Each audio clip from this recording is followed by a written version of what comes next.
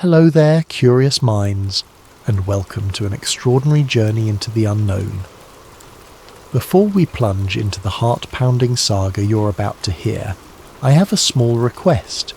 Please take a moment to comment where you're tuning in from around the world and let me know what time it is as you settle down with this story. Time zones fascinate me. I love seeing how a single tale can connect people scattered across countless latitudes and longitudes.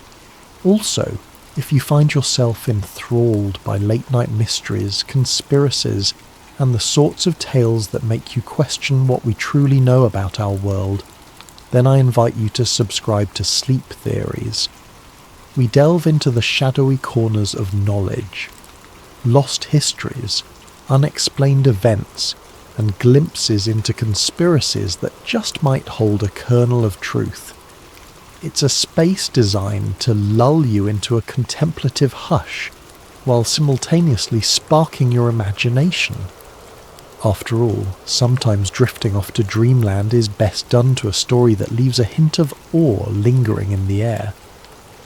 Tonight's narrative is titled Route 51, The Truck Driver Who Knew Too Much. It's a conspiracy thriller wrapped around a long-haul trucker by the name of Jake Mercer, a man whose routine life on America's highways unexpectedly veers into the deepest state secrets. Picture those silent desert nights along Route 375, colloquially called the extraterrestrial highway, the distant glow of stars above, and the faint hum of a secret government base rumoured to hold unthinkable mysteries.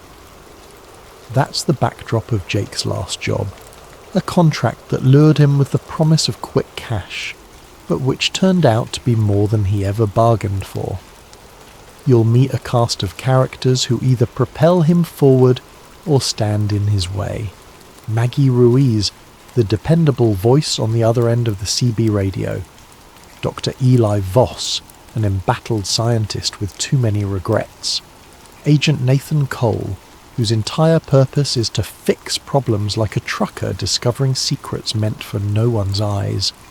And of course the men in black, those stoic enforcers who appear whenever the line between truth and rumour grows dangerously thin. Each part of this story unfolds with mounting tension, from a simple haul job to an eerie cargo, to a break-in that reveals evidence of extraterrestrial contact, to a final desperate scramble for survival. Sometimes in life, the scariest leaps of faith happen when you realise the world is not as you thought it was, and that those in power will go to any lengths to keep it that way. So, find a comfortable spot and let your mind wander into the desert. Envision the Black Ops trucks prowling nighttime highways, the hush of a top-secret hangar, the hum of hidden technology that defies earthly logic. And remember, as you listen, if the truth were truly out there, how far would powerful forces go to bury it, or bury those who discover it? Now, with the stage set, let us commence our journey alongside Jake Mercer, a regular, unassuming truck driver thrown headlong into a world of dark conspiracies and cosmic secrets. Buckle in, keep your headlights on, and prepare to traverse the lonely roads that lead straight into Area 51. Jake Mercer often said he'd seen it all during his years on the road, from giant dust storms in Arizona to sketchy rest stops on the outskirts of big cities. He'd once encountered a bull moose outside Boise that nearly totaled his rig. Another time a hitchhiker claimed to be a time traveller from the year 3010. Nothing shocked him anymore, until the day he was handed a government contract that came with an absurdly high paycheck and an equally absurd set of restrictions. It started on a scorching Wednesday afternoon in Albuquerque. Jake, nursing a cold energy drink, had just finished hauling medical supplies across state lines. While reviewing his next assignment, he noticed it was labelled High Priority Federal Clearance Required. His usual dispatcher, a gruff man named Martin, shrugged helplessly. "I don't know, Jake. They just said you're the driver for this. Pays triple, though. Don't ask me any more." The instructions were bizarre. Pick up a sealed freight container at a secure depot.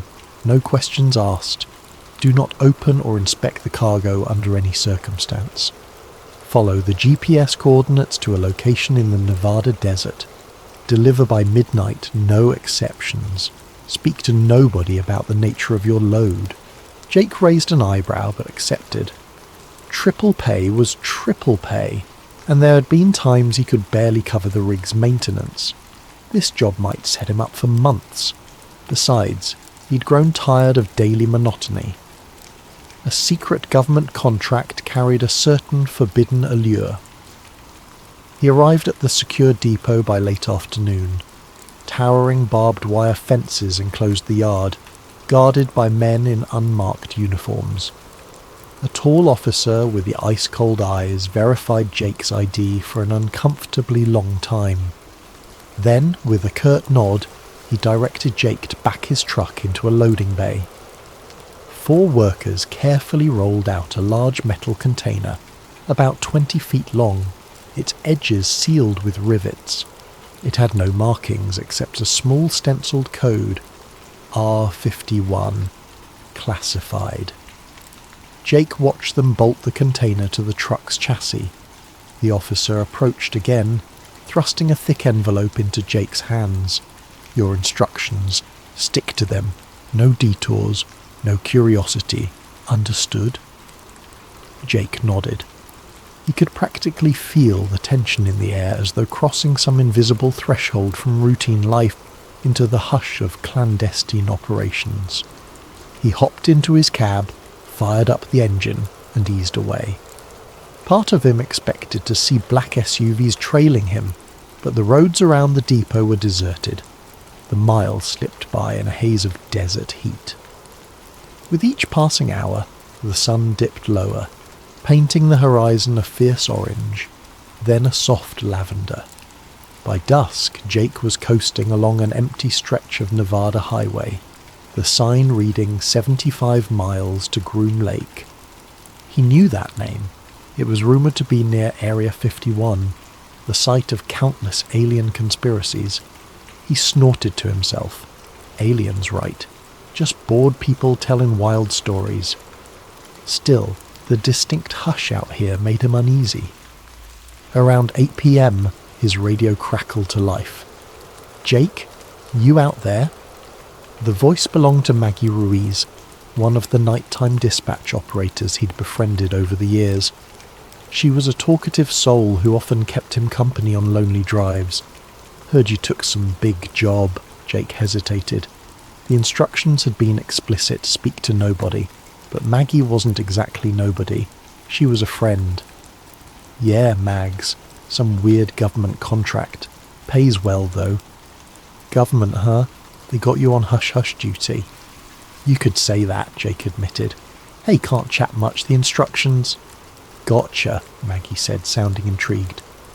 "Well, I'll be on the line if you need me. Don't let them spooks get you." She ended the call with a laugh that only half concealed her curiosity. Silence returned, broken only by the whir of tyres on asphalt. Jake's mind drifted. Why all the secrecy? A new weapons system? High-tech gear? "It's not your place to ask," he reminded himself. Then, from behind the truck, a faint sound reached his ears, a hollow clang like metal tapping on metal. He tensed. The cargo container was sealed. No reason it should make noise. Could something inside be shifting? He decided to ignore it. For half an hour the clang repeated every few minutes. Then it stopped. Jake's heart, however, continued to pound. He told himself it was just the rig's suspension or cargo settling. But a nagging thought persisted. What if something's alive in there? Night fell fully, and the desert around him turned into an expanse of blackness. With less than 60 miles to go, Jake planned to skip rest stops entirely. The The job instructions demanded no stops. Fine by him. But the truck's fuel gauge told a different story. He'd miscalculated. He needed fuel or risked stalling short of the drop-off point. That spelled trouble on all fronts. Checking his map, he spotted a lone truck stop about 10 miles ahead. He considered the risk, but thirst and necessity overrode caution. He pulled in around 9:30 p.m. The place was half lit by flickering neon, a relic of the golden age of roadside diners. Only a couple of vehicles sat in the lot, an old station wagon and a battered pickup. Perfect. Less chance of prying eyes. Jake filled his tank, then stepped inside to pay. An elderly cashier nodded at him, barely curious. But just as Jake reached for his wallet, he felt something slip into his back pocket like a paper note. He whirled, scanning the aisles. He saw no one suspicious, only the old cashier slowly bagging items. Outside in the dim lot, Jake fished out the note. Scrawled in shaky handwriting were the words, "You're delivering more than just cargo. Watch your back." That was it. No signature, no explanation. Adrenaline surged in Jake's veins. Someone at this dusty rest stop recognized him, knew his job, and decided to warn him. He stuffed the note into his pocket, hurried back to his truck, and slammed the door shut. The container sat inert, moonlight reflecting off its metallic surface. "Watch my back," he muttered. "What's going on?" He stared at the container. The clang from earlier echoed in his memory. Curiosity gnawed at him. The contract said not to open the cargo, but the contract also never mentioned risking his life for ignorance. Gritting his teeth, Jake hopped down, grabbed a crowbar from the side compartment, and approached the sealed panel. If the old soldier at the checkpoint found out, Jake would lose his entire paycheck, maybe face legal trouble. But sometimes you have to see for yourself what you're hauling. He slid the crowbar under a seam, testing if the rivets could be pried loose. The metal groaned, then relented. Slowly, Jake lifted the edge, heart thudding with each inch. The interior was dark, but a faint chemical smell wafted out. A sterile tang reminiscent of hospitals. Then in the shadows he saw something that made his blood run cold. A heavy steel pod with a thick glass window. It was empty. Straps hung limp, as if they'd once held something in place. Jake felt the nape of his neck prickle. Something had been in that pod, but it wasn't there now. And that meant only one thing: it was loose, possibly inside the container, possibly outside. A flurry of possibilities seized him. He had to close it and drive, pretend ignorance, or he could investigate. But with each second his safe timeline shrank. The clock was ticking toward midnight. The cargo door he'd pried open wouldn't fully reseal without leaving evidence of tampering. Just then, a metallic clang echoed again from behind him. Jake spun around, crowbar at the ready, but saw nothing except dancing shadows. Fear twisted his gut. He needed to get out of here, ASAP. But how do you run from something unknown? He forced the container door shut as best he could, hopped into the cab and revved the engine. He had about 50 miles left to the coordinate, an unknown something presumably in tow, or on the loose. The note's warning replayed in his head. Danger lurked in the darkness, but he had a job to finish, however insane it was becoming. So Jake pressed the pedal, merging back onto the lonely highway. The thought of Area 51 no longer seemed so silly, because in that instant he knew one truth: this was no ordinary cargo, and he was no longer a simple truck driver. He was a man knee-deep in a conspiracy he couldn't yet fathom. As the highway unfurled beneath his wheels, Jake felt an unfamiliar sense of paranoia creeping in. He kept glancing at his side mirrors, half expecting government vehicles to appear with flashing lights. But the desert remained eerily quiet. He turned on his CB radio, hoping to reach Maggie again, some connection to normalcy. Static hissed, then Maggie's voice cut through. "Jake, that you? I was wondering if you'd gone silent for good." "Maggie," he said, his own voice shaky. "Listen, something's off. This cargo, whatever's inside it, it might have... I don't know, it's just not right." He hesitated to reveal everything, scanning the empty road ahead. I opened it, found a locked pod. Empty, like it was meant to hold something alive. The line crackled with tension. "Alive? Jake, that's not good. Did you see anything else?"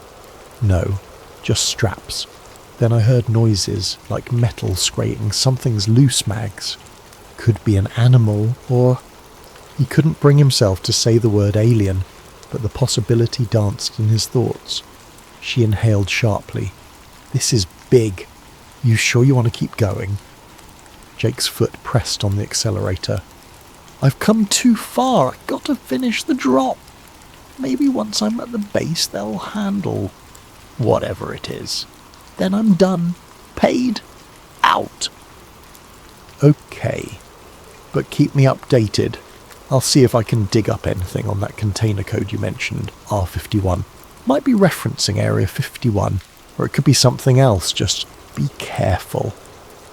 He ended the call feeling slightly better, knowing someone had his back.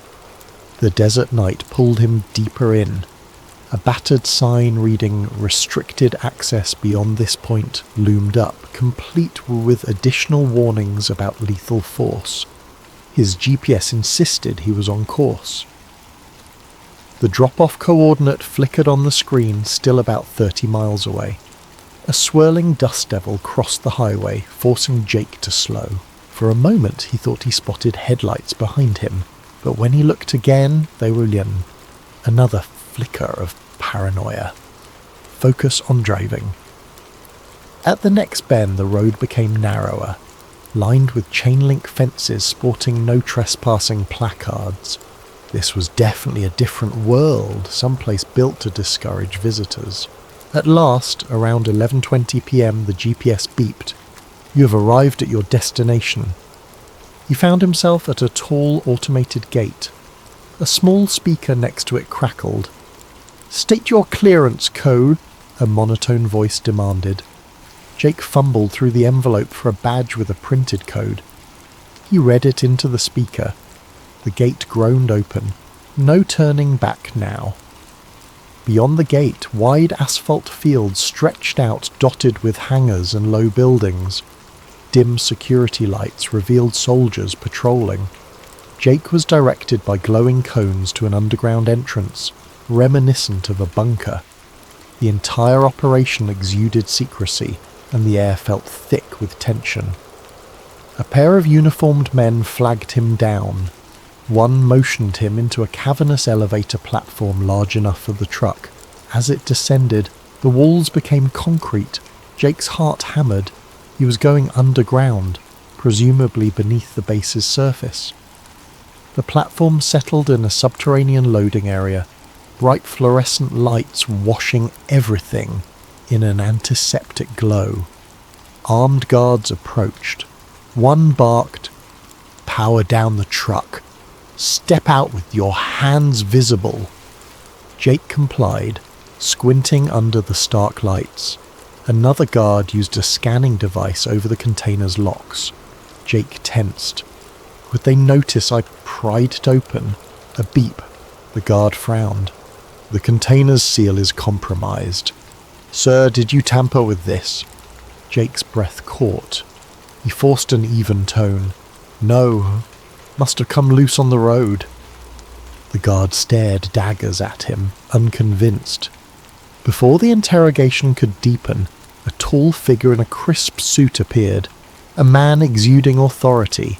He wore no name tag, but his demeanour demanded respect. "Take the container," he told the guards. "I'll handle the driver." He turned to Jake, his gaze cold. "I'm Agent Nathan Cole. Follow me. Now." Jake had no choice.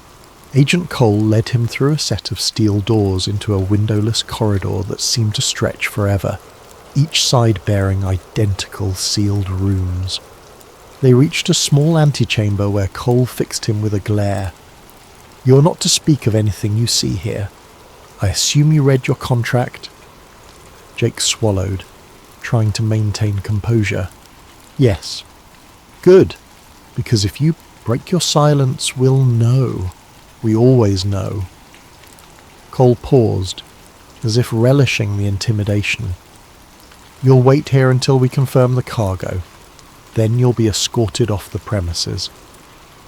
Jake gave a stiff nod. The door slammed shut, leaving him in a Spartan waiting area with 2 chairs and a silent guard. Minutes bled into an hour. Jake's mind whirred, replaying the ominous note, the empty pod, the possibility that some creature roamed free. He couldn't just leave. He had to at least see it through, yet now he was stuck, evidently untrusted. Suddenly, a blaring siren echoed down the corridor. The guard stiffened, pressing a finger to his earpiece. Muffled orders came through. Another beep, a door slid open, and a frantic voice barked, "We have a breach. Unidentified subject loose in Sector C. Secure all entry points." Jake's eyes widened. Sector C? Is that where they took the container? The guard dashed out, leaving Jake momentarily unguarded. Fear and adrenaline collided. If something truly broke loose, a creature perhaps, this place was about to become a war zone, and Jake had no desire to be trapped in the crossfire. He took a risk, slipping out of the waiting area into the corridor. Sirens kept howling and red emergency lights strobed. He turned a corner, nearly colliding with a cluster of uniformed men sprinting in the opposite direction. They ignored him, focused on the crisis deeper inside the facility. Jake spotted a sign that read, "Warehouse access, authorized personnel only." Heart pounding, he reasoned that was likely where his cargo had been stored. Maybe he could glimpse the truth. Maybe he could find answers, and maybe find an exit, because once the base settled, they'd probably arrest or worse. If I see something incriminating, maybe I can force my release. Steeling his courage, he slipped through the door and descended a short flight of steps. The hallway ended in a large open area that resembled an aircraft hangar, only it was buried underground. Harsh fluorescent lights shone over crates, pods and containers, and near the centre, resting on a heavy-duty dolly, was his container, the side panel still parted from his crowbar attempt. Military personnel crowded around, rifles at the ready. A slender, bespectacled man in a lab coat kneeled by the container, rummaging through what appeared to be alien-like apparatus inside. Jake recognised him from a news article he'd read about government scientists, Dr. Eli Voss. But the man looked older, haunted, his face drawn in panic. Jake crept closer, ducking behind some crates. He glimpsed inside the container, strange devices with glowing lines, a cylindrical capsule that must have once held the occupant of the steel pod. Dr. Voss fiddled with an electronic console as if trying to lock something down. Another soldier shouted, "We have movement in the vents, Sector C!" Chaos reigned. In the swirl of confusion, a shadow flickered across the far wall, tall and spindly, shifting unnaturally quick. Jake's blood chilled. Was that the creature? A guard fired a shot. Shouts erupted. "Hold your fire! We need it alive!" Another soldier scrambled to raise a tranquilizer rifle. Then, to Jake's horror, the shadow vanished from the wall and reappeared on the ceiling, impossibly defying gravity. Staccato gunfire erupted, the muzzle flashes lighting up the space in blinding arcs. Something hissed, a weird, unearthly keening. Then silence, broken by a guard's scream. Jake's instinct screamed at him to run, but his body froze. A part of him was transfixed by the bizarre reality unfolding. Something not of this world scuttled across the ceiling, too fast to track. Soldiers cursed and swung rifles upward. In the chaos, Dr. Voss turned, scanning the room. His eyes locked onto Jake, half hidden behind a crate. In that moment, recognition flickered in the scientist's gaze. Maybe he pegged Jake as a civilian who shouldn't be there. But instead of raising an alarm, Voss mouthed something akin to "Get out!" Jake's heart hammered. Did he dare trust this man? The swirling lights, the shouts, the lurking predator overhead. There was no time to weigh options. Jacques de Vos beckoned, then pointed toward a door marked "Exit, Vehicle Hangar." Jake nodded mutely, realizing this might be his only chance to escape. Then, just as he started to move, another ear-shattering alarm blared. The creature hissed again, and the lights flickered, plunging the entire base into partial darkness. Jake felt the temperature in the hangar drop, or perhaps it was just cold sweat dripping down his back. The overhead fluorescent tubes sputtered, struggling to keep the space lit. In that half-lit gloom, shadows sprawled across the walls like living things. The shape of the creature, so swift and unnatural, kept flickering in his peripheral vision. Tor Eli Voss dashed across the concrete floor, nearly tripping over a supply crate. Jake followed, keeping low. Gunshots echoed again, followed by a soldier's panicked shout. Then a monstrous clang of metal on metal, like something heavy was battered aside. One more shriek cut through the confusion, then silence. The hush was deafening, charged with primal fear. Voss and Jake reached the side door labelled "Exit Vehicle Hangar," but it was locked by an electronic key panel. Cursing under his breath, Voss fumbled for a keycard, swiped it, and the panel beeped red. Access denied. Another attempt, same result. "Damn it!" Voss hissed, his voice quivering. He slapped the panel in frustration. They must have initiated lockdown. I need a higher clearance. He glanced over his shoulder. We'll have to find another way out. Jake's mind reeled. Doc, what the hell is in here? Did something break out of that container? Voss closed his eyes briefly as if in pain. Yes, it's an entity we recovered from a crash site. Part biological, part mechanical, still learning about it, but we call it Xeniform Beta. We had it sedated, locked in stasis, until your container got compromised. He cast Jake a conflicted look, half guilt, half blame. Now it's loose. Jake's stomach clenched. This is insane. Let's just get out. If that thing's dangerous, the soldiers can handle it, right? A bitter laugh escaped the scientist. You think a few bullets can handle something not made by human hands? We've barely scratched the surface of its capabilities. That's why they keep it here, in these underground labs. They have been trying to replicate or harness its technology, but God knows if they truly can. A flash of movement tore their attention back to the hangar's centre. The overhead lights finally died, plunging the entire chamber into strobing red emergency lighting. In that throbbing glow, Jake glimpsed a twisted silhouette perched on top of a giant crate. The creature's form defied easy description.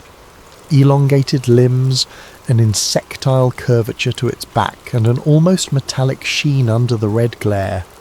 Its eyes, or what resembled them, glowed faintly, scanning the room. Jake's breath caught. Fear hammered in his chest.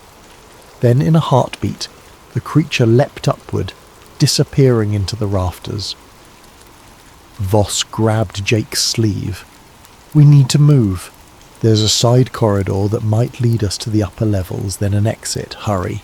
They skirted the edge of the hangar, slipping past toppled crates and the scattered remains of advanced lab gear. Jake's mind flitted between horror at what he'd seen and the sheer adrenaline of survival. He recalled the hush-hush talk about Area 51.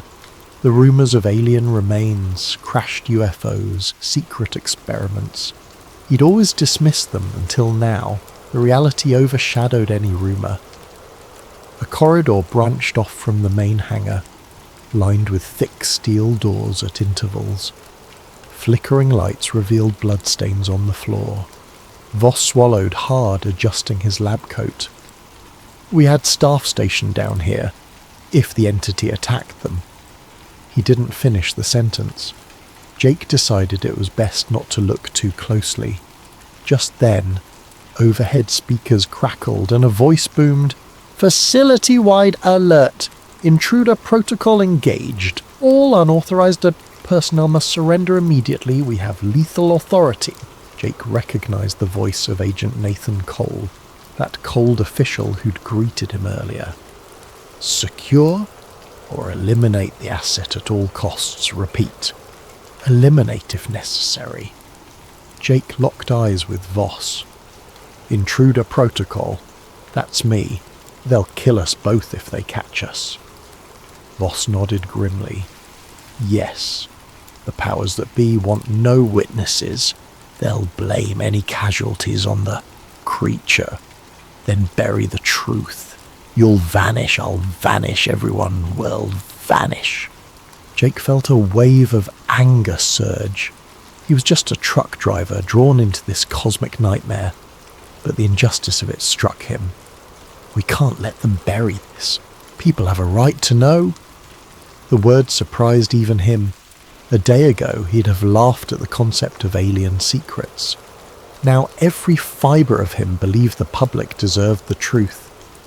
The scientist studied him, something shifting in his eyes. "You're serious? You'd risk your life to expose them?" Jake hesitated, but the memory of that empty pod, that monstrous silhouette overhead, the hush-hush contract, it all churned inside him. "I can't just walk away after seeing this. They'll kill me anyway. Might as well try to do something." Voss exhaled, a mixture of relief and desperation. "Then we need evidence, proof. There's a secure server in Lab 7. If we can copy data from the research logs, photos, video, we can blow the lid off. But it's deeper in the facility, and we still have that alien creature roaming free." Jake's pulse pounded. "Let's do it, then find a way out." They continued down the corridor, passing locked doors. Voss used his keycard on door after door, some opening to reveal labs in disarray, others refusing entry. They found a small storage room with an overhead vent. A battered soldier lay unconscious near the door, apparently knocked out by the creature. Voss knelt, checked the man's pulse, then grabbed his keycard. He's alive. Let's hope he stays that way. They stepped over him, pushing on. One corridor door led to a sign reading Lab 6, Biological Analysis. Another pointed to Lab 7, Xenoform Studies. Voss gestured to Lab 7. "That's our target." They eased forward. The door slid open with a pneumatic hiss. Inside, monitors flickered, showing cryptic readouts of gene sequences, strange symbols and footage of a containment room. One screen displayed images of the alien craft's wreckage. Another showed the crashed remains with the label Project Lazarus. Jake's chest tightened. He was stepping deeper into a world no civilian was ever meant to see. Voss rushed to a console. "Keep watch. I'll retrieve the files." Jake scanned the hallway behind them, senses on high alert. The overhead sirens still wailed, and occasionally they heard the distant staccato of gunfire.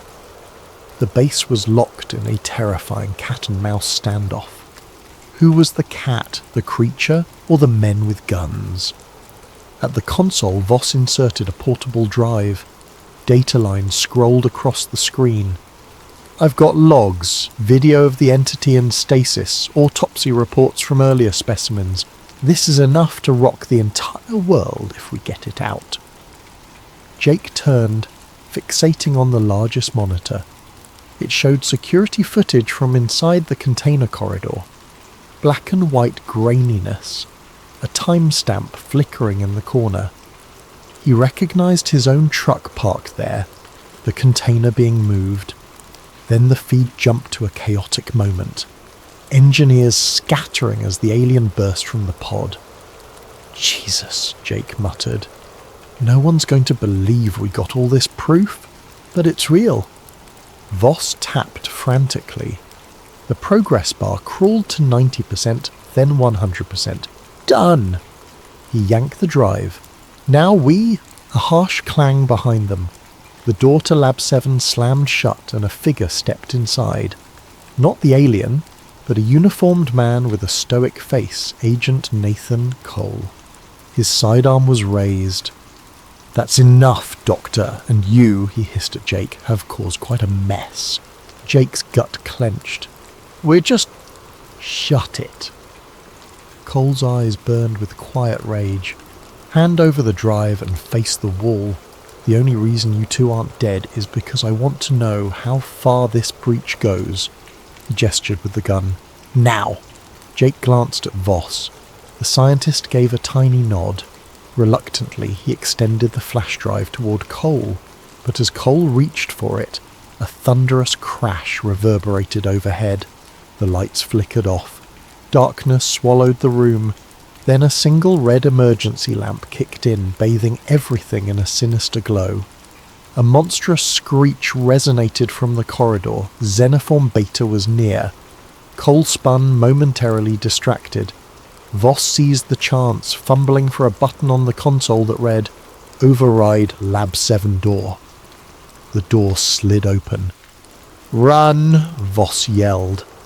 Jake bolted, ignoring Cole's furious shout. Shots rang out, sparks ricocheted from a metal panel, but in the confusion, Jake and Voss tumbled into the hallway, the precious flash drive still in the scientist's grip. They slammed the door behind them, locking Cole inside. Another screech echoed down the corridor, closer this time. Jake realized they were trapped between an armed agent and a rampaging alien. But at least they had the data. The question was, could they reach the surface and the outside world before the entire base sealed their fate? Jake's adrenaline soared. The corridor was dimly lit by flickering red emergency panels, casting dancing shadows on the concrete walls. Dr. Voss clutched the flash drive tightly, face pale but resolute. They could still hear Agent Cole pounding on the locked lab door behind them, shouting commands into a radio.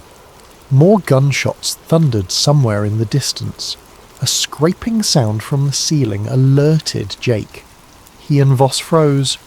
Something large moved through the ventilation shafts overhead, slithering or crawling with unnatural speed. Then silence. Jake's heart hammered against his ribcage.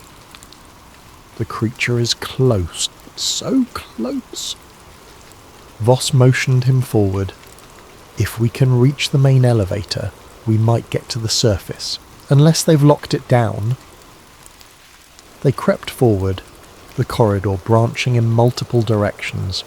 Each intersection was marked with cryptic signs. Sector E, testing labs. Sector F, holding cells, armory, data center. Sparks arced near a half-destroyed control panel. The air smelled of burning wires. They passed a lifeless soldier slumped against the wall. Jake tried not to stare at the man's blank eyes. This base had become a battlefield, or maybe a slaughterhouse. They turned a corner and spotted the main elevator at the far end. A steel gate sealed it off. Another keycard panel blinked red. We can try, Voss whispered. He ran up and swiped his card. Nothing. He typed a code, still no response. The screen displayed lockdown protocol engaged. Jake cursed under his breath. What now? A staircase? Voss nodded. There's an emergency stairwell near the east side, but it's a long way up. And if they've sealed the hatches, we might be trapped anyway. Better than waiting around. Jake gestured for him to lead. They hustled deeper into the labyrinth. Alarms kept screeching overhead. messages about containment breach mixing with intruder protocol. The base's disorientation left Jake feeling like a rat in a high-tech maze. A loud clang resounded from behind them, like metal being torn apart. Then came a roar of fear. A soldier's voice cut short. Jake's throat constricted. The creature was picking them off one by one. They had to keep moving. They found the stairwell door, heavy reinforced steel. Voss tried his card, the lock clicked, and they pulled it open. Inside, the shaft spiraled up. Dim emergency lights illuminated each landing. Voss peered upward. We're at least 8 levels below ground. Let's hope we can get out on the top level. They started climbing. The sounds of chaos below gradually faded, replaced by their ragged breaths echoing in the concrete chamber. After 2 flights, Jake's calves burned, but adrenaline pushed him on. Voss lagged slightly, clutching the railing. "I'm not exactly in shape for this," he muttered with a grim humour. Jake offered a hand, helping him keep pace. By the 4th level up, a new noise drifted from above. Heavy footsteps, or maybe boots. They exchanged a worried glance. Could it be more soldiers, or the men in black? They pressed themselves against the wall, listening. The footsteps paused, then resumed, heading downward. Jake's instincts flared. A confrontation was likely. He looked around for an alternate route, but the stairwell was a single column, nowhere to hide. Within moments, 2 armed men in black tactical gear rounded the landing above, rifles aimed. They froze upon spotting Jake and Voss. "Stop, hands up," one barked. The other triggered a radio. "We have them in the stairwell, Sector G, Level 3. Request backup." Jake's mind raced. If they complied, they'd be detained or killed. The data would be lost. We have to fight or flee. He looked at the door on the next landing, noticing a sign that read Maintenance Tunnel. If they could just reach it. But the men advanced, rifles unwavering. "Down on the ground now!" Voss clutched the flash drive like a lifeline. Jake raised his hand slowly, scanning for an opening. Then an unexpected roar shook the stairwell from far below. A monstrous wail, so loud it vibrated the metal railings. The men in black turned reflexively, faces betraying fear. Jake seized the moment. He lunged forward, slamming one guard's rifle sideways. A shot rang out, ricocheting off the wall. The second guard spun, but Voss, fueled by desperation, tackled him. The guard stumbled, lost his footing, and pitched down a half-flight of stairs with a sickening thud. Jake wrested the rifle from the first guard, who reeled from the blow. Another savage roar echoed. The guard's eyes widened with terror. He's heard that sound before, Jake realized. Without hesitation, the guard wrenched free, scrambled up the stairs, and fled. Clearly dealing with an alien nightmare outranked capturing them. Voss panted, adrenaline surging. That was close. He retrieved the rifle from the second guard's limp form, then eyed Jake. "We can't do that again. Let's get to that maintenance tunnel." They ascended the last steps, prying open the door labelled Maintenance Tunnel. A narrow corridor greeted them, pipes running along the ceiling. Dim overhead bulbs flickered. The air smelled of chemical coolant. This wasn't a typical hallway for staff, more like a service route for engineers. If they were lucky, it might lead to a less guarded exit. They threaded through tight passages. Machinery hummed behind grated walls. Occasional signage read ventilation, power grid, or hazardous material storage. The base's sheer scale astounded Jake. He was used to big warehouse complexes, but this was on another level entirely, like a hidden city beneath the desert. Voss led them around a bend, consulting a small mental map he presumably knew from his years working here.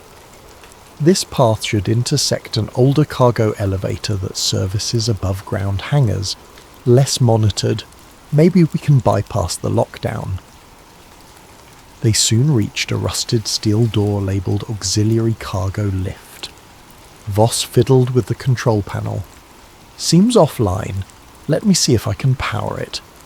He popped open a fuse box, revealing a mess of wires. While he worked, Jake kept an ear out for pursuit. The base's alarms had quieted, replaced by sporadic gunfire or distant screams. An uneasy hush lay over the corridors. Finally, the lights on the lift control glowed. "I think it's operational," Voss said with relief. They pulled the heavy door aside, revealing a cargo elevator platform big enough for a small truck. A single overhead bulb cast feeble light inside. Voss stepped on, tapped a control. "It might take us near the surface, at least. Let's hope the power supply holds." The lift groaned to life, lurching upward at a crawl. Each second felt interminable. Jake exhaled, letting tension slip momentarily. They had come so far, risked so much. If they could just break free. Halfway up, the entire platform shuddered. The overhead bulb flickered wildly. Voss paled. Power's dropping? Another violent jolt. The lift screeched to a halt, suspended in darkness, then a mechanical whine, and it resumed, but painfully slow. "Stay calm," Voss urged. Jake stared at the grated walls sliding by. "Doc, if we get out, how do we expose all this? The government will come after us." Voss swallowed. "We'll need to broadcast the data widely. Upload it to multiple news outlets.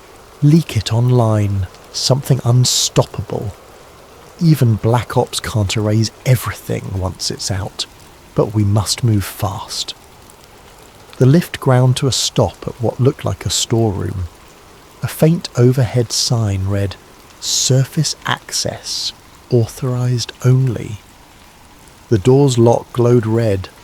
Voss tried his card, no luck, he exhaled, frustration seeping in. "Security clearance. We need a high-level code, possibly from someone like Agent Cole," Jake cursed. They were stuck again. They peered through the grated door at the corridor beyond. It was dim, no immediate sign of guards. Jake gave the door a shove, solid. He read the sign, "Biocontainment, please decontaminate." Another reminder they were dealing with top-secret alien research. Just then, a banging noise echoed from below the elevator shaft. Jake froze. Could the creature be climbing? They saw nothing, but the clang repeated, rising. Voss's eyes widened. "It might sense us. We have to go now." Desperation blossomed. Jake scanned the storeroom. Near the door, a small control panel with a numeric keypad flickered. If only they had a code. Then Voss had a frantic idea. "Check that dead guard's keycard. It might have higher clearance than mine." But they'd left the guard behind. They had no card. A metallic screech from the elevator shaft triggered panic. Voss rummaged in his pockets. "I have partial override code. Might not be enough, but let's try."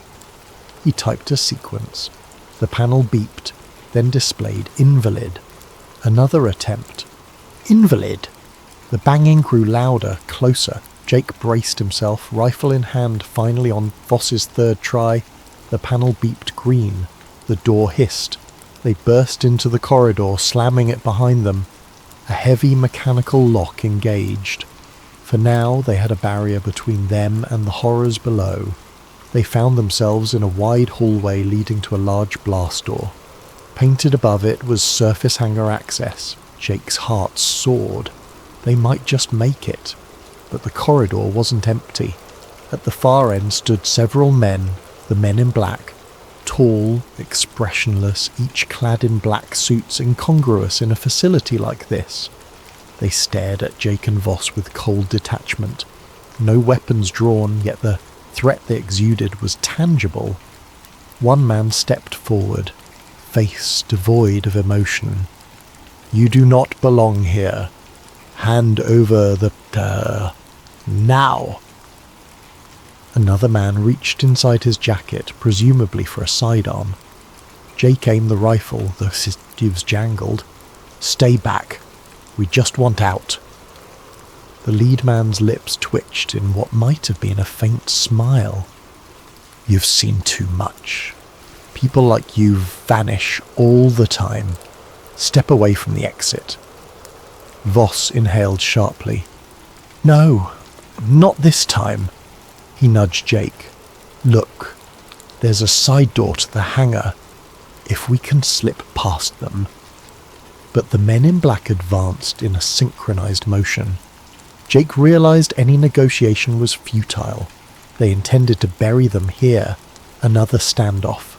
The corridor lights hummed, tension, crackling. Then footsteps thundered behind the men in black, uniformed soldiers sprinting toward them with rifles. Over a loudspeaker, Agent Cole's voice boomed, "Seize them! Secure that data!" Jake's grip tightened. They were pinned between the men in black and Cole's forces. No path out. So much for the surface hangar access.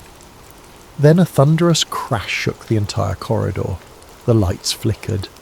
The creature's eerie screech erupted somewhere close, reverberating in the vents. The men in black turned, momentarily distracted. Jake seized the chance, but to go where?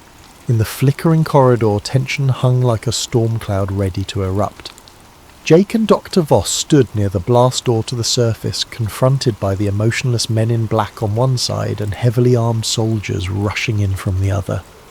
Overhead, the alien's shriek vibrated the air, chilling blood and bone alike. A soldier's voice barked, "Open fire!" Shots rang out, but not at Jake, rather at the men in black. Agent Cole appeared behind the line of soldiers, face twisted in rage. "Stop them all!" he ordered.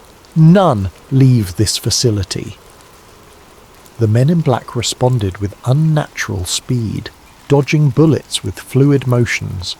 Two of them drew sidearms, returning precise, methodical fire. Jake dove behind a large crate, pulling Voss down with him. Splinters rained as bullets shredded the crate's edges, a swirl of confusion, soldiers versus men in black, each brandishing lethal force. In that chaos, neither side was particularly aiming at Jake or Voss, but it was only a matter of time before crossfire caught them. The corridor's overhead lights sparked, some failing entirely, plunging stretches into darkness. Jake's eyes darted around for an escape route. The blast door to the surface was sealed. Another key panel glowed ominously. But the fighting might give them an opening. If they could slip past the crossfire... Then came a thunderous crash from above. The ceiling vent tore open and the creature dropped into the fray. Its elongated limbs slammed onto the floor, bristling with otherworldly menace. Men on both sides gasped or shouted curses. In an instant, the alien lunged at a soldier, knocking him aside with terrifying strength. Another soldier fired a burst, but the creature leapt onto the wall, scurrying horizontally before vaulting toward a second victim. Jake's heart pounded, every sense screaming to run. The strobe of muzzle flashes illuminated the creature's shiny carapace, revealing eerie segments of biotech. It let out a piercing shriek that rattled the corridor. The men in black pivoted calmly, firing specialized tranquilizer rounds. Jake recognized the dull hiss of compressed gas, but the alien jerked away with inhuman agility, rendering their aim useless. Dr. Voss tugged Jake's sleeve, pointing to the blast door panel. "We can try an override!" Bullets and shrieks overshadowed all else.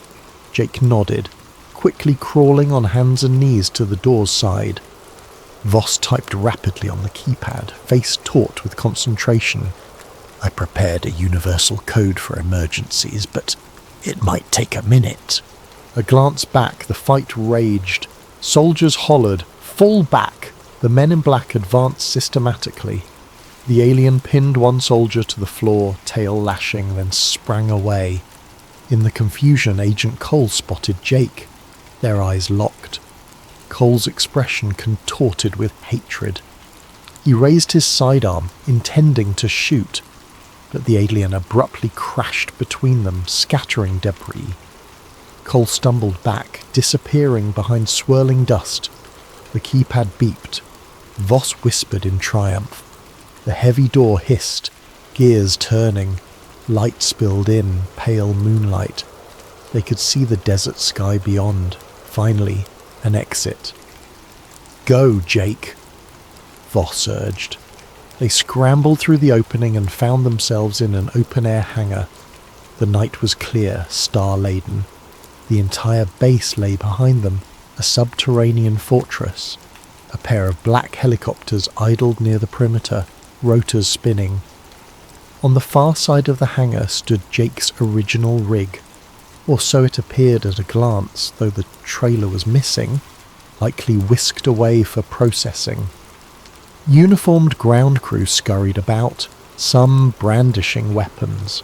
Alarms blared outside as well, lights roving across the tarmac.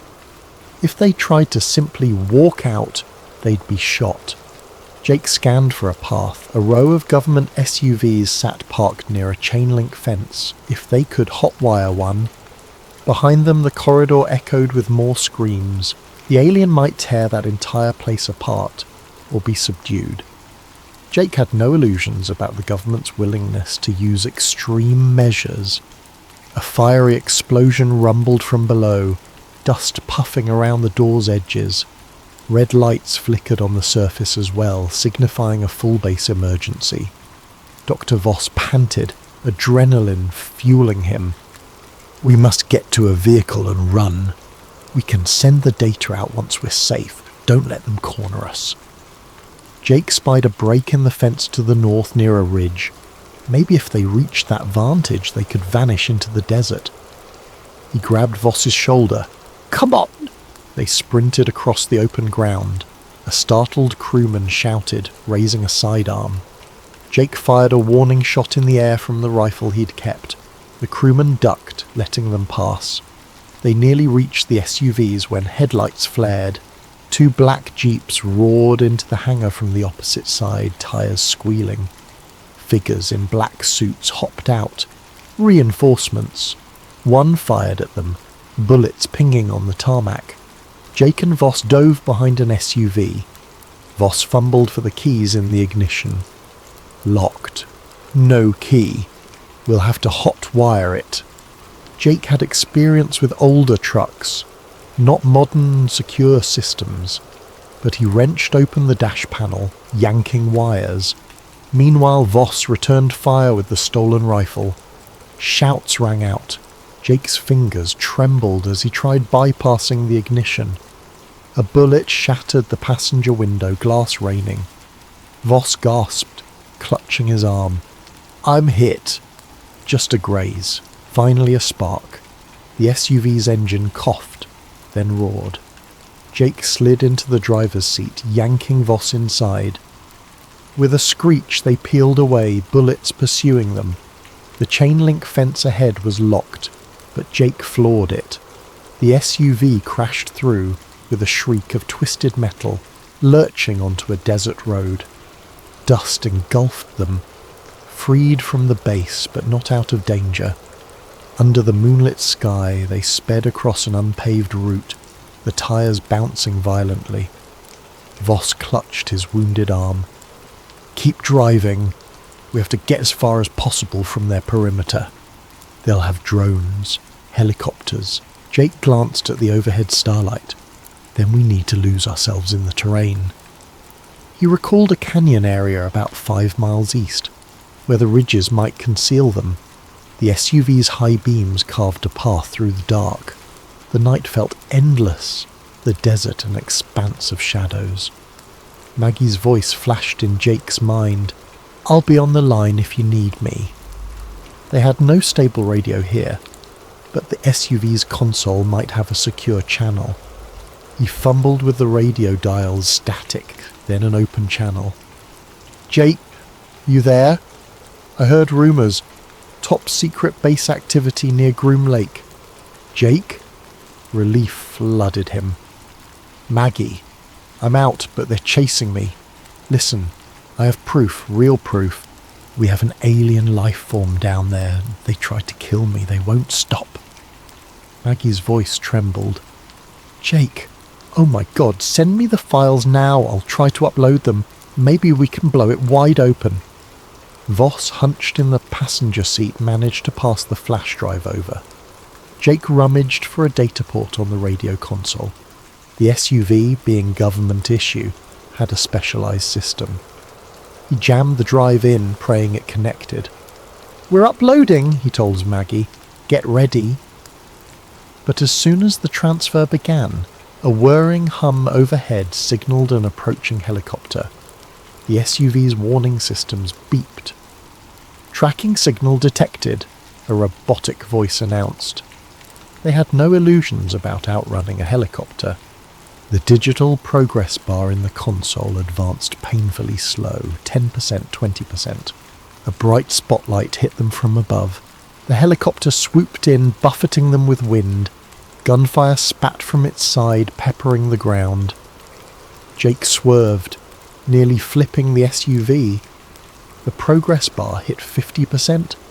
Another burst of bullets forced him to brake behind a rocky outcrop, losing line of sight with the chopper. Over the radio, Maggie's voice crackled. "Jake? The feed cut out. Are you there? I only got partial data. Hurry!" The console displayed signal lost. Jake's fists clenched. They needed a stable line. Voss gasped from blood loss, eyes drooping. "We can't hold them off. Maybe we should hide the drive. Let the next person find it." Jake refused to accept defeat. "We're so close." He looked around, noticing a side canyon. If they could lure the chopper away or jam its sensors, they might resume uploading. But even if they do, would the government manage to shut it down? Suddenly, a second helicopter roared over the ridge. The spotlight pinned them again. The SUV's engine coughed under the strain of the rough terrain. The dash flickered. This is it, Jake realised. They're pinned. No clear escape. He turned to Voss. "Doc, you did your best. Let me try one last Hail Mary." He grabbed the mic. "Maggie, if you can hear me, get the word out. Even partial data might be enough. Don't let them bury this." The only reply was static. The swirling rotors whipped up a sandstorm around them. A mechanical voice from overhead blared on a loudspeaker. "Jake Mercer, surrender now, Mom." Agent Cole's tone, no doubt. The first helicopter descended, kicking up a hurricane of dust. Jake shielded his eyes. "Voss, hang in there." Men in black tactical gear leapt from the copter, guns drawn. Jake tried to reverse the SUV, but the engine sputtered.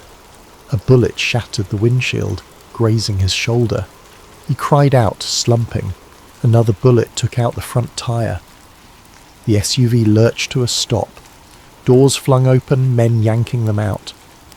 The next moments were chaos. Voss wailing in pain, the flash drive knocked from his grip. Jake tried to fight, but a rifle butt slammed into his temple. Stars exploded across his vision. He heard muffled shouts, felt his arms wrenched behind him. Then a final memory. Agent Cole's face looming over him, eyes cold. "You led me on quite a chase," Cole hissed, "but it ends here. You disappear now. All of this remains classified." Jake's world blurred. Dust stung his eyes. The last thing he saw was the starlit sky spinning, then darkness. 3 days later, Maggie Ruiz sat alone in her cramped radio dispatch office, eyes red from lack of sleep. She'd tried every trick to reconnect with Jake. Nothing. No calls, no signals, no sightings. Rumours spread about a massive incident near Area 51, some folks claiming to see unmarked helicopters, strange lights, entire roads sealed off. But official statements mentioned only routine military exercises. Maggie replayed the partial data Jake had managed to send. It contained half a dozen cryptic file names, fragments of lab notes referencing something called xeniform beta, and low-resolution images of a bizarre metallic skeleton. Not conclusive proof, but enough to imply something momentous. She'd attempted to share it with certain media outlets, only to face immediate pushback. The files vanished from her email drafts, her online posts flagged or removed for violating guidelines. She feared her phone might be tapped. In a last-ditch effort, she posted the partial images on fringe conspiracy forums. A handful of responses trickled in, some proclaiming fake, others calling her a hero. Then the forum threads disappeared, replaced by 404 errors. The sense of an invisible hand erasing the truth weighed heavily on her. She found a single note in her mailbox one morning typed on plain paper, "Cease and desist for your own safety." No signature, of course. Her blood ran cold. Days turned to weeks, and official channels gave no news of Jake Mercer. His trucking company listed him as having resigned abruptly. No missing persons report seemed to gain traction with authorities. As for Dr. Ely Voss, the stories varied. Some said he died in an accidental lab fire. Others claimed he never existed. The desert swiftly swallowed their footprints. Meanwhile, inside that hidden base, Agent Nathan Cole compiled a final report. With the alien recaptured, barely, the facility resumed its hush-hush research. The Jake Mercer incident was chalked up to infiltration by a rogue civilian. Every mention of him within government databases was systematically purged. It was as if Jake had never been born. The same fate befell Dr. Voss, consigned to an unmarked file in an undisclosed archive, but scraps of data lingered. On a battered laptop in Maggie's apartment, partial logs remained. She spent her nights analysing the code, searching for a key to decrypt more sections.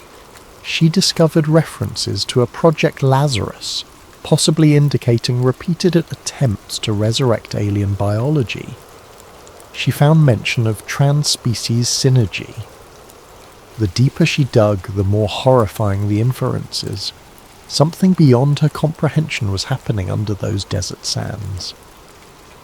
One quiet evening, her CB radio crackled with unexpected static.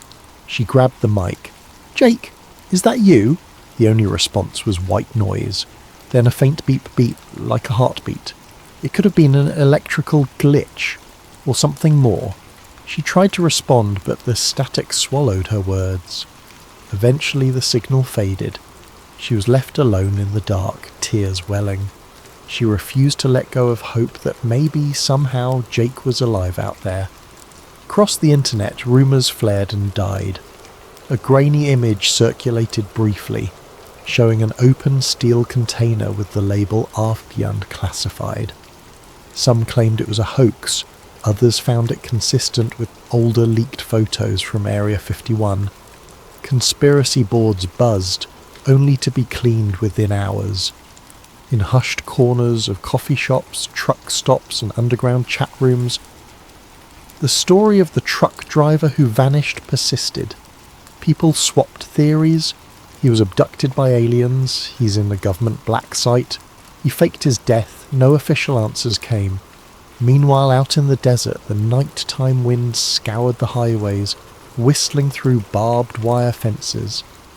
Far from the public roads, a discreet runway glowed softly, where black helicopters landed silently. Deep below the earth, experiments continued on xeniform beta. Powerful people ensured no slip-ups occurred again. Another near catastrophe might expose too much. If you drive that lonely Nevada highway late at night, you might glimpse a phantom taillight flicker in the distance. Some folks say it's the ghost of Jake Mercer, forever hauling secrets across dark roads. Others dismiss it as a trick of the desert wind. But if you recall his story, you might wonder, could he still be out there, a prisoner of secrets too big to reveal? Or did they truly vanish him to a place no one returns from? In quiet moments, Maggie whispers a final promise to the empty radio waves. "I'll keep searching, Jake. I won't let them erase you." For she believes wholeheartedly that truth has a way of surfacing, even if it takes time. Perhaps one day, a new whistleblower will unearth the full evidence. Alien bodies, advanced craft, living entities that defy human understanding, and the name Jake Mercer will stand as a testament to the ordinary man who got too close to the heart of secrecy. Until then, the desert remains silent, and the perimeter of Area 51 stands vigilant. Bright spotlights scanning for intruders, watchtowers manned by stoic guards, and hidden cameras capturing every movement. The base stands as a fortress of unanswered questions, and the highways at night remain eerily empty, save for the occasional 18-wheeler rolling by, its driver never suspecting how close they come to the greatest secret on Earth. Thus ends the story of Jake Mercer, the truck driver who knew too much. He stumbled upon evidence that could change humanity's view of the cosmos, and for that he paid the ultimate price. Whether the truth will ever come to light rests in the hands of those who refuse to let shadowy corridors remain unchallenged. Because sometimes a single man's curiosity can ignite a spark that refuses to die.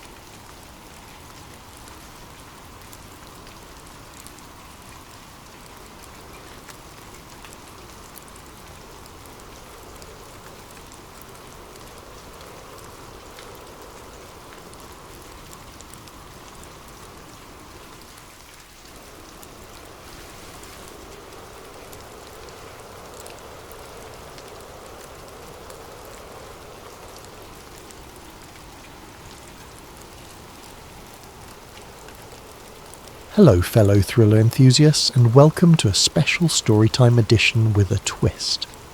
Before we leap into the shadows of conspiracy, cover-ups and desperate chases, I'd like to invite you to do something. Drop a quick comment letting me know where in the world you're tuning in from, and what time it happens to be. It's always fascinating to see our global community bridging time zones to enjoy the same story. Also, if you're someone who thrives on nail-biting suspense and late-night reveals, consider subscribing to Sleep Theories. We share narratives that blend tension, mystery, and the uncanny, perfect for those nights when you just can't sleep. Tonight we're delving into a conspiracy thriller titled Dark Side of the Truth, a moon landing conspiracy thriller. It's set in the year 2025, yet it digs into events that occurred more than half a century ago, or so the official history says. Our protagonist, Elliot Graves, isn't the typical tinfoil hat conspiracy theorist. He's a rational investigative journalist who's built his reputation on skepticism and fact-checking. But his life takes a sharp turn when he receives a mysterious reel of 16mm film, suggesting that one of humanity's greatest achievements, the 1969 moon landing, was staged on a secret set. As we progress through the story, you'll meet characters with their own moral compasses, locked in a deadly dance. There's Sam Reyes, a sharp-witted former NASA engineer who knows more about the organization's secrets than is probably safe. Dr. Bernard Calloway, an aging whistleblower haunted by regrets and memories so dangerous they could sign his death warrant.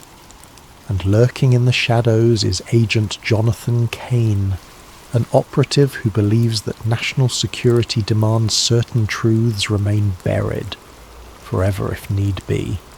Expect twists at every corner. A single piece of film can become the spark that ignites an inferno of questions.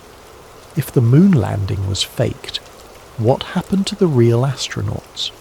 Could an entire government organization keep such a massive secret under wraps for 5 decades? And how far will those in power go to ensure the lie never sees the light of day? In this narrative, trust is a fleeting commodity. Allies turn to enemies. Illusions of safety crumble under the relentless pursuit of those who believe the ends justify the means. Most of all, this is a story about the cost of truth. Is it worth risking one's safety, peace of mind, and very identity to challenge one of history's most iconic moments?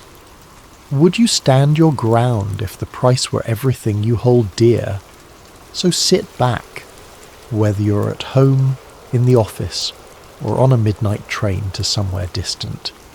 Let yourself be pulled into a reality where the lines between historical record and government-engineered fantasy blur, leaving only one certainty, that once you learn the truth, there is no going back. Ready? Then let's begin. In just a moment, you'll step into part 1, where a mysterious package arrives on Elliot Graves's doorstep, sending him hurtling into a hidden world of secrets and illusions. Keep your wits about you, and don't forget to keep the lights on. Welcome to Dark Side of the Truth, a moon landing conspiracy thriller. Elliot Graves had no reason to suspect the night would bring anything unusual.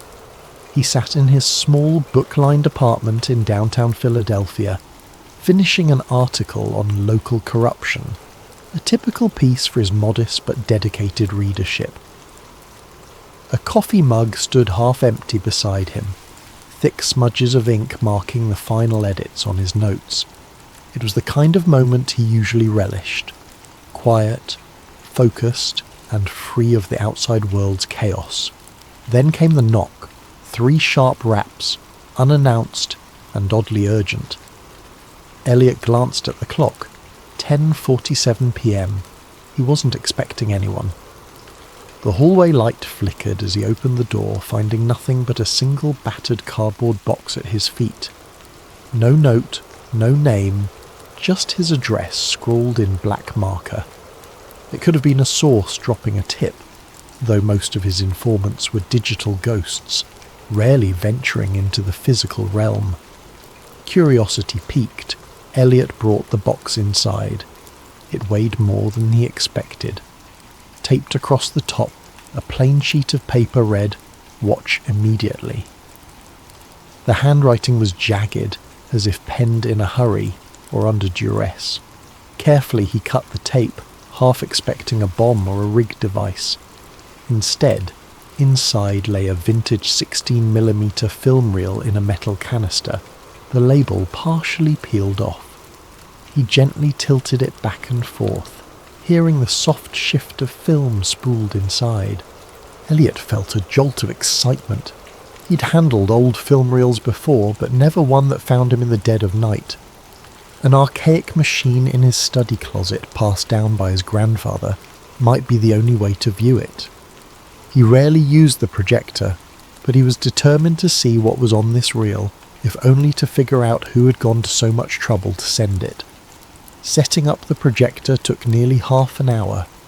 Dust motes swirled in the beam of a single lamp as he threaded the film carefully. As the flickering images began, Elliot's anticipation turned to pure disbelief. The footage was in black and white, shaky in places, but unmistakably capturing a large, elaborate set. A moon-like surface crafted on what looked to be a soundstage. Stage lights hung overhead, cables snaking across the floor. He squinted, recognizing the shape of a NASA lunar module prop, like something out of a historical documentary. But it wasn't a documentary. He saw men wearing astronaut suits, one of them bearing an uncanny resemblance to Neil Armstrong. Off to the side, a group of technicians hovered, adjusting cameras that weren't from 1969. They looked older, yes, but not quite from the era.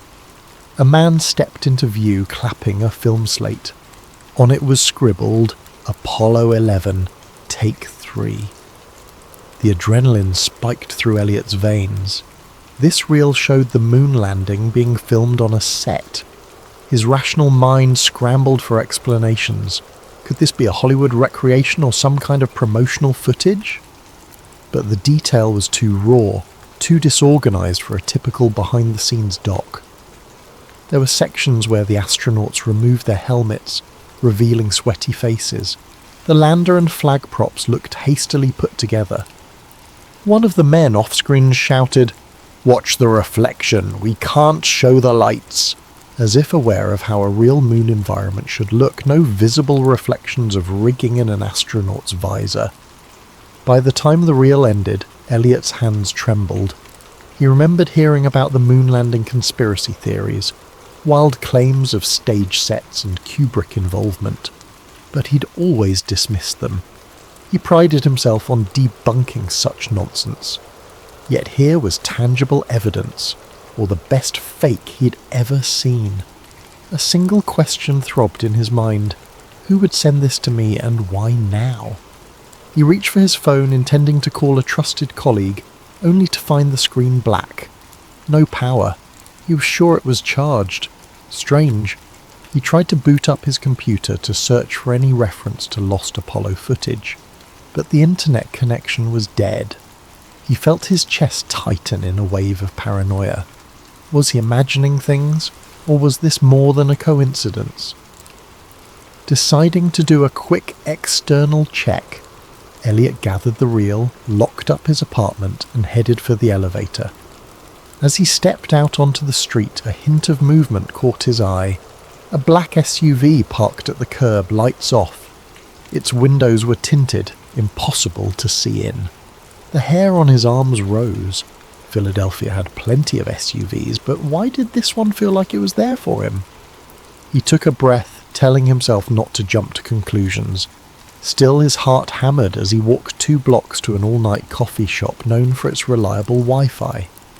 Inside, the smell of espresso and donuts steadied him a bit. He found a corner table connected to the cafe's network and tried searching for any references to moon landing staged film reel. Thousands of hits, mostly conspiracy websites. Nothing verifiable. Minutes later, he typed a cautious email to a colleague, attaching a single grainy screenshot from the reel. He pressed send. An error message blinked back. Message undeliverable. He tried again. Same result. He wondered if his phone or laptop had been compromised or if there was a bigger net around him. The idea of being watched in real time chilled him. Returning to his apartment would be a risk, but he had nowhere else to analyse this film. As he left the shop, the black SUV was gone. Instead, a grey sedan sat across the street, engine running. Elliot inhaled sharply and hailed a cab. If someone was tailing him, best to lose them in traffic. The entire ride he cradled the film canister on his lap, heart pounding.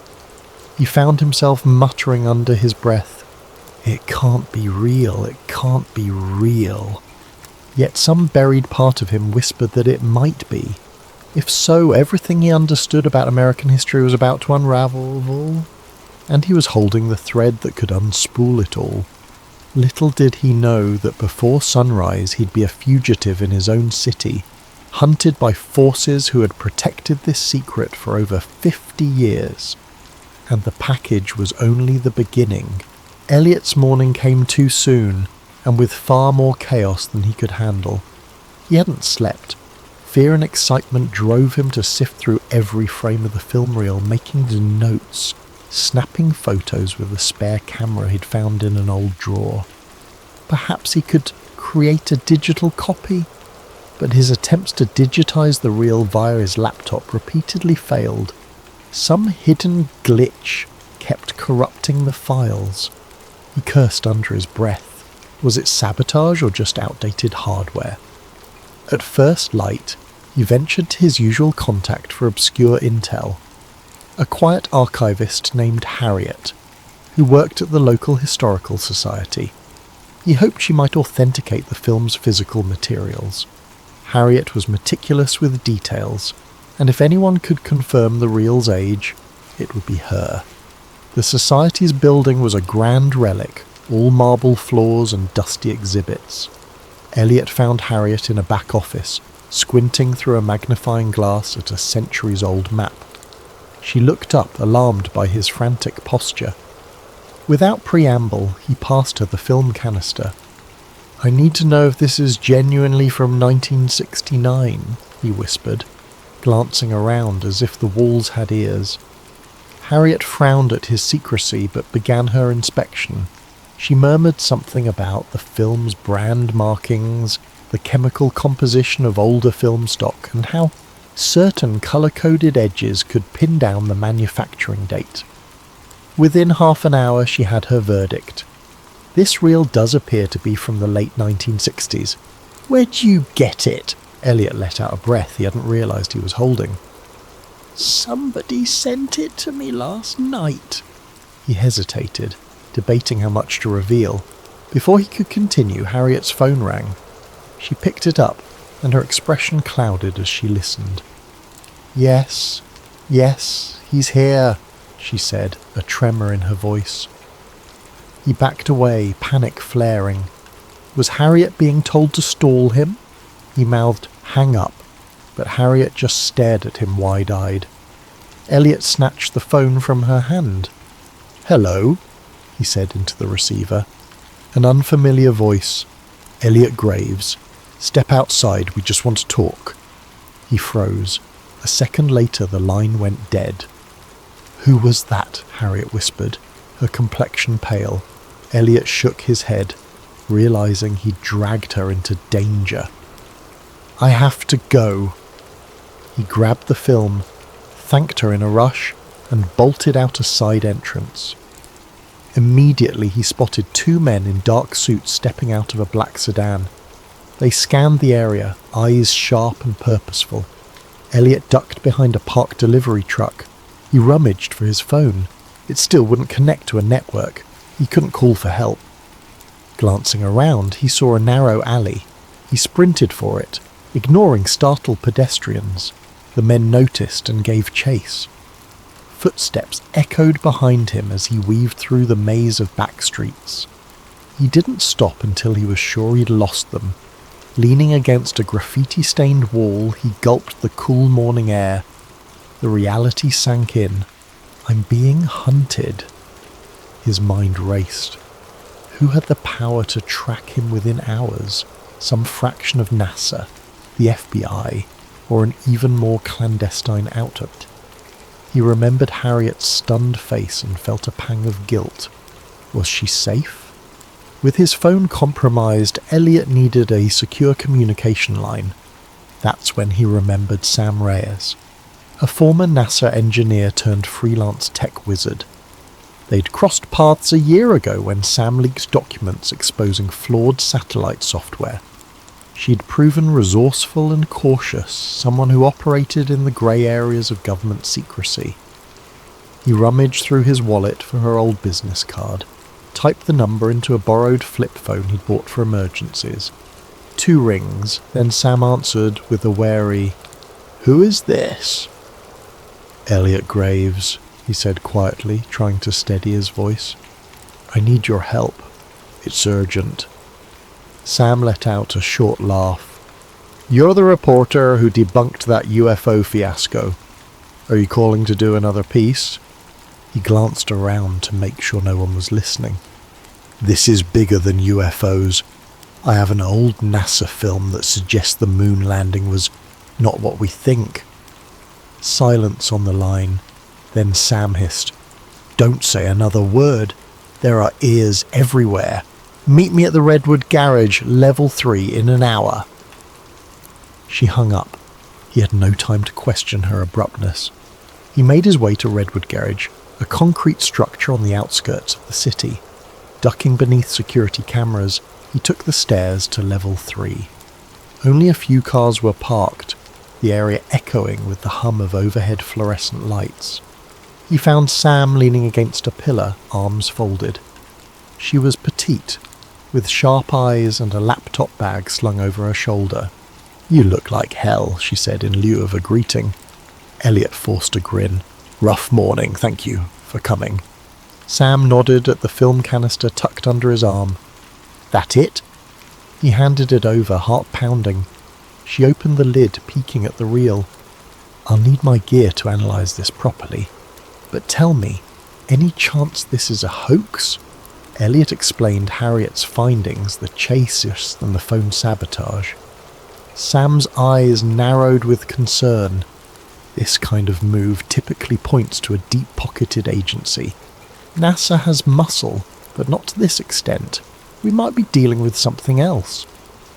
She motioned for him to follow her to a beat-up SUV. Inside, the back seat was cluttered with laptops, cables, and specialized scanning equipment. Sam popped the reel into a portable film viewer.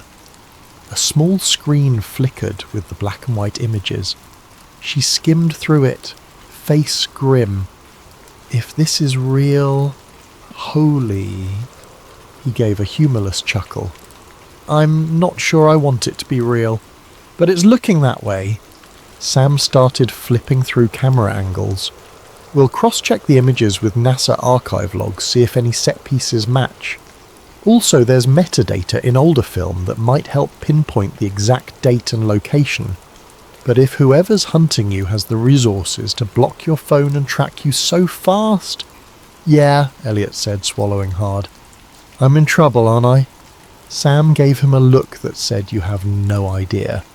Look, I can set up a secure server to store digital copies once I manage to scan the reel. But it'll take me a day or 2. In the meantime, you need to vanish. They'll come for both of us once they realise I'm involved." As if on cue, a bullet shattered the SUV's rear window. Elliot and Sam ducked, hearts hammering. Tyres screeched on the level below. "We have to move," Sam hissed, starting the engine. Elliot curled into the passenger seat, pressing the canister tight against his chest. Another shot rang out, pinging off the concrete pillar. The SUV lurched forward, screeching around corners, headlights glaring on dull grey walls. Behind them, at least 2 dark sedans roared up the ramp. The chase was on. Elliot felt the cold sweat on his brow. This was no longer about verifying a piece of film. This was survival. More bullets clanged against the SUV's metal frame. Sam cursed under her breath, twisting the wheel. The exit ramp loomed ahead, a single security arm blocking the exit. Sam ploughed right through it, leaving splinters behind. They burst into daylight, weaving into the city traffic. Horns blared. The sedans kept pace, engines revving. As Sam careened down a busy street, Elliot realised just how far he'd fallen into this conspiracy. He'd started the night as a skeptic receiving a curious package.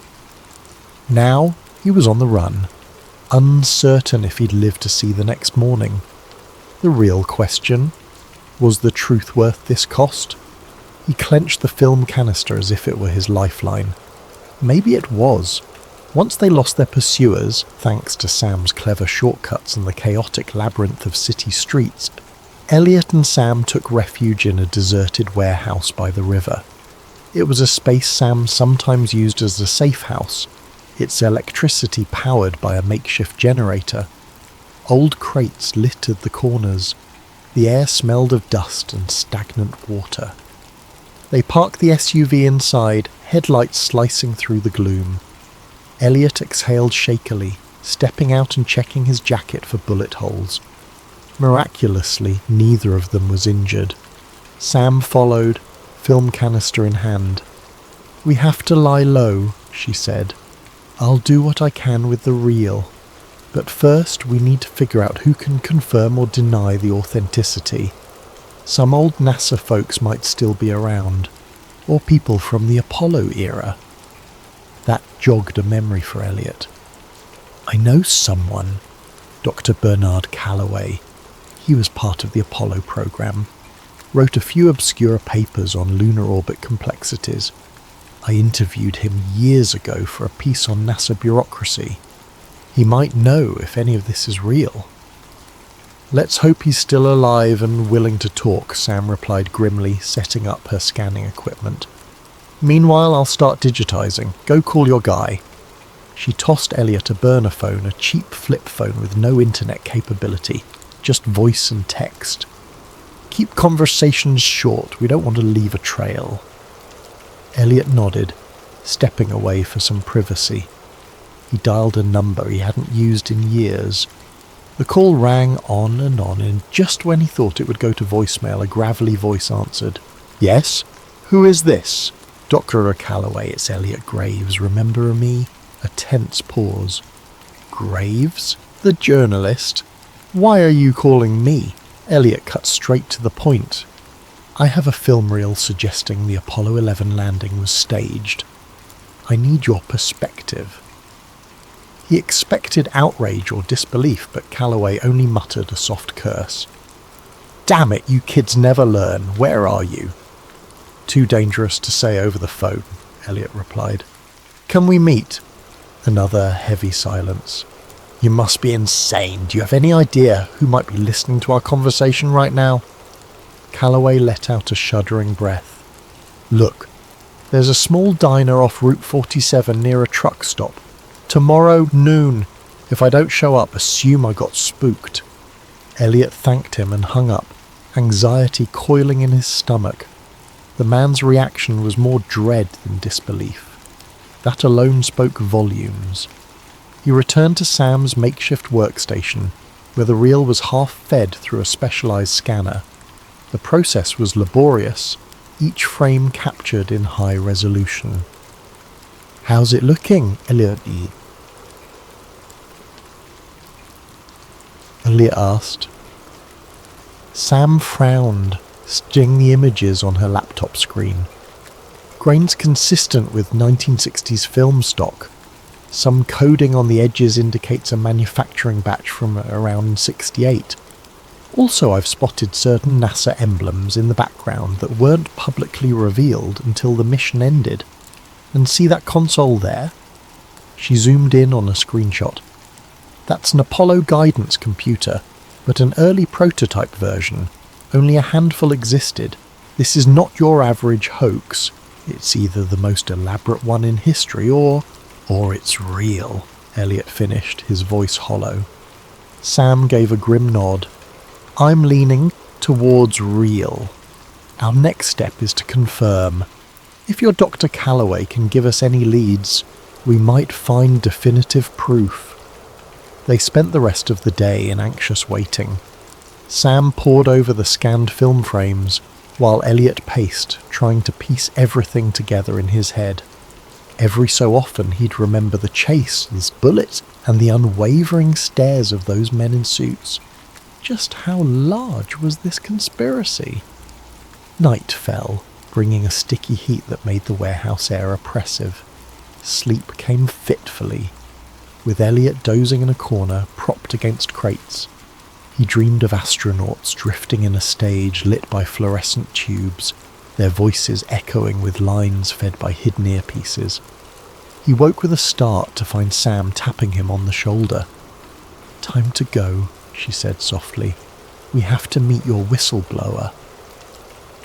By noon they'd driven 2 hours south to a truck stop just off Route 47. The diner looked vintage, a chrome exterior, peeling neon sign and a handful of big rigs parked nearby. They left the SUV behind a closed service station, walking the rest of the way under the scorching sun. Inside, the diner was half empty. The waitress behind the counter gave them a bored glance. In a corner booth, an elderly man sat facing the window, wearing tinted glasses and a hat pulled low. Elliot recognized him, Dr. Bernard Calloway. He looked older and thinner than their last meeting, as though carrying a burden too large for his frail frame. "Dol Calloway, the Eog," Elliot said, quietly, sliding into the booth. Sam took the seat beside him. Calloway's gaze flicked to them, fear etched in the lines around his mouth. "You brought someone else. I told you to come alone." "This is Sam Reyes. She's helping me verify the film." "Film?" Calloway's voice trembled. He removed his tinted glasses, revealing tired eyes.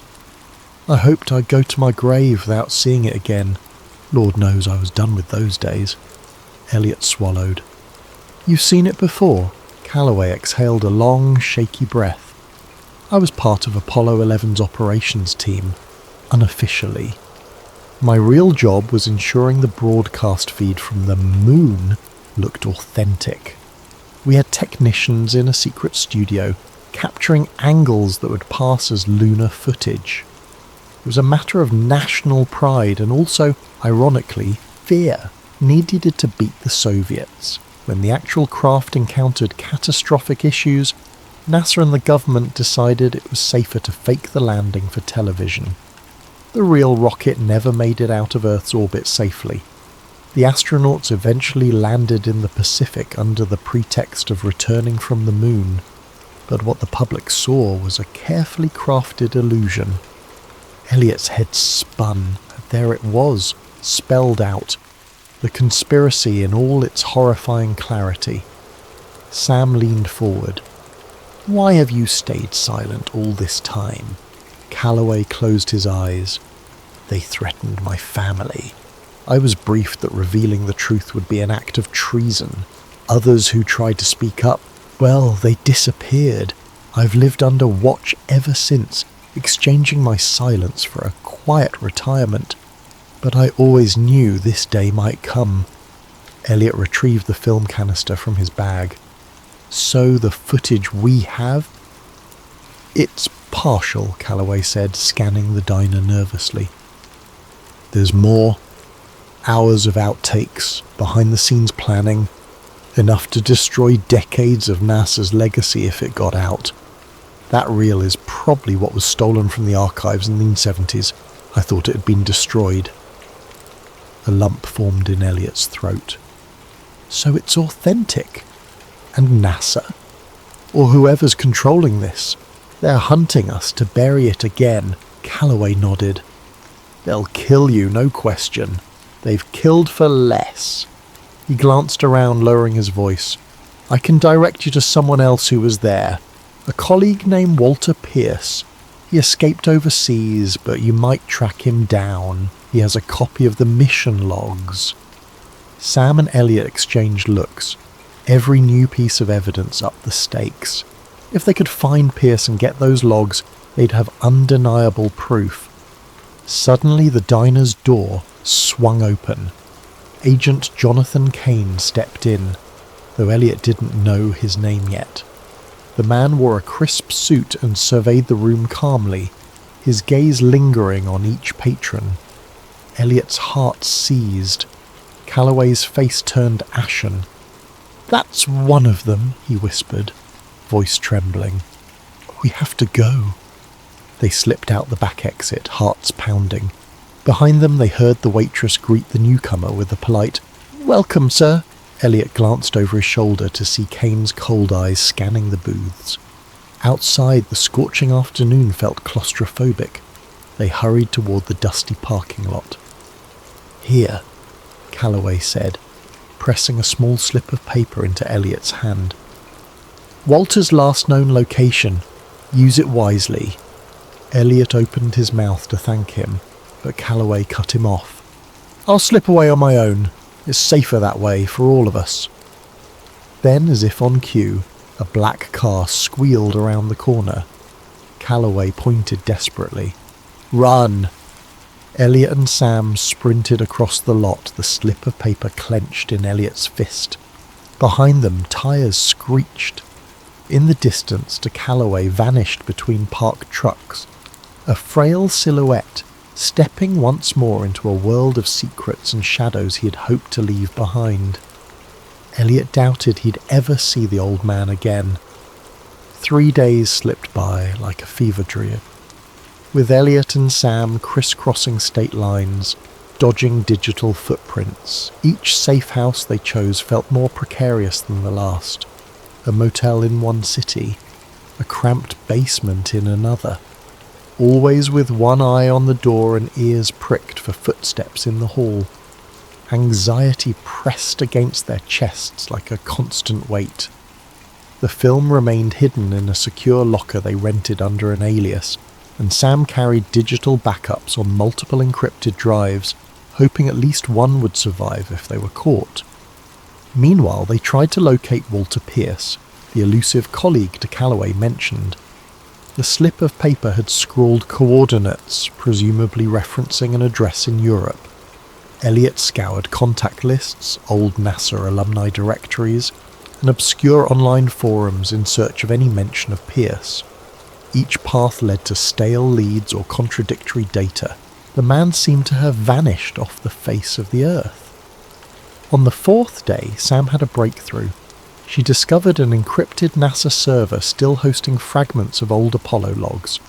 With some of her advanced hacking tools, she managed to glean references to a W. Pierce, assigned to a European research facility. "Seems he was in Switzerland for a time," she said, eyes glued to her laptop in a dingy motel room. "He might still be there, or somewhere on the continent, but tracking him from here would require a lot of resources." Elliot sank onto the bed. "Getting to Europe is a tall order when we're being hunted.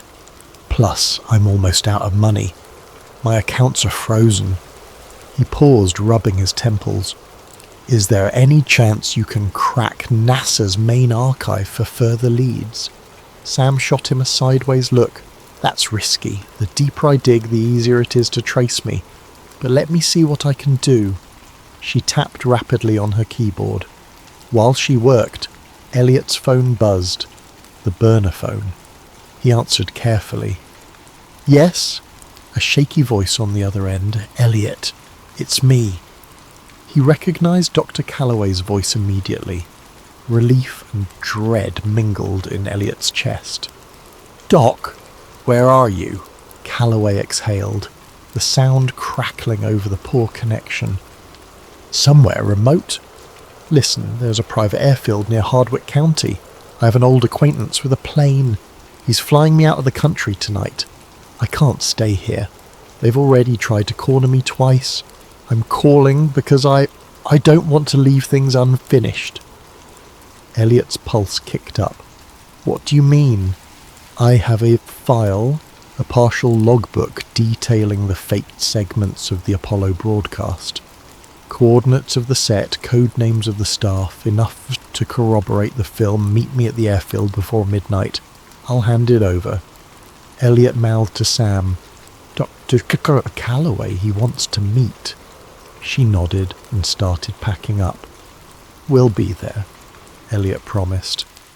"Don't be late," Calloway warned. Then the line went silent.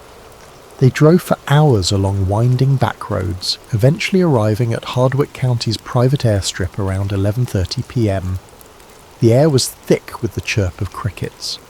A single hangar stood near the runway lights, which glowed an eerie orange in the humid darkness. Spotting a lone figure by a small plane, Elliot recognised the stooped posture of Dr. Calloway. The old man waved them over, glancing nervously at the sky, as if expecting a helicopter to appear any second. "Over here! Quickly!" He pressed a worn leather-bound folder into Elliot's hands. Inside is the partial logbook, some memos from the old managers. They used code phrases like Project Selene to refer to the staged segments. Elliot flipped through the yellowed pages, heart racing at the official NASA letterheads, signatures that confirmed high-level involvement. This is it. The missing puzzle piece. Sam peered over his shoulder, eyes widening. A faint hum broke the stillness. Headlights appeared at the far edge of the airstrip. "We need to go," Calloway urged. "I'll be taking off in minutes." He nodded at the plane. "There's room for one more if you want out, but they'll likely track it. Better you remain hidden." Elliot hesitated. Part of him wanted to leave, fly away from the danger, but his journalist instinct screamed that he needed to stay to expose the truth. "Doc, are you sure you'll be safe?" Calloway's gaze dropped. "Safety is relative now. I just can't watch them bury the truth again. Promise me you'll find a way to make this public. People deserve to know." He shook Elliot's hand firmly.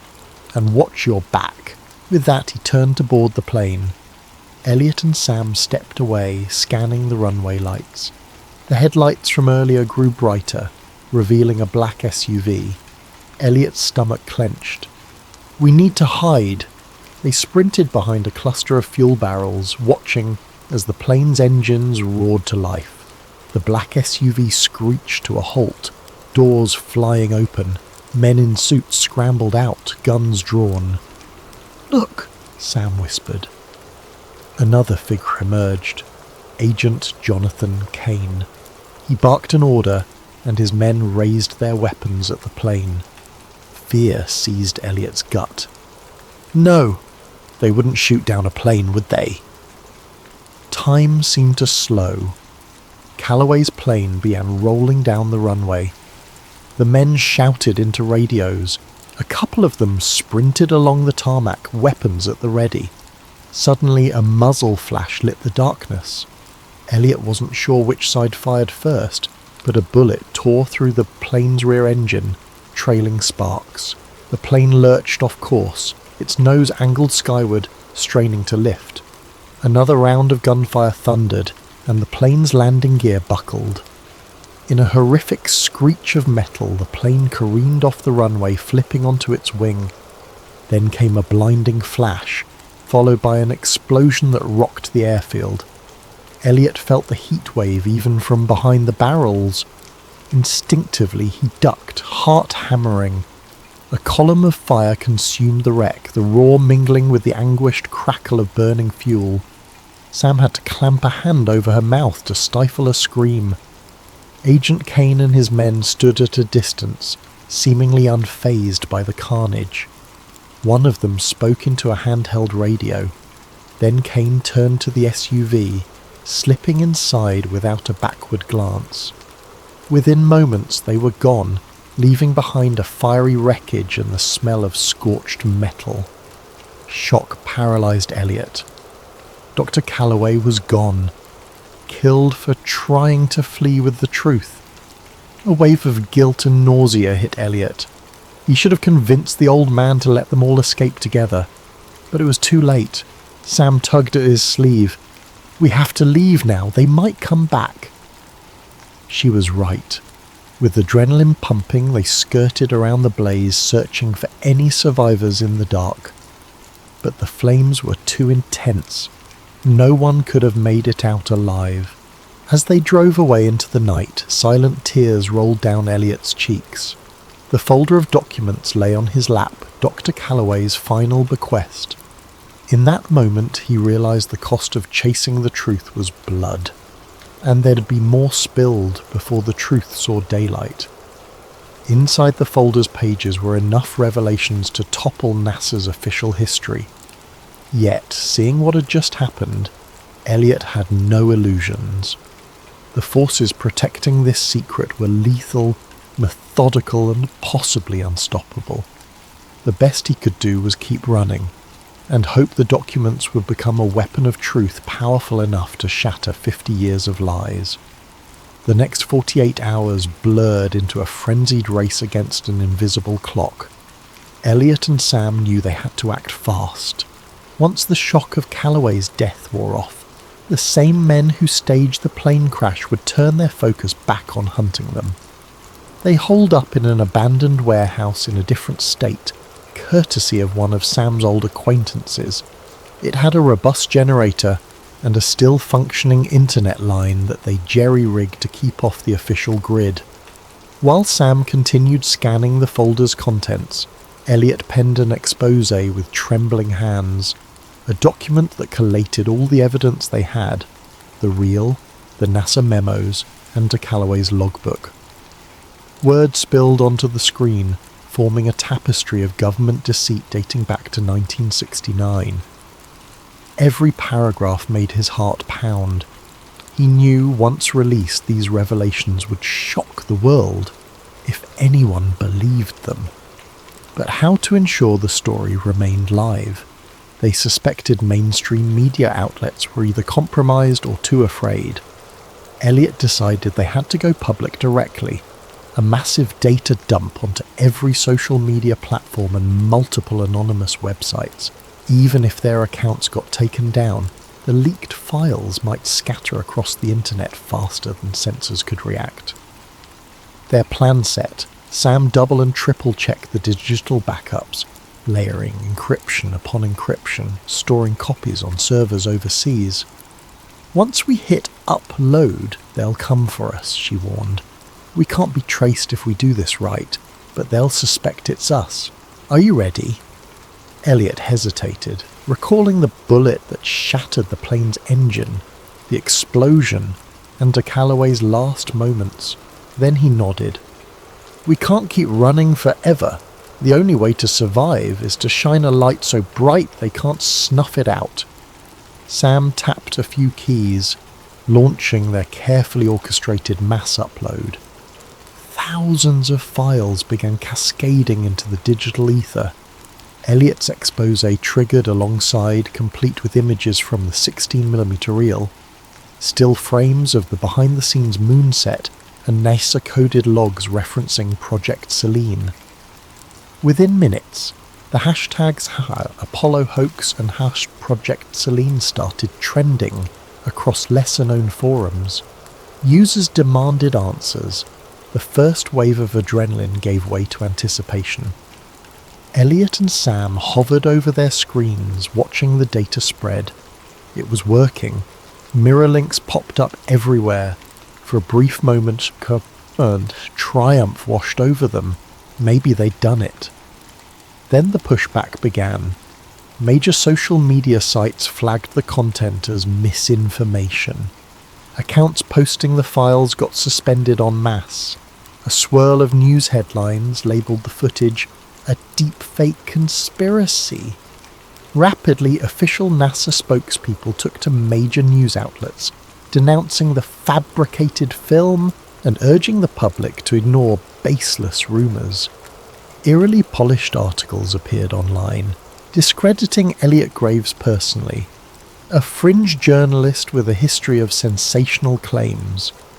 Sam's name surfaced too, portrayed as a disgruntled ex-employee with an axe to grind against NASA. The disinformation machine roared into overdrive. Elliot's phone buzzed with hateful messages. Threats poured into the websites hosting the data, calls for them to remove the fake uploads. Some complied. Others got hacked or taken offline. It was a digital war zone. Still, thousands of people downloaded the files, discussing them in hushed corners of the internet. A portion believed, many more scoffed. The mainstream narrative ridiculed the so-called Apollo conspiracy, saturating the headlines with dismissals. Amid the chaos, a thought jolted Elliot. The original reel. They still had the physical film, the ultimate piece of evidence. If they could get it to a neutral scientific body, someone who could run chemical tests live on air, it might be indisputable. They realised there was one place that might agree to test it openly: the National Historical Archives. Under normal circumstances, the archives were government-run, but there were staff members who prided themselves on transparency. The question was whether they'd even allow Elliot past the front doors. Sam argued it was worth a final gamble. They might be forced to test it in front of witnesses. If the results match 1969 manufacturing, no one can claim it's a modern forgery. Elliot agreed. Time was running out. They had to try. They set off under cover of darkness, planning to slip into the city near dawn. If they could persuade an archivist to examine the reel, maybe the truth would gain unassailable ground. The roads were nearly empty. Nervous silence filled the SUV. Elliot sensed they were heading into the lion's den, but there was no alternative. When they arrived at the National Historical Archives building, an imposing limestone structure, Elliot's instincts screamed danger. The plaza felt too quiet. He parked a block away. They approached on foot, film canister in hand. The first sign of trouble was the locked main entrance. Normally, the lobby opened early. Now it was sealed, the lights dim. A faint crackle of static reached Elliot's ears. He motioned for Sam to get down, but it was too late. Armed figures stepped out from the shadows, men in tactical gear. At their centre stood Agent Jonathan Kane. Cold determination etched on his face. A single lamppost cast harsh light over the scene. "Elliot Graves," Kane said softly, voice echoing in the empty plaza. "And Samantha Reyes. I believe you have something that belongs to the United States government." Elliot clutched the canister, adrenaline surging. "This belongs to history, not your lies." Kane raised a hand in a mocking gesture. "Let's be reasonable. That footage is a national security issue. Hand it over." Sam stiffened. "National security? It's a decades-old deception. People deserve to know." A sneer curled Kane's lip. "Your children playing with matches in a powder keg. The global ramifications of revealing this lie, you have no idea. The entire space race, our Cold War diplomacy, NASA's credibility, everything unravels. America's standing in the world collapses. This is bigger than you." "Then maybe it needs to collapse," Elliot retorted, stepping back. Sam discreetly slid a small flash drive from her pocket, likely containing a digital copy of everything. She slipped it under her foot, hoping to crush it into the pavement if needed, anything to keep the evidence from being seized intact. Two men lunged forward. Elliot flung himself aside. Sam tried to break free, but strong arms pinned her. Kane calmly walked over, plucked the canister from Elliot's grip and shook his head. "It's over, Graves." As Elliot struggled, he spotted a series of dark SUVs rolling in with their headlights off. More armed operatives. Sam's eyes met his, fear and resignation mingling. They had played all their cards. Bile rose in Elliot's throat as he realised they were powerless here. A blow to the side of Elliot's head blurred his vision. He heard Sam screaming, then darkness. Elliot came to in a dimly lit room, strapped to a chair.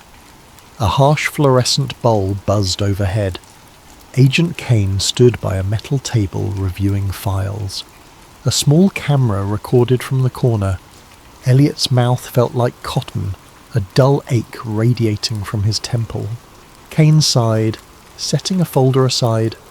"Your data is gone. The networks hosting your uploads have been systematically shut down or drowned in disinformation. As for you, well, let's just say the world will remember you as a troubled conspiracy theorist who vanished." Elliot's heart pounded, but he forced a shaky grin. "You can't erase the truth forever." Kane smirked. "We've done it for 50 years. Another 50 won't be hard."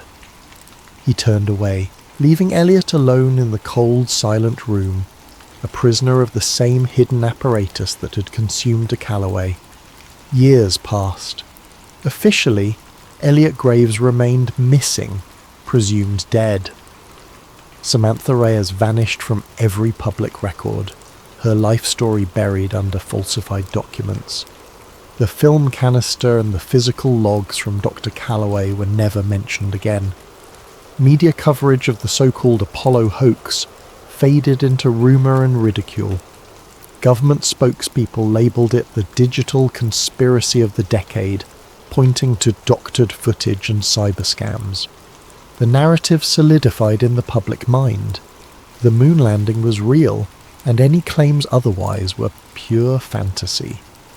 But in the hidden corners of the internet, whispers persisted. Anonymous forums traded screenshots of frames from the original reel. Some claimed they possessed fragments of the logs, while others insisted they had personal accounts from NASA insiders. Most people dismissed these stories as hoaxes, but a small group of truth seekers dug deeper, their curiosity refusing to die. And somewhere in a locked private server under an array of pseudonyms, the data backup Sam Reyes had created still existed, protected by advanced encryptions that no government agency had yet cracked. Then one quiet afternoon, a new video surfaced online. It was low resolution, filmed in a stark room with a pale white wall as a backdrop. The speaker's face was gaunt, eyes hollow, but unmistakably Elliot Graves. He spoke in a subdued voice as though aware he had limited time. "If you're watching this, it means I failed to stop them from suppressing the truth. But the truth can't be drowned forever. The footage is real, the documents are real, and the men who hid it still walk free, rewriting history as they see fit. I beg you, look deeper. Don't accept their narrative. The cost of ignorance is the freedom to shape our own reality." He paused, voice trembling with resolve. "They'll deny this again. They'll call it a forgery. I expect nothing less. But ask yourself why they are so desperate to bury this story. Ask yourself who benefits from keeping the lie alive. Then follow the money, follow the fear, and you might find what Dr. Calloway died for." The video ended abruptly. Within hours, it was removed from major platforms, relabeled as a doctored clip. Yet it circulated among those who'd never stopped believing. They dissected every pixel, matching the contours of Elliot's face to older interviews, analysing background sounds for clues. Some insisted it was the real him, that he'd somehow managed to record a final message before captivity or worse. Others scoffed, claiming advanced AI deepfakes. But the seed of doubt was planted anew. In a suburban basement halfway across the country, a teenager named Marisol pored over these re-uploads. Fascinated by conspiracies, she set out to investigate further. She tracked the old forum posts, uncovered half-buried references to the digitized reel.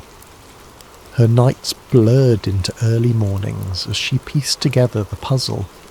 Her heartbeat quickened each time she realized her IP address might be flagged by someone watching. But the idea of unveiling a 5-decade lie thrilled her more than it frightened her. Eventually, Marisol found an encrypted link that held partial keys to Sam Reyes' hidden server. She couldn't crack it, not yet, but she was persistent, learning new hacking techniques, fueled by the same unstoppable curiosity that once drove Elliot Graves, and so, in the quiet churn of digital frontiers, a new generation picked up the torch he'd been forced to drop. Behind locked doors in a facility that didn't officially exist, an aging Agent Jonathan Kane kept watchful eyes on online chatter. He noted every rumour, every fleeting reappearance of the evidence.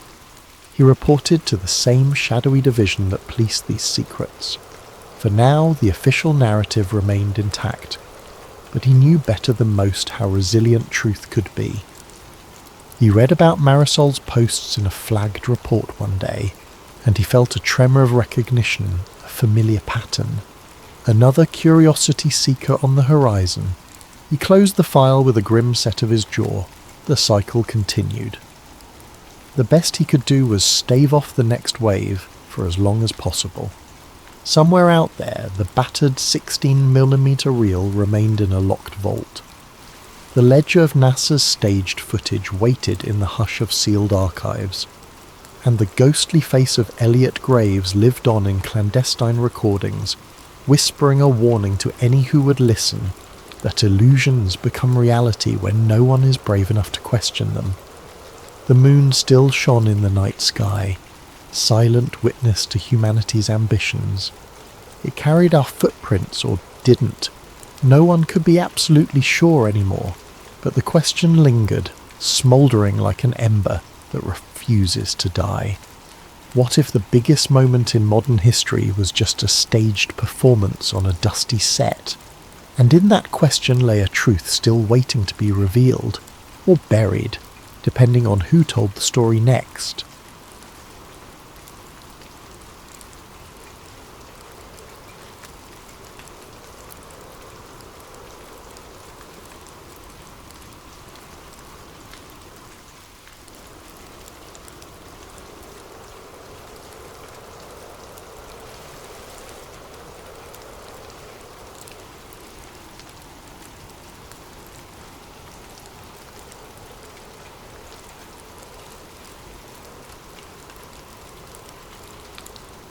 Our main character, Jonah Whitfield, was never a conspiracy buff.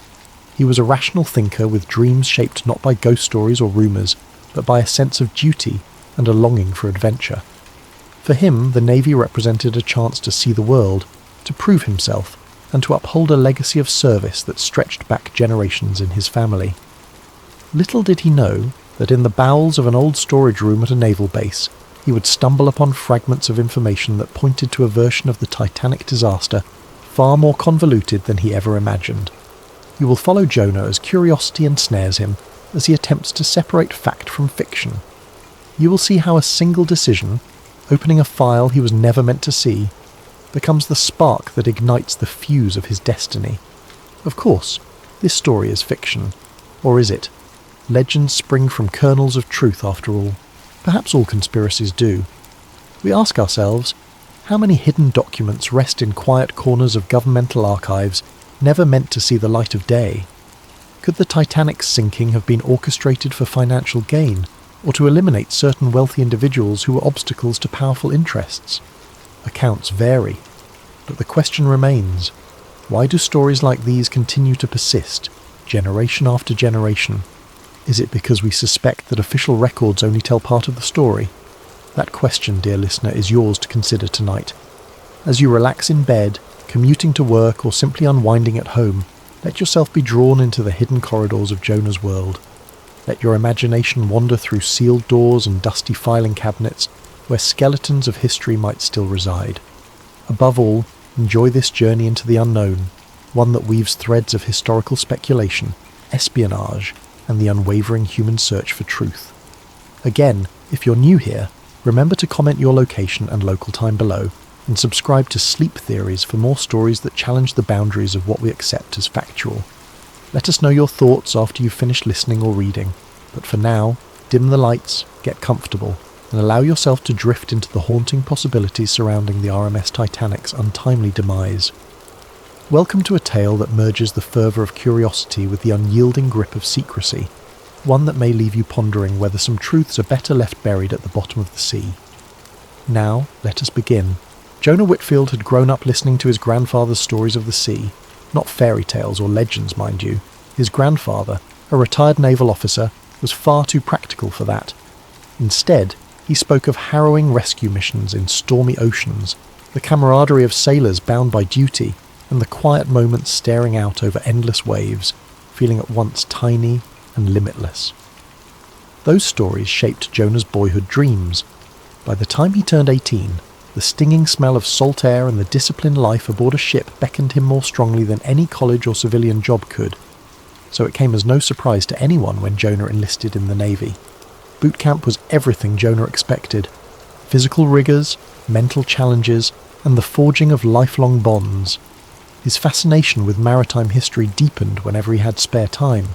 He pored over naval records, read about famous admirals, and studied old ships that had shaped the course of warfare and commerce over centuries. There was a sense of continuity there, a feeling that by joining the Navy, he had become part of a lineage that stretched back through time, connecting him with maritime heroes and tragedies alike. Jonah's thirst for history led him into off-duty research projects whenever he was stationed at a base with a decent library. He'd stay late, flipping through references about everything from Nelson's victory to obscure World War II submarines. That's how, in the quiet recesses of the Stonebridge Naval Base's archives, he first encountered a locked steel cabinet marked simply with stenciled letters, SS Files, Restricted. The red tape was thick. He had no clearance to open it. But there it stood, tempting him with the possibility of secrets just out of reach.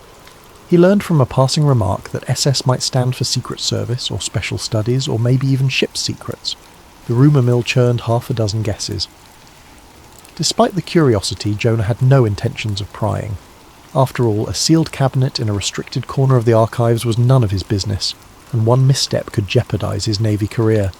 He had worked too hard to be reckless, but fate sometimes has a way of unravelling the best of intentions. Late one evening, after finishing a logistics inventory assignment, Jonah noticed the base archivist struggling with stacks of documents. Being helpful by nature, he offered to assist in carting the boxes back to storage. The archivist, a weary woman in her 50s named Gladys, gratefully accepted. In the course of shelving them, Jonah realised the boxes were going on the same aisle as that mysterious steel cabinet. That was how he found out the archivist possessed a special key. A minute later, as they were sorting the new materials, the overhead lights flickered, an all-too-common glitch at Stonebridge. Gladys set the key down on a nearby shelf to fiddle with the fuse box, leaving Jonah momentarily alone with that cabinet's looming presence. He wouldn't have considered it, but something about the hush of the corridor, the glint of the key, and the memory of his father's cautionary words, "Sometimes you have to open a door to see if it should remain closed," kindled a spark inside him. Jonah was no thief, yet, against his better judgment, he lifted the key from the shelf and tried it on the cabinet's lock. A loud click startled him. His heart pounded. Time felt suspended as he swung the heavy door open. There were folders, some labelled by ship names he didn't recognise, others by cryptic code names. The label that caught his eye in the second drawer made his breath catch. RMS Titanic, Restricted.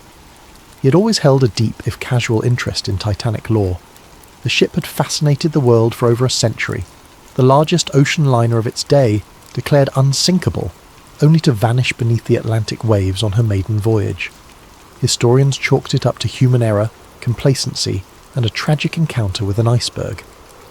But here, locked away in a naval archive, was a folder about the Titanic. Why would the Navy, especially a US naval base, have top-secret documents on a British passenger liner that sank in 1912? Before he could rationalise what he was doing, Jonah's hands were on the Titanic folder. He cracked it open. Inside lay aged photographs, typed memos from the early 1900s, and even an internal communication referencing intentional sabotage. The words on the page blurred as he skimmed them. Phrases like Olympic switch, financial impetus, and elimination of key opponents. A wave of confusion and excitement washed over him. He had stumbled onto something far beyond folklore. This was no casual mention of the disaster. It was describing a possible plot. Footsteps echoed behind him, and Jonah hurriedly returned the folder to its place. By the time Gladys reappeared, none the wiser, the cabinet was locked again, the key discreetly returned to the shelf. But Jonah's heart was still racing. He composed himself enough to finish helping Gladys, but his mind swirled with questions he dared not ask. Had he just glimpsed actual proof that the Titanic's sinking was orchestrated? Or had he simply misread century-old documents out of context? typed memos felt undeniably real. The reference to Olympic switch called to mind a fringe theory he'd once overheard. Some believed that the Titanic's sister ship, the Olympic, had been damaged and was swapped out for Titanic before the voyage, for insurance reasons or darker motives. Jonah always dismissed such claims as fan fiction or the ravings of conspiracy forums, but seeing official memos in a restricted Navy cabinet was a jolt. Why would the US military keep records about that? Jonah tried to calm himself, reminding his jittery mind that he had no training in analysing historical documents. Maybe these were debunked leads the Navy collected, or even fictional scenarios. Still, the phrase elimination of key opponents echoed in his mind. There had been notably wealthy and influential men on board, financiers, industrialists, some who opposed certain powerful figures of their era. Could it be that someone actually orchestrated the disaster to kill them? The notion was too monstrous to consider, yet he couldn't shake the chill snaking up his spine. He vowed to keep the incident to himself. But as the days passed, a gnawing hunger for clarity consumed him. That single, fleeting glimpse of words like intentional sabotage and Olympic switch felt like a puzzle piece. He wanted, needed, to know more. Little did he realise that the deeper he ventured into that labyrinth, the more precarious his position would become. The Navy valued loyalty and secrecy. If they discovered what he had done, his career would be the least of his worries. What Jonah did next set him on a collision course with forces he never knew existed. Forces that, for over 100 years, had quietly guarded the truth behind one of the world's greatest maritime disasters, and would do anything to keep it concealed. In the days after Jonah's clandestine peek into the restricted cabinet, a storm brewed within him. Curiosity and apprehension wrestled non-stop in his mind. He lay awake at night envisioning those cryptic documents. A typed letter dated 1912, referencing a hush-hush directive to ensure vulnerable hull plates gave way under stress. Another memo, bearing an American corporate letterhead, hinted at financial deals contingent upon the sinking. One note even listed names of prominent passengers who opposed certain powerful banking interests, men who, if alive, might have swayed future world events.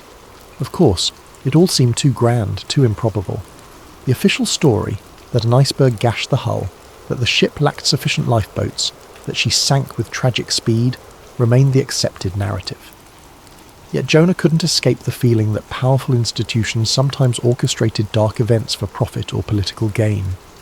History had enough examples, from false flag operations to secret dealings shaping wars. Could the Titanic's demise be part of that shadowy tradition? Determined to learn more, Jonah devised a plan. Each evening he volunteered for extra archiving tasks at Stonebridge's Records Centre, claiming that he wanted to get ahead on his administrative duties. The archivist, always short-staffed, was happy to accept free help. This gave Jonah a legitimate reason to be near the locked cabinet. He didn't dare open it while others were around, but he hoped to glean additional context from the archived ship logs, personal diaries, or naval correspondences from around 1912, anything that might provide clues. He started with public records, standard references to the White Star Line, the official Titanic inquiry transcripts, radio telegraphs from the night of the sinking. He found nothing unusual at first, only the well-known timeline of distress calls, the Californian's debated proximity, and the Carpathia's heroic rescue. Late into one night, hunched over a table with a single flickering lamp overhead, Jonah found a brittle folder marked Naval Exercises, Atlantic, 1912. Inside he discovered something curious, a typed instruction sheet for a US naval vessel to manoeuvre unusually close to the North Atlantic shipping lanes on the very same week Titanic set sail. The rationale cited was cold water endurance training. Oddly, the coordinates placed this naval vessel near areas later rumoured to be filled with pack ice. What was an American Navy ship doing there? The Titanic was a British vessel sailing from Southampton to New York. Why would the US Navy be anywhere near that corridor, specifically during that fateful time? The official record offered no clarity. It merely provided logistical notes. But Jonah's gut told him this was not mere coincidence. He dug deeper, sifting through cross-reference telegrams. He found a coded exchange about monitoring certain cargo consignments. Another mention, ensure no direct involvement is traceable. Tension knotted Jonah's stomach. Could it be that an American warship had been placed to guarantee the liner's demise? Or to confirm that none survived who weren't supposed to? These late-night investigations didn't go unnoticed. One evening, while Jonah hunched over a desk reading old manifest pages, he sensed someone watching him. The hair on the back of his neck prickled. He turned to see a petty officer from another division, a man he recognised only vaguely, standing in the shadows. The officer's gaze flicked from Jonah to the scattered documents, then back to Jonah. He said nothing, just offered a curt nod and left. Jonah's heart pounded. Had he been too careless? Could word get back to the commanding officers that he was snooping into topics well beyond his pay grade? Trying to be more discreet, Jonah waited until the base was nearly empty. He'd show up with a duffel bag full of groceries, pretending he was grabbing a late snack in the rec room, then slip into the archive. He copied notes by hand rather than photocopying them, for fear of leaving a paper trail. Each new detail he uncovered painted a more alarming picture. Accounts of suspicious cargo, covert alliances, wealthy financiers who stood to gain from sinking a specific ship. Not to mention the rumoured switch between the nearly identical Olympic and Titanic. Some documents even discussed the possibility that the real Titanic was so badly damaged that the shipping company orchestrated an insurance scam. If these documents were genuine, it implied that high-level powers orchestrated a disaster to eliminate certain individuals, or to reap a staggering insurance windfall, or perhaps both. His mounting paranoia reached a fever pitch when he discovered a later memorandum dated 1980, suggesting modern intelligence agencies had assumed custodianship of the Titanic files. They noted these files remained suppressed to preserve diplomatic ties and financial stability, with instructions to destroy any duplicates. Clearly, people with authority, across multiple generations, were actively covering up potential truths about the Titanic's end. One night, as Jonah prepared to leave the base, he glimpsed the same petty officer waiting near the main gates. The officer's gaze locked onto Jonah's. Taking a detour, Jonah slipped into a side corridor and waited, watching the man from a safe distance. After a few moments, the man spoke quietly into a cell phone, then walked off. Jonah exhaled, dread coiling in his chest. He realised he was under surveillance. Perhaps they suspected he was rummaging in the restricted files.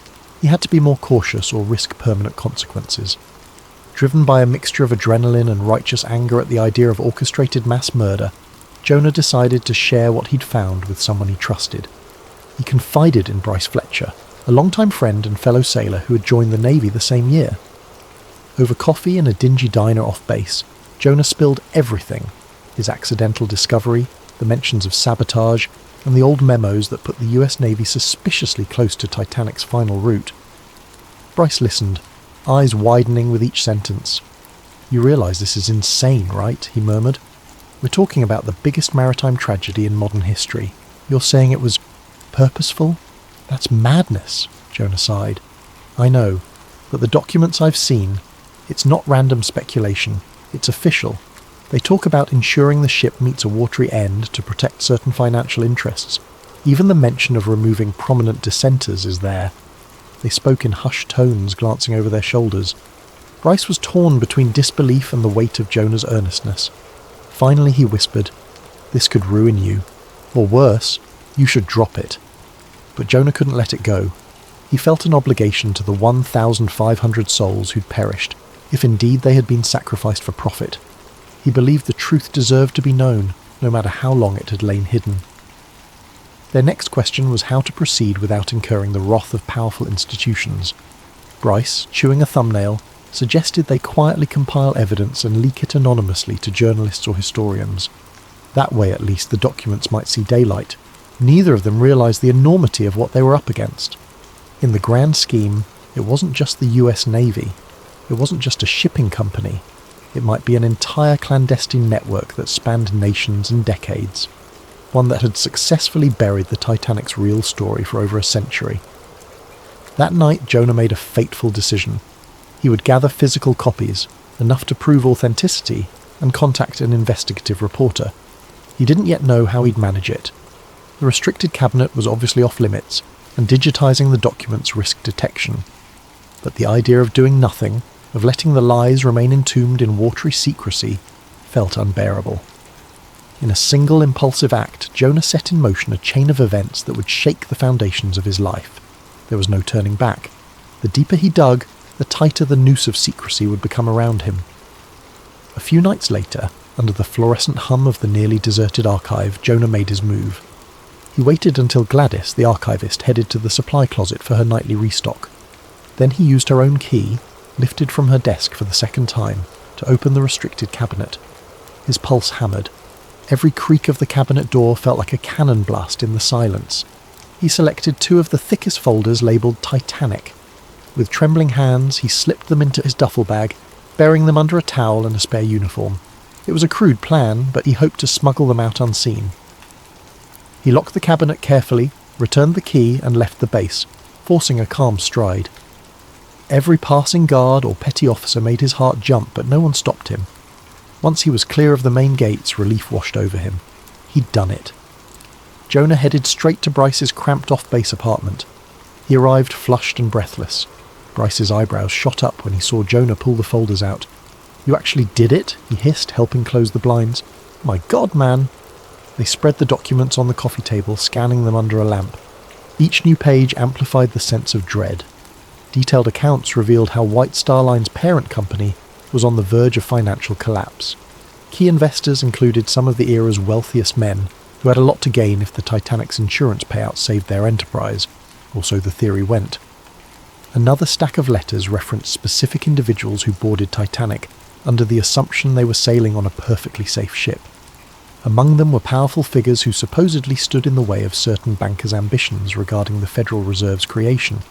If the ship sank, those opponents would be gone, clearing the path. One letter in particular chilled Jonah to the core. It detailed instructions sent from a naval intelligence liaison to White Star executives, promising discreet oversight of the mission in exchange for future influence. It mentioned coded conversations about hull modifications, arranged payoffs to silence crew members, and the convenient rebranding of one ship as the other. The letter ended ominously. "Ensure all loose ends are submerged."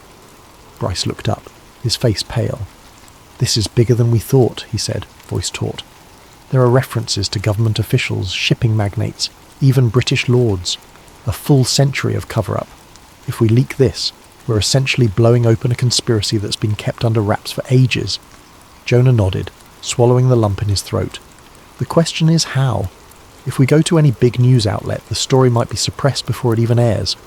We need someone fearless, someone who doesn't mind going toe-to-toe with powerful institutions." They considered contacting small, independent investigative journalists, or even releasing scans online. But that ran the risk of the materials being dismissed as forgeries. They needed credibility. Bryce suggested a well-known historian who specialised in maritime disasters, a woman named Dr. Rosalind Fraser, who had garnered respect for challenging mainstream accounts of naval incidents in the past. "She's published in reputable journals," Bryce said. "If she verifies these documents, it's game over for the official narrative." They agreed. Jonah left the folders in Bryce's care temporarily, planning to get them scanned and encrypted. Bryce, though unnerved, insisted on helping. He couldn't let Jonah carry the burden alone. They parted ways, unaware that they were being watched from the street. A figure in a parked sedan across the road flicked away a cigarette butt and noted their comings and goings. Early the next morning, Jonah found a brown envelope slipped under his dormitory door at the base. Inside was a single photograph. Him and Bryce huddled over the stolen documents, captured through the apartment window. Beneath it, a typed note read, "Return what you've taken. Cease all actions. This is your only warning." A chill lanced through him. Someone had followed him, spied on him, documented the theft. He felt the walls closing in. Was it naval intelligence? Some private agency on retainer to old money families? Panicking, he rushed to Bryce's place only to find the door kicked in, furniture overturned. Bryce was gone. So were the documents. Jonah's heart thundered. There were no signs of Bryce or any explanation, just a ransacked apartment. He called Bryce's phone repeatedly, but it went straight to voicemail. Jonah felt numb. Had they taken Bryce? Or had Bryce fled? Searching the wrecked living room, he found Bryce's scanning equipment smashed, the laptop missing. The only clue left behind was a single scrap of paper pinned to the wall with a knife. "You've been warned." His mind raced with horrifying possibilities. He considered going to base security, but what if they were compromised? If this conspiracy extended to the higher-ups, he'd be handing himself over to the enemy. Instead, Jonah decided to call Dr. Rosalind Fraser. Bryce had jotted her phone number down on a notepad earlier. She answered on the third ring, her tone wary. Jonah introduced himself in a rush, explaining that he had crucial documents regarding the Titanic's sinking. He didn't go into detail about how they'd been stolen or how Bryce was missing. Dr. Fraser listened quietly, then told him to meet her at her university office in 3 days, provided he could bring proof. He prayed that Bryce had managed to secure backups. If not, he had nothing. His mind whirled. Did Bryce have a second location for scanning? Had he emailed digital copies anywhere? The only possibility Jonah could think of was an old external hard drive Bryce sometimes used for personal projects. Maybe, just maybe, Bryce had saved something there.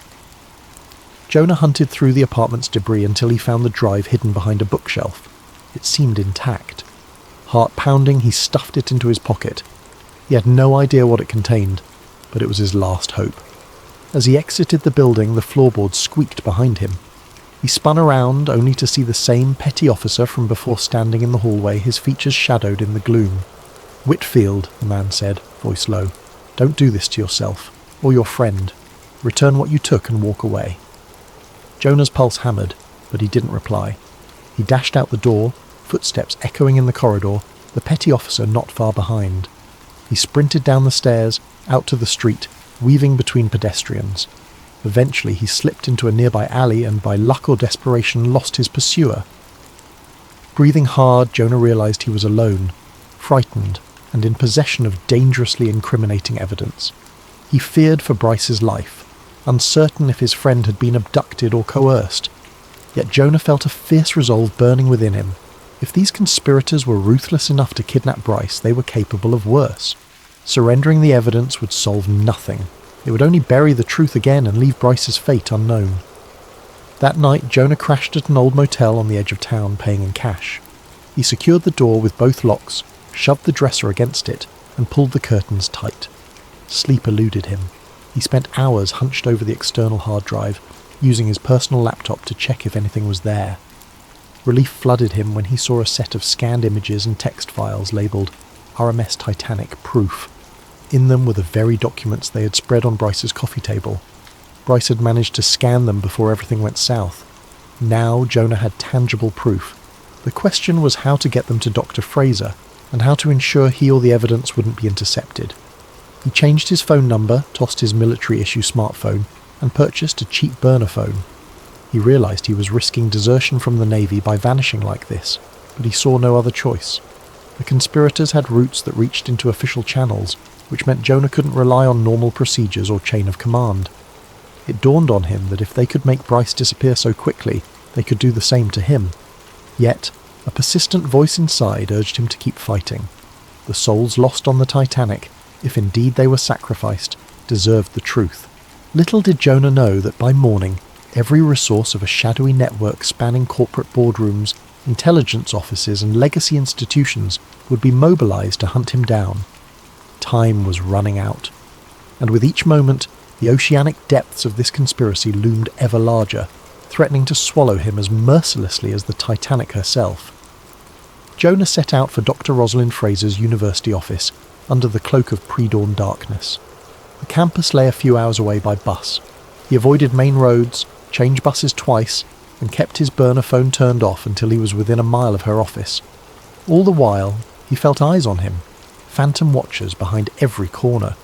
He could practically feel the invisible net tightening around him.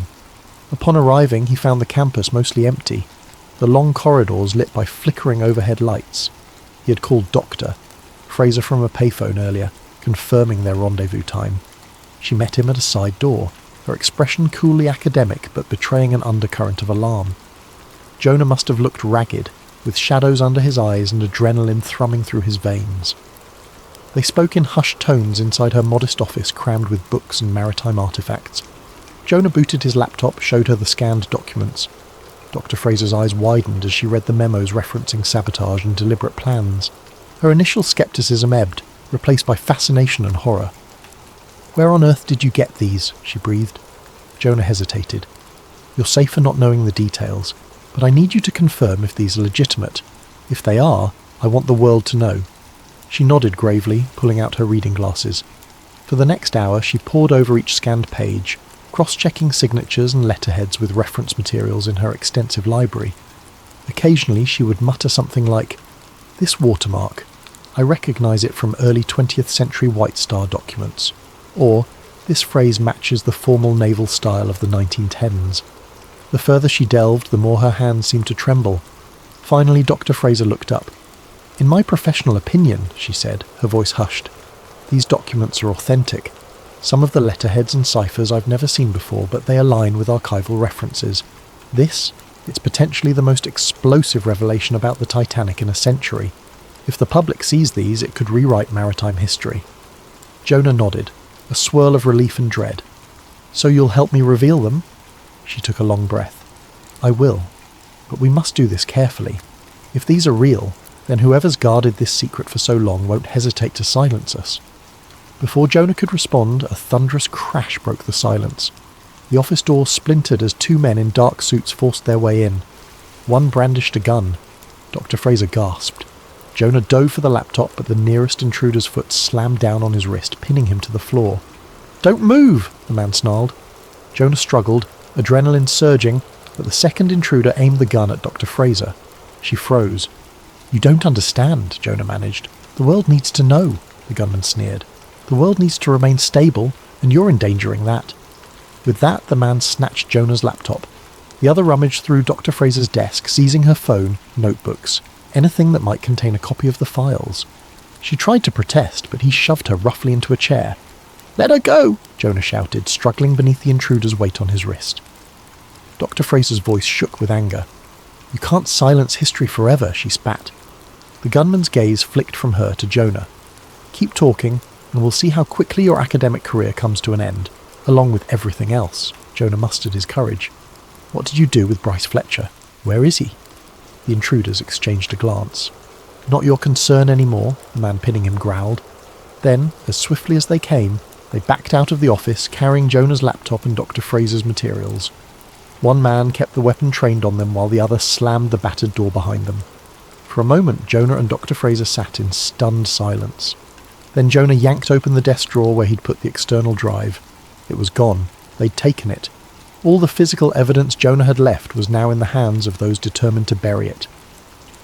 Dr. Fraser's eyes glistened with unshed tears. "They can't unsee what I've read," she said softly, as though trying to reassure both Jonah and herself.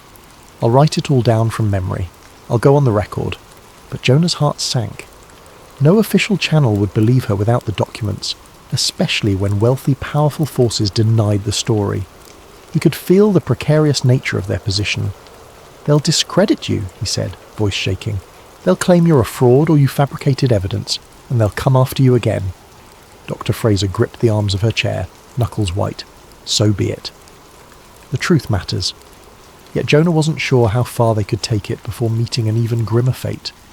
He thought of Bryce, kidnapped, killed, or coerced, perhaps locked away in some black site. The hopelessness gnawed at him. From the hallway came a fresh commotion, raised voices, footsteps pounding. Another set of men in uniform burst into the office, led by the petty officer who'd tailed Jonah before. Without a word, they seized Jonah by the arms. One man produced a pair of handcuffs, snapping them around Jonah's wrists. "Jonah Whitfield, you're under arrest for theft of classified materials and desertion," declared the petty officer in a wooden tone. "You will come with us." Dr. Fraser stood, outraged. "He's no criminal. He's—" The petty officer's eyes narrowed. "Stay out of this, ma'am, unless you want to be charged with conspiracy to commit espionage." Jonah, handcuffed and powerless, felt Dr. Fraser's desperate gaze follow him as he was dragged away. He wished he could offer words of comfort or defiance, but the weight of the situation pressed on him like a 1,000-ton hull. If these men were following direct orders from the very conspirators he sought to expose, then Jonah was about to vanish into the labyrinth of clandestine detention, just like Bryce. They hustled him out of the building into a waiting black SUV. As it peeled away, Jonah caught one last glimpse of Dr. Fraser standing in the doorway, dishevelled and frightened, but resolute. He prayed she would keep fighting, Though he feared for her safety, the ride felt surreal. Jonah's mind raced, recalling every detail of the stolen documents, every mention of sabotage or financial motive that had led to the Titanic's sinking. He swore he would never forget, but memory alone wasn't enough. He needed the evidence to prove it, and now that evidence belonged to people who would bury it deeper than the ocean floor. Eventually the SUV drove into a naval yard, past multiple security checkpoints. Jonah's attempts to question his captors met with silence. They led him into a stark concrete building, down 2 flights of stairs into windowless corridors. With each step, dread coiled tighter in his gut. By the time they shoved him into a bare interrogation room, the overhead fluorescent light stung his eyes, and the walls felt suffocating. Hours blurred. They left him handcuffed to a metal table, a single camera lens glaring down at him from the ceiling corner. No one came in at first, leaving Jonah alone with his fears. Eventually a man in a crisp uniform, no visible name or rank, entered. His face was like granite. "You've made some powerful enemies, Whitfield," he said, voice low. "But you're still young with a promising future. This can end cleanly if you cooperate." Jonah's mouth felt dry as sand. "What do you want?" The man flipped open a slim file. "All the documents you took from the restricted cabinet, any copies you might have, and the names of anyone else you shared them with. That includes Dr. Fraser." Jonah's thoughts flicked to Bryce, to Dr. Fraser, to the battered remains of all his attempts to reveal the truth. He realised that if he cooperated, he'd condemn them as well. But if he stayed silent, these people could do anything they wanted to him. His future, his freedom, even his life hung by a thread. He mustered a shred of defiance. "I don't have anything left," Jonah said, voice steady, though tears threatened to well in his eyes. "You took it all." The interrogator's lips thinned. Wrong answer. What happened next blurred in Jonah's memory. The door slammed shut. He was left alone again. Hours or days passed in a haze of harsh lights, unanswered questions, and a creeping sense of doom. Each time the door opened, a new wave of demands and threats followed. They wanted assurances that the scandal would never see the light of day. Jonah refused to speak of Dr. Fraser or Bryce. At some point he realised he might never leave this place. He recalled the faces of his family, the pride in his grandfather's eyes when he enlisted, the swirl of joy and dread he felt stepping onto his first ship. Now here he was, a prisoner of the very system he had sworn to serve, all because he'd stumbled upon secrets about a century-old shipwreck. News of Jonah's arrest never made it to the public record. Stonebridge Naval Base quietly filed him under unauthorised absence, and then disciplinary discharge. His name disappeared from the official roster. Even within the Navy, rumours about his fate were hushed up. A few who had known him asked questions, but no answers were forthcoming. He had become another phantom casualty in the endless labyrinth of classified operations.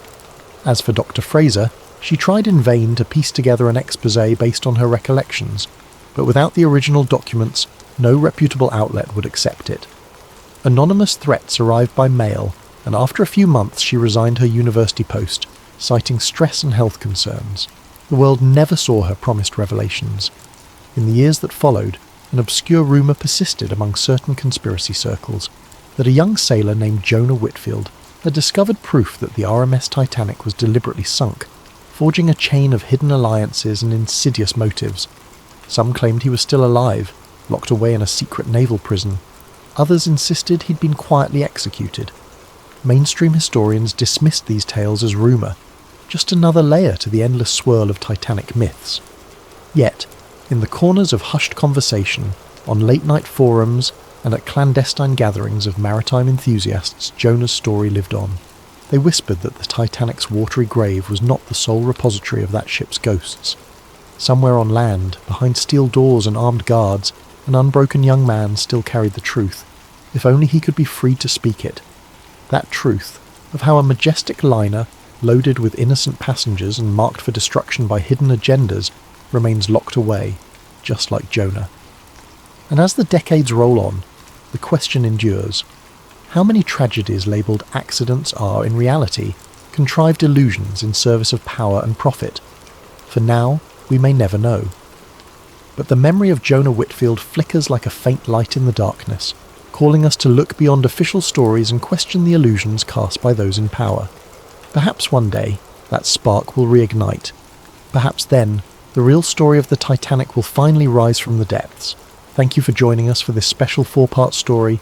Don't forget to drop a comment telling us where you're from in the world and what time it is for you right now.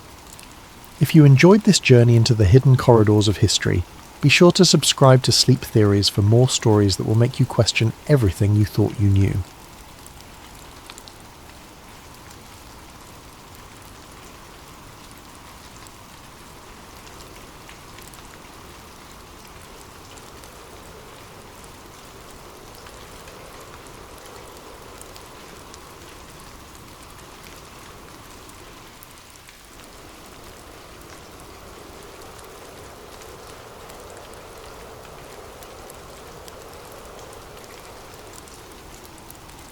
I've got a story for you. A story about one doctor's miracle cure and the forces determined to bury it forever. Dr. Adrian Wells never set out to change the world. He only wanted to save lives, one patient at a time.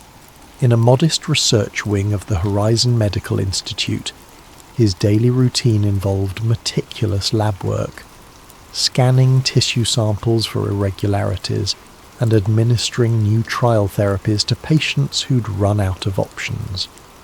Over time, quietly and almost by accident, he discovered something extraordinary.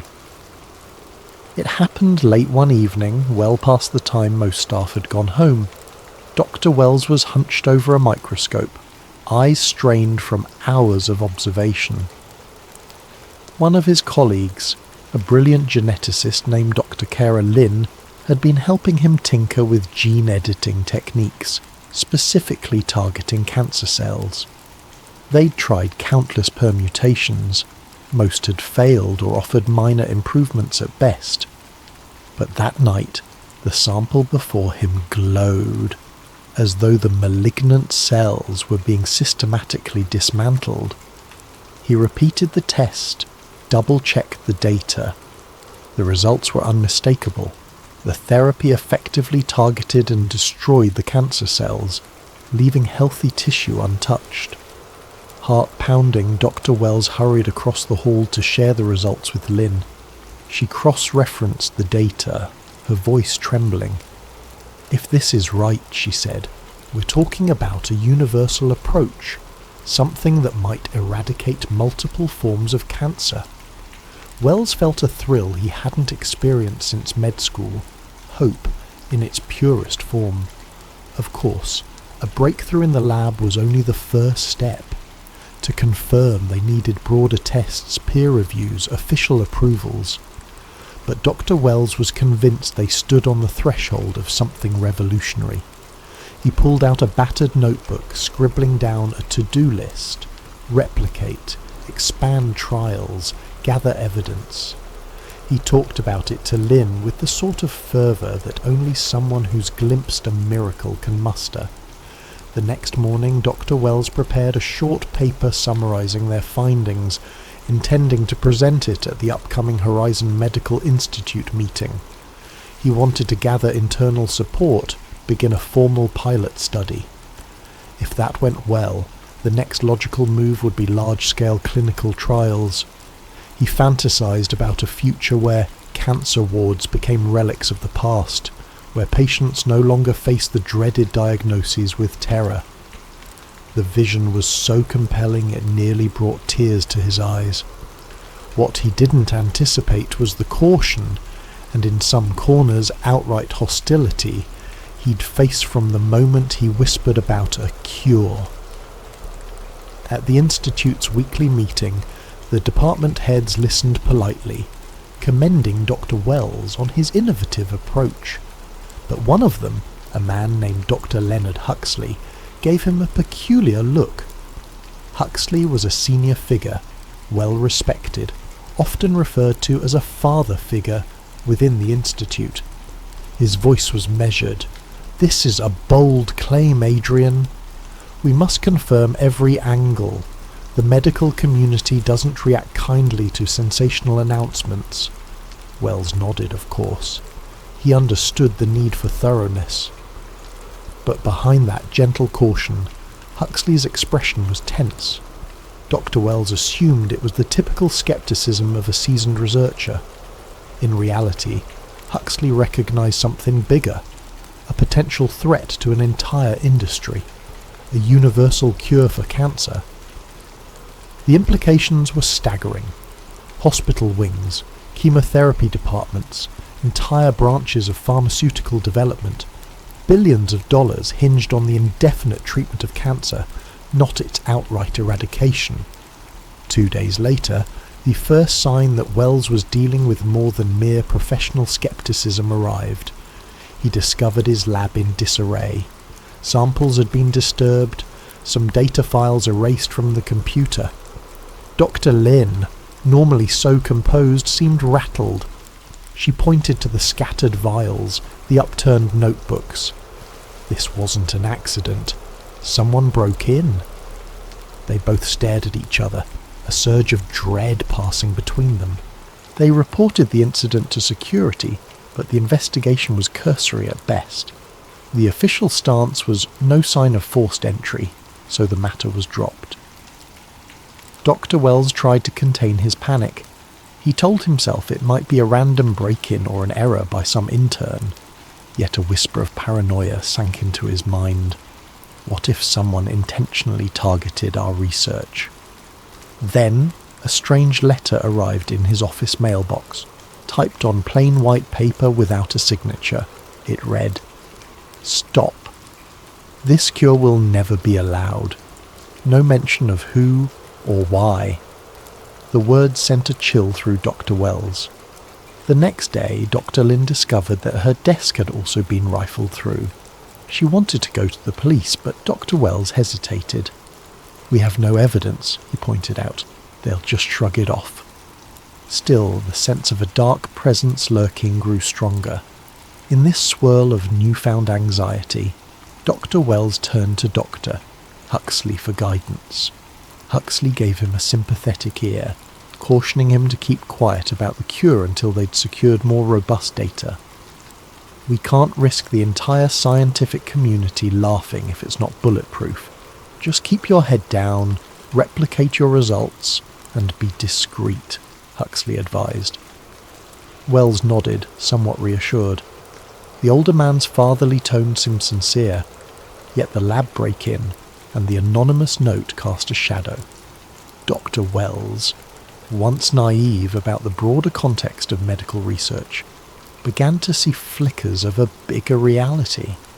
Pharmaceutical giants poured billions into drug development. A single, definitive cure for cancer threatened that entire revenue stream. Could it be that these are merely coincidences? Or was there a genuine conspiracy to suppress his findings? The notion felt paranoid, but each day it seemed less far-fetched. He soldiered on, determined to finalize the second phase of lab trials. The results continued to validate the therapy's efficacy across multiple cancer cell types. Lin and Wells found themselves excited but also fearful, glancing over their shoulders whenever they left the building. Dr. Wells's wife, noticing his late nights and worried frowns, tried to pry details out of him. But he didn't want to alarm her. He wasn't even sure of the threat himself. So he lied, saying the stress was just typical research pressure. As he lay in bed one night, the moonlight filtering through the curtains, Dr. Wells stared at the ceiling. His mind replayed the break-in, the letter, the cautious warnings from Huxley. He kept thinking, all I want is to cure cancer. How can that be a problem? But somewhere, in the quiet of that night, a new realization took root. Maybe the problem isn't the cure, but the threat it poses to those profiting from the status quo. He couldn't shake the feeling that this was bigger than mere departmental politics. Thus Dr. Wells found himself perched on the edge of a dark journey. Though he couldn't yet see how deep the rabbit hole went, he had the cure, at least in embryonic form. But as the old adage goes, sometimes discovering something monumental puts a target on your back. The curtain was rising on a new act, one that would test his resolve, his morality, and possibly his sanity. Dr. Adrian Wells tried to continue his work quietly as doctor. Leonard Huxley had advised. For a few weeks it seemed the tension subsided, but the respite was brief. One afternoon, after a long day in the lab, Dr. Wells stepped outside to find two men in dark suits leaning against a black sedan. They wore no name tags, no badges, but their postures were unmistakably official. One nodded at him in a way that made the hairs on his neck stand up. Dr. Wells hurried to his car, trying to act casual. As he pulled away, the sedan followed, at a distance. He told himself he was imagining it. But the next day, it happened again. Over dinner, he confessed some of his worries to his wife, Elena. She frowned, her gaze flicking nervously. Could it be the press? She asked. Sometimes journalists lurk for a scoop. Dr. Wells wished that were the case, but something about the men's demeanour felt more ominous than your typical reporter. He shrugged, not wanting to alarm her further.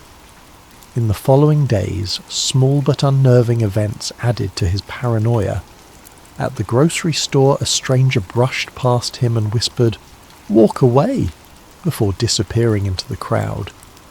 His email account was flooded with spam messages referencing random keywords like cancer cure and dangerous knowledge. Dr. Wells changed his password, but the messages persisted. It felt like a cat-and-mouse game he didn't know how to play. While Dr. Wells tried to maintain normalcy in the lab, Dr. Caroline's absence loomed large. She'd travelled to a conference abroad soon after the break-in. At least that's what the Institute's official statement said. But Dr. Wells found it odd that she'd vanished without discussing it with him. He tried emailing, calling, but got no reply. He approached HR for details about her trip. They said she was on extended research leave, sounding vague. Unease curdled in his stomach. Where is she truly? Sensing a growing threat, de Wells decided to back up his data in multiple places. Late one night, he copied the research files onto multiple flash drives, labelling them with random code names. He stashed one in his office desk, another in the trunk of his car, a third in a safe deposit box. He felt slightly dramatic doing so, but something told him that if the cure was forcibly erased, these backups might be the only chance to resurrect it. Then came the incident that confirmed his worst fears. A freak accident in the lab nearly cost him his life. One morning, de Wells began mixing reagents for a follow-up trial. An explosion erupted from the chemicals, sending glass shards everywhere. He escaped major injury by mere inches, but a large chunk of the apparatus was destroyed. As the smoke cleared, Dr. Wells stood shaking, a few minor cuts stinging his forearms. The official explanation pinned it on improper chemical labelling, but Dr. Wells had never once mislabelled a reagent in his career. The sabotage was blatant. He decided to confide in Dr. Huxley, who still projected that mentorly aura. Huxley listened gravely, then placed a hand on Wells' shoulder. "Adrian, I know you want to publish these findings, but perhaps you should consider stepping back," he said softly. "This is bigger than you realise. Sometimes the system isn't ready for breakthroughs." Dr. Wells blinked, baffled. "Are you saying I should bury it, after we might have found a cure?" Huxley started. Oh, look, I'd never say bury it. Just pause, gather more data discreetly. The powers that be might be less threatened if you proceed slowly. No, Dr. Wells didn't know how to respond. He felt deflated by Huxley's caution. Around this time, an investigative journalist named Sarah Vance entered the picture. She reached out to Dr. Wells via an encrypted email, claiming she'd heard rumours of a revolutionary medical discovery and potential sabotage. Initially, Dr. Wells was hesitant. He wasn't sure whether to trust a journalist. But the combination of mounting threats and Dr. Lynn's disappearance drove him to meet Vance in a diner on the outskirts of town. She arrived with a worn leather jacket, a notepad, and a fierce gaze that radiated a determination to uncover truth. Over an inconspicuous meal, he detailed the break-in, the cryptic threats, the lab explosion. She listened intently, occasionally nodding or scribbling notes. "I've heard whispers about big pharma interests that target anyone who might disrupt their profit streams," she said. "But this is bigger than a rumour, if you've truly found a universal cure." Part of Dr. Wells felt relieved to confide in someone who believed him. Another part was terrified that letting a journalist in might heighten the risk. Still, he recognised he needed outside help. The authorities? He doubted the local police could face corporate or government forces. So Sarah Vance became his ally by default. She promised to investigate, gather evidence quietly. "If I can piece together a credible story, the public outcry might protect you," she reasoned. Wells wasn't entirely convinced, but it was something. Shortly after that meeting, Wells received a call from an unidentified number. The voice on the other end was calm, almost mocking. "We know you're working with that journalist. This is your final warning. Drop everything or we will drop you." The call ended before he could speak. Cold sweat drenched him. They clearly had eyes everywhere. Nevertheless, Dr. Wells pressed on. He performed more tests, reaffirming the cure's efficacy. Dr. Lynn's absence gnawed at him.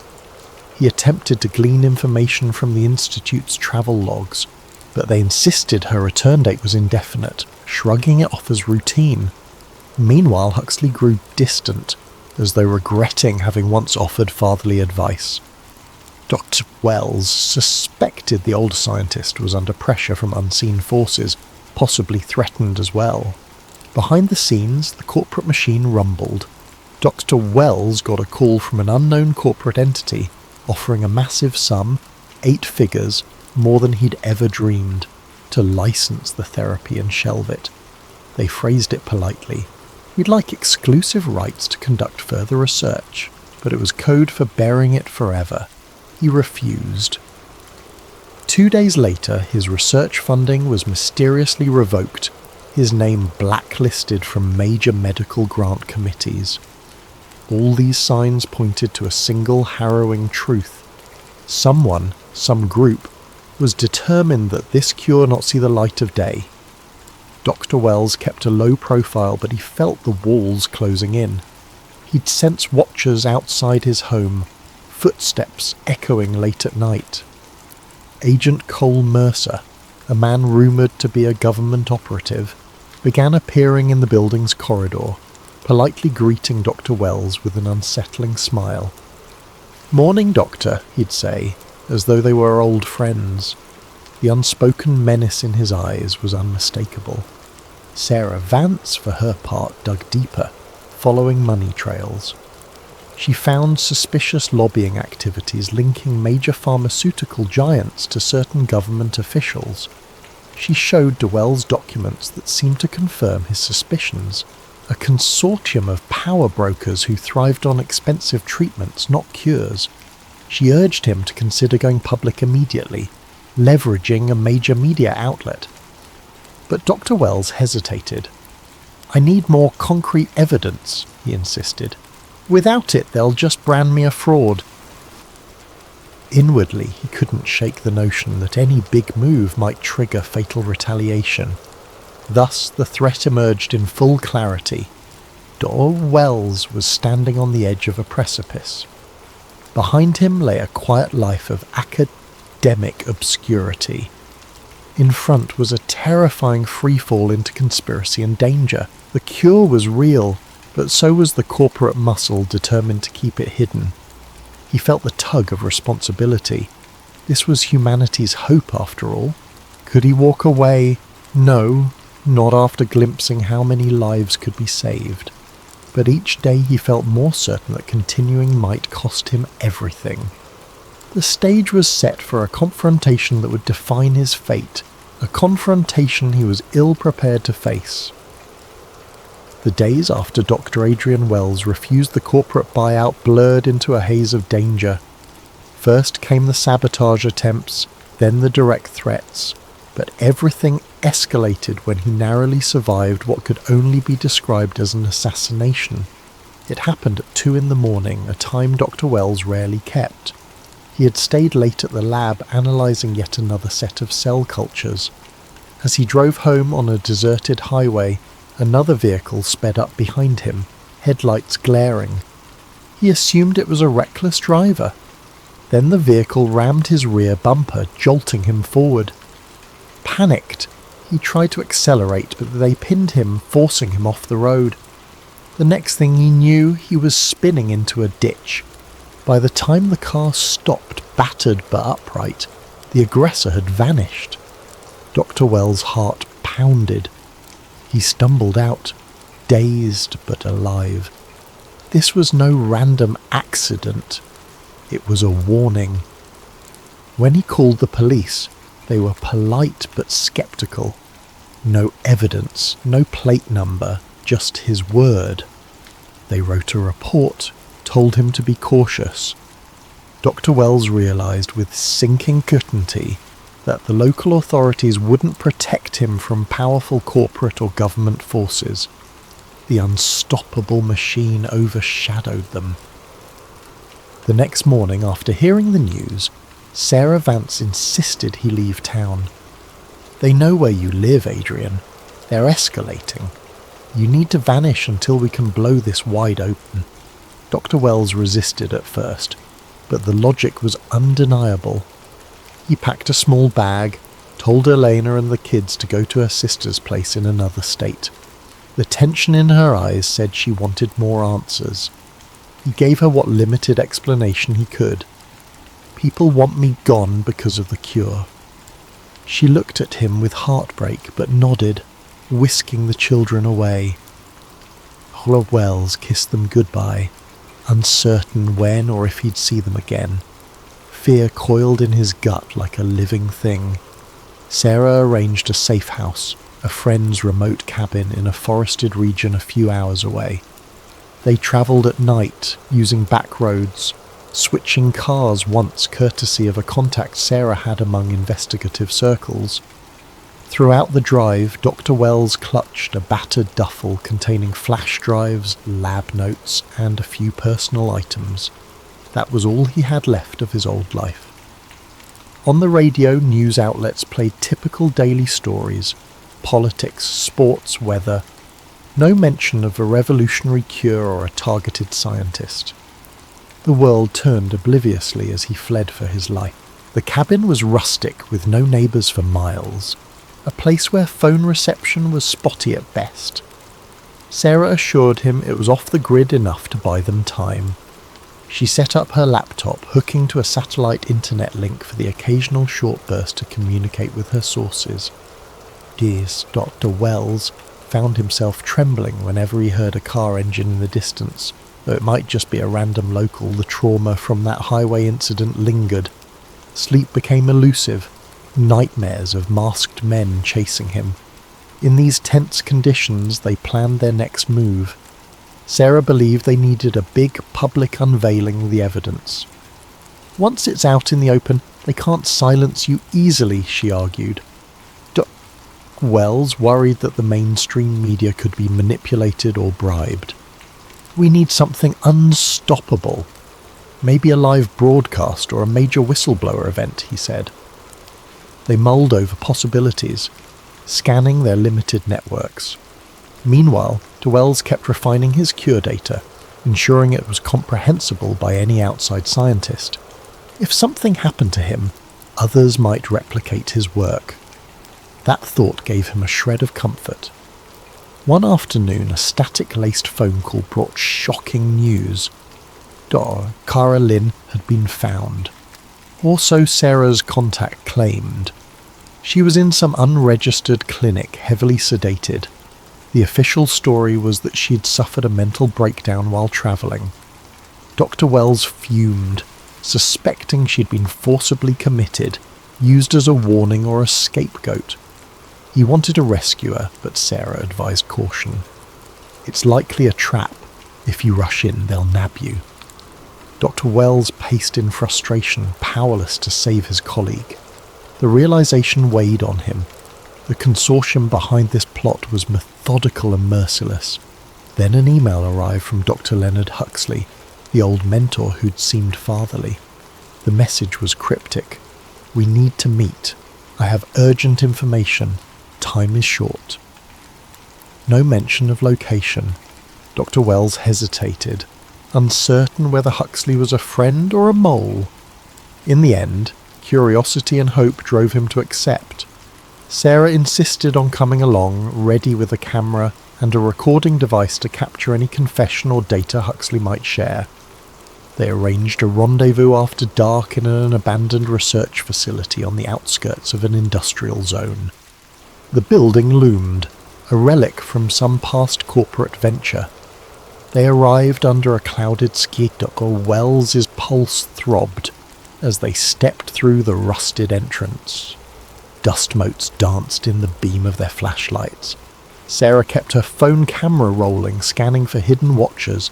At last, they found Huxley waiting in a long corridor, shoulders slumped, a thick file under his arm. His face bore lines of exhaustion and guilt. He spoke in hushed tones. I've been part of this system far too long, Adrian. I tried to warn you subtly, but it's gone beyond that now. The consortium sees your cure as a direct threat. They've been silencing breakthroughs for decades. He opened the file, revealing documents that named top executives, government liaisons, all funneling billions to ensure diseases remain chronic conditions, never cured outright. Dr. Wells' stomach churned reading the evidence. Pharmaceutical giants, insurance conglomerates, even certain politicians were all complicit. Huxley's voice quavered. They threatened me too. I gave them partial info on your project, hoping to buy time. Now they want me to lure you in. His eyes shone with regret. I couldn't do it. I can't be that man. A tear traced his cheek. Dr. Wells felt a tidal wave of betrayal and pity. This man he once admired was simultaneously a traitor and a victim. The deeper realization was that the entire system was rigged against cures. As they talked, Sarah recorded everything. Huxley handed over the file. This should prove the conspiracy, but you must move fast. They know I'm here. They'll come for all of us. Right on cue, headlights flared outside. The screech of tyres echoed in the hollow halls. A figure shouted, footsteps pounding. Dr. Wells, Sarah and Huxley exchanged panicked looks.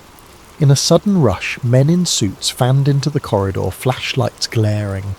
Leading them was a man Dr. Wells recognised from outside his lab, cold-eyed, likely working for the consortium. You should have stayed quiet, Huxley, the man said, voice dripping with contempt. Chaos erupted. Sarah and Dr. Wells scrambled to flee, Huxley hurling the file to them. The men advanced, arms outstretched.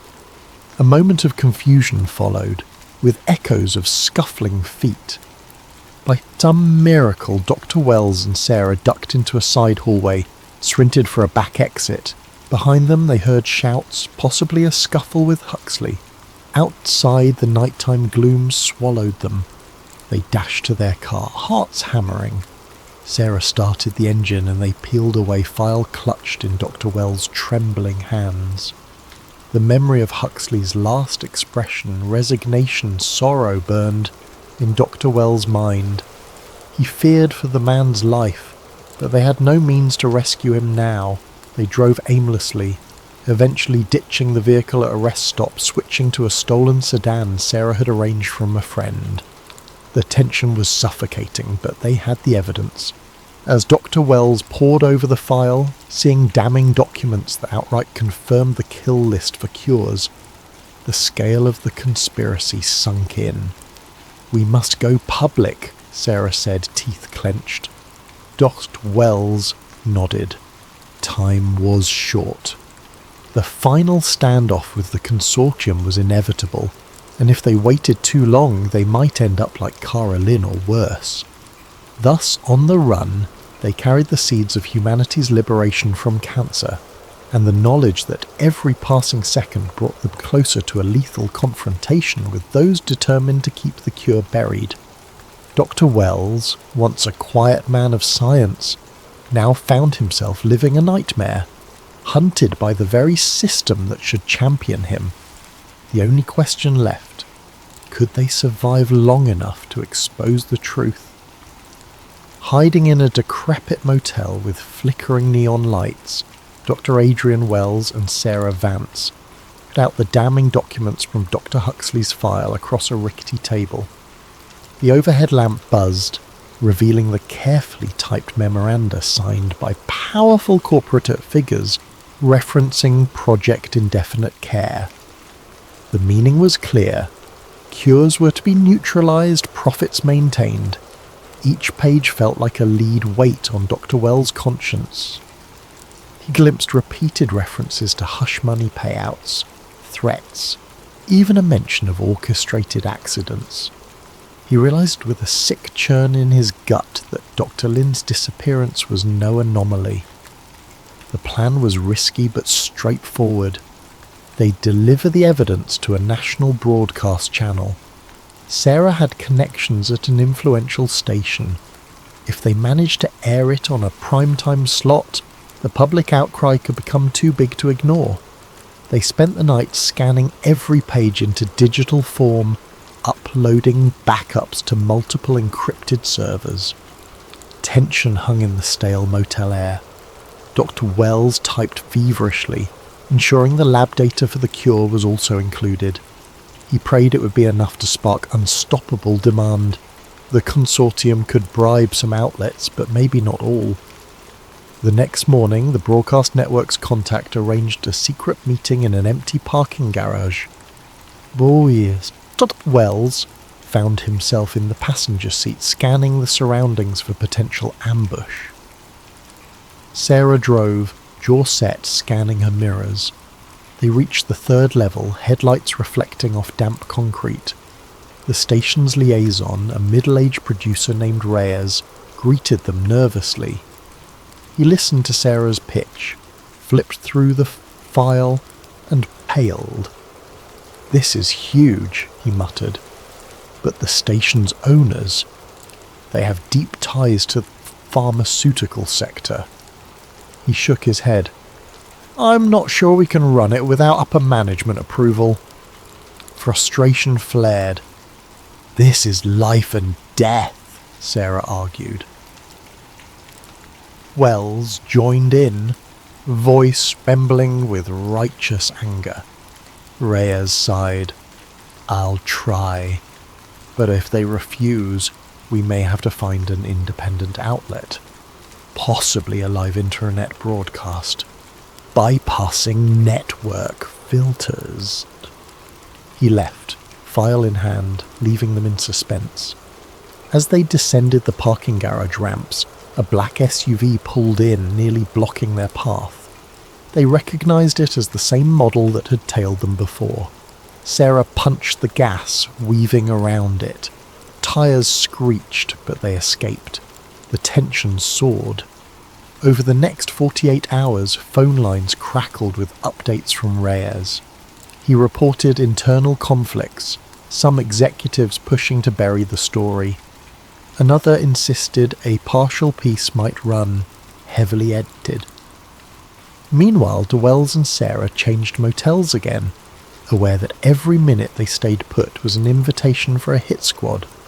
Dr. Wells' eyes burned from lack of sleep, his mind swirling with visions of unstoppable corporate assassins. In quiet moments he thought of Elena and the kids, wondering if they were safe. He made cryptic phone calls to ensure they were well, but avoided details that might reveal his location. Finally, Reyes called with partial good news. "We have a green light for a short-lived segment tomorrow night. The anchor is sympathetic, but the station only grants 5 minutes. We can't do a full documentary, but it's something." Sarah clenched her fist, half relieved. They arranged a plan. Dr. Wells would appear in disguise, revealing the cure, the conspiracy, assault, and Huxley's documents. Sarah would provide additional context. If they could ignite public outrage, perhaps other media outlets would follow suit. It was a desperate gamble, but the only shot they had. They arrived at the station in the pre-dawn darkness, sneaking in through a side entrance. Reyes, pale and sweating, guided them to a dimly lit backstage area. The anchor, a woman named Diane Caldwell, introduced herself curtly, eyes flicking over the documents. Her expression was a mix of shock and fear. "We go live at 8:05, make it count," she said. "But I warn you, station execs might cut the feed if it gets too inflammatory." Wells nodded, heart pounding. He donned a hooded jacket, but Sarah insisted that revealing his face might carry more impact. Torn, he finally decided to keep the hood off. He wanted the world to see him, a real person, risking everything. 8:00 p.m. arrived, and the station's news broadcast began with routine headlines. Dr. Wells and Sarah waited in a cramped side set, microphones pinned to their collars. Cameras loomed like silent watchers. The anchor segued into a shocking medical expose and signalled for them to walk on stage. Dr. Wells' pulse hammered. He swallowed, stepping into the bright lights, aware that millions might be watching. He started explaining his background, a humble oncologist who discovered a universal gene therapy for cancer. Then he mentioned the repeated break-ins, sabotage, and veiled threats. Sarah followed up, brandishing Huxley's documents on camera. For a moment, the anchor's eyes widened with genuine alarm, but she pressed them for specifics.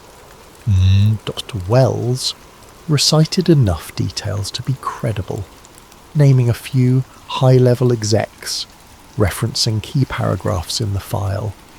The anchor looked uneasy, glancing at her teleprompter, presumably expecting a corporate muzzle any second. Halfway through, the broadcast cut abruptly to a commercial break, no warning, no sign-off. Studio staff erupted in confusion. The station's control room lights flickered. Reyes burst onto the set, whisper shouting, "They're pulling the segment! We lost the feed! Some higher-up demanded it!" Wells and Sarah exchanged a grim look. They'd gotten maybe 2 minutes on air. The anchor apologized frantically, calling it a technical glitch. Everyone knew better. The consortium's reach extended into the station. Fearing immediate retaliation, DeWells and Sarah fled the building, hearts hammered. Outside, the night air was thick with disappointment. That was their biggest chance for a mainstream revelation, and it had been snuffed out. As they debated their next move, DeWell's phone buzzed with a text from a burner number. The message read, "Run, they're coming." The implication was clear. The consortium might attempt a lethal strike now that the partial unveiling failed. Desperate, Dr. Wells recalled to Huxley's final mention, "If everything collapses, get out of the country. Present the data globally. The UN might help." Sarah was reluctant but recognized the logic. They connected with a pilot friend who could secure a small private plane for an international flight. Geneva, perhaps, where the WHO might accept Dr. Wells' research. Arrangements were made in hushed phone calls. The flight was set for the following evening from a remote airstrip. The next day was a blur of paranoid preparations. Dr. Wells concealed the original documents in a padded envelope, taped to his chest beneath his shirt. Sarah carried digital backups on multiple USB drives. As dusk fell, they drove to the airstrip in a borrowed car scanning for tails. A lone Cessna awaited, engine humming. The pilot, a taciturn man, waved them aboard. The sky was a muted purple, the first stars glimmering. Dr. Wells exhaled, imagining the plane's rise as their final escape from the consortium's clutches. But fate had a different plan. Less than an hour into the flight, radio contact was lost. Controllers on the ground reported garbled static, then a sudden drop in altitude. Radar indicated a catastrophic mechanical failure or sabotage. Witnesses near the coastline claimed to see an explosion. The plane vanished from the screens. By the following morning, local authorities discovered wreckage scattered in the ocean shallows. No survivors found. Dr. Wells, Sarah, the pilot, gone. The news coverage labelled it a tragic accident. Pilot error, technical malfunction, inconclusive. The overshadowing subtext was that Dr. Wells' cure had died with him. Some conspiratorial corners whispered sabotage, but official investigators dismissed such claims. Agent Cole Mercer, rumoured to have orchestrated countless covert ops, publicly expressed condolences, while quietly ensuring all data about Dr. Wells' project was reclassified. And so it was that the cure that might have ended cancer was lost. The final showdown ended not with triumphant revelation, but with a single plane crash that obliterated hope. In the aftermath, the consortium tightened its grip. Dr. Lin remained unaccounted for, Dr. Huxley presumably silenced. For the public, the fiasco became just another footnote in the daily avalanche of news. Meanwhile, a handful of unwavering conspiracy theorists championed Wells' memory, pointing to the hush that descended around any mention of his therapy. Days after the plane crash, as the media cycle churned, official statements emerged. Mechanical failure, no sign of foul play. The general public, preoccupied with other headlines, accepted the verdict. The notion that a miraculous cure had died with Dr. Wells barely registered. The consortium exhaled a collective sigh of relief, confident their profits remained unchallenged. Yet rumours circulated in hushed circles. Sarah Vance, the investigative journalist presumed dead in the crash, had told a few allies about a backup plan. A handful of Dr. Wells' colleagues scattered worldwide whispered that he'd distributed enough data to replicate the cure. Some said he'd arranged for trusted foreign scientists to receive encrypted files, but no one stepped forward publicly. The fear of retribution was too strong. A month later, an unlisted video surfaced on a dark web forum. The grainy footage showed Wells sitting in a dimly lit room, hair dishevelled, voice steady despite visible exhaustion. The timestamp indicated it had been recorded hours before the fatal flight. In the clip, he spoke directly to the camera. "If you're watching this, something happened to me. Know that I tried to share the cure, but powerful forces want it hidden. They fear the financial implications. But you, whoever you are, mustn't let them bury it. This cure belongs to humanity." The video ended abruptly. The clip circulated among conspiracy boards, but mainstream media dismissed it as a hoax. Within days, the video link vanished from most platforms. Dr. Huxley, if he was still alive, made no public statements. Some rumoured he'd fled the country, others claimed he'd been coerced into silence. The institute where Dr. Wells worked quietly removed his name from the staff directory, shifting the official story to Dr. Wells was an unstable researcher who met a tragic accident. Colleagues who once admired him were either too intimidated or too sceptical to speak up. Meanwhile, an ocean away, Delin was found in a private facility. She was heavily medicated, with no recollection of the last few months. Her medical records described exhaustion-induced breakdown, but a nurse confided in whispers that men in suits occasionally visited her, scanning her charts, ensuring she stayed sedated. The nurse who leaked that information soon left the facility under vague circumstances. For many, the memory of Dr. Wells faded, overshadowed by the daily churn of scientific news, corporate releases, and political chatter.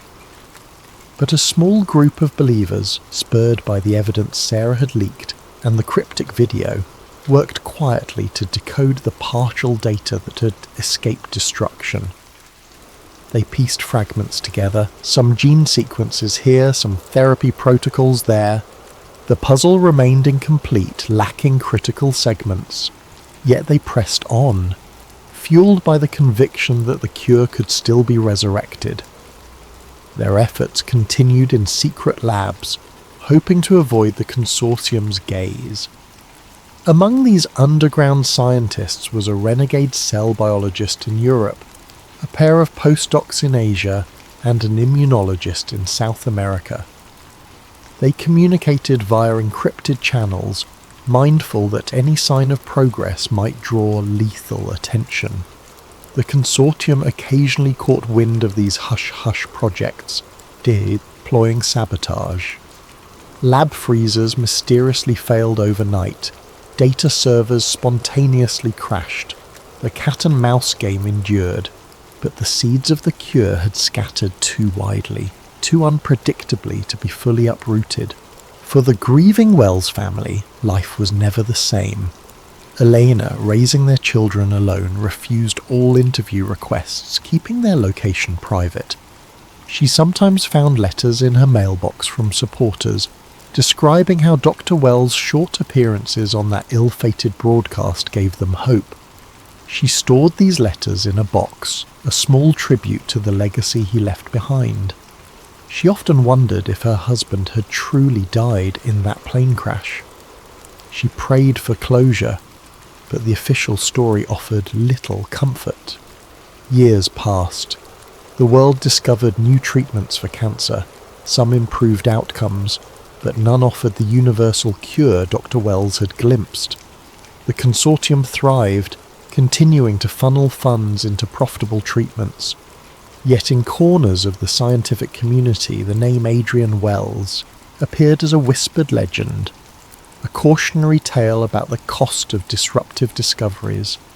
Students sometimes read about him in obscure articles titled "The Cure That Killed Him," half convinced it was pure conspiracy.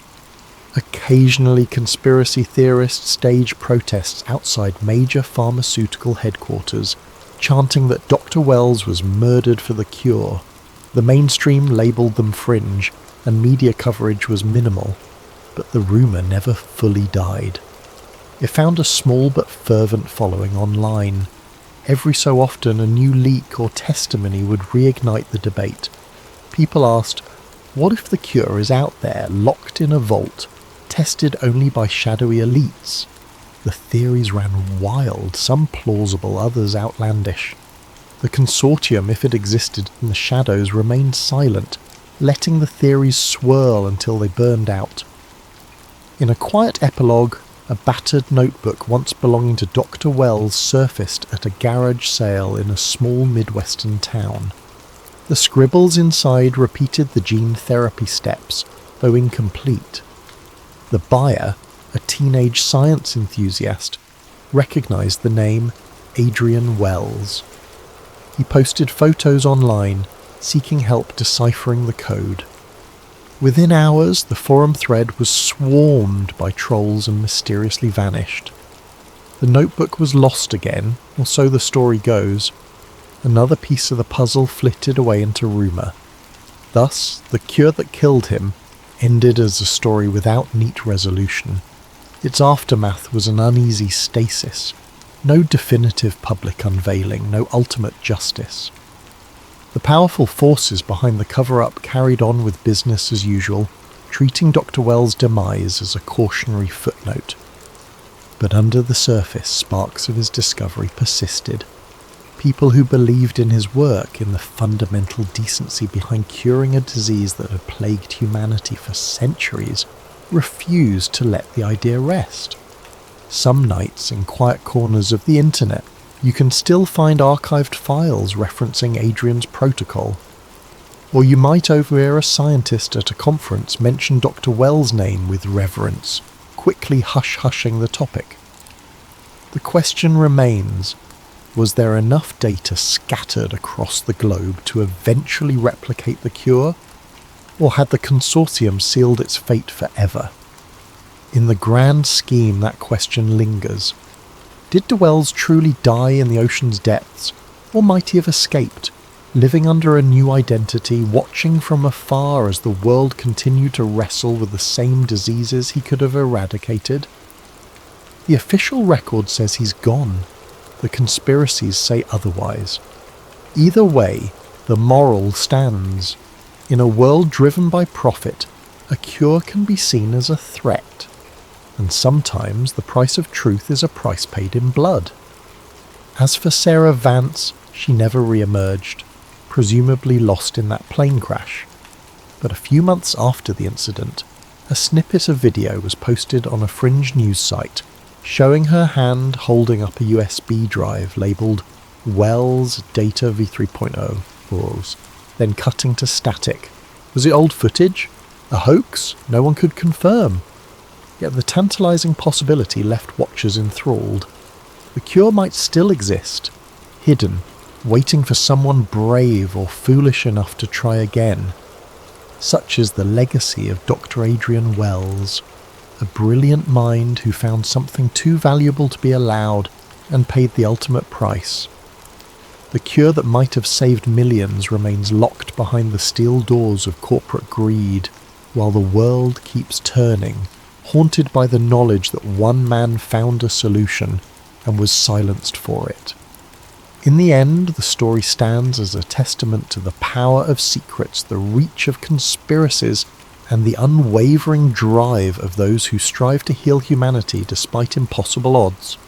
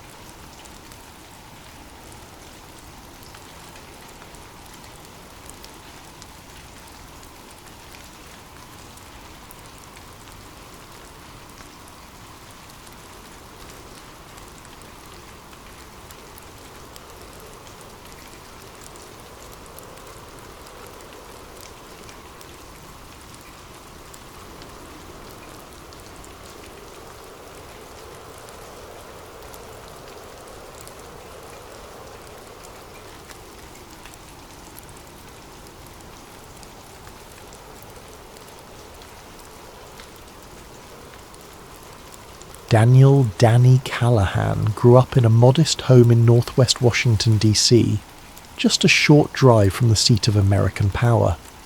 His paternal grandmother was a second cousin, twice removed of JFK, enough of a link to give him a faint brush with the Kennedy legacy. While some children idolize sports heroes or fictional adventurers, Danny's childhood fascination was his distant presidential relative. Family gatherings were often punctuated by half-spoken stories, knowing glances, and the hush that accompanied any mention of Dallas 1963.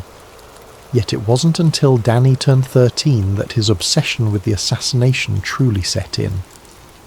That was the year his grandfather, once a low-level aide in a government office, fell gravely ill. Sensing his mortality, the old man called Danny to his bedside and pressed a worn leather-bound folder into his hands. "This, I never had the courage to share while I was healthy," he whispered. Inside were cryptic notes and partially redacted documents, including an unfiled CIA memo referencing leverage points in Texas. There were 3 initials scrawled at the bottom, R.A.D.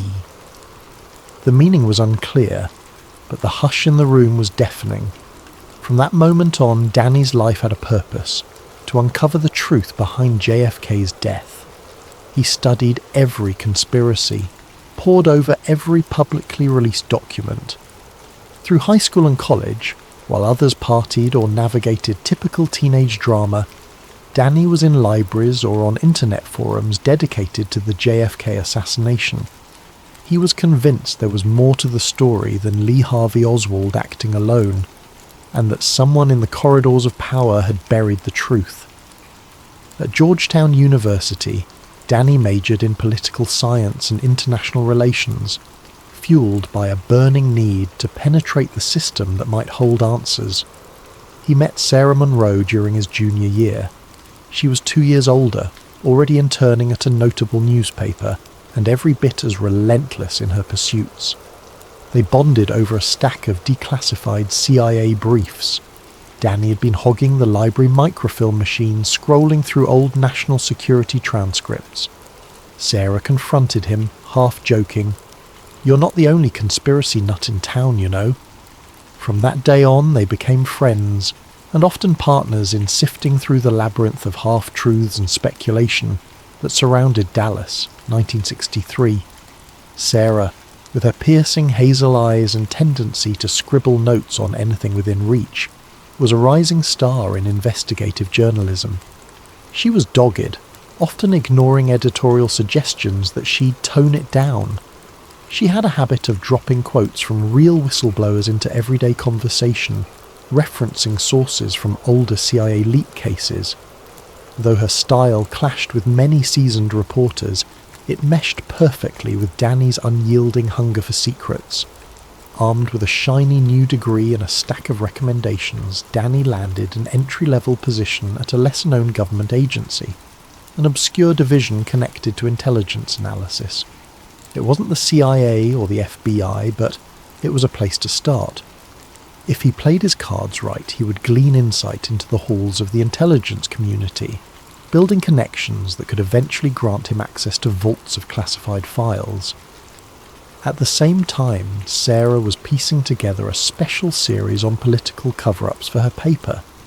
She was particularly drawn to the JFK cold case, a colloquial term she coined for her multi-article deep dive into conflicting testimonies and unsealed documents. Danny, though restricted by clearance protocols, often fed her stray leads that he picked up through casual chatter at the office, discussions about old files, or references to managers who'd been around since the 1960s. They became a formidable team, even if they had to operate carefully. Word travelled fast in government circles, and Danny knew he had to keep his personal inquiries discreet.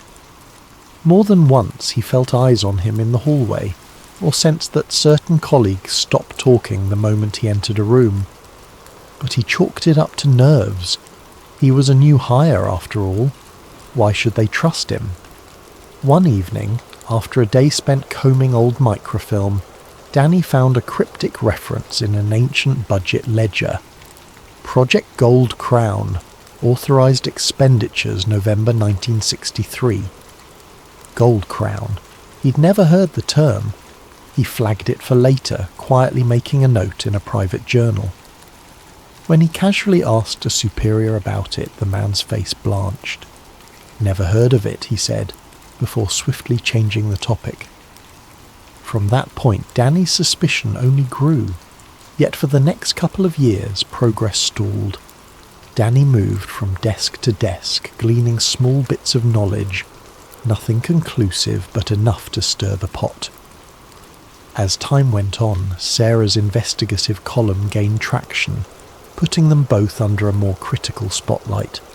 She wrote scathing pieces about how the Warren Commission failed to address key inconsistencies, how the House Select Committee on Assassinations had left critical leads unresolved, and the systematic destruction of evidence. Predictably, this drew some negative heat from certain corners of the intelligence world. Midway through his second year at the agency, Danny was invited to a private lunch by one of his supervisors, a man named Clay Finch, who specialised in document classification. Finch offered a wide smile over a sandwich in the cafeteria. "You've been busy, Danny," he said in a tone that was borderline accusatory. "Interested in historical records, are we?" "Just want to learn," Danny replied calmly, aware that each word needed to be measured. Finch leaned closer. "History is a funny thing. A lot of it is better left behind. The official record stands for a reason. You wouldn't want to disrupt that, would you?" There was an ominous note to Finch's voice, but his eyes were maddeningly unreadable. That moment marked a shift for Danny, a realization that everything he was doing, every digital search, every phone call with Sarah, every request for older files, was being tracked. And behind Finch's sly smile, Danny sensed a message. "We know what you're up to. Tread carefully." A week later, Sarah told Danny she'd received an anonymous tip from a caller who claimed to have inside information from the 1960s intelligence community. The caller insisted the truth behind JFK's murder was deeper than any single branch, pointing to a hidden web of power brokers. The call ended abruptly, but not before the voice uttered a phrase that sent chills up Sarah's spine. "Keep digging and you'll meet the committee." "The committee?" Danny asked. "Like some secret group?" Sarah shrugged anxiously. "Who knows? This entire case is a riddle inside a locked box, but something tells me we're on the right track." Neither realized how dangerous that track would become. Danny was closer to the nerve center of government secrets than he'd ever been, and the watchers, both inside and outside his agency, were beginning to circle. For the next 6 months, Danny and Sarah waded into increasingly murky waters. At first, their partnership involved a simple back and forth. Danny would slyly pass on non-confidential leads gleaned from his job, while Sarah followed up with gritty fieldwork, tracking down rumoured witnesses, rummaging through dusty courthouse records. The synergy worked. Sarah's articles gained a cult following, her audience enthralled by the notion that powerful forces had orchestrated JFK's demise. But the more she wrote, the more pushback she received from her editors and ominous calls to tone it down. One late afternoon, while searching through a digital archive of declassified intelligence briefs, Danny stumbled across a suspicious reference to Operation Crosswind, Cuban Ops, November 21st to 23rd, 1963. This short mention rattled him. According to official narratives, the CIA's Cuban involvement was well known, but had supposedly wound down after the Bay of Pigs fiasco in 1961. Why would there be a covert operation still active in late 63, timed suspiciously close to the assassination date? Curiosity piqued, Danny attempted to access the Crosswind file. His clearance was insufficient, but he did manage to glean a cryptic summary. Deployment of foreign assets to the continental US for strategic disruption. No further details. Heart-pounding, he texted Sarah. Found a doc linking foreign shooters to Dallas timeframe.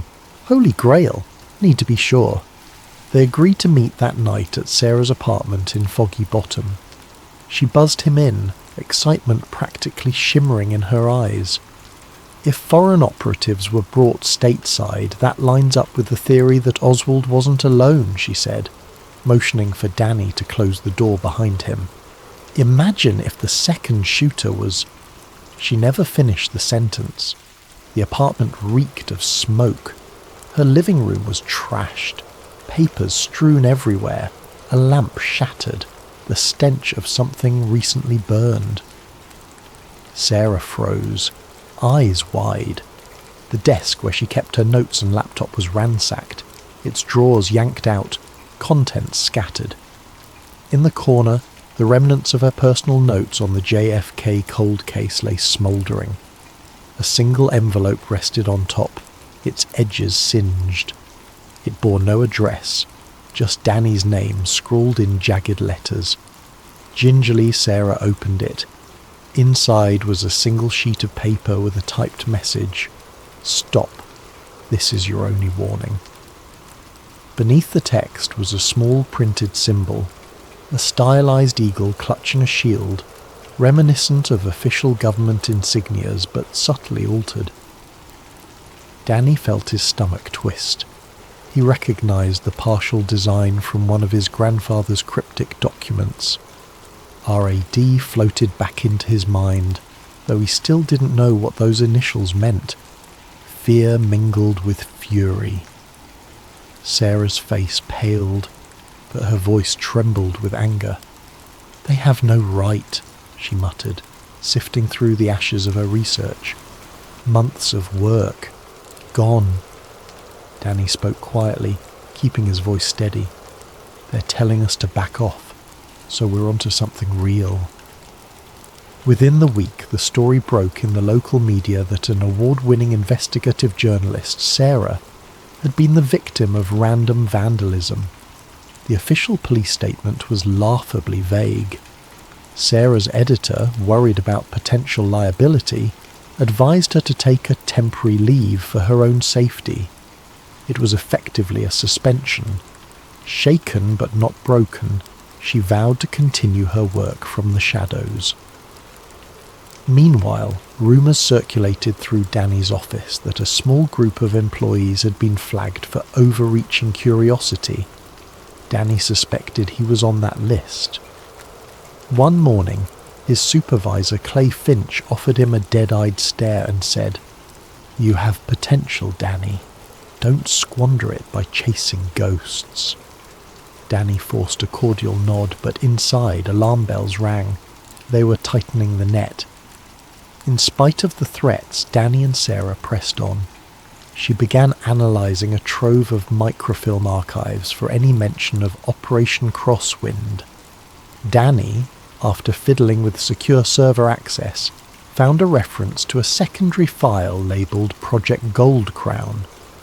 The word kept popping up in old 1963 to 64 budget logs. Crosswind, Gold Croon. The puzzle was expanding, and every piece hinted at the involvement of certain high-level US officials who had manipulated events in Dallas. As frustration mounted, Sarah had a breakthrough. She'd been researching possible retired intelligence officers from the 60s who might still be alive. Hidden in the dusty corners of a Senate hearing transcript, she found mention of William Bill Keating, an ex-CIA operative with rumoured involvement in covert Cuban missions.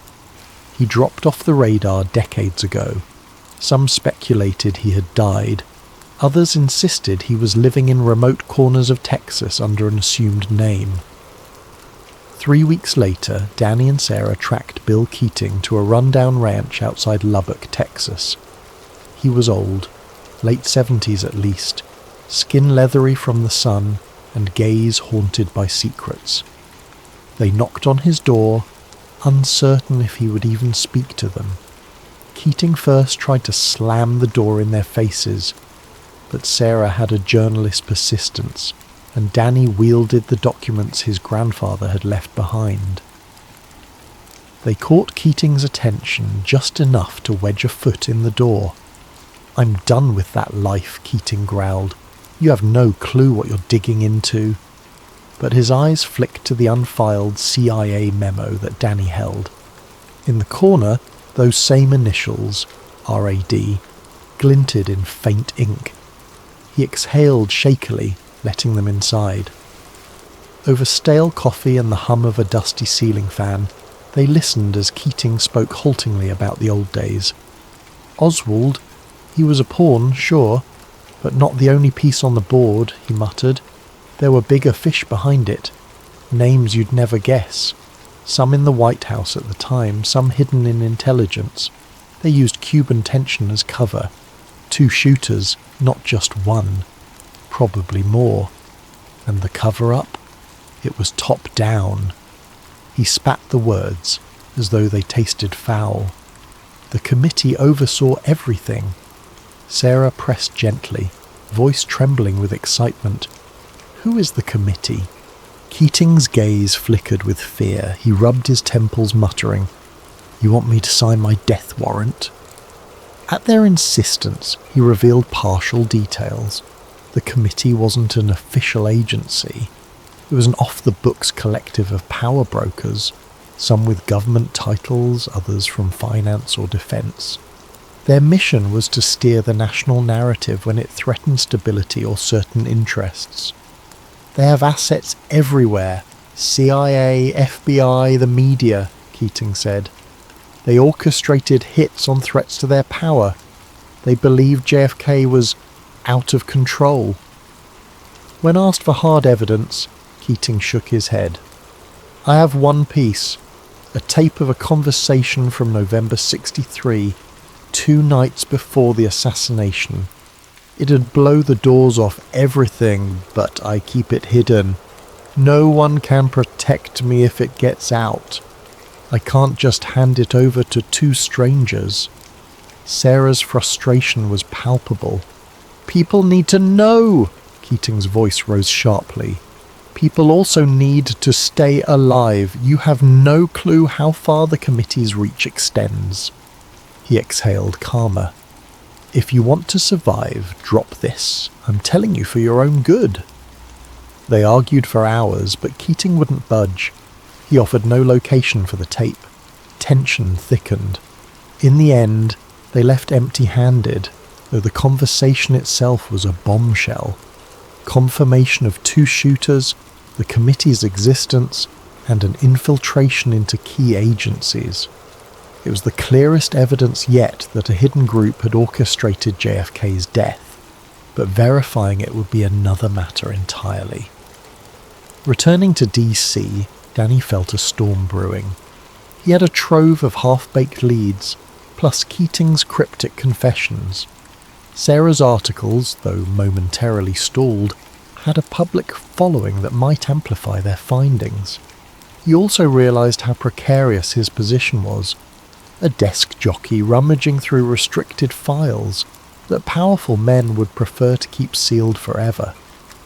Late one night, Danny pulled the old leather folder out from a locked drawer, rereading his grandfather's cryptic notes, references to shadow patriots, the need to maintain illusions, and repeated scribbles of those same initials, R.A.D.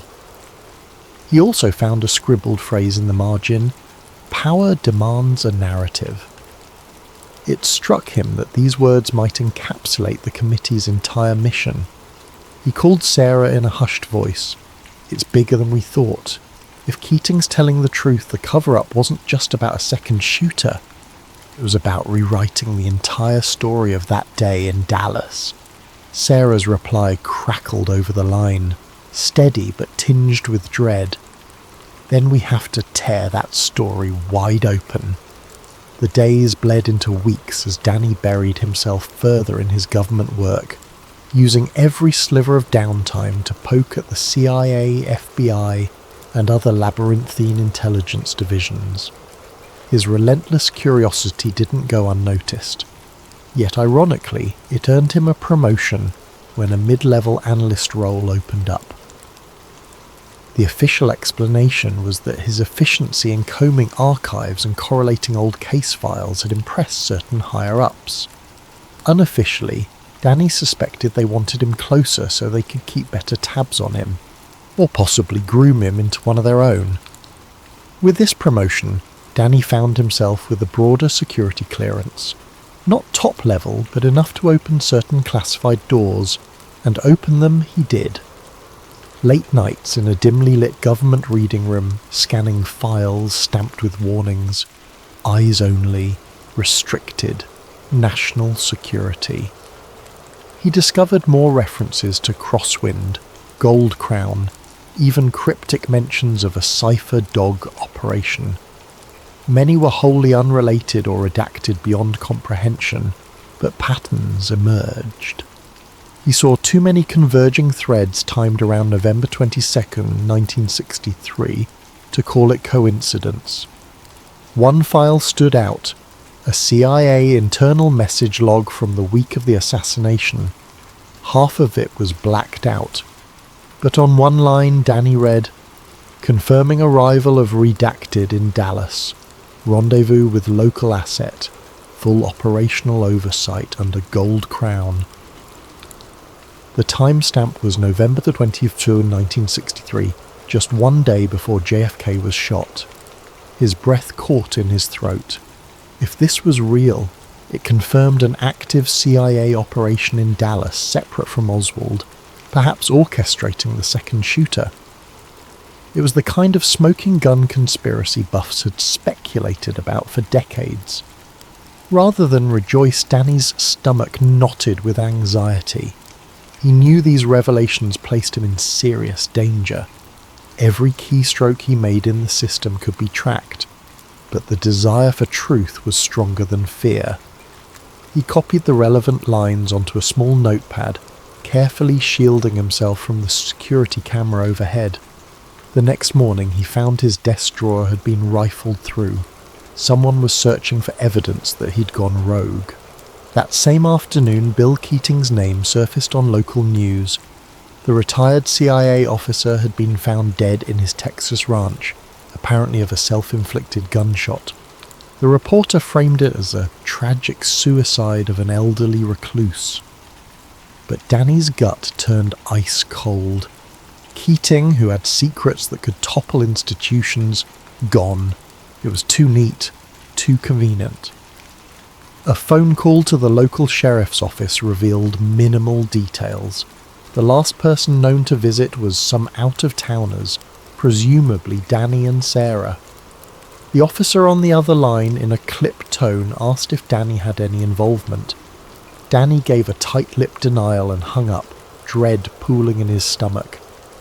News of Keating's death rocked Sarah. She was convinced the committee, or some arm of it, had tied up a loose end. "He told us too much. Now he's gone," she seethed during a tense phone call, her voice shaking with anger. "We have to find that tape he mentioned. It could prove everything." But the tape's location remained a mystery. With Keating dead, any trail was likely cold. Late that night, Danny revisited his grandfather's old documents, hoping for some clue to Keating's hidden stash.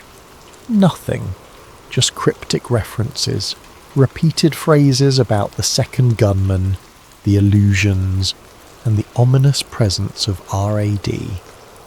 That night, Danny slept fitfully, haunted by the notion that he'd inadvertently caused Keating's demise.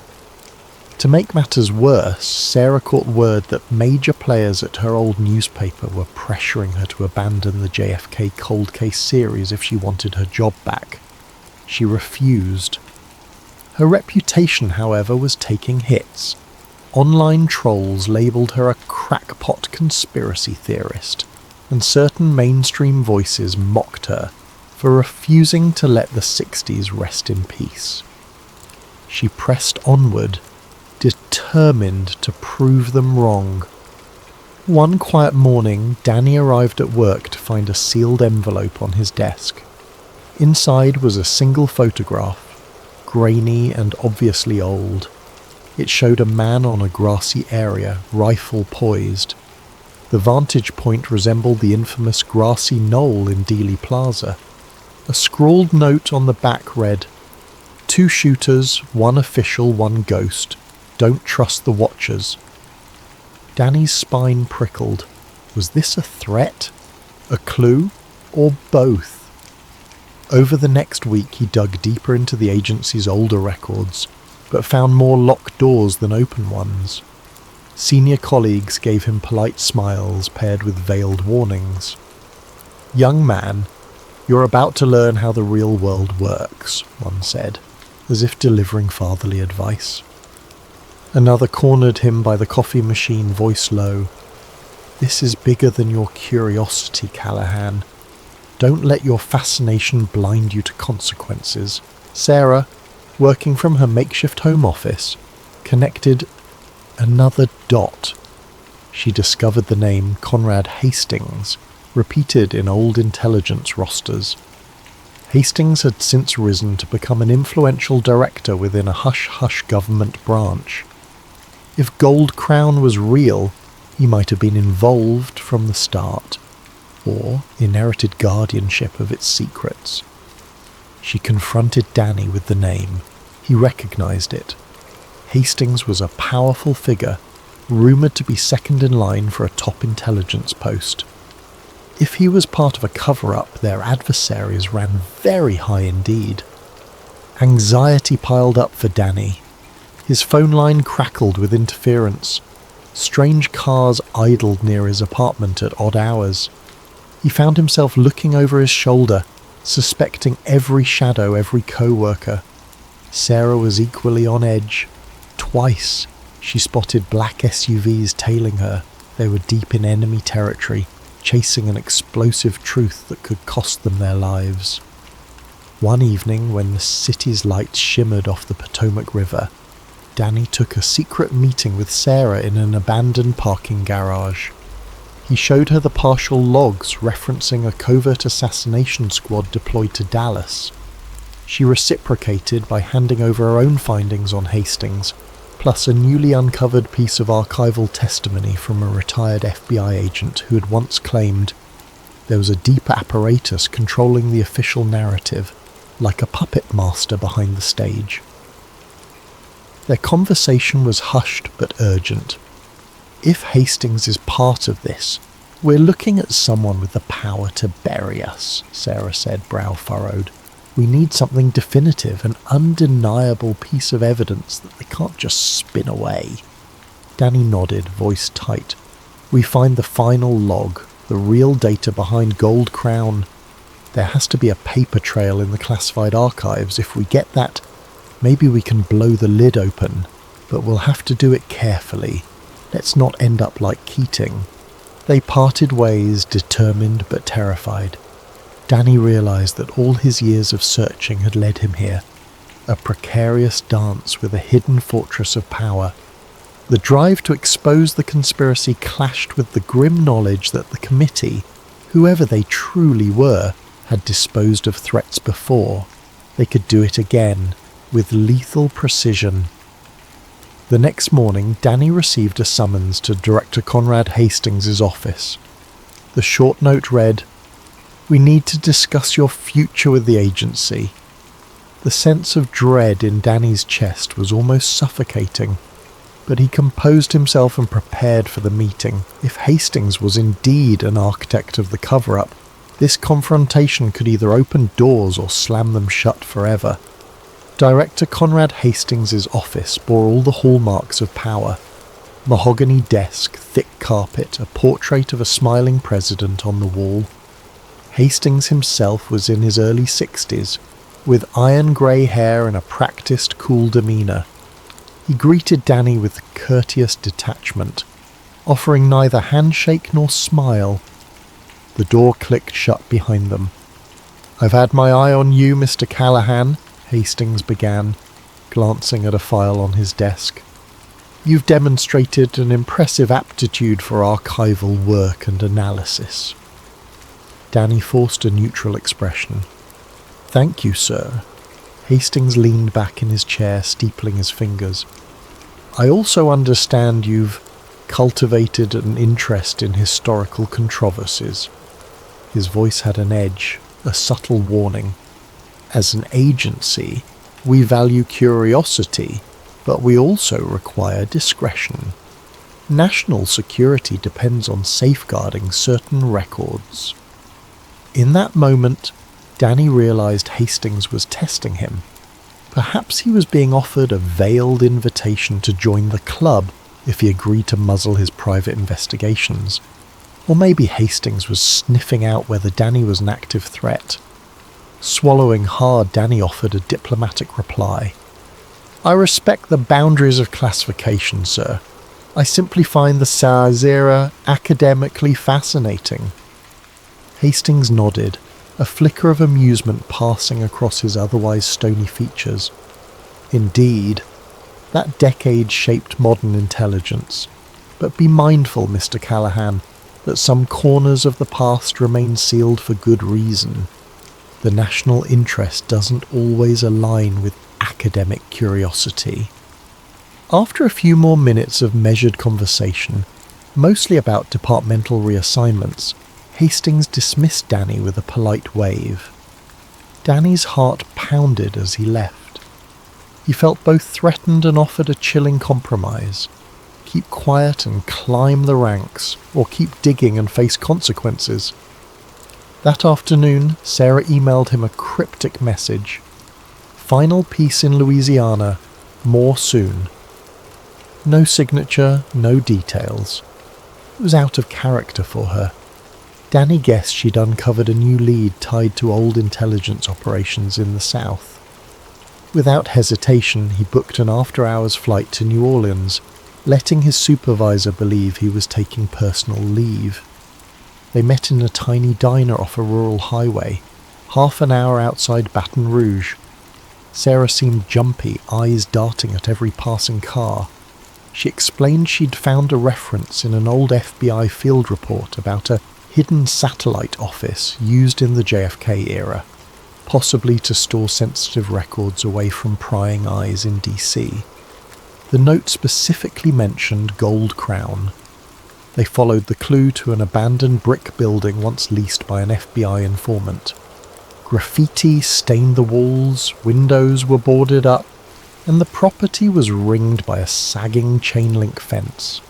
With crowbars and flashlights in hand, they broke in under the cover of darkness, searching for anything that might still be hidden. Dust coated every surface. Broken furniture lay in heaps. To the untrained eye, it was just another derelict property. In a back room behind a rotting bookshelf, they found a rusted metal door. The old lock took effort to pry open. Inside was a cramped storage area, the ceiling so low they had to crouch. Sarah's flashlight caught a cluster of battered filing cabinets. Most were empty, but one drawer held a locked metal box. Forced open, it revealed a stack of mildewed folders, newspaper clippings, and a reel of old magnetic tape labelled Confidential DK Radio Intercept November 21, 1963. Sarah's pulse quickened. DK Radio Intercept.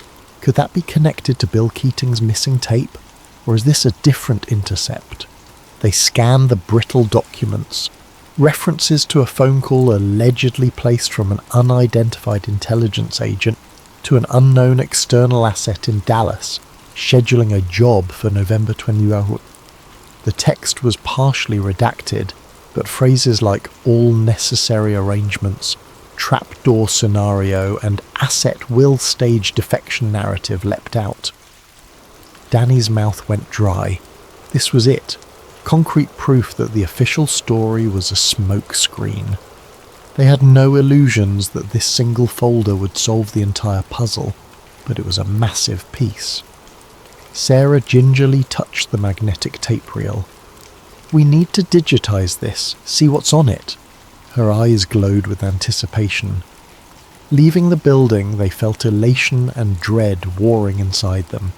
If they possessed authentic proof of a covert operation orchestrating JFK's murder, that also meant the committee, or their modern successors, would stop at nothing to silence them. They decided to drive to a safe location, an old friend's place in Lafayette, to examine the tape. On a lonely stretch of highway, they realized they were being followed. A sleek black SUV, headlights pinning them in the rearview mirror. A tense chase ensued. Danny floored the gas, navigating winding rural roads. Their pursuer matched every turn, occasionally drawing close enough that they could feel the pressure of a bumper tap. Sarah frantically called her friend in Lafayette, telling him to be prepared. Finally, after a hair-raising swerve through a side road, They lost the SUV by cutting off their headlights and coasting into a deserted driveway. They waited, hearts pounding, until the SUV roared past, lost in the night. They arrived at Sarah's friend's place. Jeremiah was a college acquaintance with a knack for vintage audio equipment. In a cluttered back room, he rigged up a reel-to-reel player. The three of them listened with bated breath as the tape hissed, crackled, and then voices emerged. The audio quality was poor but distinct enough. Voice 1. "Confirm you are in position. The route is locked. Take the shot. He'll be slowed at the turn." Voice 2. "Roger. Our decoy is set. The defector story. You're sure it covers us?" Voice 1. "Guaranteed. This ties up with Oswald. Remember, the corridor must be clear. No mistakes, or the big man will bury us." Static washed over the reel, then resumed. Voice 2. "Understood. Rendezvous at the safe house after the event?" Voice 1. "Yes. Then proceed with the fallback narrative." Sarah paused the tape, tears in her eyes. Danny felt nauseated. They had just heard direct evidence that a second shooter using a decoy plan pinned on Oswald was orchestrated by some high-level figure. This wasn't vague speculation. These were men calmly planning an assassination. The hair on the back of Danny's neck stood up at the mention of the big man, presumably a reference to someone above them, perhaps a powerful official or the committee itself. Jeremiah, stunned, asked, "This is from the day before JFK was shot?" Sarah nodded numbly. "Sounds like it. This is dynamite. They made duplicates. Digital backups, multiple flash drives, knowing one master copy wouldn't be safe. Sarah stashed a drive in her luggage. Danny hid another in his shoe. They agreed to part ways early next morning. Sarah would drive back to DC with the documents, while Danny would fly. The plan was to release this bombshell simultaneously through Sarah's journalistic channels and Danny's quiet leaks to certain allies in government who still believed in transparency. But they never got the chance to execute that plan smoothly. Before dawn, Jeremiah woke them, voice shaking. "Somebody's banging on the front door." Armed men, likely mercenaries or black ops, poured inside. The ensuing chaos was a blur. Danny and Sarah scrambled out a side window, clutching the stolen evidence. Gunfire erupted behind them, shattering windows and sending the front door splintering off its hinges. With hearts pounding, they sprinted into the night. They were outnumbered, outgunned, but they had what might be the final piece that could prove a conspiracy. All that remained was to survive, and to ensure the truth saw daylight. Adrenaline surged as Danny and Sarah navigated the pre-dawn darkness. The stolen evidence pressed tight against their bodies. The quiet Louisiana air bristled with danger. Their car was parked behind Jeremiah's house, out of sight. With no time to check if Jeremiah made it out safely, they could only pray he'd found cover. Sarah gripped the steering wheel, knuckles white as they sped away. Danny fumbled for his phone, trying to call 911, but the line crackled with static. No help was coming from official channels. They both knew they'd likely been pegged as intruders or fugitives. They decided to split up. Sarah would go directly to a secure contact in DC, who owed her favours, an editor with a strong track record of protecting whistleblowers. Danny would make a desperate move on his end, try to access a top-level federal archive in Washington. If he could cross-reference the voice on that tape with any known high-ranking official from the 1960s, they might finally name names. As Sarah dropped Danny at the Baton Rouge airport, they shared a brief, intense embrace, fear etched in both faces. "Stay alive," she whispered. Back in DC, Danny barely paused to catch his breath. He snuck into his apartment to grab a change of clothes and discovered his front door's lock had been tampered with. Paranoia spiked. He left immediately, not daring to stay. Using an old pass for after-hours building access, he entered the labyrinthine warren of government offices. His new clearance might help him get into the deeper archives, though he wasn't sure if it was enough to waltz in unchallenged. Under flickering fluorescent lights, Danny navigated to a sub-level reading room. He found a sealed compartment that required biometric authorization. Boldly, he pressed his fingerprint to the scanner. Miraculously, it granted access. Perhaps a glitch or an oversight, or maybe Hastings had left the door open to test him. Within the corridor, rows of locked file cabinets stood behind tinted glass. Above them hung a sign. Archival Vault. Classified Histories. Danny scanned labels. Cuban Ops in 63-65. Domestic Counterintelligence in 60-64. Project Gold Crown. His heart pounded. There it was, Gold Crown. He approached, checking over his shoulder. No security detail in sight, but his Vier's nerves screamed. He used a small hacking device that Andrew, a tech-savvy colleague from years back, had once given him, hoping it might override the cabinet's digital lock. A beep, a click, and the cabinet slid open. Inside, manila folders bristled with old memos, cables, and dispatch logs. Many were heavily redacted, entire pages black with marker. But as he flipped through them, a name jumped out repeatedly. Director Conrad Hastings. At the time, a young intelligence operative attached to clandestine operations. Danny's eyes widened. Hastings had clearly been involved in Gold Crown from the start. He wasn't just a future caretaker of the files. He was part of the machine that orchestrated them. He snapped pictures with his phone. One memo dated November 25th, 1963 read, "Post-event. Ensure Oswald narrative remains primary. Assets must confirm no second shooter. Cooperate with Warren Commission. If infiltration or leaks occur, activate Project RAD." That acronym again, RAD. This time beneath it, a signature scrawled in black ink. Hastings. A floorboard creaked behind him. Danny whipped around to see Hastings himself standing in the corridor. He was alone, no guards in sight, but his posture radiated quiet menace.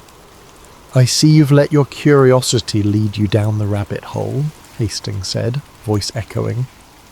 Danny's blood ran cold, but he raised his chin defiantly. "It's all here.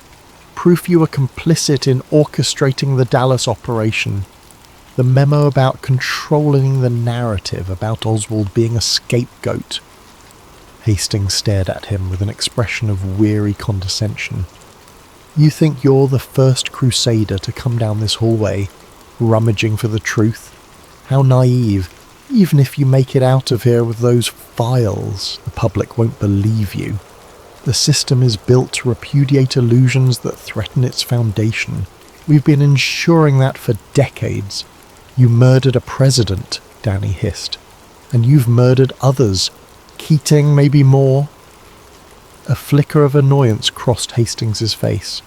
"I didn't personally pull the trigger, but I was part of safeguarding our nation from a leader we deemed dangerously unpredictable. We did what we had to do. Power is not about justice, Callahan. It's about continuity, about preserving the American project." Danny took a step back, readying himself. "It's not preservation. It's an execution of democracy itself. You're no patriot." Hastings let out a bitter laugh. "Patriotism is a mask we wear for the masses. The deeper truth is that people want to believe their government is stable and just. The committee ensures that narrative remains intact no matter the cost. You can wave that evidence around all you like, but you're one man against an entire apparatus trained to deny, discredit, or destroy whatever you expose." The tension escalated. Danny clutched the folder. Hastings inched closer. A sudden scuffle erupted as Hastings lunged to snatch the documents. Danny struggled to keep hold, adrenaline spiking. They slammed into a row of cabinets, metal rattling. Hastings, older but formidable, pinned Danny's wrist. Danny let out a grunt, managing to slip free just long enough to land a strike at Hastings' side. The older man staggered, wheezing, but refused to yield. He wrested the folder away, scattering pages across the floor. A single spark of opportunity flashed for Danny as he retrieved his phone, still containing pictures of the damning memos. He darted around Hastings, snatching a few loose pages from the ground. Hastings snarled, "You can't escape the reach of the committee. Even if you run, we'll find you. We'll bury you, like we buried everyone else who got too close." Danny's heart hammered, but fear morphed into righteous fury. He feinted left, then barged past Hastings, sprinting down the corridor. In the distance, alarm sirens began wailing. Security was on its way. As he reached the door, Hastings' final words echoed. "Even if you expose us, history remains ours to shape."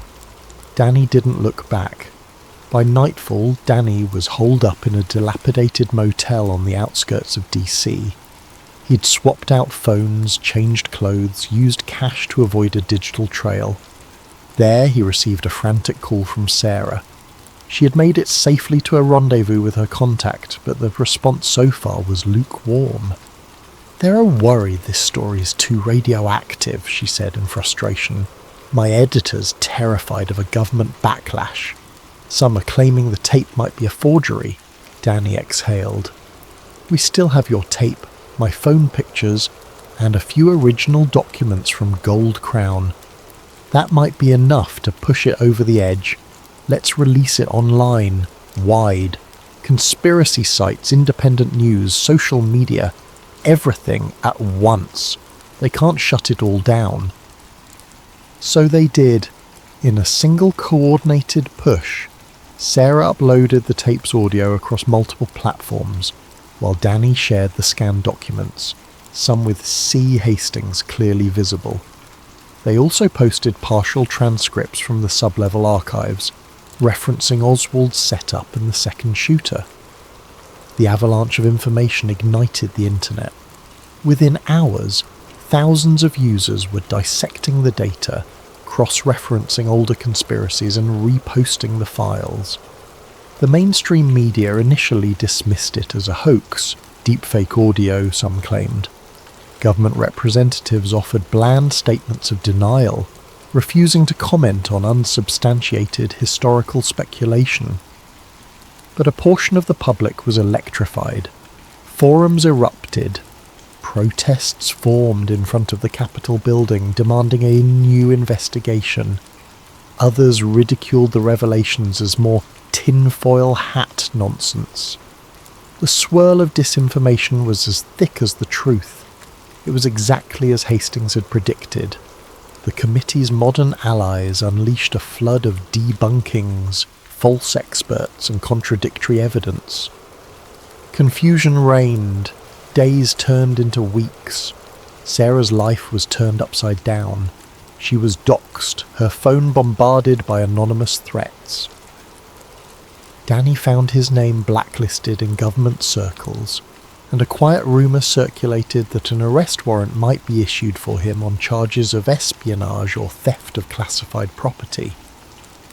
Realising the noose was tightening, he fled DC, disappearing into a web of sympathetic contacts who believed in his cause. In the months that followed, a swirl of partial truths lived on in the digital sphere. Some believed the revelations wholeheartedly, proclaiming, "We told you so. JFK was taken out by a shadowy cabal." Others scoffed. Director Hastings, named personally in the leaks, retired abruptly, citing health issues. No official inquiry ever gained traction. Politicians and networks pivoted to other headlines. The public's attention span wavered. Sarah soldiered on, giving interviews to alternative media outlets. She championed the authenticity of the tape and the documents, but mainstream acceptance never materialized. Each time a fire of belief spread online, it was quickly doused by the new controversies or distractions. Years passed. Sarah Monroe found some semblance of normalcy, though her career remained stunted by the controversy. One chilly evening, she returned home to her modest apartment, exhausted after a long day chasing another story. A plain brown package awaited her at the doorstep. No return address. Inside, she discovered a single USB flash drive and a note in a handwriting she recognized immediately. Danny's. He had disappeared off the grid, evading the committee's manhunt, if indeed it still actively pursued him. The note read, "Sarah, here's more from 11/22/63. I found it among my grandfather's hidden stash. It's raw footage from an unknown bystander. Second gunman visible, undeniable, share with caution, D." Sarah's heart hammered as she plugged the flash drive into her laptop. Grainy black and white footage flickered on screen, capturing Dealey Plaza from an unusual angle. There, faint but unmistakable, was a figure perched behind the fence on the grassy knoll, rifle glinting in the midday sun. The muzzle flash was visible. Sarah's breath caught. This was the holy grail that conspiracy researchers had hunted for decades. Visual proof that couldn't be explained away as lens flare or trick lighting. Her phone rang, interrupting her shock. She picked up and a calm, anonymous voice said, "That's enough, Ms. Monroe. Let the past die." The line went dead, leaving only a dial tone. Sarah stared at her reflection in the dark laptop screen. The second gunman's image burned into her mind, an indelible testimony that the official narrative was a carefully constructed lie. But she also sensed the silent threat behind that phone call, the ever-present committee, or whatever name they operated under now. She closed her eyes, mustering courage. "Let the past die?" she murmured, gripping the flash drive. "Never." Yet even as she prepared to release this final smoking gun, doubt whispered in her mind. Would it truly change anything? Or would the machine churn on, rewriting the narrative, discrediting the footage as yet another hoax? The precarious line between truth and conspiracy wavered. But for Sarah, and for Danny, wherever he was hiding, the mission would never end. Even if the world refused to believe, they would keep seeking, keep fighting, because some truths demand to be told, and some secrets refuse to stay buried.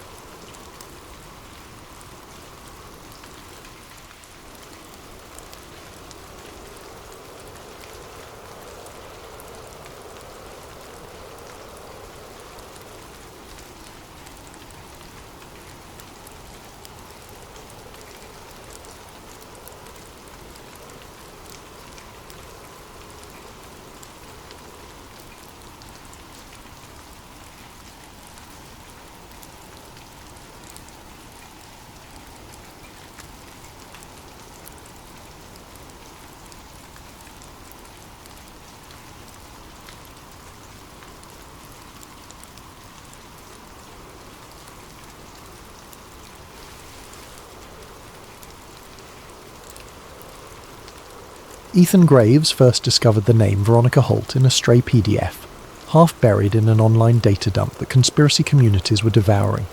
He'd been clicking through thousands of lines of corporate spreadsheets, offshore registrations and meeting transcripts, all leaked from a whistleblower in the finance sector. Officially, these documents were about routine lobbying, but the deeper Ethan dug, the more he saw patterns that didn't add up. Names recurred in odd contexts, referencing hush-hush policy summits that no mainstream coverage ever touched. What caught his eye one late night was a recurring symbol in the margins of certain files, a faint watermark shaped like an all-seeing eye perched above stylized wings. Next to that watermark, the name V. Holt appeared again and again. Ethan's heartbeat picked up. He recognized that all-seeing eye from older, more sensational conspiracy lore. People called it an Illuminati emblem, or sometimes a Masonic derivative. He'd rolled his eyes at it in the past. Nobody with common sense took that stuff seriously. But now it was right in front of him, embedded in documents that otherwise looked legitimate. He was seated in his cramped one-bedroom apartment in the outskirts of Philadelphia. At 29, he looked older than his years, with permanent dark circles under his eyes from too many late nights sifting obscure data. A part-time gig at an independent online magazine paid some bills, but his real passion lay in chasing leads on hidden power structures, UFO cover-ups, big pharma conspiracies, hush-hush deals. Once in a while he'd strike gold, but more often people dismissed him as a conspiracy blogger. Tonight, the clock read 2:45 a.m. Thin walls separated Ethan from a neighbour's muffled TV. Outside, a light drizzle pattered on the window. Rubbing his face, he gulped the dregs of cold coffee, determined to keep going. Something about these documents demanded more than his usual casual approach. Scrolling further, he found cryptic references to a global steering meeting, with lines like Media Narrative Alignment, VH, Q3 Planning. Another pointed to a think tank with a bland philanthropic name, listing major news organisations as partners. It made his stomach clench. Were these genuine coordinates for controlling coverage? He hammered out a draft blog post tentatively titled, "Are we being led by hidden hands?" But he hesitated to publish. There were too many unknowns. He needed more concrete proof, or at least a credible second opinion. The next day, stiff from lack of sleep, Ethan rode the subway to a local library, where he'd arranged to meet a friend, Dr. Celia Monroe. She was a visiting historian at Temple University, known for her published research on Renaissance-era secret societies in Italy. They'd become acquaintances after Ethan pestered her for background on some papal conspiracy for an older piece.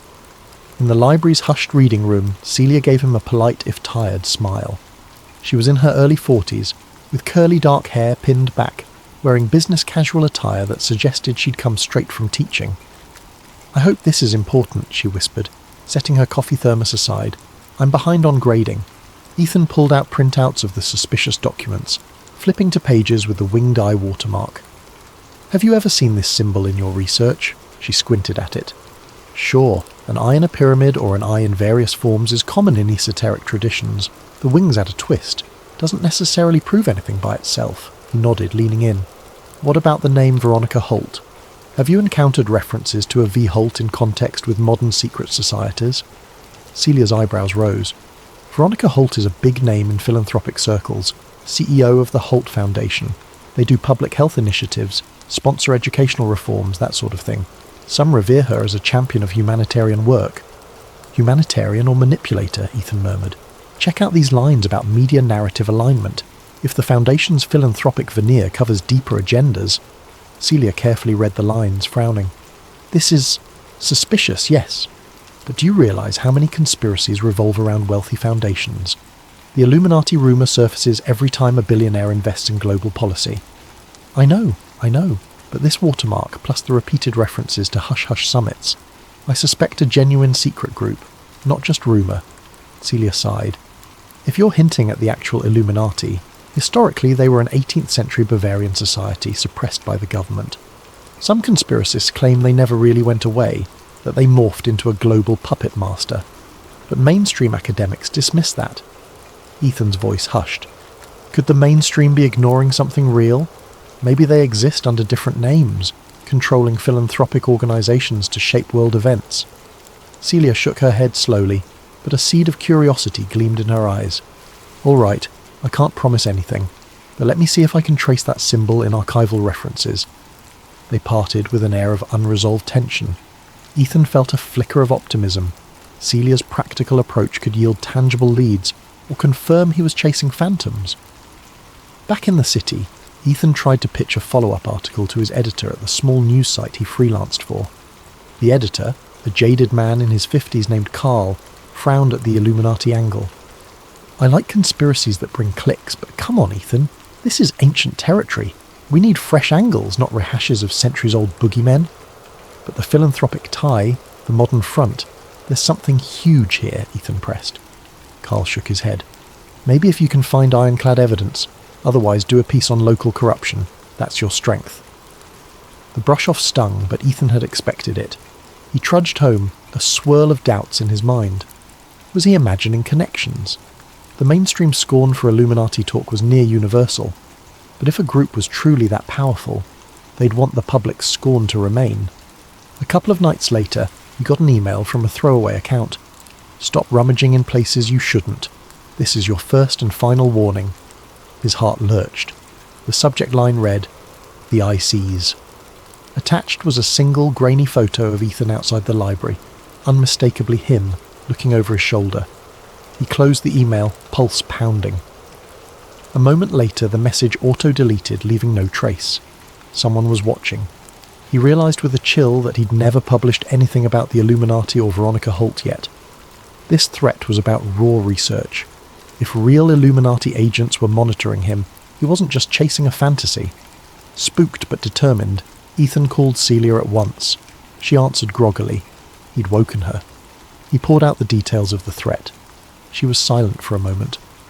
"That's concerning. I have some references you might find interesting." I discovered a mention of a 19th century text, Ordo Occultus Sumerium, rumoured to have instructions for an international power structure. But the text vanished from university archives in Rome decades ago. Some suspect it ended up in private hands. Ethan's heart beat faster. Could that text link directly to the modern group? It might. The iron wings motif apparently appears on page 1 as a master emblem. He exhaled, mind racing. "We need to find that text." Celia let out a soft, resigned laugh. "You make it sound easy. People have tried. It's considered a lost treasure among occult historians. Unless you have resources in black market antiquities, I doubt we can track it." But Ethan was already scribbling notes, ignoring the knot in his stomach from the threat. "One clue at a time, Celia. We'll figure it out." Hanging up, he felt a spark of purpose. The fear lingered, but the puzzle beckoned. He'd gleaned from every corner. Old librarians, fringe collectors, who knows?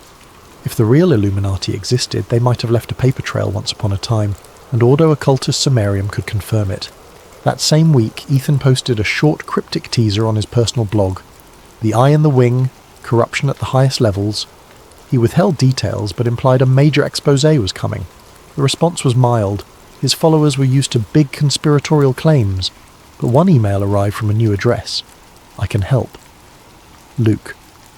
At first, Ethan assumed spam, but the message read simply, "We share a common interest. I once walked among them. They are real, but you must be cautious. They watch everything." Attaching a phone number, the email vanished from his inbox soon after, as though it self-destructed. Ethan's skin prickled. A self-professed insider? He dialed. A male voice answered, taut with nerves. "So, you're the blogger stirring up illusions about the Illuminati." "Not illusions, evidence," Ethan retorted, a dry chuckle. "Evidence. If only you knew how deep it goes. I used to be close with them, or at least a branch of them. We parted ways. I want to help, but not over the phone. Meet me in DC?" Ethan's anxiety soared. This could be a trap, but if the man was legitimate... "Fine," Ethan forced calm. "A public place. Send me details." Luke murmured agreement and hung up abruptly. Ethan sank onto his couch, mind spinning. In 1 week he'd gone from chasing symbolic scraps to clandestine phone calls and threats. If these forces were real, his life was about to get complicated. He remembered reading about journalists who claimed to expose major conspiracies, only to be discredited, financially ruined, or worse. He glanced at a framed photo of his sister and niece smiling at a family barbecue. He felt a pang. He'd hardly visited them lately, too consumed by the next big story. If the Illuminati was truly after him, they might threaten the people he cared about. Yet turning back now seemed impossible. The puzzle's gravity pulled him forward. He felt an odd sense of destiny, or at least unstoppable curiosity. As dawn's light seeped through the window, he pressed his laptop open one more time, scanning flight prices to Washington, D.C. All the while, that symbol of the winged eye lingered in his thoughts, a silent challenge from the shadows. He murmured aloud, "Let's see how far down the rabbit hole goes." Little did he know, the journey would lead him across continents, into centuries of hidden history, and force him to confront the biggest question of all. Did the world even want the truth, if it might undermine everything they believed? Ethan arrived in Washington, D.C. on a dreary afternoon. The sky brooded with grey clouds that matched the city's austere architecture. He trudged off a budget bus that smelled of stale coffee, shoulders tense. For a moment, he questioned the wisdom of meeting a stranger who claimed, "I once walked among them." But curiosity and the thrill of a potential breakthrough overrode caution. He'd chosen a busy cafe near Capitol Hill for the rendezvous, public enough to deter violence, but discreet enough for a hushed conversation. Tucked into a corner booth, he ordered an espresso and waited, scanning the faces of patrons for signs of recognition or hidden intent. About 15 minutes in, a middle-aged man with salt and pepper hair approached. He wore a cheap baseball cap and carried a battered briefcase. With a quick glance around, he slid into the booth across from Ethan. "You must be Ethan," the man said in a subdued voice. "I'm Luca Desi." Ethan sized him up. Luke's eyes held a haunted look, like someone who'd known both privilege and betrayal. Fine lines creased his face, and his posture was guarded. "Luke," Ethan began, voice tight. "You said you were close with them." "The Illuminati," Luke grimaced. "They don't call themselves that. Not these days. But yes, it's the same lineage. The group has rebranded, merged with other networks, and infiltrated everything from philanthropic boards to intelligence agencies. I was part of a major think tank. On the surface, we were economists and policy experts. Underneath, we had an unspoken code." Ethan's pulse quickened. "And Veronica Holt? Do you know her?" A flicker of discomfort crossed Luke's face. "I met her once. She was rumoured to be on the Society's inner council. They hide behind philanthropic foundations, using them as a front to sway global policies. They shape narratives, Ethan. The media, the educational systems, even the arts. Always behind the curtain, never letting themselves become the story." Ethan tried to swallow his excitement. He'd never heard such direct confirmation before, but he needed something tangible, something that would hold up under scrutiny. Why come forward now? Luke exhaled. Guilt, mostly. "I had a crisis of conscience. The final straw was seeing them destroy a colleague's reputation because she objected to certain manipulations. She wanted the group to be more transparent, to earn public trust. They ousted her, and she ended up in ruin." He paused, glancing around as if expecting watchers. "But be warned, if you push too hard, they'll come for you in ways you can't imagine. They can freeze bank accounts, sabotage your credibility, pit law enforcement against you, or worse." Ethan's stomach churned, recalling the threatening email. "I've had a taste, but that only proves I'm onto something real." Luke slid a worn envelope across the table. "Inside, you'll find partial membership rosters, though heavily coded, and references to certain special gatherings. Pay attention to the location code names. Rome, London, stateside enclaves. They rotate. A major gathering is rumoured soon. Maybe they'll finalise some global reorganisation, monetary policies, digital tracking expansions, things that seem unconnected but yield enormous control." Ethan opened the envelope discreetly. Pages of cryptic columns, code names, some repeated references to OWS, Delta Group, Project Aurora. Then he saw the winged eye symbol scrawled at the top of one sheet. He felt a jolt of validation. "This is... thank you. But how do I decode the membership list?" Luke offered a thin, pained smile. "They use classical ciphers, partial shifts referencing key historical events. My mind's too rattled to recall every detail. But you have an ally, right? The historian, Dr. Monroe? She might crack it if she recognises the references." Ethan nodded, adrenaline coursing. "Yes, Celia. She started researching that symbol." Luke's gaze hardened. "Ethan, they won't let you waltz away with this knowledge. If you plan to expose them, be prepared for personal ruin. They truly believe society can't handle full disclosure. The masses would tear civilization apart if left to their own devices, they say." Ethan's voice was a near whisper. "I can't let fear stifle the truth." Luke studied him for a moment, seeming to weigh sincerity. "Then watch your back," he rose. "I'll be in touch if I survive." He left money for coffee and slipped out. Ethan stared after him, a swirl of exhilaration and dread. The envelope felt heavier than mere paper. Outside, the city's hustle pressed in. Politicians, lobbyists, tourists scurried around Capitol Hill. Ethan slipped into anonymity among them, but a seed of paranoia grew in his mind. Anyone could be an operative. Any camera could be feeding watchers. He wasted no time returning to Philadelphia, stashing copies of Luke's documents in multiple secure cloud drives. Then he called Celia Monroe. She answered after a few rings, sounding distracted. "Celia, I have something big. Membership rosters, coded references to gatherings. We need to decipher them." She inhaled sharply. "All right, come by my office tomorrow, but Ethan, are you sure about this? You're messing with forces that might be unstoppable." His throat tightened. All the more reason to keep going. The next morning, Celia's office in Temple University's history department was a cramped space lined with books on medieval and Renaissance secret societies. Ethan arrived early, locking the door behind him. He spread out Luke's cryptic pages on her desk. Celia donned reading glasses, scanning the coded lines. These references: Alpha 19, Beta 23, Ecliptic, Aeneas. Possibly classical allusions. Aeneas might refer to Virgil's Aeneid, used as a key text for some shift cipher. Or it could be code for an upcoming event in Rome, since the story is deeply tied to Rome's mythical foundation. Ethan's pulse quickened. Luke hinted they hold a major gathering in Rome. Could that be next on the calendar? Celia flipped another page. "Look here, September 15. Apparatus Mundi initiation, 66.6%. The date is coming up in 2 months. Apparatus Mundi might be a cryptic name for their overarching plan. 66.6% could imply 2/3 completion of something." He scratched his chin. "Wait, do you recall any historical references to an Apparatus Mundi from older texts?" Celia typed rapidly on her laptop, cross-referencing digital archives. "Yes, there's a 17th century treatise rumoured to describe a method of controlling social frameworks, economics, religion, media.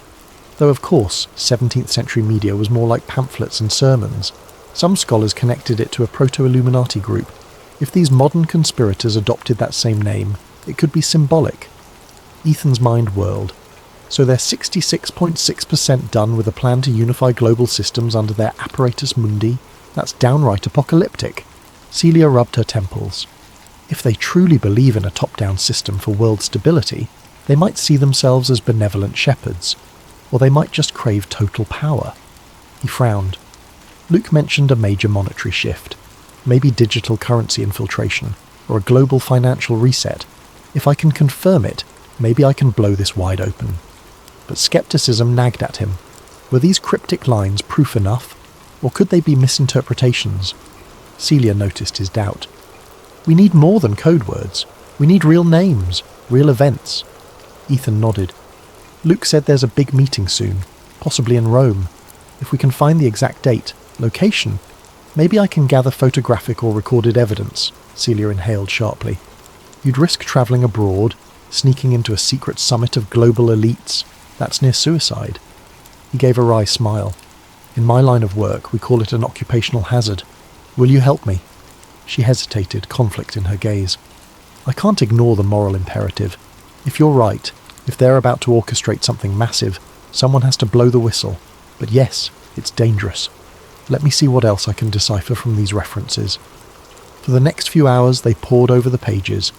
Celia identified classical ciphers referencing Dante's Inferno, linking numeric codes to lines from the text. The numbers matched partial times, 9:30, 2000 or so forth. They gleaned a possible date, September 15th, the same date from the Apparatus Mundi initiation. Location hints suggested a historic building near the heart of Rome, maybe something affiliated with a philanthropic group. A few lines read, "Holt Foundation, Sala Aurelia, final alignment." Ethan's heart pounded. Veronica Holt was apparently heading a final alignment meeting in a place called Sala Aurelia. He tapped at his phone, searching for the name. "There's a Palazzo Aurelia in central Rome, used as a high-end event space. The Holt Foundation is indeed hosting a philanthropic summit there mid-September." Celia's eyes flicked up from the documents. "So the official story is a philanthropic gala, but under the surface, it's the Illuminati's big day," he exhaled. "We have a time frame, a place, and an event. If I can get inside, maybe I can film or record something. That's unstoppable proof. Celia looked uneasy. I can't see how you'll get in with standard press credentials. They'll sniff you out. He shrugged. I might have to go undercover. You have any academic invitations to that gala? She looked flustered. I was actually invited to a separate symposium in Rome around the same time, a small academic talk on Renaissance manuscripts. The sponsor, the Holt Foundation. Ethan's eyes widened. You're basically on the inside track. This can't be coincidence. They might want you close to keep an eye on your research, or they see you as benign. She swallowed. I could attend, see if I can glean more from the inside, but infiltration, that's something else entirely. Meanwhile, Ethan's phone buzzed, an unknown number. Warily he answered. Graves, a female voice said coldly. This is Veronica Holt. I believe you've been sniffing around my affairs. Ethan's hand trembled. Ms. Holt, She spoke calmly, an undercurrent of menace. Your blog posts, your queries to various organisations, we're aware. I caution you, truth is a fragile commodity. Spread lies or half-truths, and you'll hurt the people you claim to protect. A bead of sweat rolled down his temple. Are you threatening me? I'm offering guidance. You fancy yourself a journalist? Real journalism demands responsibility. Some knowledge is best left undisclosed. You've been warned. The line went dead. Celia stared, eyes wide. That was her? She basically admitted to watching you. That's huge. Ethan's stomach churned. She's brazen. She wouldn't call if she wasn't sure she could neutralise me. We need that proof soon. His mind reeled with possibilities. He could publicise all they had right now, but it was a cryptic puzzle that wouldn't convince the masses. A direct infiltration of the Rome summit might be their only chance to blow it open definitively. But he worried about the danger. Already he pictured an army of well-dressed security with hidden earpieces or watchers in the Roman streets. And if this secret society had centuries of experience, they'd be masters at eliminating threats. He forced a shaky grin. Then again, nobody ever changed the world without risk, right? Celia sighed. You're incorrigible. All right, I have a flight to Rome booked for my talk. I can register you as my research assistant or something, if that helps get you into the broader event. Relief flooded him. That'd be perfect. She rose from her chair, collecting the coded docs. I'll see if I can interpret more of these references. But Ethan, brace yourself. If everything you suspect is real, we're about to confront a global machine, and it might not crumble easily. He nodded, a grim set to his jaw. I've always known the truth is costly. Guess I'm about to pay in full. They parted, each weighed down by the magnitude of what lay ahead. That evening Ethan cancelled a dinner with family. He told them he was travelling for a big story. They expressed worry, but he offered scant details, not wanting to endanger them. Lying in bed, he stared at the ceiling, mind swirling. The next stage of his life would revolve around exposing an alleged Illuminati plot. If he succeeded, he'd be either a hero or a marked man, possibly both. He felt the flutter of fear, but also an undercurrent of excitement. After all these years of chasing hints and half-truths, he was about to square off with the most iconic conspiracy in human history. Before sleep claimed him, he checked his phone one last time. Another anonymous text had arrived. Beware false allies. The eye has many watchers. He set the phone aside, heart pounding. False allies, indeed. Could Luke betray him? Could Celia or someone else be compromised? The only certainty was that trust would be a scarce resource in the looming confrontation, and so he drifted off, uncertain whether morning would bring new revelations or fresh threats, or both. One thing was sure, the unstoppable march toward Rome had begun. When Ethan and Celia landed at Rome's Fiumicino airport, the Mediterranean sun greeted them with a warm glow that almost dispelled the tension swirling within. They trudged through the arrivals hall with minimal luggage. Ethan had insisted on travelling light to avoid suspicion. Rome, Celia mused, taking in the bustle of tourists. City of echoes, so many layers of history and secrets. Ethan forced a half smile, scanning the crowd for any watchers. I have a feeling we're about to discover some of those secrets firsthand. They flagged a taxi to their modest hotel near the city centre. En route, Celia quietly pointed out landmarks. The Colosseum's ancient arches, the grand Vittorio Emanuele monument, winding cobblestone streets brimming with life. Ethan, usually enthralled by such surroundings, felt only a faint stirring of awe. His mind remained fixed on the looming philanthropic gala at Palazzo Aurelia. At the hotel, they were greeted by an envelope at the front desk.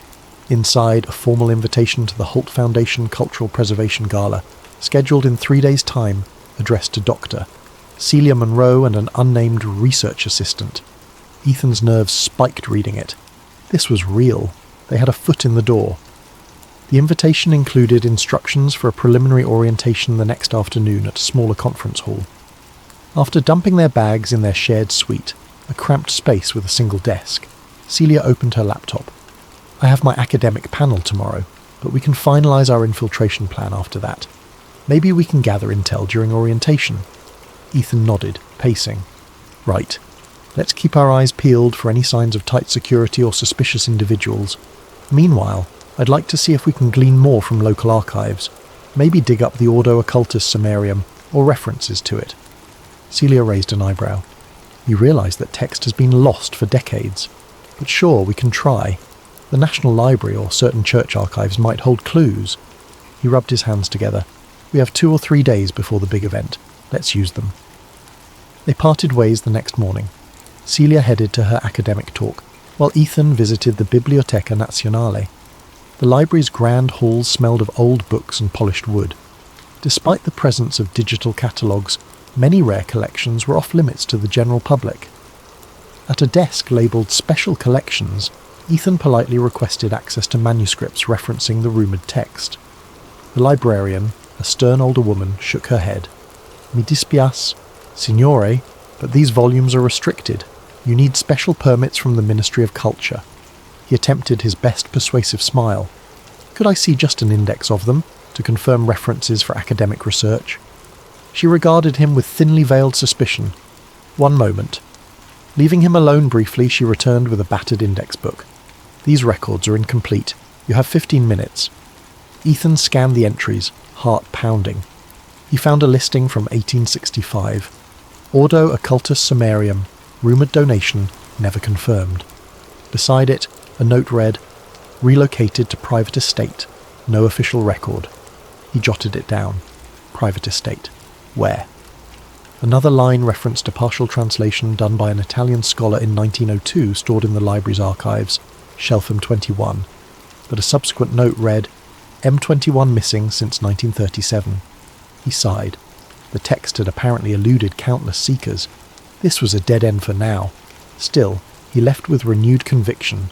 So many references to this text. If the Illuminati had it, they were guarding it fiercely. Maybe he'd find out more at the gala. That afternoon, Celia texted him from the orientation site. You have to see this. Security is intense. I told them you're my assistant. No issues yet, but they're scanning IDs, taking photos, possibly facial recognition. Careful. Ethan hurried to join her, arriving at a stately conference hall near the Tiber River. The place was swarming with staff wearing Holt Foundation badges, some in suits with earpieces. A suspiciously high ratio of them moved with practiced vigilance. He stepped inside a mosaic-floored foyer, greeted by Celia, who handed him a visitor's pass. She leaned close, whispering, They've got uniformed guards, plus hidden muscle. I recognised at least 3 men who looked like ex-military, possibly private security. He forced a casual nod, scanning the room. Attendees milled about, discussing heritage restoration, cultural archives. Among them, Ethan spotted 2 well-dressed individuals wearing subtle lapel pins of the winged eye symbol, just like the watermark. A chill shot through him. He approached a refreshment table, feigning interest in pastries, while covertly eavesdropping on these pinned individuals. They spoke in hushed tones, a melodic accent that might be Spanish or Portuguese. He caught a snippet. The final alignment meeting is strictly invitation only. Ms. Holt arrives tomorrow. We must ensure no infiltration.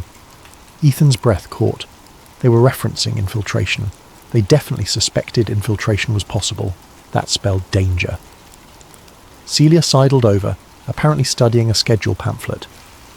We got to tread lightly, she murmured. If they sense we're suspicious, we'll be barred from the main event.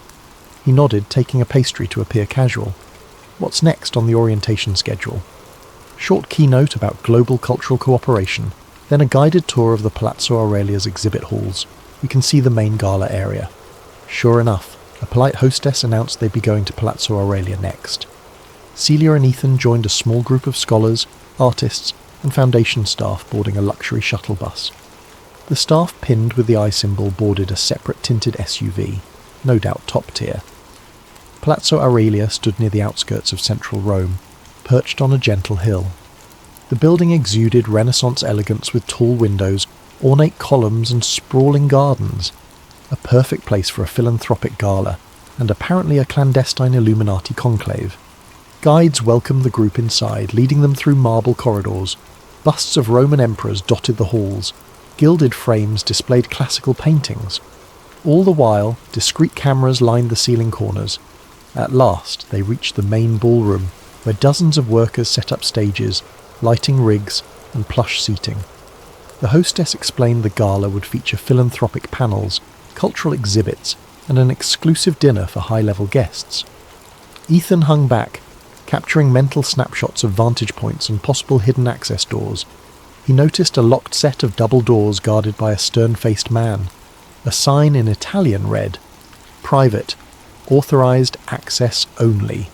He whispered to Celia, "I'd bet good money that's where the real meeting will happen." She pursed her lips. "We can't just waltz in." "Of course not," he murmured. "We'll need cunning. Maybe slip away during the dinner portion." After the tour concluded, they returned to the shuttle. On the ride back, one of the pinned staffers gave Ethan a lingering stare as if memorizing his face. Ethan kept his expression neutral, but inside tension coiled. They were definitely suspected. That evening, back at their hotel, they strategized in hushed tones. "We have 2 days until the gala," Celia began. "Tomorrow Ms. Holt arrives. The final day is the event. We need to confirm exactly when the hidden conclave meets." Ethan nodded. "One approach.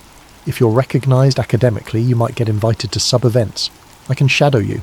Alternatively, we scout the layout, find a discreet place to hide during the day, then emerge during the meeting."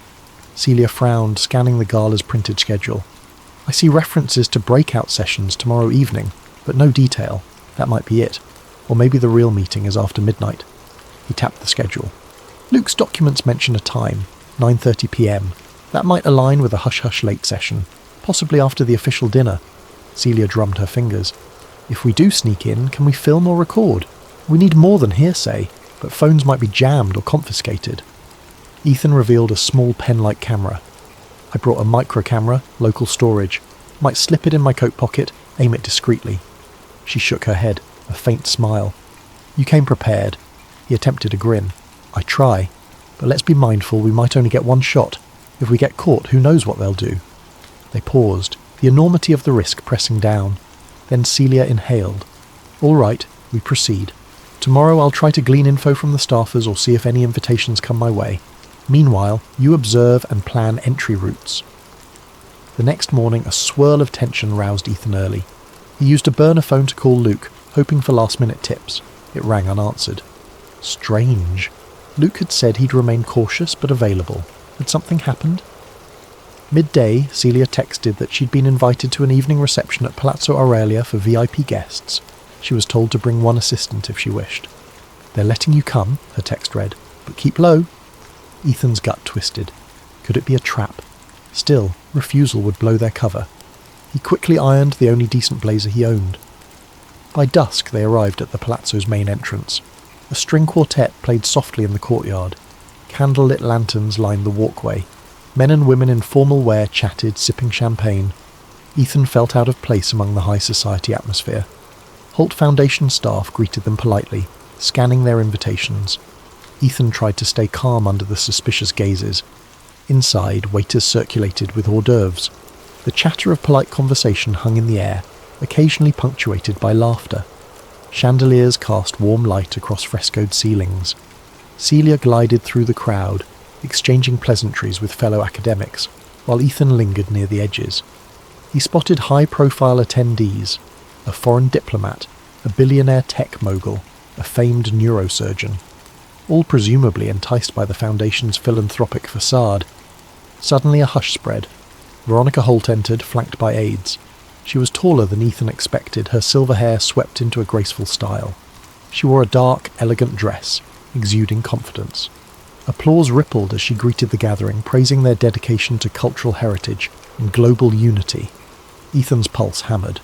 So there she was, rumoured Illuminati ringmaster.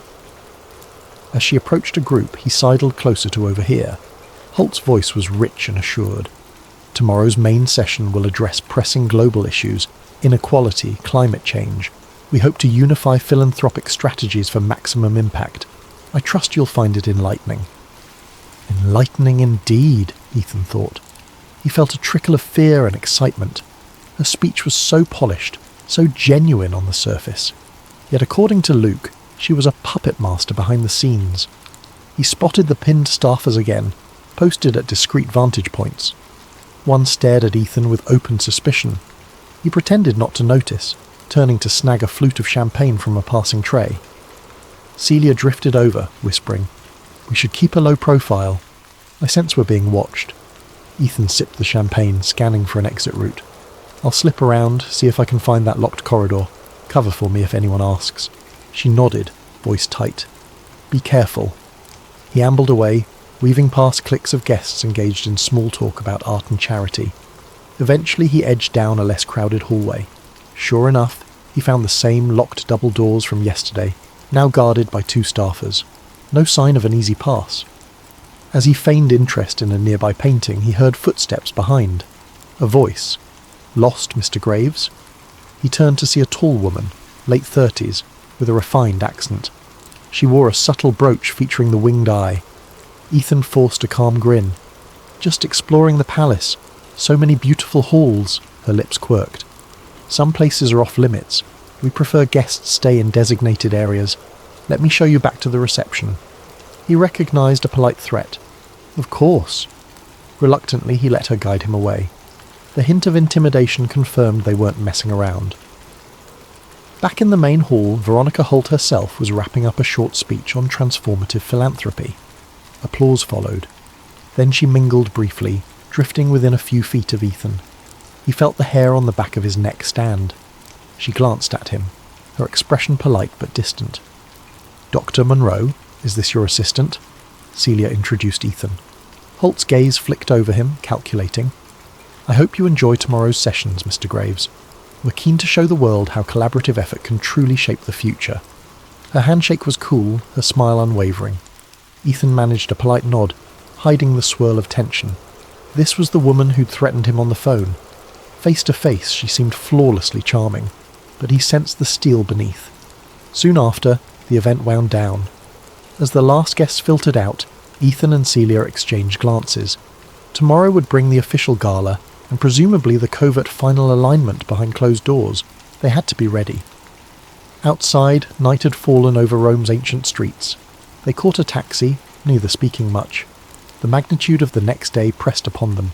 Somewhere behind Palazzo Aurelia's locked doors, a centuries-old society would gather to finalise a plan that could reshape global power. Back at the hotel, Ethan tried calling Luke again. No response. Anxiety gnawed at him. Could Luke have been compromised? Celia laid out a battered notebook. "We have to assume tomorrow night is the moment. We'll blend in during the official dinner, then slip away. If we catch them in secret deliberations, we record everything. That's our shot." Ethan exhaled, exhausted yet wired. "Yeah, if we vanish, well, at least we tried." She managed a shaky laugh. "Encouraging." They turned in for the night, though sleep was elusive. Ethan replayed the day's events in his mind. Veronica Holt's commanding presence, the pinned staffers, the security. He clutched the pen camera he planned to hide in his jacket. If all went right, soon he'd have footage that could expose a global conspiracy older than modern history. But beneath his determination lay a flicker of dread. What if they were 2 steps ahead, luring him into a trap? He set that fear aside. No turning back now. As Roman church bells chimed midnight, he drifted off into uneasy dreams filled with winged eyes, labyrinthine corridors, and faint echoes of the word apparatus mundi. Ethan awoke to the sound of distant church bells tolling in the early Roman morning. A sliver of light peeked through the drapes of the small hotel room, illuminating dust motes dancing in the still air. He stretched, feeling the stiffness in his back from a night spent half awake, haunted by visions of locked doors and winged eye emblems. Across the cramped space, Celia sat at the tiny desk, already poring over documents on her laptop, hair still a mess from sleep. She glanced up with a tired smile. "Morning. I've been reading up on the Ordo Occultus Sumerium references again. If it really is tied to the Illuminati's tradition, it could outline their entire philosophy and methods." Ethan rubbed his eyes. "And the day of the gala is finally here. We're out of time to do more research. Tonight's our only window to catch them in the act." Celia nodded, then gestured to her screen. "I found a nugget. There's a mention in an old scholarly article that Ordo Occultus Sumerium contained elaborate instructions on rituals or initiations that revolve around symbolic gestures, handshakes, coded phrases, that kind of thing. Maybe that's relevant to how they recognize each other. If we spot something at the gala, we'll know." Ethan's nerves fluttered. We can't exactly watch for secret handshakes without drawing attention, but every clue helps, and it might confirm we're seeing the real Illuminati. This event, it's a high-stakes infiltration. Celia closed the laptop. "We also have to consider an escape plan in case it goes sideways. That building will be full of security." He exhaled, going over mental checklists. The microcamera pen was ready. He had a digital audio recorder disguised as a key fob. "We record everything, then slip out. If we can't get away, we'll upload our evidence from within. I have a script that auto-sends the files to multiple servers once my phone detects a specific keyword." Celia raised an eyebrow. "Impressive, but let's hope it doesn't come to an all-out chase in the palazzo corridors." They spent the morning in tense readiness. Around noon, they ventured out for a final reconnaissance walk near Palazzo Aurelia. The city was bustling. Tourists snapped photos of statues and fountains, unaware of the clandestine gathering about to take place behind the majestic palace walls. By early afternoon, they returned to the hotel to rest and prep. At 6 in the evening, they changed into their formal attire, Celia in a sleek black dress that lent her an air of quiet confidence, Ethan in a dark suit borrowed from a friend back home. It was slightly tight in the shoulders, but it would have to do. The pen camera clipped inside his jacket pocket. The key fob recorder slipped in an interior fold. They arrived at the Palazzo Aurelia just as the sun dipped low over the rooftops. The courtyard bustled with black cars delivering VIPs in designer evening wear. A string quartet played softly. Staffers scanned invitations under golden lights. The main gates were decorated with lush floral arrangements, giving the entire scene a veneer of opulence and warmth. But Ethan's unease only grew as he recognized some of the security personnel from the orientation, unsmiling men with watchful eyes. Celia gripped his arm lightly. "Steady," she whispered. "We belong here, remember?" They handed over their invites. A flight attendant nodded and waved them inside the grand foyer, where sparkling chandeliers illuminated polished marble floors. Waiters offered champagne flutes. The hum of refined conversation filled the space. Painted ceilings depicted classical gods and angels looking down from swirling clouds. Celia gently steered them near a side corridor, scanning the area. "We should mingle first, not vanish too soon. Otherwise they'll suspect we're snooping." Ethan agreed. As they meandered among the crowd, they spotted familiar faces, philanthropic leaders, university deans, ambassadors. Veronica Holt stood near the centre, engaged in lively conversation with a small group of dignitaries. She wore a stunning silver gown, her expression poised, as if nothing could ruffle her calm authority. At one point, Holt's gaze drifted toward Ethan, and their eyes locked for half a second. Her lips curved in an almost imperceptible smirk, acknowledgement that she knew precisely who he was. The moment felt like a minor jolt of electricity. Then she returned to her conversation, dismissing him as if he were of no concern, or so it appeared. Staffers soon ushered attendees to the main ballroom for the official dinner. A sweeping staircase led them to a massive hall decked out with round tables draped in fine linens, ornate centerpieces and flickering candlelight. Soft classical music drifted from an unseen string ensemble. Ethan's stomach churned with anxiety, but he forced a polite smile at the table they were assigned. As the dinner began, course after course of delicate Italian cuisine, Ethan played the part of Celia's mild-mannered assistant. They made small talk with a pair of archaeologists from Spain and a museum director from Berlin. Polite conversation touched on the Foundation's initiatives, but nothing indicated a deep conspiracy. Meanwhile, Ethan discreetly studied the corners of the room, identifying potential side doors and exit routes. Partway through the main course, a hush fell as Veronica Holt took the small stage to address the gathering. She spoke of bridging cultural divides, the power of heritage to inspire unity. The crowd applauded at measured intervals. Ethan had to admit she possessed a persuasive charisma that could sway hearts if not minds. But her polished speech offered no hint of any clandestine plan. Yet he sensed that behind the rhetorical flourishes lay a carefully orchestrated front. The real meeting would come later, once the uninitiated had left for the night. As the dinner wound down, staff began ushering guests to a post-dinner lounge area. Many were excited about the scheduled opera performance or a special unveiling of newly restored Renaissance art. Celia checked her watch, leaning to Ethan. "It's nearly 9:30. That might be the key time from Luke's notes." Ethan pushed away his plate. "We should slip out soon. Let's pretend we're going to admire something in the next hall." They rose from the table. Outside the ballroom, a corridor branched in multiple directions. Soft lighting and discreet signage guided guests toward the lounge, but Ethan steered Celia down an unmarked hallway. At the far end, he spotted the same double doors from earlier, guarded, of course, by a pair of stoic men in suits. "How do we get past them?" Celia whispered. Ethan's mind raced. He'd anticipated a direct guard scenario. Maybe a distraction would help. "Give me a second," he said, scanning the area. There was a side door leading to a service corridor. If they could slip in and circle around, they might find another entrance. They ducked into the service corridor, ignoring the questionable glances from a staff member carrying a tray of dishes. Winding through the back passages, they found an old wooden door that might connect to the restricted area. Locked. Ethan fished out a small pry tool, a relic from his investigative escapades, and worked at the lock, heart hammering. Celia kept watch, hearing the faint echo of footsteps. "Hurry!" she hissed. Finally the lock gave. They slipped inside, emerging into a dimly lit antechamber. The hush was profound here, the air thick with the sense of something clandestine. Faint voices drifted from a corridor to the left. They crept forward, passing ornate wooden panelling and oil paintings that felt more like relics than decor. The corridor curved. At its end, a set of tall double doors stood slightly ajar, no guards in sight from this angle. Voices rose, muffled, as though a meeting were in session. Ethan's pulse thudded. "We found them," he mouthed, pointing at the door. Celia nodded, face tense. Carefully they inched closer.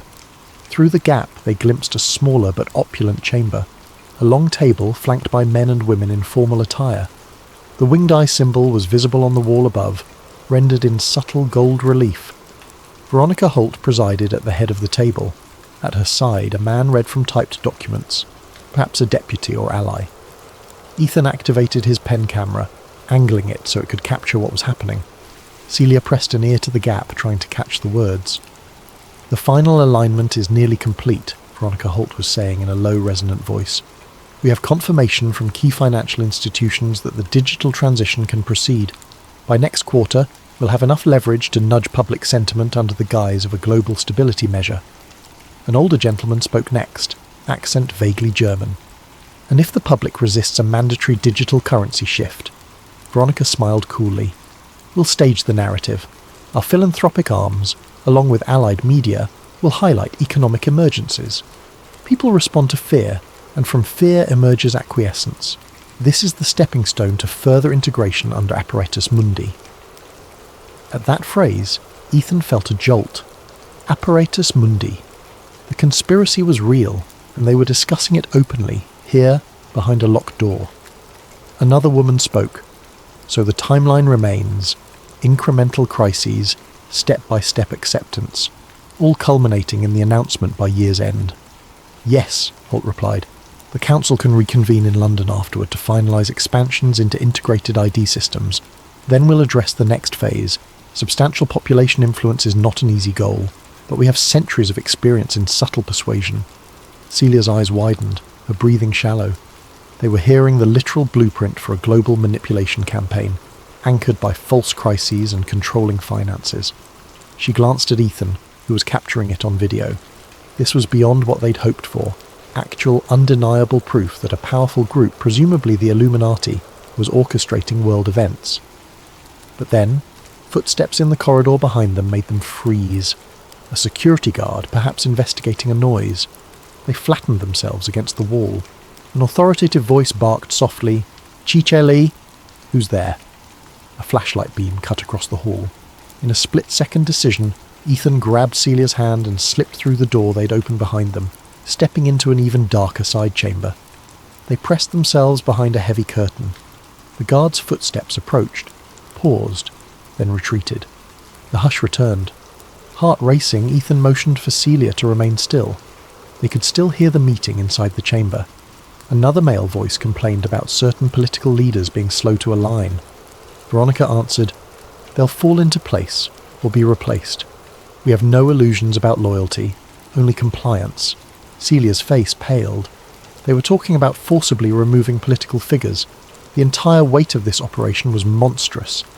Ethan carefully nudged the pen camera forward, capturing the full audio and partial visuals through the door gap. They had what they came for, and more. He signalled to Celia that they should leave before the guard returned or the meeting ended. Yet part of him yearned to keep recording. The revelations were staggering. A staged economic crisis, mandatory digital currency, orchestrated fear campaigns. But staying longer might mean capture. With a reluctant heart, he began to pull away, ensuring the pen camera faced the meeting for a last few seconds. As they retreated down the corridor, every step felt like an echoing betrayal of their presence. They found the service door again, slipping back into the staff corridors. The sense of relief at escaping unseen warred with the terror that at any moment an alarm or pursuit might erupt. Only once they'd returned to the main gala area, where lounge music tinkled and guests chattered, did they allow themselves to breathe. The official dinner was ending.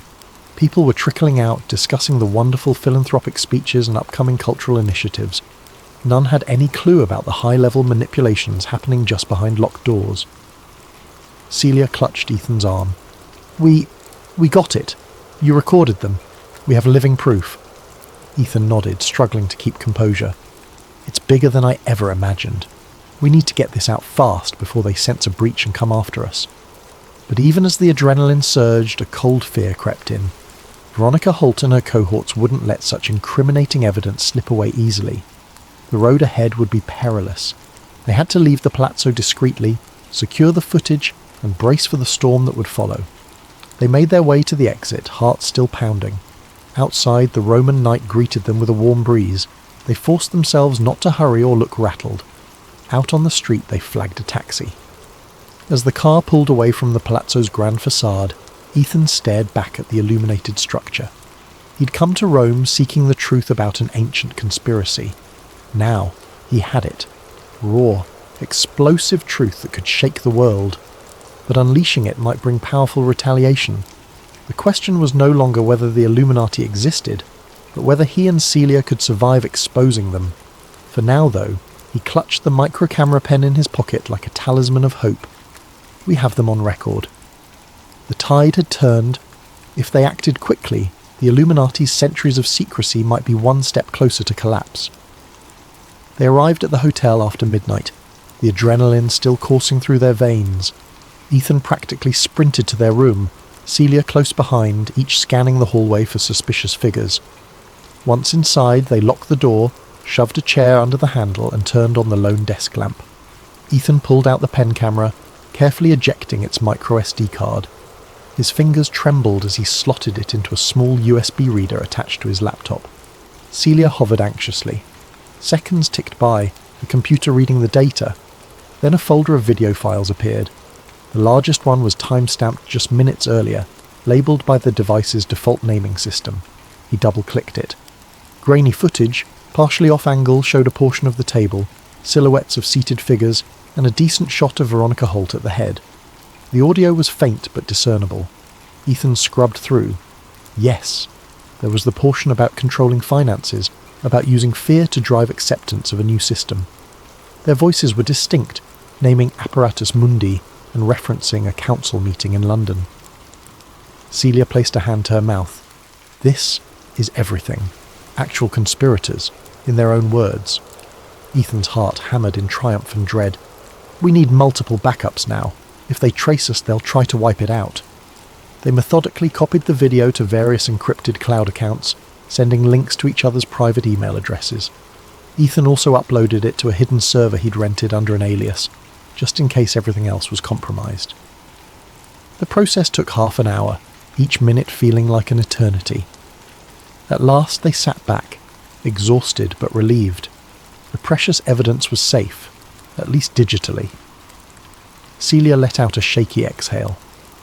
What's our next move? We can't just post it on social media. They'd discredit or bury it.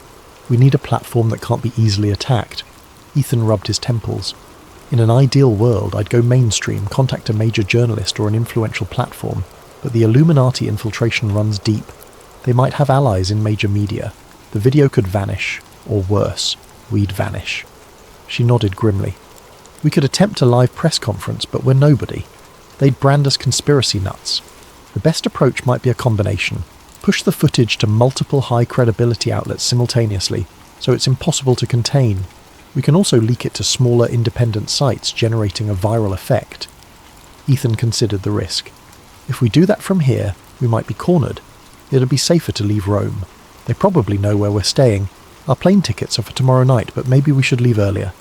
Celia glanced at her phone. We can look for an earlier flight, or a train to another city, then out of the country. Let me check. She began typing furiously. A beep alerted them to an incoming message on Ethan's phone. He picked it up. Another unknown number text. You have something that doesn't belong to you. Surrender it, or the consequences will be dire. VH. He showed Celia, dread pooling in his stomach. Holt's not even pretending anymore. She's aware we have a recording. She must have noticed a break in security or recognized our suspicious behavior, Celia said. We have to assume they'll come for us soon. Ethan scrolled up to confirm if it was truly Holt. The style matched, though it could be an operative using her name. Regardless, the threat was real. Let's get out of here, now, he said. Celia nodded. Earliest flight out is midday tomorrow, but there's a 6 a.m. high-speed train to Milan, and from there we can catch a flight to Frankfurt, then back to the States. It's complicated, but we can move before they intercept us. He grabbed a duffel bag. Let's do it, I'll pack. We can catch a cab to the train station before dawn. They scrambled to gather their belongings, stashing the laptop and ensuring they had all the digital backups safely in cloud storage.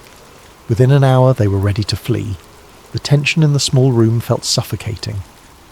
At 3 a.m., they checked out quietly, creeping down the hotel stairs to avoid the elevator and any potential watchers. Outside, the Roman streets were eerily quiet. They dragged their suitcases a few blocks until they found a taxi rank, hopped into the first available cab. Termini station, Celia said softly, glancing around to ensure nobody followed. The taxi ride was uneventful, but Ethan's nerves remained taut. He kept replaying the infiltration in his mind, the locked door, the hush of the conspirators' voices. One slip, and they'd have been caught. Now they possessed the ultimate blackmail or the ultimate weapon, depending on one's perspective. He prayed they could survive long enough to use it. Termini station bustled even in pre-dawn hours, with travellers dozing on benches or rushing for early trains. Celia purchased tickets for the 6 a.m. bullet train to Milan. They found a spot on the platform, tension thrumming. 5 minutes before departure, Ethan spotted a well-dressed man stepping off an incoming train. The man briefly locked eyes with Ethan. Something about his posture screamed security. The man frowned, tapped his phone, and started walking toward them. Ethan's stomach flipped. Celia, I think we're made. Let's go, now. They rushed to the train doors. The man broke into a jog. "Scusy," he called out, voice low but urgent. Ethan and Celia shoved onto the train, weaving through passengers. The overhead announcement signalled departure. Just as the doors slid shut, the man reached the platform, face twisting in anger as he realised he was too late. The train lurched forward. Breathing hard, they found seats, hearts pounding. Through the window, they saw the man pacing, phone pressed to his ear. He vanished from view as the train accelerated. Celia let out a shakily triumphant sigh. We escaped, at least for now. Ethan stared out at the rolling countryside. They're definitely after us. They know we have evidence. This is bigger than just intimidation. They'll mobilise their entire network if needed. They spent the 3-hour ride in tense silence, occasionally whispering about next steps. Celia scoured flight options from Milan. Meanwhile, Ethan quietly penned an emergency statement on his laptop, a short write-up summarising the videos, the conspirators' explicit mentions of manipulating global finance, naming Veronica Holt. If anything happened to them, he planned to auto-publish it to his blog and email a few trusted contacts. Some might dismiss it as wild conspiracy talk, but the actual footage was too damning to ignore. Around 9 a.m. they arrived in Milan. They caught an express bus to the airport, passing sleek modern buildings and bustling streets. By mid-morning, they were through security for a Frankfurt-bound flight scheduled to depart at noon. They grabbed coffee in the terminal, nerves still taut, but beginning to hope they might pull off a clean getaway. That hope shattered when Celia noticed a pair of men in suits lingering near the seating area. One was reading a newspaper, but occasionally glancing at them. The other seemed to be fiddling with his phone. Both exuded that same ex-military aura Ethan had become attuned to.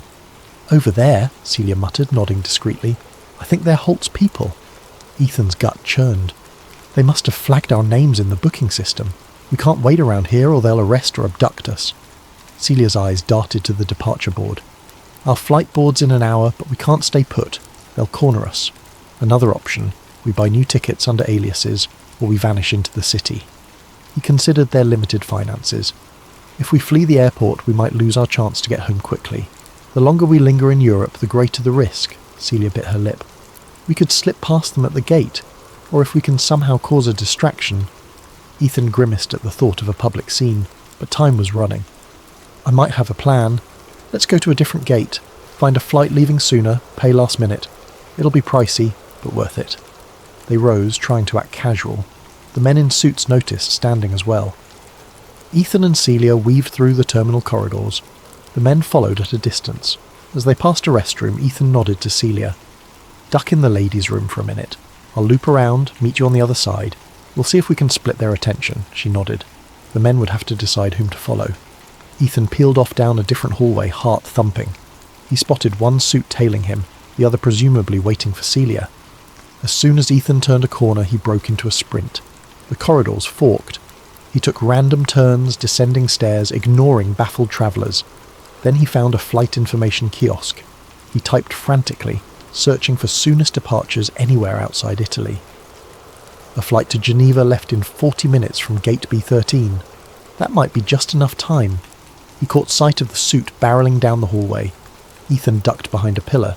The man jogged past, scanning the crowds. Once he was out of sight, Ethan darted the other way, heading for gate B13. He prayed Celia could also slip free. If not, this was all pointless. At gate B13, a short queue was boarding. Flight to Geneva. Perfect. He approached the airline counter, short of breath, rummaging for his credit card. "One ticket, last minute," he panted. The agent typed away, gave him a steep fare.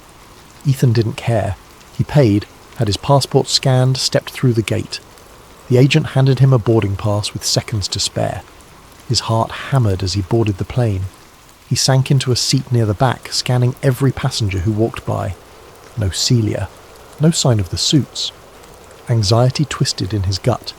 He didn't want to leave Celia behind, but staying put might have doomed them both. A flight attendant announced final boarding. The jetway door closed.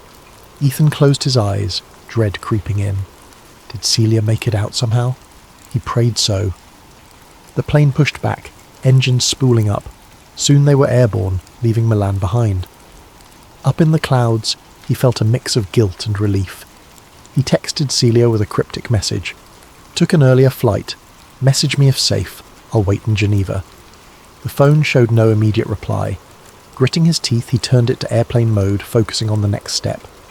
In Geneva, maybe he could regroup, see if Celia contacted him, and figure out how to release the footage in a way the Illuminati couldn't squash. The plane landed smoothly. Ethan stepped into Geneva's modern airport, scanning for any sign of watchers. None so far. He found a secluded bench, turning his phone back on. No messages from Celia. His heart sank. He typed a frantic follow-up. "Where are you? Are you okay?"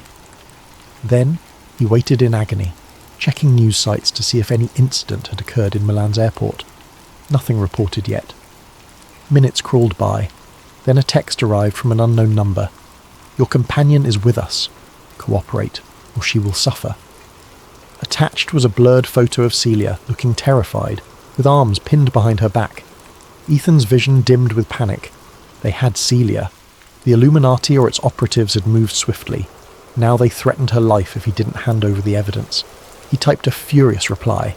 "Release her, or the footage goes public now." A response came almost instantly. "If you do that, you seal her fate. We can always spin or bury your evidence. Return to Italy. Come alone." Ethan's hands shook, rage boiling in him. They had Celia, the friend who'd risked everything to help him. He had the footage that could topple the conspiracy, but saving her seemed impossible if he exposed them now. He realised with a cold knot that they were forcing a choice, truth or friend. Another message arrived. "You have 48 hours to comply, or we end her life." Staring at the phone, Ethan felt tears sting his eyes. The Illuminati, whatever they called themselves, had centuries of practice in manipulation. Now, they wanted him to trade the precious evidence for Celia's safety, or perhaps walk into a trap that cost him both the evidence and his life. Could he rely on them keeping their word? Yet he couldn't abandon Celia. Anguish tore at him. He typed a single word back. "Agreed." Setting the phone aside, he tried to steady his breathing. He'd just committed to returning to the lion's den. The conspirators might kill them both anyway, but he had to try. She'd risked everything to help him. He couldn't let her suffer for his choices. He had 48 hours to plan a rescue or some cunning maneuver. The question was whether he could outsmart an ancient global power. And so, with the precious footage secured in distant clouds, Ethan Graves, armed with fury, desperation, and a flicker of hope, prepared to face the Illuminati on their terms. The price of truth had never felt so high. Ethan slumped on a cold metal bench in Geneva's airport, trembling with rage and fear. The text from Celia's captors repeated in his mind, "Return to Italy. Come alone." If they truly held her, he had no choice but to comply. Yet how could he rescue her without losing the footage or his life? Wiping sweat from his brow, he composed himself. They gave him 48 hours. That was a sliver of time. He needed to craft a plan, something that allowed him to keep the evidence safe yet get Celia out. But how to do that against the Illuminati's vast resources? He typed a message to the unknown number.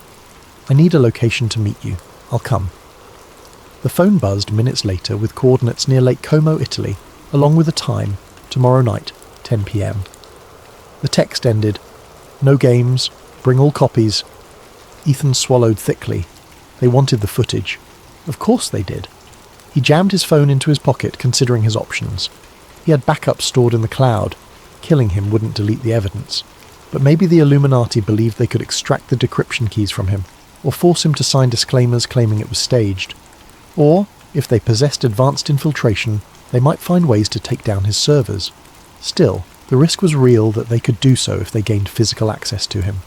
He needed help, someone who could mount a rescue or provide backup. But who? Luca Desi had vanished. His editor Carl was stateside and probably wouldn't believe him. The only other ally that came to mind was Officer Angela Ross, a detective from back in Philadelphia who'd once assisted him on a local corruption case. She was honest, but this was international territory, out of her jurisdiction. Reaching out might be pointless, yet he had to try. He found a quiet corner, dialed Angela's number. After a few rings, she answered, groggy from the time difference. "Ross speaking." Ethan spoke in a hushed rush. "Angela, it's me, Ethan. I'm in deep trouble, like conspiracy-level trouble. People are abducted. I have evidence of global manipulation. I can't explain it all, but I need any contact or tip on how to handle a hostage situation overseas." Silence, then a sigh. "Ethan, you always manage to land in the worst tangles. This is no joke? Deadly serious. My colleague is kidnapped. The group behind it is unbelievably powerful. I can't go to local police. They might be compromised or outgunned. I need a strategy, or a referral to an international agency you trust." Angela's tone turned grim. "Official channels might be slow or compromised, but let me see.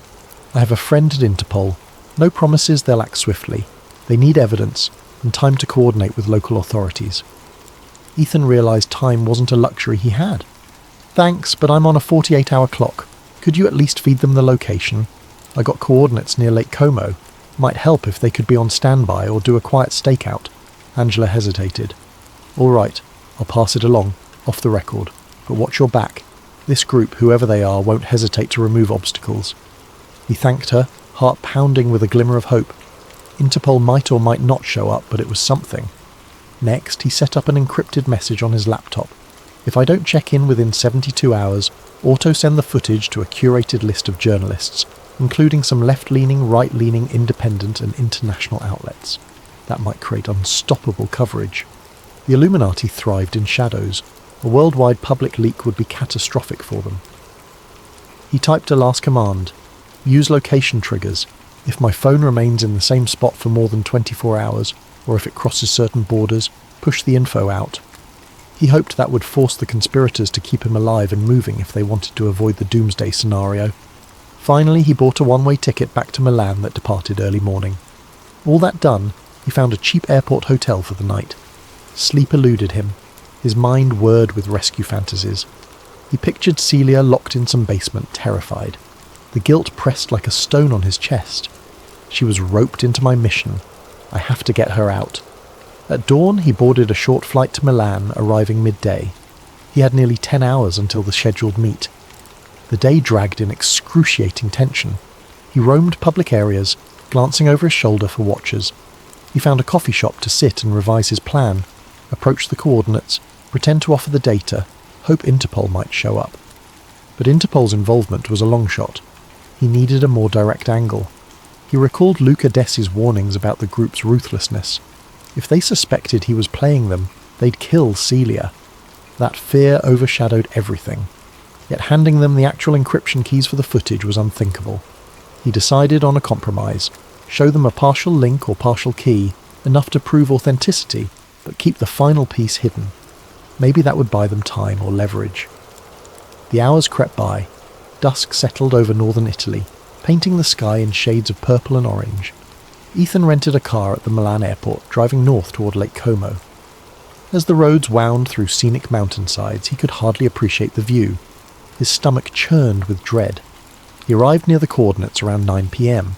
The location was a remote villa perched on a hillside overlooking the shimmering lake below. Moonlight glinted off the water's surface. The roads were narrow, lined with tall hedges, perfectly private for clandestine dealings. He parked near a stone gate adorned with elaborate ironwork. No other cars were in sight. The gate was ajar. A single dim light glowed from the villa's windows, a silhouette of a grand structure behind. He half expected armed guards, but the path was eerily quiet. He walked through the gate, crossing a courtyard flanked by manicured bushes. At the heavy wooden entrance door he paused, heart thundering.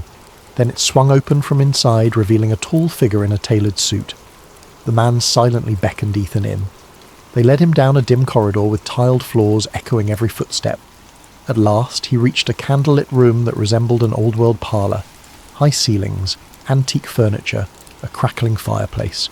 There, perched on a velvet chair, was Veronica Holt, wearing a black evening dress. Two men stood behind her, arms folded. Another man was in the corner, cradling a submachine gun. Tension hung thick in the air. Ethan's gaze darted around. No sign of Celia. "Where is she?" he demanded, voice trembling with anger. Veronica Holt regarded him coolly. "Mr. Graves, such dramatic flair. You have something of ours. I want it returned. Now." He clenched his fists. "The footage is encrypted. You can't do anything with it. Let Celia go, and I'll give you partial access." One of the men behind Holt stepped forward, expression grim. "We're not negotiating, Graves. You hand over the entire encryption key, then we'll discuss your friend." Ethan forced himself to remain steady. "That's not happening until I see she's alive and well. Bring her here, now." Veronica sighed, turning to the corner. She snapped her fingers. Another door opened. A guard escorted Celia in, her wrists bound, a bruise on her temple. She looked rattled, but her eyes lit with relief upon seeing Ethan. He swallowed a surge of emotion, locking eyes with her. She was alive. That was something. Veronica spoke softly, but every syllable carried menace. "I trust you see we're serious. Release her? Possibly. But not before you relinquish your blackmail material. You may think you've hidden backups, but we have ways to find them. Let's not waste time with heroics." Ethan's mind raced. She wanted the entire set of keys. If he refused, Celia might die.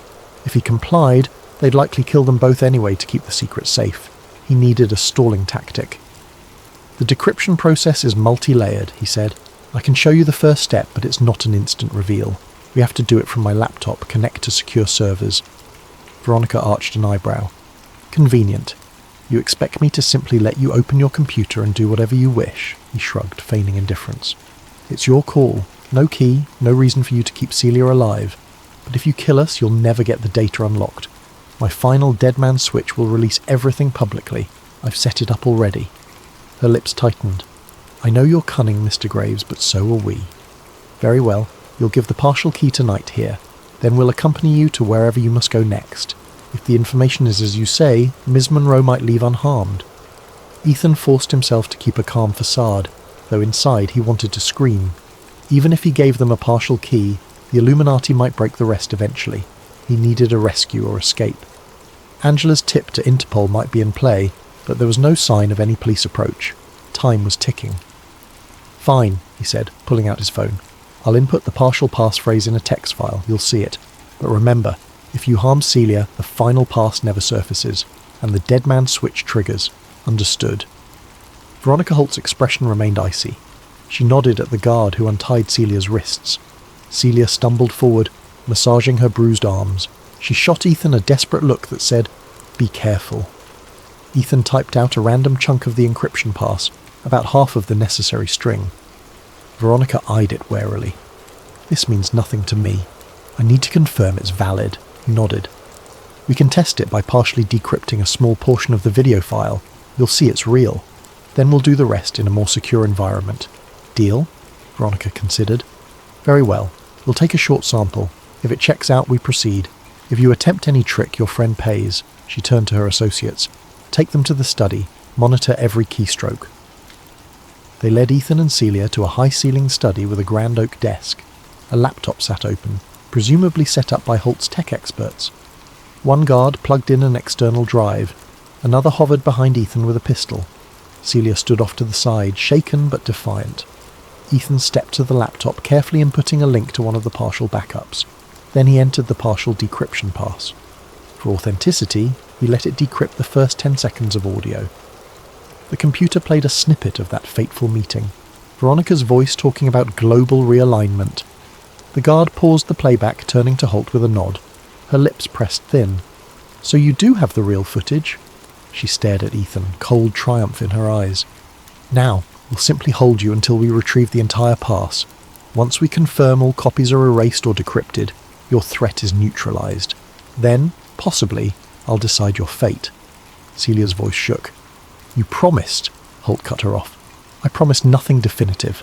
I said you might leave unharmed. That depends on your cooperation. Ethan glared. You can't simply block the entire internet. Once your group is exposed, you're done. Veronica's laugh was almost pitying. We've weathered storms for centuries. Even if partial truths emerge, we can bury them with disinformation. The masses have short attention spans. Her gaze hardened. But let's hope it doesn't come to that. We prefer minimal disruption to society. She gestured to the guards. Secure them in separate rooms. We'll attempt to extract the final pass from Mr. Graves.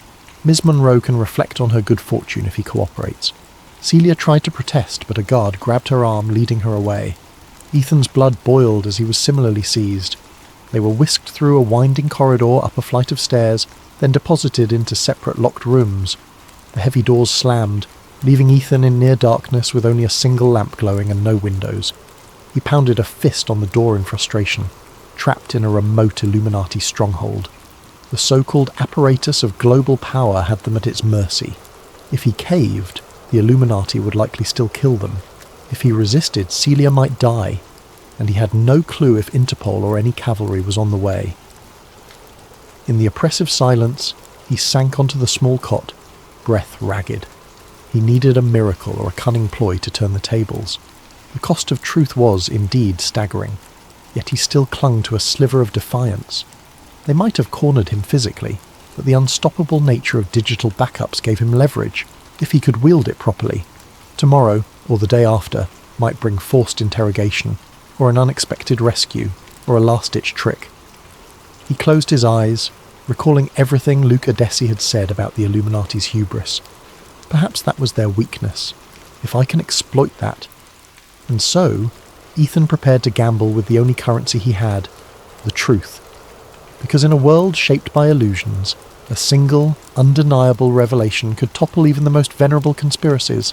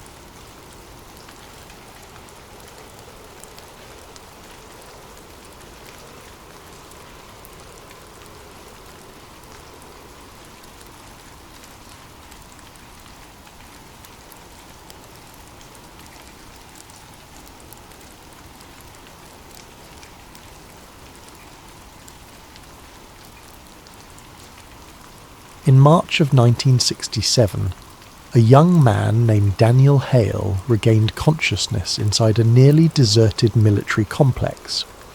The room where he awoke was lit by a single, flickering overhead light that revealed concrete walls stained with a dark residue. He was strapped to a metal chair, leather bindings at his wrists and ankles. For a moment he felt certain this was some kind of nightmare, until he tried to move and realized the restraints were painfully real. Faint echoes of voices spilled from an intercom in the corridor beyond. Through an open doorway, distant red emergency lights strobed. An alarm wailed, punctuated by sporadic gunfire in hallways somewhere deeper in the complex. The man in the chair was Daniel, though at that moment he could not fully recall his own name or how he had come to be here. Only scattered images swirled in his mind, torturous experiments, needles plunging into his veins, men in suits pressing him to answer questions he couldn't understand. There were disjointed recollections of electric shocks, of bright strobing lights that overwhelmed his senses. Yet each time Daniel tried to piece together a coherent memory, he encountered only static, like an empty radio frequency. While the alarms continued, Daniel discovered that his wrist straps were slightly loose, apparently undone in a hurry. He tore free with frantic movements, ignoring the burn on his skin as he pulled the leather tight enough to bruise. Then, summoning the last of his strength, he wrenched one arm free. A wave of dizziness assaulted him, but he steadied himself by gripping the chair's steel arm. The rest of the straps soon fell away. Stumbling from the chair, he nearly collapsed on the cold concrete floor. His body felt frail and unsteady, as though he'd been drugged or starved for days. A walk down the corridor led him past small, claustrophobic cells. Flickering lights revealed glances of what might have been other test subjects, or possibly empty cots. He couldn't be sure. The alarm's shriek jarred every nerve. In the distance, Daniel caught glimpses of uniformed personnel rushing around corners, some shouting in disoriented panic. They seemed preoccupied with an ongoing crisis and paid no attention to him. When he reached an exit door left ajar, the swirling wind of the outside night struck him like a slap. The facility's exterior was surrounded by high fences and barbed wire, yet the gate stood inexplicably open. Searchlights swung erratically across the yard but found no target. The confusion and chaos suggested something had gone horribly wrong. Daniel stumbled across the compound's courtyard, adrenaline driving him to escape the labyrinth of buildings behind him. Once he slipped through the open gate, the night air smothered him in bitter cold. He realized he wore only a thin hospital gown, smeared with dirt and possibly dried blood. Shivering, he pressed onward, leaving footprints in the frosty ground. A sign lay discarded, partially buried in a drift of snow.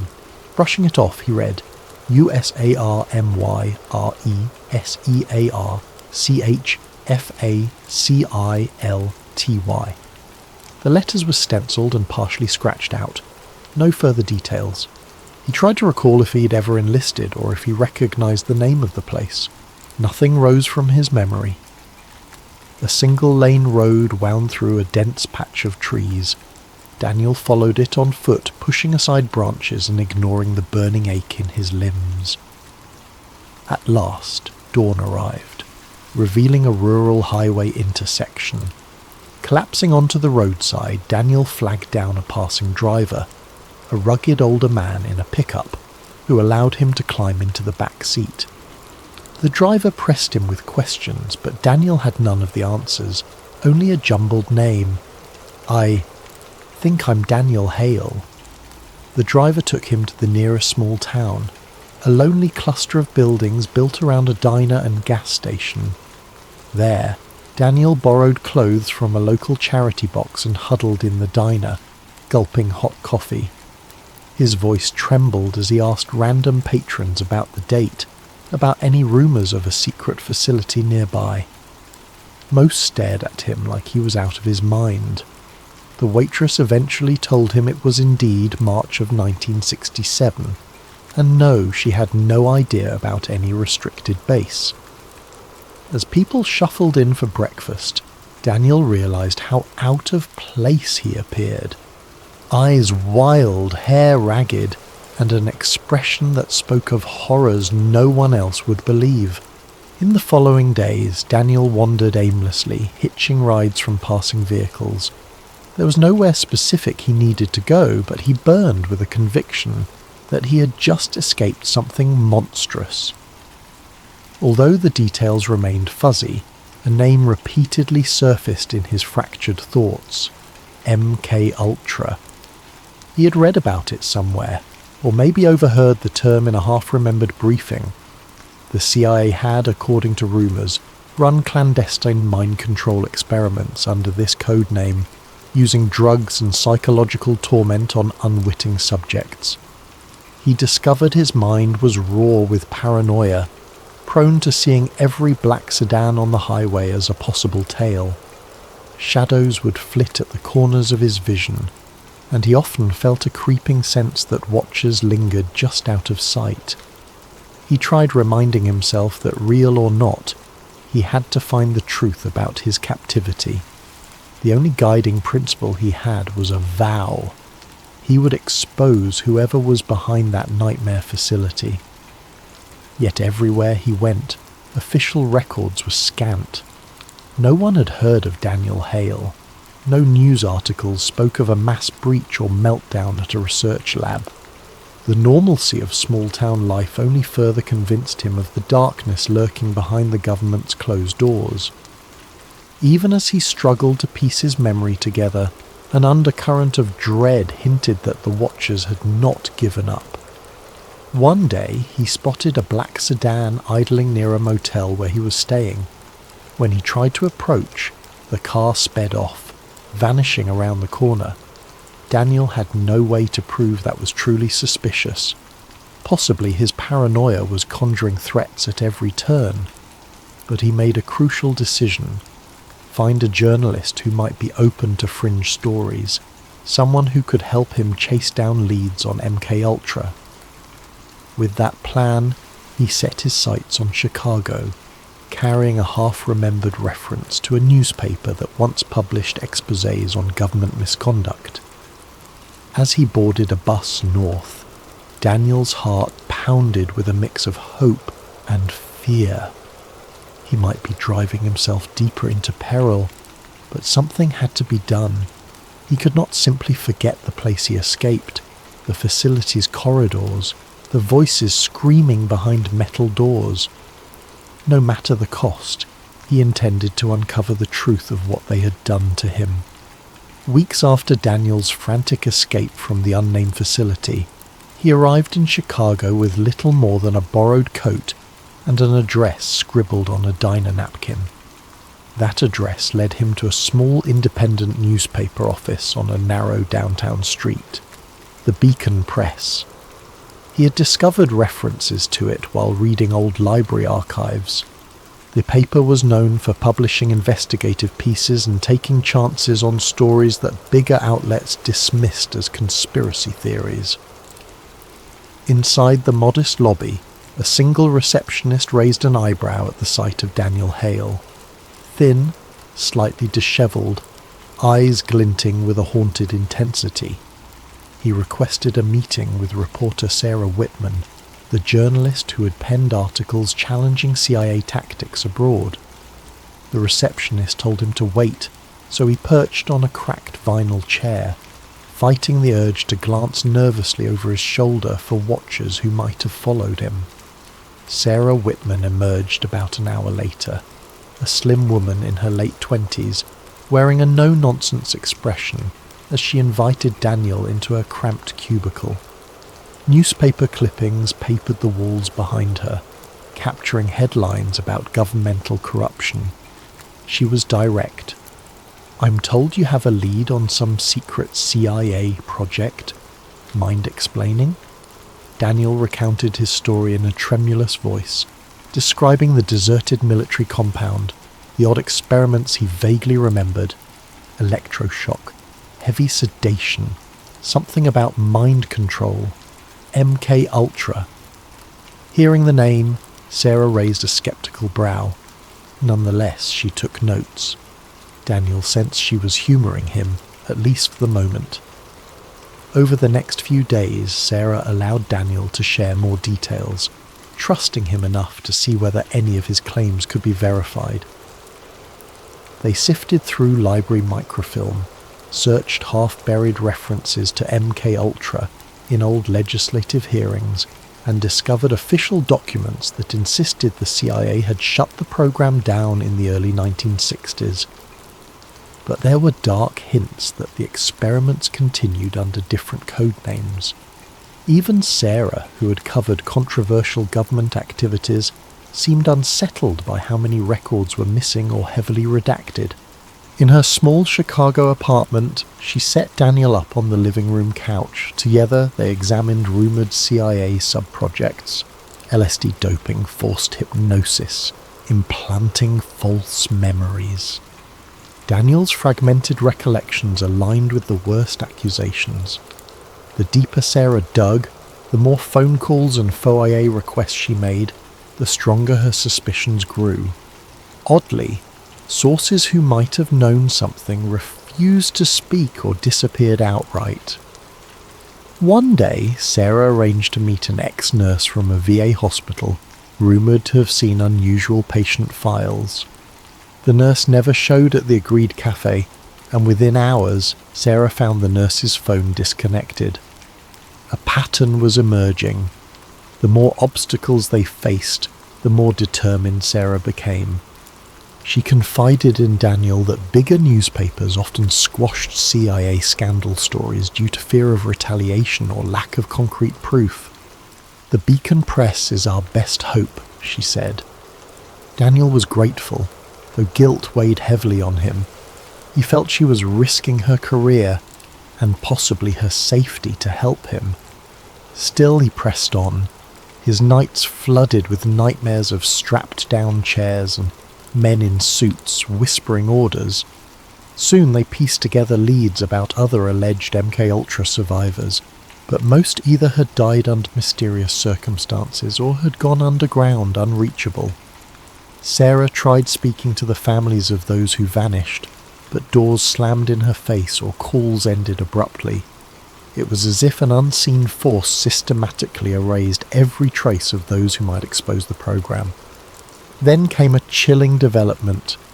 Sarah's apartment was ransacked while they were out, the only missing items being the notes and a single redacted CIA document they'd retrieved from an old library collection.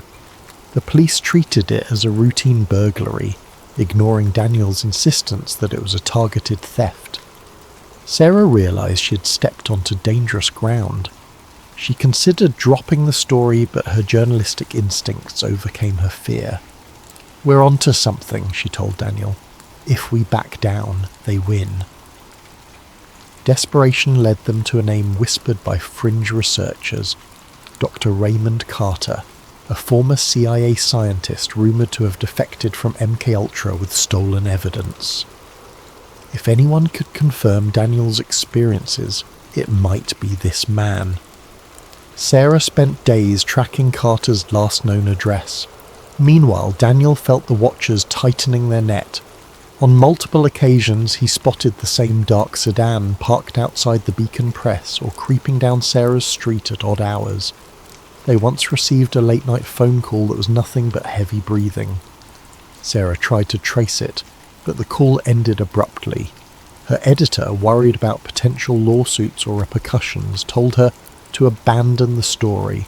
Sarah refused. In a tense confrontation, the editor demanded she drop all mention of the CIA. She threatened to resign, but the editor relented partially, urging her to proceed with caution. That very day, a colleague approached Sarah and confided that odd men in suits had asked about her, wanting to know if she seemed mentally still.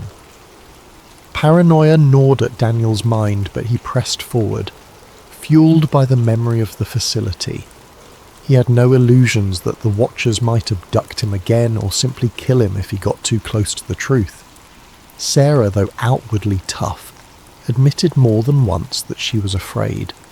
Both of them recognized how unstoppable the CIA could be if a certain program needed to remain secret.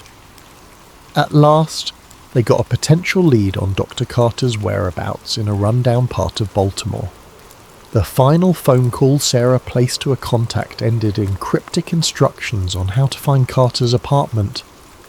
Before leaving for Baltimore, they made backup copies of every shred of evidence, storing them in a bank-safe deposit box under a fake name. Neither wanted to risk losing all proof again. The day they set out, Chicago was blanketed in a cold drizzle. Daniel noticed a sedan following them for a few blocks, but it vanished amid traffic. He and Sarah exchanged nervous glances.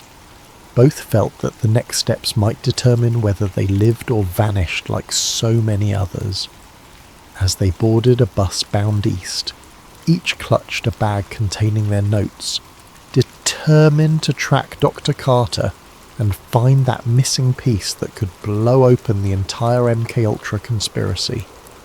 In Baltimore, under the cover of a dreary overcast sky, Daniel and Sarah located the worn apartment building that supposedly housed Dr. Raymond Carter.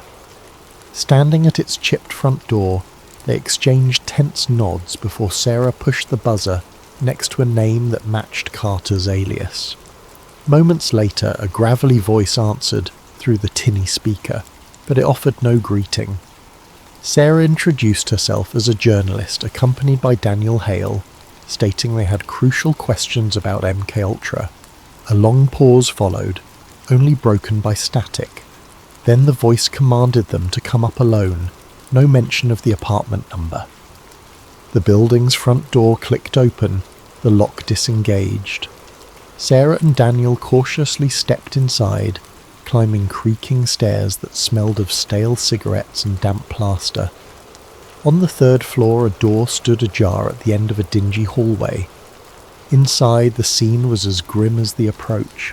Newspapers piled on the floor, overflowing ashtrays, and a haze of dust motes drifting in the pale light from a single lamp.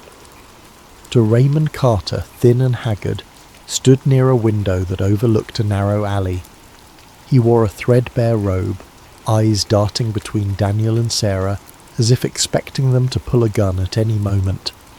Dark circles under Carter's eyes hinted at nights spent battling anxiety or guilt. He barely greeted them, simply gesturing for them to close the door. Once the door was locked and bolted from inside, Carter sank into a battered armchair. "You found me," he murmured. "That alone means the agency probably already knows you're here." Her and Daniel exchanged wary glances. Carter exhaled, running a trembling hand across his unshaven face. "I was a junior researcher on MKUltra. I never intended to hurt anyone, but you can't imagine the horrors they authorized. It got out of hand." Sarah kept her voice gentle, determined not to spook this crucial source. "We have partial files, references to sub-projects. Daniel here has first-hand experience. But we need solid proof, official documents that confirm what happened to him." Carter gazed at Daniel for a moment, then asked, "Do you recall a conditioning regimen or forced LSD trials?" Daniel nodded, describing vivid flashes of strobe lights, sedation, voices demanding compliance. Carter winced at each detail. Eventually he stood rummaging through a stack of discoloured papers on an end table. Pulling out a battered folder, he handed it to Sarah. Inside were typed memos, some with classification stamps referencing deep conditioning protocols, psychic driving, and Subject H. One page described how a certain subject displayed extreme resilience to memory erasure, requiring repeated sessions. Daniel's blood ran cold. He recognized elements of his nightmares reflected here in black and white. They designed methods to break minds, then reprogram them, Carter explained, voice edged with sorrow. If any subject became too unstable or rebellious, they'd vanish them. Officially, it never happened. A layer of tension pressed on the room. Carter's hand shook. You realize this knowledge can kill us all? Before Sarah could respond, the phone in the corner of the apartment rang. Carter froze, eyes flicking to the clock. Nobody calls me, he whispered. With palpable dread, he picked up the receiver. After a few seconds, he placed it down without a word. They know you're here, he told Daniel and Sarah. You should go. His gaze locked on Daniel. Be careful. You're not the first subject who tried to expose them. None survived for long. They rushed out, the thick folder clutched to Sarah's chest. Within minutes, they were back on the street. Grey clouds draped over Baltimore's skyline and drizzle dampened their hair and clothes. Hailing a cab, they retreated to a cheap motel on the outskirts. Behind a locked door, they spread Carter's documents on the bed. The evidence was explosive. It named high-level CIA officials, listed sub-projector codes, and, in some references, connected experiments to the same facility Daniel recalled escaping. Their plan was to meet Sarah's editor in person, deliver the materials, and publish an immediate exposé. But caution was essential. They suspected watchers might track them. All night Daniel tossed in bed, mind swirling with the possibility that they were dangerously close to finishing the puzzle. Yet fear gnawed at him. Would the watchers let them succeed? At sunrise they packed their belongings, stashing the folder in Sarah's duffel. Neither of them noticed a figure in the motel parking lot, dressed in plain clothes, peering from behind a row of cars. As they drove away, that figure made a quick phone call. Barely an hour outside of Baltimore, their plan collapsed. A police cruiser pulled them over on a rural highway. The officer claimed they matched the description of suspects linked to a robbery. Baffled, Daniel and Sarah complied. The officer searched their trunk, apparently finding a hidden gun that neither had ever seen. Next, another officer discovered a small bag of narcotics in Sarah's side door pocket. Sarah tried to protest the obvious setup, but the police insisted they were criminals in possession of an unregistered firearm and illegal substances. The entire traffic stop took on a surreal quality as 2 more squad cars arrived, placing both Daniel and Sarah under arrest. She demanded to call her editor, but the officers told her to keep quiet. In the confusion, the battered folder with all of Carter's evidence vanished from Sarah's bag. By the time they were separated at the police station, neither could find the documents. The cops seemed uninterested in hearing about CIA conspiracies or planted evidence. Daniel endured a frantic interrogation, but was soon released without charges. A desk sergeant mumbled something about no stolen property found, so you're free to go. When Daniel asked about Sarah, the sergeant looked confused.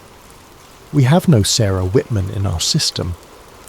Nothing in the station's log indicated her arrest. Panicked, Daniel repeated her name, yet the officers insisted no such person had been detained. That night, Daniel wandered the city, calling every number he could recall for Sarah, her apartment, the Beacon Press, even her relatives. No one answered, or they claimed not to know her. The watchers, it seemed, had removed Sarah from the board. Stripped of the folder alone, Daniel realized the conspiracy's power. It could vanish people at will, erase evidence, manipulate law enforcement. In every way that mattered, he was once again alone. Desperate, he rushed back to Dr. Carter's apartment, hoping the old researcher could confirm Sarah's existence or replicate the lost data. But Carter was gone, his room oddly pristine, reeking of fresh bleach. A neighbour said men in suits had visited hours earlier, and soon after Carter disappeared. Only a single line of chalk dust marred the doorway's threshold, as though everything inside had been meticulously scrubbed away. At that moment, Daniel's phone, taken from the apartment phone line, rang. He picked it up, heart pounding. A raspy voice uttered, "Enough, Hale, drop this, or vanish like the rest." Then the line cut. He lowered the receiver, shoulders trembling. The Watchers had systematically dismantled every piece of leverage he possessed. No journalist, no ally, and no documents. But Daniel refused to give in. If the Watchers were this determined to silence him, it meant that somewhere out there still lay a final clue, a path to total disclosure. Above him, a light bulb buzzed, and the corridor reeked of antiseptic. He could almost taste his own fear. Alone at the hallway of a now abandoned building, Daniel reminded himself that he'd escaped once before. He could do it again. He just needed to unravel the last layer, probably the very heart of MKUltra. Director William Ashcroft, the name Carter had hinted at but never fully explained. Summoning what resolve he had left, Daniel resolved to find Ashcroft, no matter the cost. In the aftermath of Sarah's disappearance, Daniel moved like a phantom through city after city. He changed motels frequently, paid in cash, and travelled by bus rather than train, never lingering too long in one place. At times, it felt fruitless. Without Sarah's journalistic connections or Carter's documents, each lead turned cold. But the Watchers were far from gone. Daniel sensed them on every street corner, behind every passing face. Nightmares plagued him. In those dreams, he was strapped once more to a metal table, bright lights overhead, a half circle of scientists observing from behind glass. A tall figure in a suit, someone who might be Ashcroft, scribbled notes. A single phrase echoed in Daniel's mind upon waking. He never truly left. Unable to silence the memory, Daniel scoured libraries and old intelligence circles in Washington, D.C. He pretended to be a researcher, investigating Cold War secrets, carefully gleaning scraps of info. Indeed, a William Ashcroft had served as a senior official in clandestine programs before retiring in the early 1970s. Yet rumours suggested Ashcroft still operated out of a reactivated government compound in rural Virginia. The place was said to have been a training camp, though some claimed it was never truly decommissioned. Driven by desperation, Daniel decided to gamble on that rumour. If Ashcroft was the key, confronting him might produce answers about Sarah Carter and the entire labyrinth of MKUltra, or it might lead Daniel straight to the Watchers. Still, he had no illusions left. He was either chasing the truth or careening deeper into a psychological trap. The line between paranoia and reality felt impossibly blurred. Camp Stonebridge, the rumoured location, lay hidden behind wooded hills and a chain-link fence. Daniel approached under the cover of night, trudging through thickets. The main gate was unmanned, but security cameras perched on tall poles. He kept to the shadows, eventually slipping through a gap in the fence. Inside, a cluster of old barracks and administrative buildings loomed. All lights were out except for a faint glow from an underground entrance at the far end of the compound. As Daniel crept closer, a memory jolted him. The hallway in the facility from which he'd escaped. The same dull paint, the same militaristic architecture. Could it be that all these places were connected? The Watchers might be letting him in, perhaps expecting him.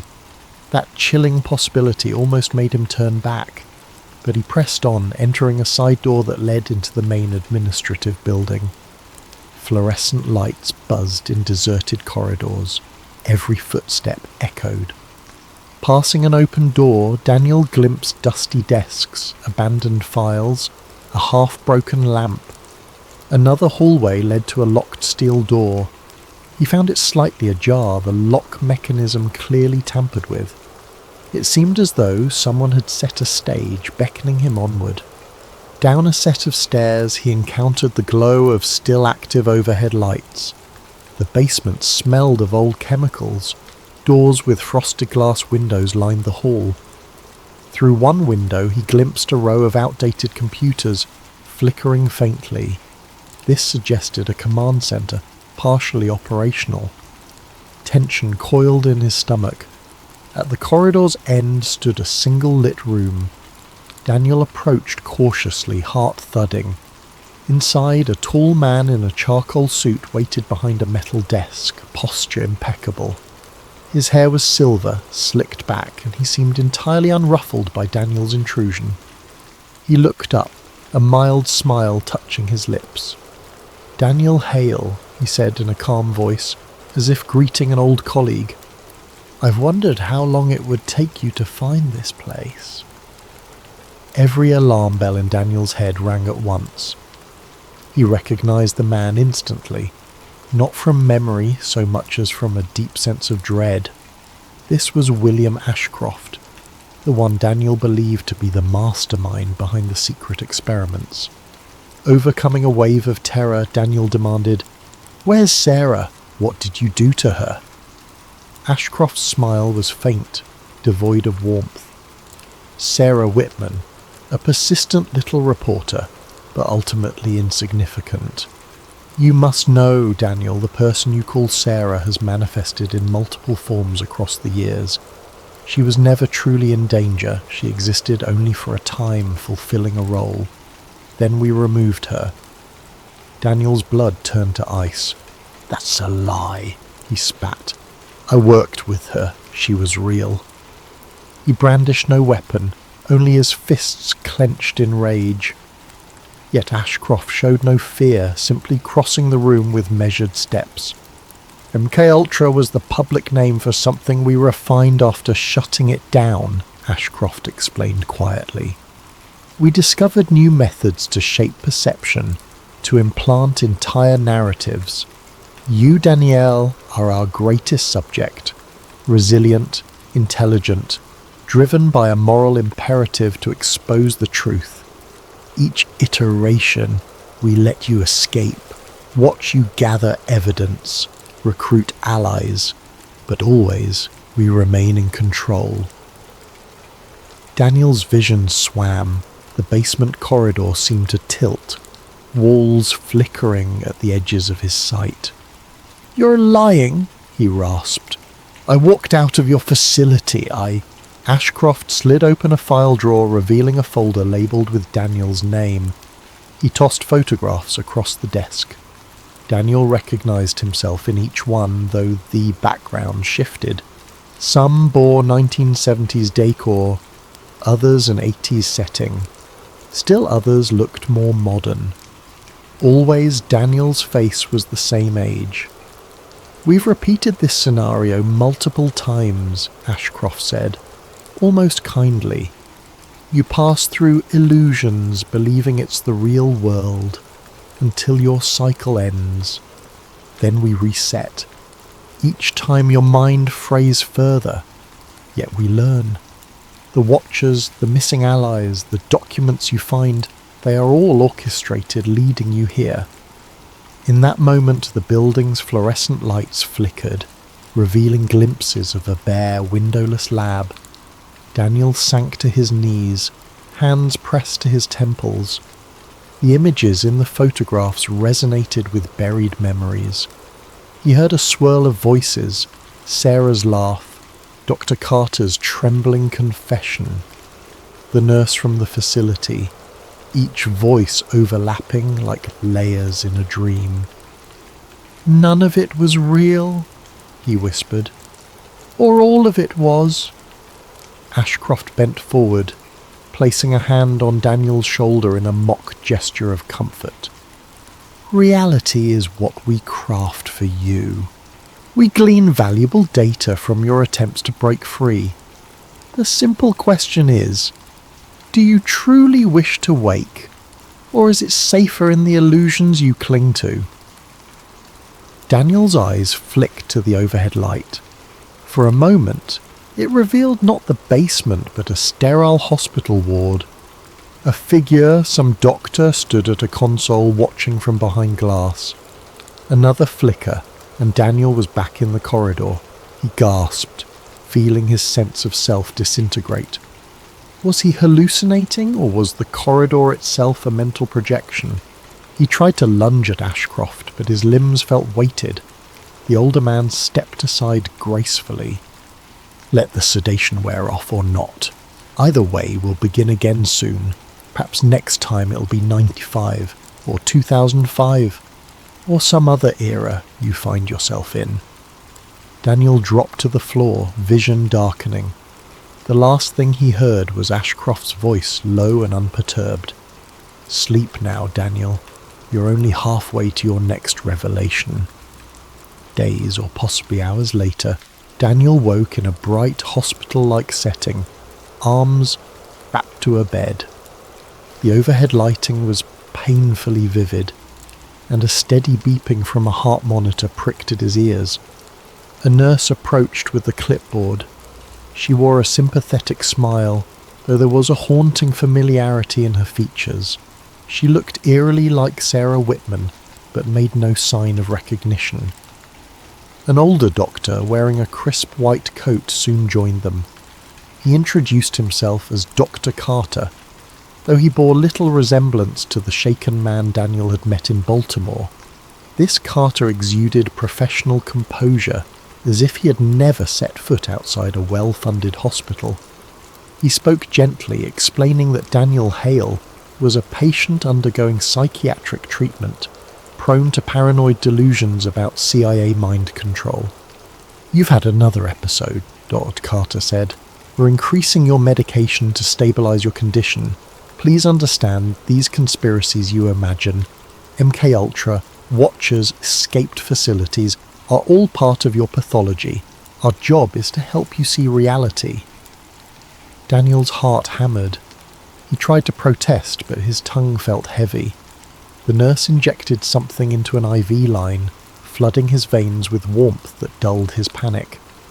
He glimpsed a nameplate reading St. Thomas Psychiatric Centre 1967. That date hammered at his mind. Everything the older Ashcroft had suggested now hovered at the edge of plausibility. A cyclical dream, illusions layered upon illusions. He tried focusing on small details.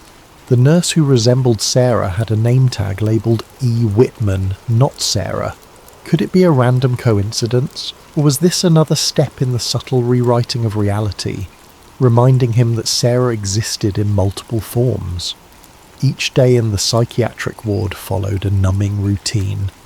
Daniel was led to group therapy, where staff gently encouraged him to dismiss conspiracy talk. Some patients listened in awe, others poked fun at him. Occasionally he would spot a staff member glancing at him with a flicker of recognition, as though they were watchers in disguise. At night, strapped in his bed, Daniel felt the confusion swirl.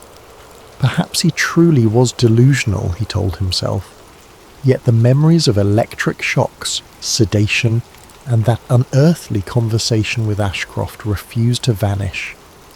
The staff insisted that these recollections were the product of a fractured mind.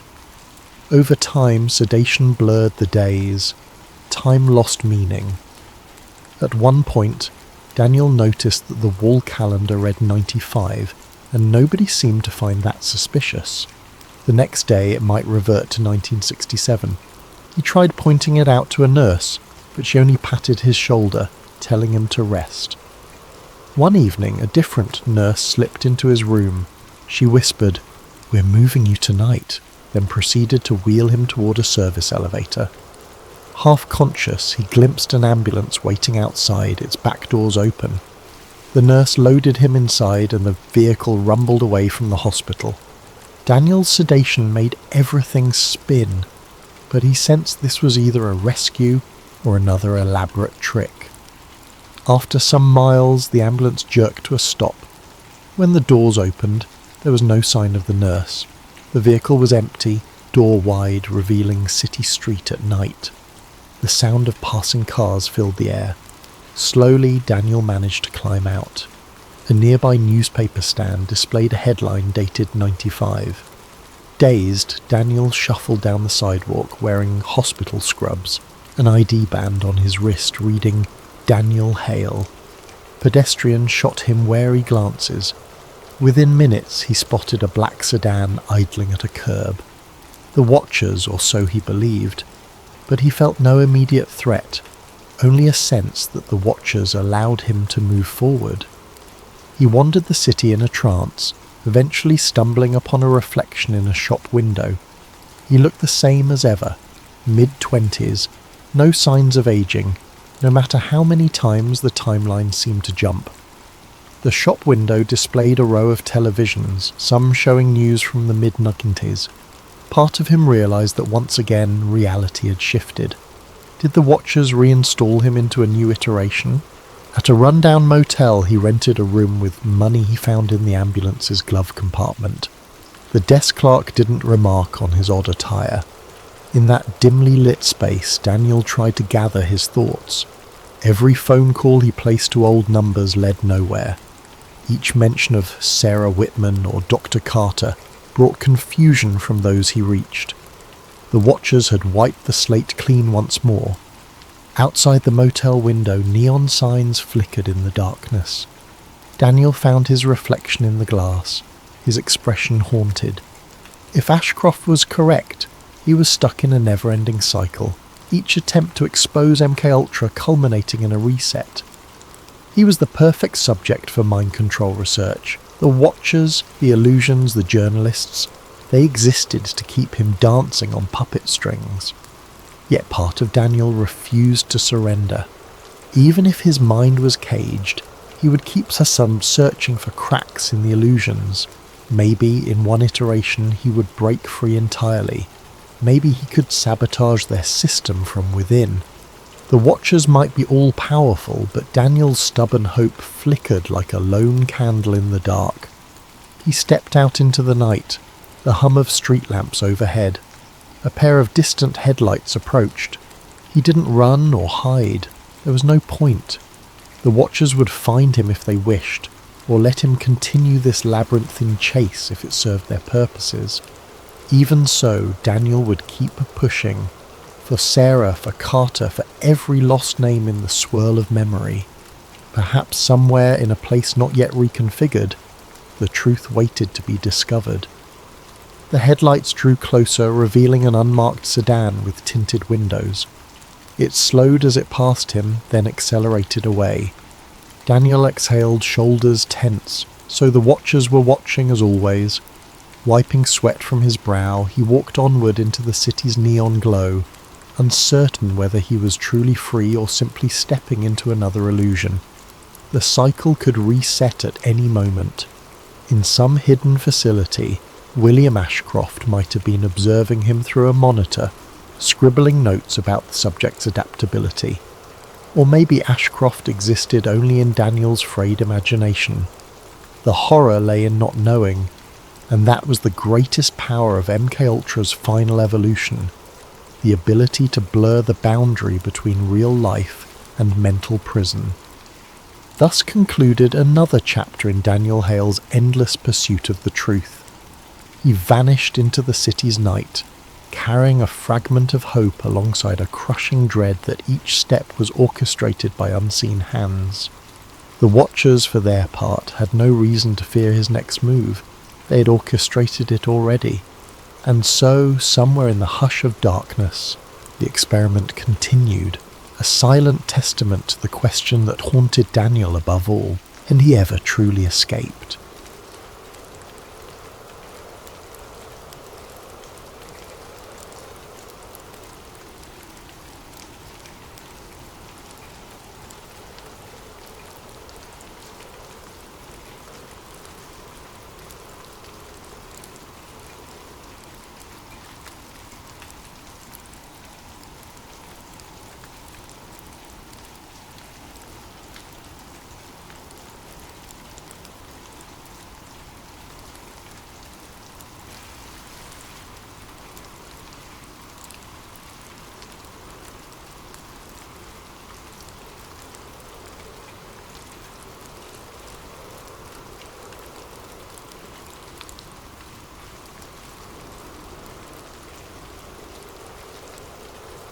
Sam Whitaker felt the day's fatigue deep in his bones. At 46, the daily grind of commuting to an unremarkable office job had sapped a vigour he barely remembered having. Despite it all, Sam always told himself that another day meant another chance, a small mantra he repeated quietly over the hum of the overhead lights. Every little thing seemed designed to stress him out. The crowds on the bus, the never-ending digital notifications, the glare of computer monitors. The only reprieve came from late-night reading sessions where he'd let his mind wander into the pages of some second-hand novel. It was during one such late evening at the office, when the fluorescent tubes in the hallway hummed a bit louder than usual, that Sam noticed an odd corridor near the break room. The entire floor layout was typically so familiar that any variation stood out immediately. For years, the hallway led only to a supply closet, but tonight, it looked different. It seemed longer than usual, the far end swallowed by flickering shadows. He hesitated. Maybe it was the eye strain or the reflection of the lights playing tricks. Some part of him warned that this was odd enough to warrant caution, but he was exhausted and needed to drop off a stack of old reports in the closet. The corridor beckoned, the overhead fixtures buzzing steadily. As Sam walked down the hall, that peculiar hum grew uncomfortably loud. It drilled into his ears. Halfway to the closet, the lights flickered. One loud pop echoed behind him. He turned around quickly, perhaps a bulb had burned out, yet everything behind him was swallowed by a pale haze. The hallway felt endless now, an expanse of off-yellow wallpaper stretching back the way he'd come. He shook his head, blinked several times, even rubbed his eyes, but the reality refused to snap back. "This can't be right," Sam murmured, squinting at what should have been the door back to the main office. The crisp smell of stale carpet hit his nose, reminiscent of an old motel from decades past. The hum overhead was the only companion in sight. He doubled back, heart thumping. 10 steps, 20 steps. The corridor refused to end. Each corner revealed yet more of the same unwelcoming corridor. The overhead fluorescents flickered and buzzed in a dissonant pattern. How had he gotten so turned around so quickly? A low-level panic set in. Sam didn't want to panic yet. Panic leads to foolish decisions, an old co-worker had once told him. But his senses told him something was horribly wrong. The deeper he moved, the more the environment seemed to lose any logical sense of dimension. There were more corners than should exist in a standard office floor plan. More identical stretches of damp, dingy carpet and walls tinted the kind of yellow that reminded him of aged paper. He debated calling for help. His cell phone had 0 signal, which made no sense for an office building in a metropolitan area. Then again, a moment ago, there had been an entire row of cubicles and a break room behind him. Now, there was just this. He took a turn and found what might have been a lounge area, only it was empty. No chairs, no decor. The hum from the ceiling felt as if it was getting inside his head, setting every nerve on edge. A bead of cold sweat trailed down his temple. Sam forced a deep breath. "Hello?" he called out, voice echoing strangely. No response. The silence, save for the buzzing lights, felt suffocating. He moved forward, found another corridor, and realised with dread that each hallway looked exactly like the last. The floor plan repeated ad nauseum, as though he were stuck in some poorly rendered video game environment. Anxiety gnawed at him. He considered turning around again, but which direction was that? He could try leaving chalk marks on the walls, but he didn't have any chalk. He paused to rummage through his pockets. He had a pen. He might attempt some kind of mark, but the wallpaper was too old and textured for the ink to take properly. Still, it might be worth trying. As he pressed his pen to the wall, an unexpected sound drew his attention. A distant scuttle, like something scraping against the carpet, far off yet distinct. The hair on his arm stood on end. No, he thought, it could just be his imagination, or maybe the building's ventilation. But part of him, deep down, knew something else was in here with him. Pushing down a flood of fear, Sam took a slow step toward the sound. The corridor stretched on, occasionally turning at sharp angles. Everywhere was that same lifeless colour, that same unwavering hum. He began to walk faster, hoping to find a corner or doorway that would lead him back to the real world. The scuttling sound faded, replaced again by endless white noise. The entire place felt like a stale trap designed to push a person to the brink of their sanity. Finally, after navigating what felt like half a mile of identical halls, Sam found a dead end. Littering the corner of the floor was a single piece of trash, an old wrinkled fast food napkin. That tiny scrap of normalcy startled him as much as any strange figure might have. It was proof that other people, or at least another presence, had been here once. The thought was both comforting and terrifying. Unsure of what else to do, Sam slumped against the wall, the harsh fluorescent glare settling onto his shoulders like a burden. There was no telling how or why he had arrived in this bizarre labyrinth, let alone how to escape. The only certainty was the monotony of the corridor, the old carpet smell, and that faint scuttling sound he might, or might not, have imagined. He reached back into his pocket and gripped his phone, though it showed no bars. Part of him wanted to record a message, in case the phone ever found a connection or someone discovered it. The effort felt futile, but in times of panic, small acts of normalcy can keep the mind tethered. He hadn't realised how dry his throat was until he tried speaking. If someone finds this," he whispered. "My name is Sam Whitaker. I'm lost. He stopped. The scuttling returned, louder and closer this time, echoing through the endless halls. Sam's heart pounded. Maybe there was something else wandering these corridors. Something not friendly. Something that noticed him just as he noticed it. Pushing to his feet, Sam took a long, shaking breath and began walking again, forcing himself to keep moving. If he remained still, that sound might get closer, and he definitely wasn't ready to find out what it was, at least not yet. Sam's footsteps felt heavier with every cautious step he took. Every corner he turned revealed more of the same. Bleak yellow hallways that offered no relief from the oppressive hum of the lights. Minutes, or hours, felt like they bled into each other. He was no longer certain how long he'd been wandering. Without a clock or even a working phone, time had lost its usual structure. Somewhere in the distance, that scuttling sound still taunted him, an intermittent reminder that he was not alone. He had the creeping sensation that if he let his guard down, that thing, whatever it might be, would close in. So he forced himself onward. Each corridor twisted into another, forming a maddening pattern of identical gloom. Then, as he turned one more sharply angled corner, Sam saw something new. A series of faint marks near the floor's edge.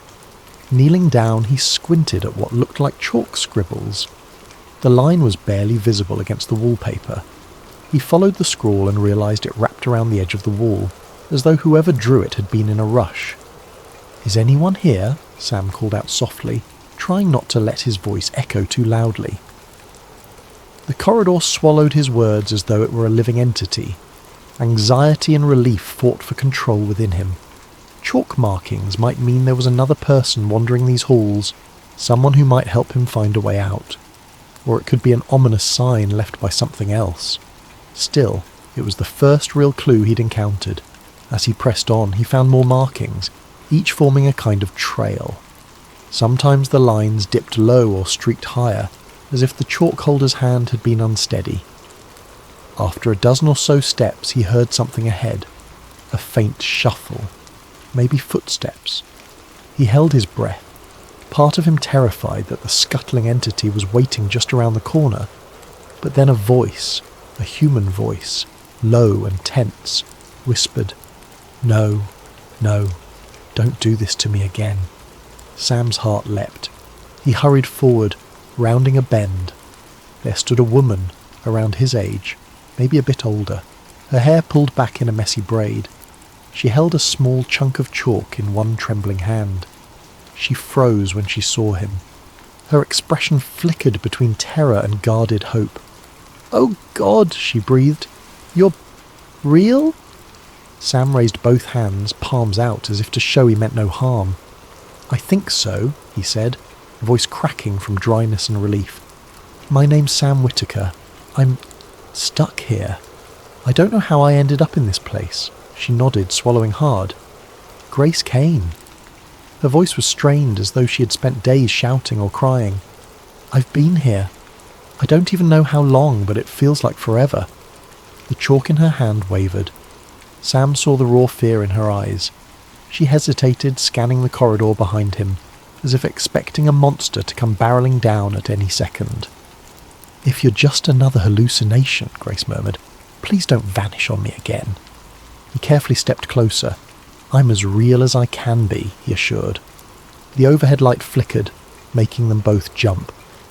Sam tried to steady his breathing. "You've been marking your path?" Grace nodded. "It's my best guess at not going in circles, but the corridors change sometimes. I swear they shift. One day, a hallway will lead to a certain area, but the next, it's a dead end, or a different place entirely." The notion of shifting corridors made Sam's already unsettled stomach twist further. "So there's no set way out?" She shook her head. "Not that I've found, but I keep hoping. It's better than just giving up." They stood there, letting the bleak hum fill the silence. For a moment, the flicker of overhead fluorescence seemed to intensify, painting both of them in a sickly yellow glow. Sam took in her appearance, exhausted eyes, a faint bruise on her forehead, dried lips that spoke of dehydration. She looked half-starved, as though she'd been surviving on scraps. He gestured at the corridor behind him. "I heard something earlier, like a scuttling noise. Have you seen anything?" Grace's eyes darkened. "The entities," she whispered, voice catching. "I've only caught glimpses, shadows or shapes around corners. Sometimes they sound like they're crawling on the walls. Sometimes I think they're behind the lights, flickering them on purpose. Other times they're right there and then gone." Sam felt his pulse quicken. "Can they hurt us?" She swallowed. I believe so. I felt them brush past me in the dark, a hand or limb that shouldn't exist. I've had them chase me for hours. At least it felt like hours. I don't know how to tell time here anymore." Despite the oppressive fear, Sam realised he felt an odd relief. He was not alone. There was someone else who understood this nightmare. "Then we need a plan. Any plan. To escape, or at least stay alive." Grace exhaled, her shoulders sagging in momentary surrender. "There's one idea," she began slowly. "Sometimes, if you can find where this place warps, like a glitch, you might slip back into reality. I've never found it, but I've heard stories, seen references in old notes left behind by others. That's why I carry chalk, to mark where the corridors feel strange." "Have you found any especially strange areas?" She nodded, looking up and down the corridor. "A few times. Dim corners that warp your vision, or rooms where you can hear distant voices. They never led me out, but maybe I missed the right moment." She let out a hollow laugh. "It sounds crazy, I know." Sam reached out to lightly touch her shoulder, a tiny gesture of solidarity.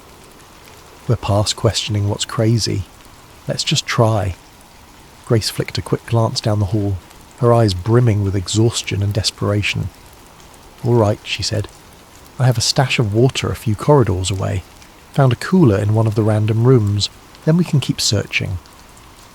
They began to walk together, guided by Grace's faded chalk marks.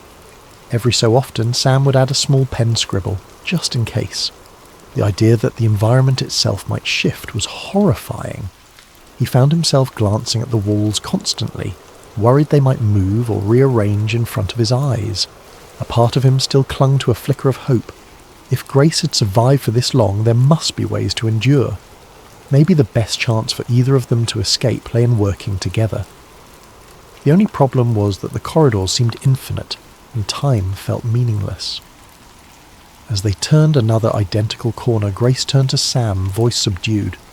Stick close. This place has a way of splitting people up. Even if we're side by side, we could lose each other around a corner, Sam nodded solemnly. I'm not going anywhere without you, he promised. It was only half altruistic. He needed her as much as she needed him. In the dim recesses of these endless halls, the idea of wandering alone was unbearable. So they pressed on, hearts pounding in unison, bracing themselves for the next flicker of the lights or the next scuttling noise in the distance. Neither spoke aloud what haunted them both. If they were going to survive, they would need far more than chalk marks and hope to combat the endless shifting labyrinth, let alone the entities prowling its depths. Grace led Sam through a narrow corridor that smelled of must and something acidic. The floors were slightly damp, the overhead lights flickering just enough to add a queasy strobe-like effect. Their footsteps squished into the soggy carpet, sending a chill up Sam's spine. Wait, Grace said, pausing to press a chalk mark into the damp wall. The mark only partially held. Just in case, she muttered, though she didn't sound hopeful. For the next few minutes they navigated in silence, turning corners so uniform that Sam might have believed they were walking in place. Yet Grace seemed to track these subtle differences. An additional stain on the carpet, a darker patch of wallpaper. After a while, she led him into a small room where a broken fluorescent lamp hung precariously from the ceiling. Underneath was a battered water cooler. The dispenser was nearly empty, but Grace had improvised a small plastic bottle she kept refilling. She offered it to Sam. Here, sip slowly. Don't know when we'll find more. The water tasted stale, but it was better than nothing. He savoured each drop. Once he'd taken a few careful sips, Grace gestured to the lamp. It was working before. Flickered out a day or two ago.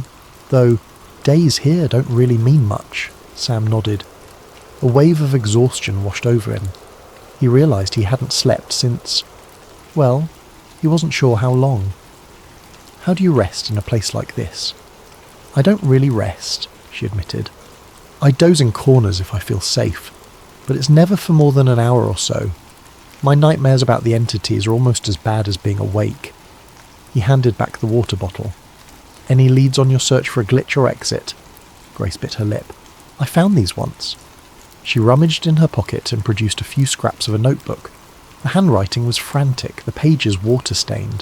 One line read, Level 0 is a paradox. Must find threshold for a stable tear in geometry. The next line, Entities feed on fear, low-level hostility or pure predator instincts. Unknown. Sam felt a chill. Where did you get them? In another area of the back rooms, Grace explained. There were more pages at first, but the place flooded with some weird murky liquid, so I could only save these. The name Dr. Avery Morrow is scrawled in the margins. I think whoever that is studied these corridors, maybe looking for a pattern or a way out. But I have no idea if they escaped, or became something else.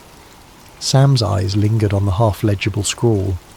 They mentioned liminal physics, or something about reality collapsing. She nodded.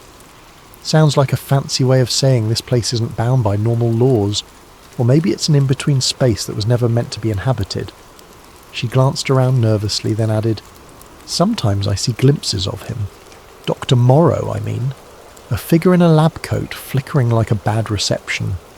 Could be an illusion, but it feels real sometimes. They took a moment to breathe. The oppressive hum was slightly quieter here, but it still vibrated in the background like a headache that refused to subside. Sam scanned the battered cooler, wondering how many other lost souls had taken water from it, how many had made it out, or if that even happened at all. We should keep moving, Grace said at last. Staying in one place makes us an easier target. Sam nodded. He followed her back into the corridor. The chalk marks guided them deeper into the labyrinth.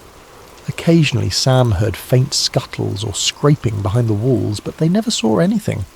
Yet, each time the lights flickered, his heart jumped. Eventually they came upon a fork in the hall.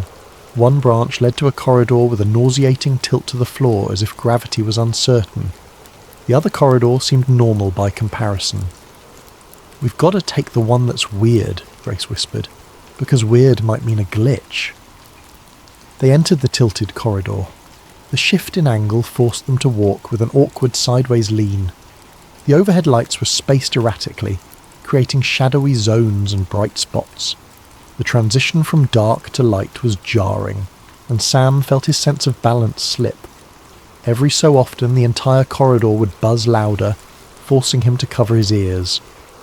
Then, to his utter surprise, he saw a shape at the far end, a doorway that didn't fit the rest of the architecture. It stood half ajar, emitting a flickering glow. Grace signalled him to approach quietly. With each step, the hum in the air vibrated more aggressively, as though resisting their progress.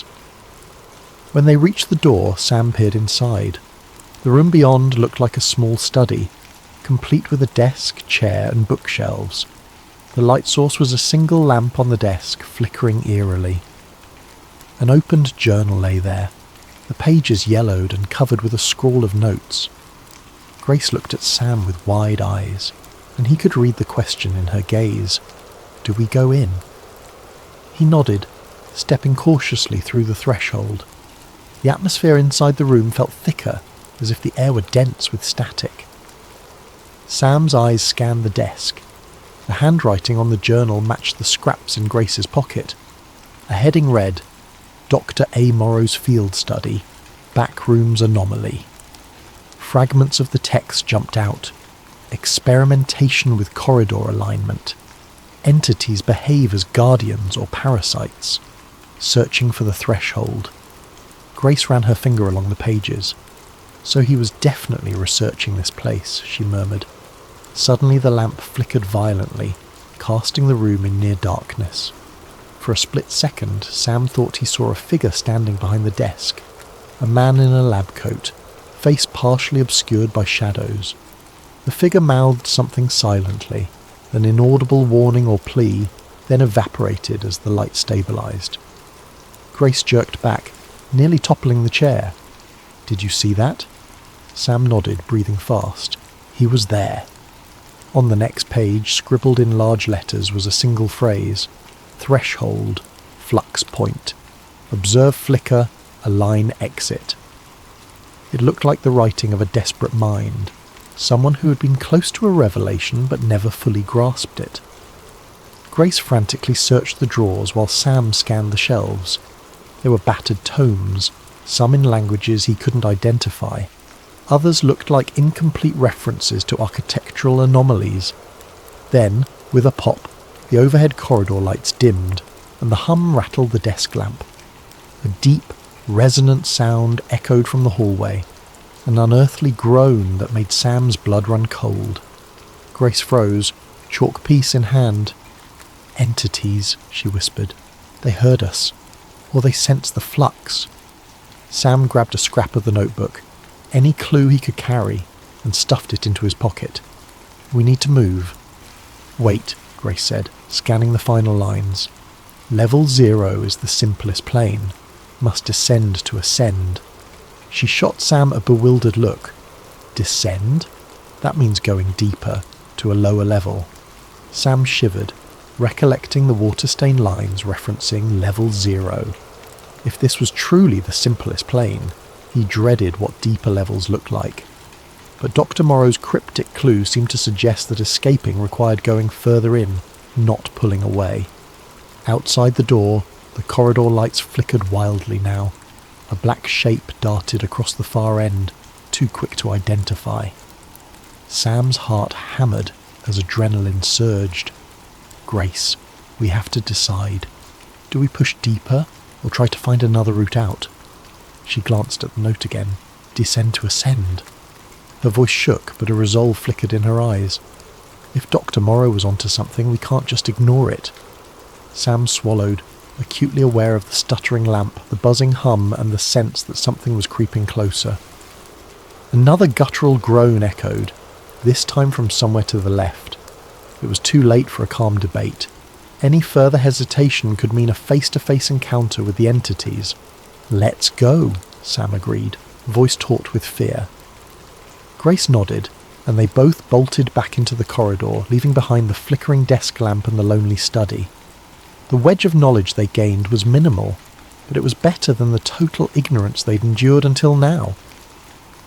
They raced down the sloping hallway, the environment warping oddly beneath their feet.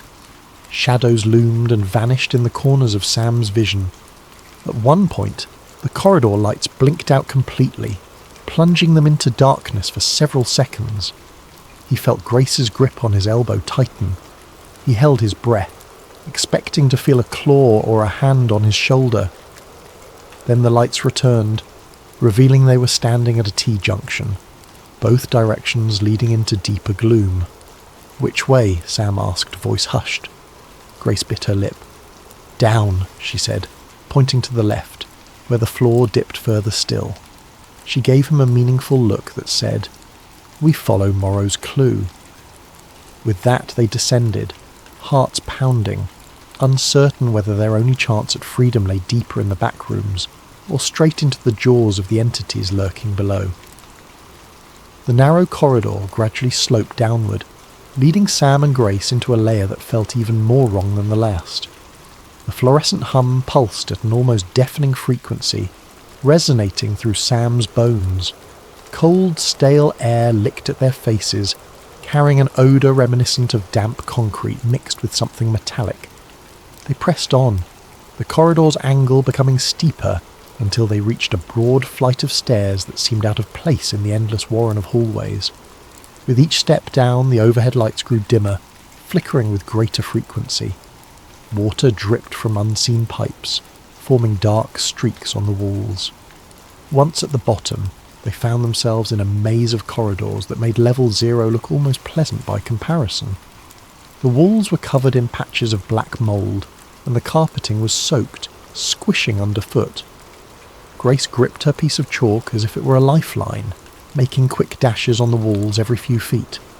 Sam followed, senses on high alert. Their footsteps seemed to echo louder here, amplifying the anxiety coiling in his gut. He kept imagining a scuttling shape darting out from the shadows. Every so often, a deeper, more resonant groan reverberated through the halls. It was closer now, undeniably so. Grace whispered, "We have to keep moving." They pushed into a corridor that felt elongated, the perspective stretching unnaturally. The overhead lights, spaced irregularly, created pockets of near darkness and sudden bursts of harsh illumination. Sam's mind played tricks on him. The walls looked like they were breathing, expanding and contracting with each flicker of light. Then the chase began. A screech tore through the corridor, freezing Sam in place. Behind them, a silhouette flickered around a distant corner. It looked twisted, a caricature of a human shape with limbs bending at wrong angles. "Run!" Grace's voice cracked. They sprinted. Sam's lungs burned as the corridor around them seemed to shift in real time. Corners led to new corners, forming a labyrinth within a labyrinth, and always behind them, that frantic screech, the unnatural pattering of limbs. The entities were no longer content to stay hidden. They were hunting. The overhead lights began strobing. Each flash froze a moment in Sam's vision. Grace's determined face, the black mould on the wall, the water dripping from the ceiling, and behind them in one flash, a glimpse of the entity, half crawling, half lurching toward them. Its eyes were an inky void, set in a gaunt face that defied anatomy. Then darkness, then light again, and it was closer. "This way!" Grace shouted, yanking Sam's arm and veering into a side hallway. They nearly slipped on the soaked carpet, hearts pounding like war drums. The corridor twisted into a set of steps leading further downward. Through the flickering gloom, Sam saw a sign, a battered metal plate that read, "Maintenance," in rusted letters. Was this place once functional? The idea was terrifying. A basement or sub-level of the back rooms that suggested some attempt at infrastructure. But who built it? And why? They clattered down the steps, Grace panting from exertion. At the bottom lay a corridor of exposed concrete walls devoid of wallpaper, with fluorescent tubes flickering overhead. Water pooled at their feet. Somewhere behind them, A roar echoed, followed by frantic scraping noises that seemed to come from multiple directions. The door to the side caught Sam's attention. It had no label, just a rusted handle. "In here!" he gasped, pulling it open. They tumbled inside and shut the door behind them, pressing their bodies against it. The metal was cold under Sam's palms, trembling with each vibration of the corridor outside. They held their breath, listening. Heavy thumps reverberated beyond the door. The screeching and scuttling intensified for a moment, as if the entities were scouring the area. Then, gradually the noises receded into silence, replaced by the steady drip of water and the nauseating hum of the lights. Grace exhaled, sliding down to the wet floor. "We can't keep running forever," she whispered, voice shaking. Sam nodded, equally breathless. The room they had stumbled into was small, cluttered with broken shelves and scattered tools that looked more like props than anything practical. A single flickering bulb dangled from the ceiling, casting a weak circle of light on the floor. As they caught their breath, Sam noticed a piece of paper pinned to a shelf. He reached over, hands trembling, to pick it up. It was another note, likely from Dr. Morrow. The words were almost illegible, but a few stood out. Mel point. Water infiltration. Next level requires caution. Entities stronger. Below it, scrawled in shaky handwriting, was something about final threshold. Grace stared at it, eyes red. So there's more than one level. This must be level 1? Or deeper? Sam felt the weight of despair. How many levels are there? She shrugged, tears threatening to fall. I don't know. Some say infinite. They sat in silence, letting the dread wash over them. Eventually Grace rubbed her eyes.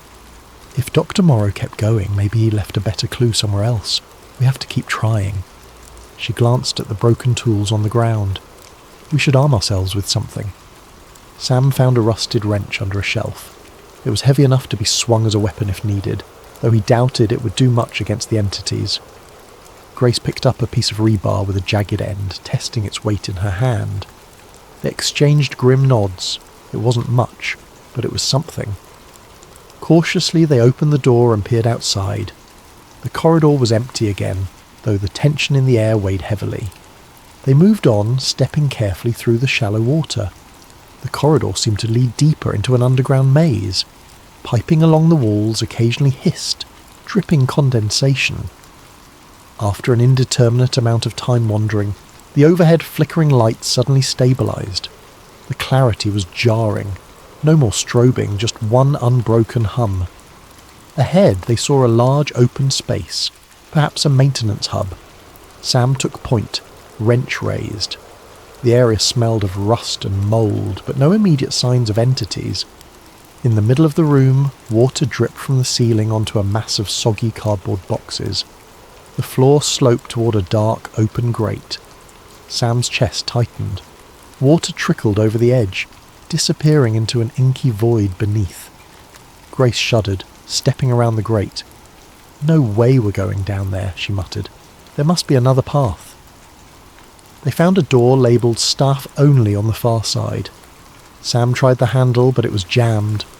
With a swift kick, the door splintered open, revealing a short hallway that ended in a bizarre sight. An office cubicle, half submerged in water, the overhead lights replaced by a small table lamp flickering uncertainly. The contradictory space made Sam's head spin, like a piece of normal reality glitching into the back rooms. "Is this part of the real world?" he asked, voice trembling. Grace frowned. "It might be. Or it's just another section the back rooms absorbed. Let's look." They waded into the half-submerged office, the water reaching mid-calf. The ceiling sagged, leaking from multiple cracks. File cabinets were strewn about, and a mouldy computer sat on a desk. Sam noticed a single piece of paper pinned under a paperweight. Gateway experiment. Corridor realignment. Exit possible. The final lines cut off in a watery smear. Then the flickering table lamp dimmed, and Sam saw another ephemeral silhouette. Dr. Morrow. The figure seemed to mouth something like "threshold above." A wave of dizziness overcame Sam as the vision vanished. He turned to Grace, who had gone pale. "Did you see him?" he asked. Her lips parted. I think so." Before they could process it, a sudden roar echoed behind them. The entities had caught up. Sam heard pounding footsteps and the scraping of claws against concrete. His mind screamed. "They're here!" "Go!" Grace yelled, brandishing the rebar. They splashed through the water toward a broken window on the far side of the cubicle.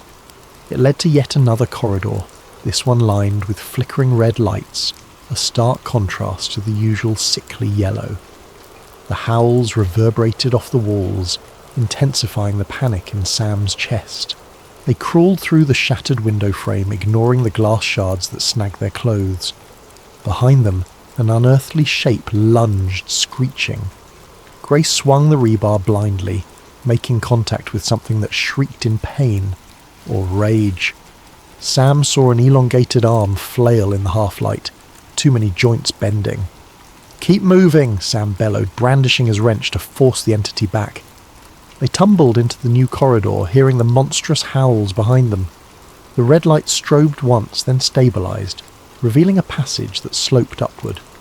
It was an odd ascension, the floor angled in a steep incline toward what looked like a corridor junction.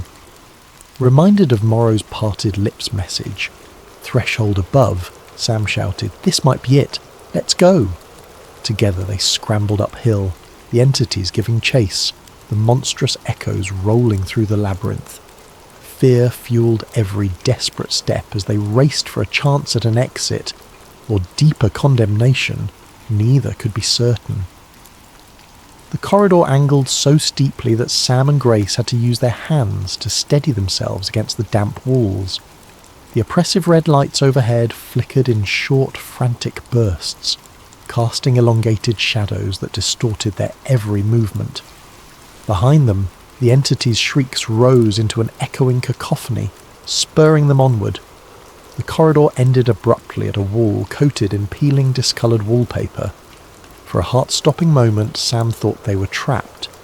Then he noticed the wallpaper shifting slightly, as if it were an image projected onto a surface. "This must be the flux," Grace panted. The sense of unnaturalness prickled across Sam's skin. His phone, still in his pocket, vibrated oddly with static. The entire space felt as if it were on the brink of folding in on itself. The entity's roars drew nearer. With a desperate cry, Sam pressed his hand against the warped wallpaper. His fingers sank an inch, as though it were made of rubber. He locked eyes with Grace. There was no time for discussion. They both shoved against the wall. It bulged inward, shimmering like a vertical pool of stagnant water. "What if it's not the exit?" Grace whispered, voice trembling. Sam swallowed hard. "We have no choice." The rubbery barrier gave way, and Sam found himself plunging through to the other side.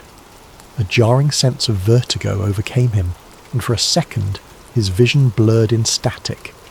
The hum of fluorescent lights roared in his ears, intensifying until it was nearly unbearable. Then, sudden silence.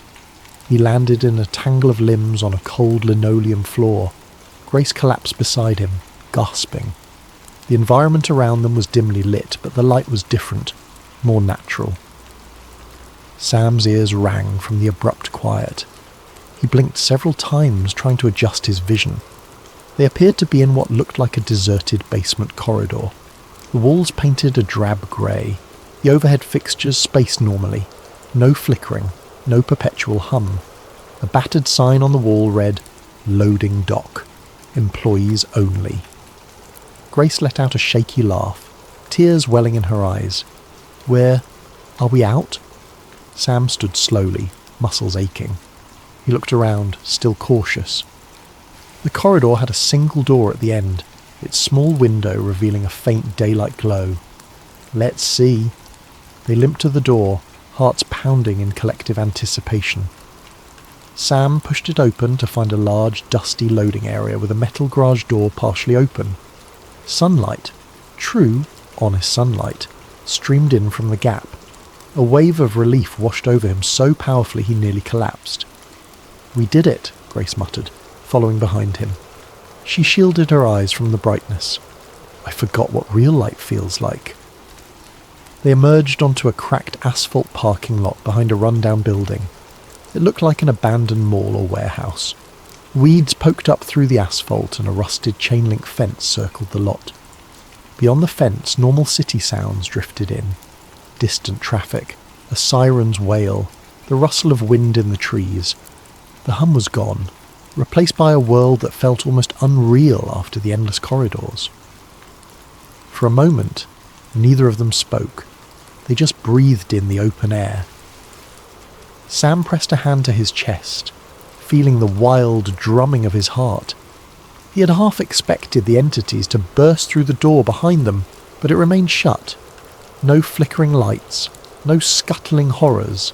Grace broke the silence. "We have to make sure," she said, her voice trembling with cautious hope. She walked a few steps across the lot, eyes scanning for any odd geometry or flicker in reality. Nothing. The only out-of-place element was a tired old building that looked like it had been out of business for years. Sam joined her, tears threatening to spill down his cheeks. "I thought we'd never," his voice caught. She swallowed. "I know." Her hands trembled and he reached out to give her a steadying grip. For a long moment they just stood there, letting the normalcy wash over them. Eventually they moved away from the building. The fence had a warped gap near the corner, large enough to squeeze through. On the other side was an empty street, a few boarded-up storefronts, and beyond that the faint signs of a more active city block. The sun was setting, painting the sky in streaks of orange and pink. Grace paused, rummaging in her pocket to pull out the chalk stick, now worn to a nub. She regarded it, then glanced back at the building with a haunted expression. "Do we warn people?" Sam sighed, shoulders sagging. "Who would believe us? They'd say we were crazy." He closed his eyes briefly, recalling the infinite halls, the flickering lights, Dr. Morrow's scribbled notes. It felt more like a nightmare now that he was standing in the open air, yet he could still smell the stale carpet and hear the buzzing in the back of his mind. They continued along the deserted road. The occasional distant car was a surreal comfort. Sam couldn't help a lingering fear that each corner or alley might lead back into that labyrinth, that the back rooms were not done with them. Eventually they found a small convenience store with lights on inside. Grace hesitated outside the doors. "We look like we crawled out of a sewer," she whispered, glancing at their dishevelled, soaked clothing. "And we've got no money, no phones that work." Sam checked his phone again. Still no signal, and the battery was nearly dead. "Maybe we can call someone, at least get help." They stepped inside. The fluorescent lighting was painfully bright but normal. A bored-looking cashier glanced up, clearly unimpressed by their haggard appearance. Sam and Grace exchanged a silent look. There was no easy way to explain what had happened. "Any chance we can borrow a phone?" Sam asked, voice hoarse. The cashier eyed them but shrugged, pointing to a landline behind the counter. "Go ahead, just don't take off with it." Sam dialed the only friend's number he could recall. The line rang and rang, then went to voicemail. He left a stilted message. "Hey, it's Sam. I need help. I'm at..." He glanced at the store's name, reciting the address. "Please, if you get this, come. We'll explain everything." He set down the receiver with trembling hands. Grace was already eyeing a shelf of water bottles. The cashier cleared his throat. "You two okay?" Grace forced a smile that conveyed nothing close to okay. "We got lost. Really lost." Outside, the sky darkened further. The neon sign above the door flickered on, humming faintly. The sound made Sam's heart skip, just for a second, until he realised it was only the normal hum of a store sign. He released a long, ragged breath. They purchased 2 bottles of water with some change Grace found in her pocket, and stepped back onto the sidewalk. The city's nighttime noises enveloped them. Rumbling cars, distant laughter, a barking dog, all so ordinary. They drank the water in silence, each lost in thoughts of corridors that stretched on forever. Finally, Grace turned to Sam, her voice soft. "Do you think it's over?" Sam stared at a lonely street lamp flickering at the end of the block. "I want to say yes, but Dr. Morrow's notes talked about how reality can glitch at any time. Any corner could be the next slip." He paused, swallowing thickly. "But maybe we can live with it, knowing it's there. Try to avoid it." She nodded, her gaze distant. "I just keep thinking about all the others who might still be trapped. People like us who wandered in, and Dr. Morrow, if he never found an exit." A heavy silence stretched between them. Despite the relief of freedom, they both carried the guilt of survival. In their hearts, they understood that the back rooms might always be lurking just out of sight, behind some innocuous door or hallway. Eventually, Sam gently rested a hand on Grace's shoulder. "We can warn others somehow, right? Even if they don't believe us, we can leave hints. Notes on forums, stories that might save someone from a wrong turn." Grace mustered a small, sad smile. "Yes, we'll do that." They resumed walking, each step feeling both surreal and liberating. The lights of the city glowed steadily, no flickering or hum beyond the normal hum of civilization. It was a far cry from the suffocating labyrinth that had nearly claimed them. After a few blocks, a gentle drizzle of rain began. The droplets felt cleansing, washing away some of the stale grime from the back rooms. Grace raised her face to the sky, letting the rain fall over her. Sam followed suit, heart pounding with gratitude to be under an open sky again. Yet, despite their relief, an undercurrent of tension remained. Every time they passed a dark alley, a maintenance door or an oddly angled building corner, Sam's nerves sparked with anxiety. Grace's eyes would flicker to his, as if silently asking, "Do you feel it too?" They eventually turned onto a busier street, where headlights and neon signs offered normal, bustling life. People hurried along the sidewalks, umbrellas up against the drizzle.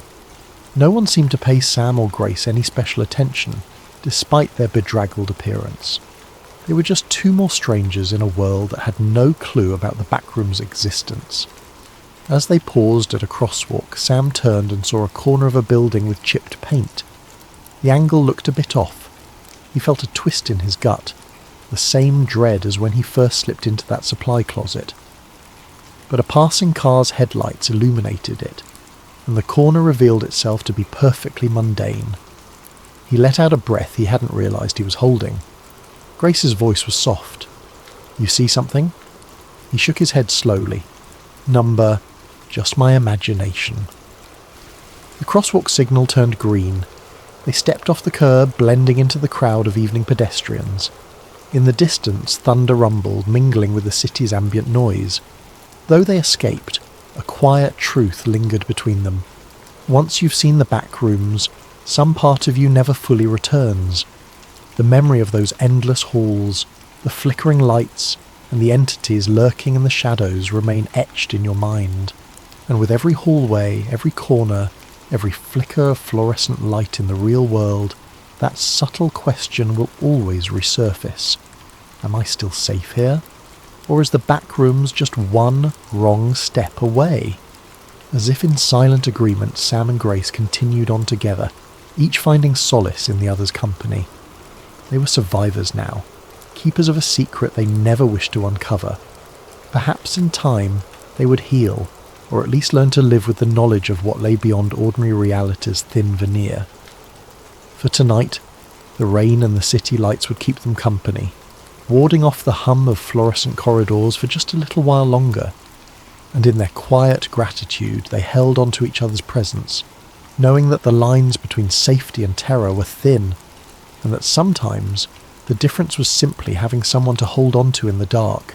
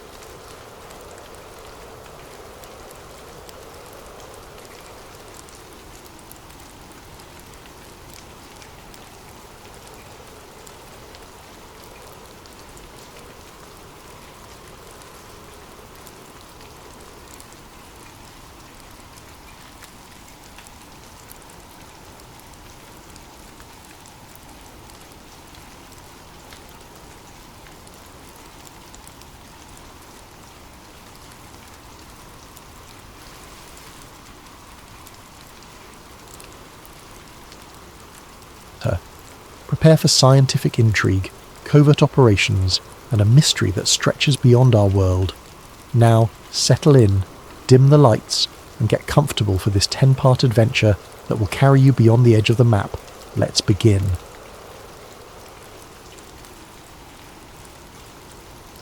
The old radio crackled across the ship's bridge, drifting in and out of static. Lieutenant Harold Talbot gripped the microphone, his knuckles bone white. "This is USS Hawthorne," he repeated. "We have encountered an anomaly at—" His coordinates garbled in static. Others in the control room exchanged nervous glances. The compass spun wildly like it had lost all sense of direction. Through the porthole the sea churned with unnatural energy, and the horizon was black as if it had vanished into a void. Outside, the whine of the wind built to a roar. Then, cutting through the tumult, a startled voice shouted, "Lights, there, beneath the waves." A half-dozen crewmen pressed to the windows. Sure enough, ribbons of pale, flickering radiance swirled under the roiling ocean. Some claimed it looked like an underwater craft. Others insisted it had to be exotic marine bioluminescence. Before anyone could gather sense or courage, the lights blazed in brilliant turquoise, illuminating the entire ship's hull from below. Talbot's last recorded words, barely audible over the crackle, were, We're being pulled in? God help." Then the broadcast ended. The USS Hawthorne vanished with eerie finality. When search teams arrived days later, no scrap of debris or shred of evidence floated on that calm expanse of ocean. The official Navy line chalked it up to a catastrophic storm. But whispers persisted of something else, an impossible force dwelling within the Bermuda Triangle. Fast forward decades to present day. The small auditorium at the Miami Oceanographic Summit hummed with polite applause as Dr. Cassie Nolan concluded her presentation. She was in her late 30s, with an air of quiet determination and a streak of stubborn curiosity. Her topic had been Unexplained Oceanic Anomalies, a statistical overview, but the hush in the room suggested it was anything but dull. She'd just shown data on bizarre electromagnetic fluctuations in the Atlantic, specifically in that infamous region called the Bermuda Triangle. A wry smile crossed her lips as the applause died down. Standing behind the podium, she glanced at her notes. And that, ladies and gentlemen, concludes the rational portion of my talk. I realise the Bermuda Triangle has its share of tall tales, but my data strongly indicates repeated anomalies, magnetic distortion, unusual weather bursts, unexplained compass deviations. Perhaps we should keep an open mind. She stepped down, expecting the usual trickle of questions from curious colleagues or the occasional cynic. Instead, she found herself face to face with a wiry man in a fisherman's cap. His eyes were rimmed with exhaustion. "Dr. Nolan," he said urgently, voice trembling, "I need to talk with you." He introduced himself as Luis Ramirez, a local fisherman who'd spent his life working the waters off Florida's coast. After hearing her lecture, he had mustered the courage to approach. "I saw lights," he whispered. "My boat got caught in a freak storm. It appeared out of nowhere near the triangle. I swore I saw something shining under the sea." He handed her crumpled coordinates scribbled on a stained slip of paper. "I've told others. They say I'm crazy. But you might understand." Cassie's eyes flicked to the coordinates. They were suspiciously close to an area known for marine accidents, but rarely acknowledged by official channels. She thanked Louis and promised to look into it, ignoring the cynicism tugging at her mind. After all, she was a scientist who believed in data, but if these claims matched her existing patterns, it could be significant. Later that evening, back at her modest office near the University of Miami, Cassie pored over her mentor's old notebooks. Dr. Rourke, once a respected oceanographer, had vanished under bizarre circumstances years ago while researching the same region. He'd left behind cryptic remarks about a powerful electromagnetic phenomenon. Cassie's own data had begun to echo Rourke's notes, unexplained spikes in an underwater sensor's logs. The next morning, as she compared Rourke's final sketches with Luis's coordinates, a firm knock sounded on her door. She opened it to find two men in suits, flanking a silver-haired woman with a crisp posture. The woman introduced herself as Agent Whitfield of a government bureau Cassie had never heard of. "Dr. Nolan," Whitfield began calmly, "we're aware of your interest in that region of the ocean. We strongly advise you to discontinue your investigations for your own safety. This area is classified under national security protocols." Cassie's brow furrowed. National security? We're talking about anomalous readings, not some nuclear facility. Whitfield's polite smile never wavered. The specifics are need to know, and you do not need to know. Consider this a friendly caution. We have no wish to see a brilliant mind squandered, or threatened, Cassie interjected, voice taut. Whitfield shrugged. Interpret as you will. Good day, Doctor. With that, the trio turned and left, leaving Cassie stunned in her own doorway. Her heart hammered with equal parts fear and curiosity. Government interest in an oceanic anomaly. Something about it reeked of cover-up. She recalled the fisherman's haunted eyes and Dr. Rourke's cryptic last expedition. She couldn't just walk away. Pulling out her phone, Cassie called an old friend, Jake Moreno, a freelance dive instructor with a reputation for fearless, some might say reckless, expeditions. If she wanted to collect data from deep underwater, she'd need someone like him, someone who wouldn't balk at the mention of the Bermuda Triangle. Over a scratchy connection, she explained her hunch. There's an anomaly out there, Jake. Government's involved. My mentor disappeared investigating it. I've got to see it myself, or I'll regret it forever. Jake's response came swiftly. Tell me when and where. Cassie realised in that moment she was crossing a line from academic curiosity into something riskier. The tension coiled in her gut. Yet an undercurrent of excitement surged through her, like she was close to unlocking a secret older than the legends themselves. Even as she hung up the phone, however, a sense of foreboding pressed in. She gazed at the scribbled coordinates on her desk, thinking of the vanished fisherman's sightings, the hush-hush warnings from Agent Whitfield, and the shadow of Dr. Rourke's disappearance. The Bermuda Triangle beckoned with its riddles, and Cassie was about to chase them headlong, unaware of just how deep and dangerous those waters could become. The sky brooded over the Florida Keys the day Cassie Nolan and Jake Moreno met at a small marina. Clouds drifted in ominous clumps, and the late afternoon sun shimmered through patches of heavy humidity. The moment Cassie arrived, she spotted Jake by a battered fishing boat, arms folded over a well-worn t-shirt. He was ex-Navy, lean with an easy confidence, though faint worry lines creased his forehead. They exchanged a brief hug. Long time, Jake remarked with a half-smile. I see you're still chasing weird phenomena. Cassie's eyes danced with both eagerness and caution. You know me. Once I get a puzzle in my head, I can't let it go. He gestured toward the boat's deck. Ready to board your new research vessel? He said it teasingly, but Cassie could sense he'd already prepped for a serious outing. The deck was stacked with crates labelled as oceanographic sensors, along with scuba gear and a sealed barrel that presumably contained a remotely operated vehicle, ROV, for underwater exploration. A third person stepped out from below deck, a petite figure with short-cropped hair. Dr. Nolan, she asked, extending a calloused hand. Olivia Park, tech specialist. Jake wrote me in for communication support. Cassie recognised the name from a university networking event. Olivia was rumoured to be brilliant in all things digital, from satellite uplinks to encryption. Great to have you, Cassie said, shaking her hand. We'll need every advantage if we're venturing into the Triangle. They got underway just before twilight. The boat chugged through calm waters, though the gloom in the sky hinted at an incoming storm. Cassie couldn't shake the memory of Agent Whitfield's warning. Why would the government clamp down so hard if this was just maritime folklore? It only served to heighten her suspicion that they were on the cusp of uncovering something major. Anchored some miles out, they commenced the first stage of Cassie's plan, collecting baseline data. She wanted to chart normal ocean conditions before venturing into the specific coordinates from Luis Ramirez.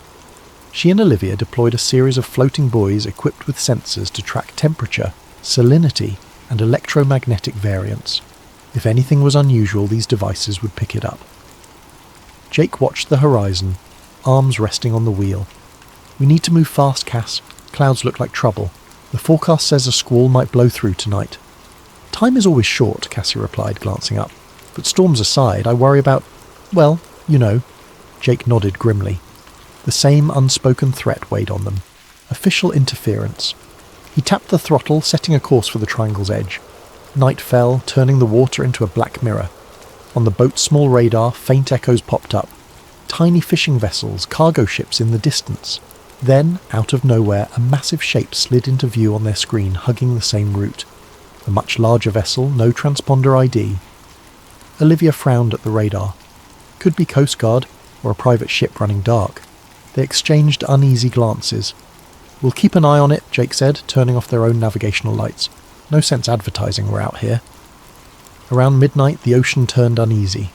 A stiff wind ruffled the surface, building to choppy waves. Cassie huddled with Jake and Olivia over a chart in the cabin. "We're about an hour from Ramirez's coordinates," she said. "We'll do a quick pass, launch the ROV, gather data, and get out." Jake nodded. "Works for me. Let's just hope the squall holds off." Outside, the skies grumbled as if in protest. Suddenly a glare of white light blazed across them, accompanied by a droning roar. They rushed to the deck to see a helicopter overhead, searchlights cutting through the darkness. In the swirling beam, a voice boomed through a megaphone. "This is the US Coast Guard. Heave to. Prepare for inspection." Jake's grip tightened on the wheel. "We didn't request any assistance. This is suspicious." Cassie's heart pounded. "Agent Whitfield," she murmured. "They're trying to scare us off." A taut exchange followed over the radio. Jake insisted they were on a legitimate scientific survey. The Coast Guard repeated orders to halt. Over the speaker, new instructions came. "You must exit these waters. This area is restricted." Olivia typed furiously on her console, trying to get a fix on the Coast Guard's vessel. Instead, she found encrypted signals bouncing around. "They're not exactly standard," she whispered to Cassie. "Something about their communications is off." Sensing a standoff, Cassie decided to parley. She radioed back, voice steady. "Understood, but we have a valid research permit from the University of Miami. We'll comply. Just give us some time to retrieve sensors." A tense beat passed. Then the helicopter circled once more, searchlight scanning them. "You have 1 hour to vacate.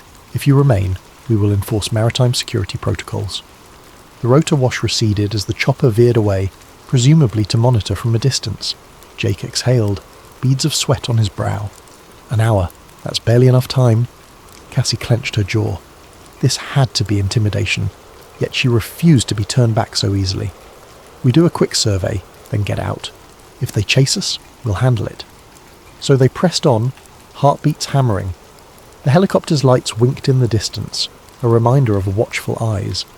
As soon as they reached Ramirez's coordinates, they hurriedly launched the ROV, diving it into the inky depths. Cassie guided the controls and a video feed flickered on. Greenish water, swirling particulates, no sign of a seabed at these depths yet. Then the ROV sensors pinged, a slight electromagnetic fluctuation. Cassie's excitement soared. "We're picking up something unusual. Jake, keep us steady." Deeper the drone went. Olivia monitored the readings, each spike more pronounced. The feed showed faint glimmers, possibly phosphorescent organisms. Suddenly the ROV camera caught a fleeting sparkle, a swirling pattern of lights, reminiscent of swirling plankton blooms but somehow structured. Cassie's breath caught. "Did you see that? Switch to high-resolution mode." Before they could, the ROV feed sputtered. A wave of static fuzzed the screen, then it went dark. Simultaneously, the boat's lights flickered. The engine coughed. The entire vessel lurched as if buffeted by an invisible force. Outside, the wind rose to a roar. Jake cursed under his breath, wrestling with the controls. "We're losing power!" "Electromagnetic surge," Olivia shouted over the howling wind. "It's messing with our systems."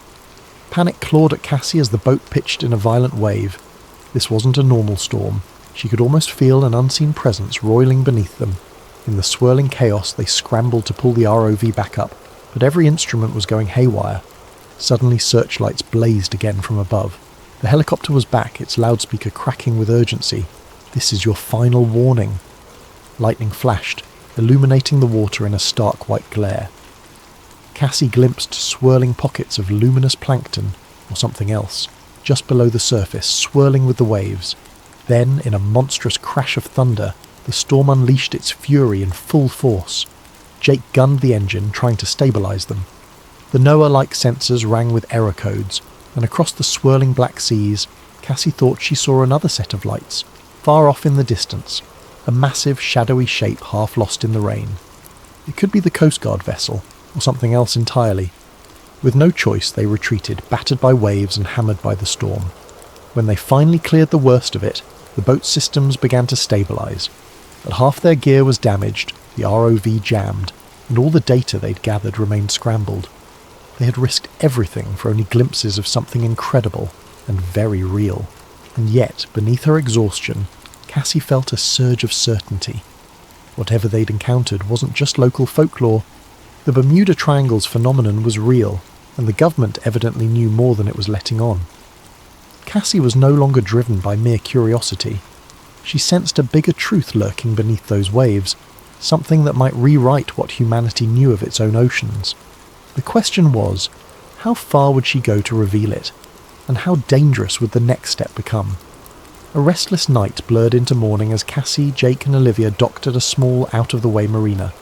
Each was soaked to the bone, clothes stiff with salt. Their battered boat drew a few curious stares, but the watchers quickly turned away, perhaps used to seeing battered vessels limping back from ill-advised adventures. They found a dingy diner near the docks, ordered strong coffee, and tried to make sense of the scrambled data. Olivia had salvaged what she could from the ROV's partial recordings. The monitor on her laptop flickered with jumbled frames, flickers of phosphorescence, swirling shapes, and then static. Jake rubbed a hand over his stubble. "We nearly got drowned out there, and for what?" Cassie's cheeks reddened. "I know it looked hopeless, but the readings, those spikes were massive. We confirmed there's a powerful electromagnetic field messing with electronics. That alone is worth investigating. Plus, we glimpsed lights underwater." Olivia sipped her coffee, eyes tired but focused. "Cassie's right. We might not have a perfect video, but the sensor logs show short bursts of electromagnetic flux. It's off the charts, something unnatural. The real question is, do we keep pushing?" Jake stared out the diner window at the drifting gulls. "We gave it a shot. The government made it clear they don't want us near. We can't just keep running from Coast Guard intercepts." Cassie clenched her jaw, rummaging in her satchel. She pulled out a tattered binder. "These are from Dr. Rourke, my mentor. He documented similar anomalies decades ago, but also references a hush-hush branch of the government. He suspected it was bigger than just random phenomena. He mentioned possible advanced technology." Olivia raised an eyebrow. "Advanced technology, as in alien? Or a lost civilization?" Cassie shrugged. He was ambiguous, but some references read like he believed there was an intelligence behind these anomalies, not just random magnetism. Jake tapped the table. "Look, I'm not thrilled about tangling with the feds again. We need a safer approach. Maybe we gather old logs from other ships, check any declassified archives. If we find a pattern, we can confront them with evidence." Cassie's eyes lit up. "Data approach. We can do that, but we can't do it alone." That's when Olivia piped up. "I know someone who can help. A friend in cybersecurity. She's resourceful at digging into government records, even ones behind multiple layers of encryption. Name's Helena. If there's a digital trail, she'll find it." They agreed. While Jake rested and handled repairs, Cassie and Olivia would head inland. They parted ways at the marina, with Jake promising to keep an eye on any suspicious watchers. Later that day, Cassie and Olivia sat in a cluttered apartment living room, the walls lined with computer monitors and electronics. Helena was a sharp-tongued hacker in her late 20s, sporting neon-dyed hair and an irreverent smirk. She listened to their story with surprise, then curiosity. "You want me to break into government servers and find references to Bermuda Triangle Anomaly, or Operation Hush Hush? This is high-risk stuff," Helena said, tapping out a staccato rhythm on a mechanical keyboard. "It's vital," Cassie insisted.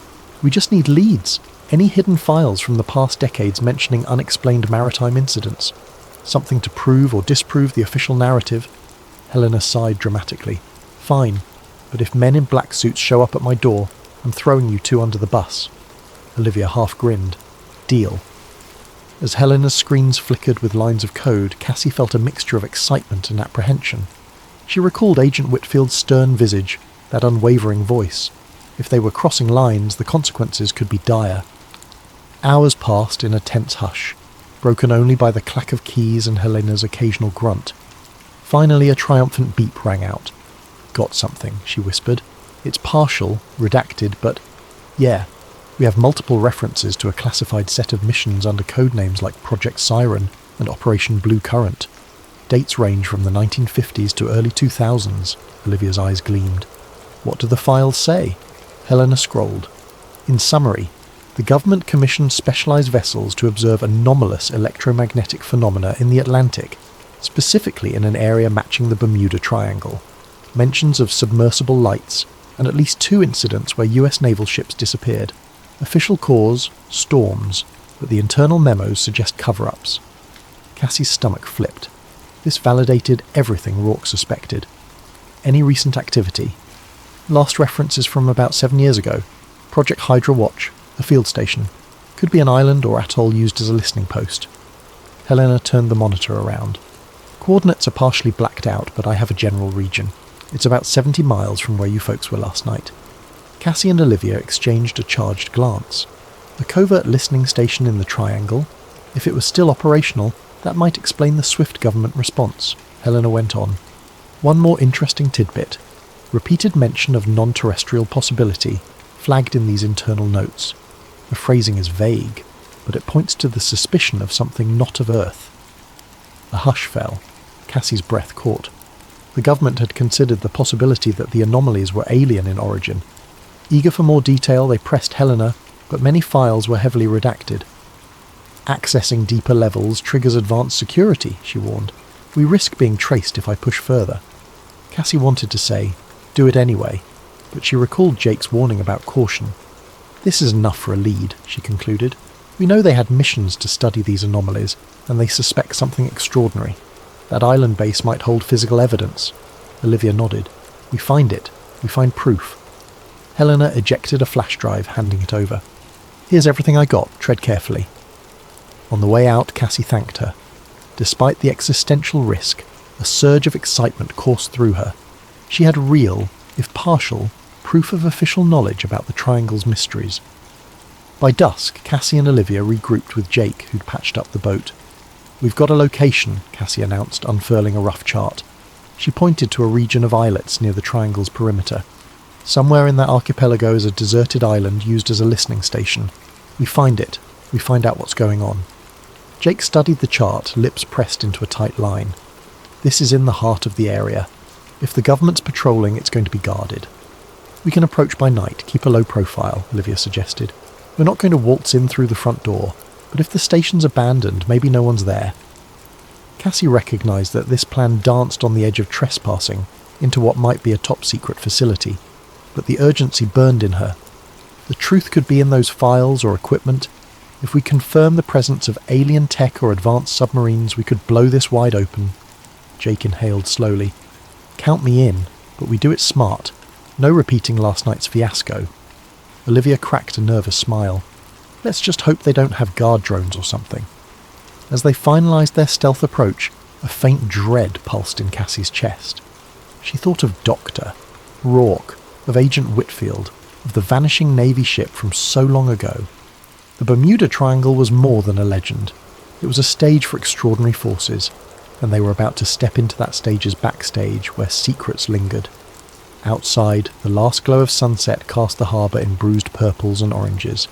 The team loaded gear in silence. Tomorrow they'd sail for the island base. Cassie whispered a silent prayer for luck, or maybe for courage.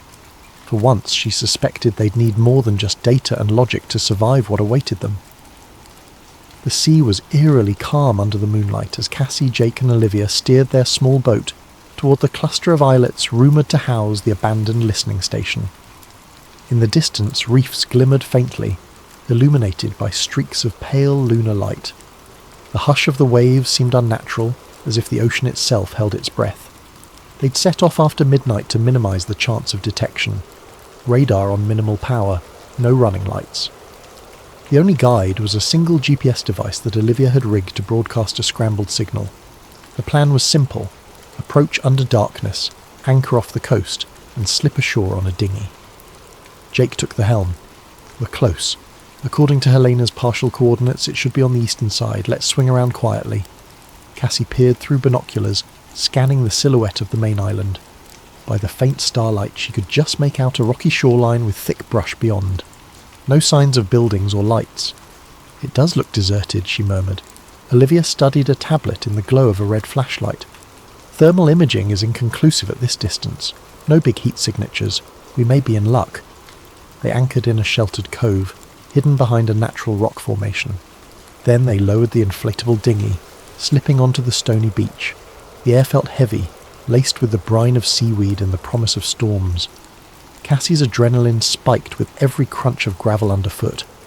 Moving inland, they found themselves wading through waist-high grasses. The wind rustled the foliage, creating ghostly whispers in the darkness. At last they crested a small rise, and beneath the moonlight they spotted a row of rusted antenna towers jutting skyward. "There," Olivia whispered, pointing. "Must be the station." A chain-link fence encircled the compound. The gate, corroded and hanging off its hinges, suggested long-term neglect. They slipped inside without difficulty. What greeted them was a cluster of squat concrete buildings with peeling paint. Government seals had once adorned the walls, but now they were mostly faded or defaced by graffiti. Jake took point, scanning with a flashlight. "No signs of recent footprints," he muttered. "Doesn't mean it's truly abandoned, though. Stay sharp." They tried the nearest building. The door stuck, but Jake shouldered it open with a creak.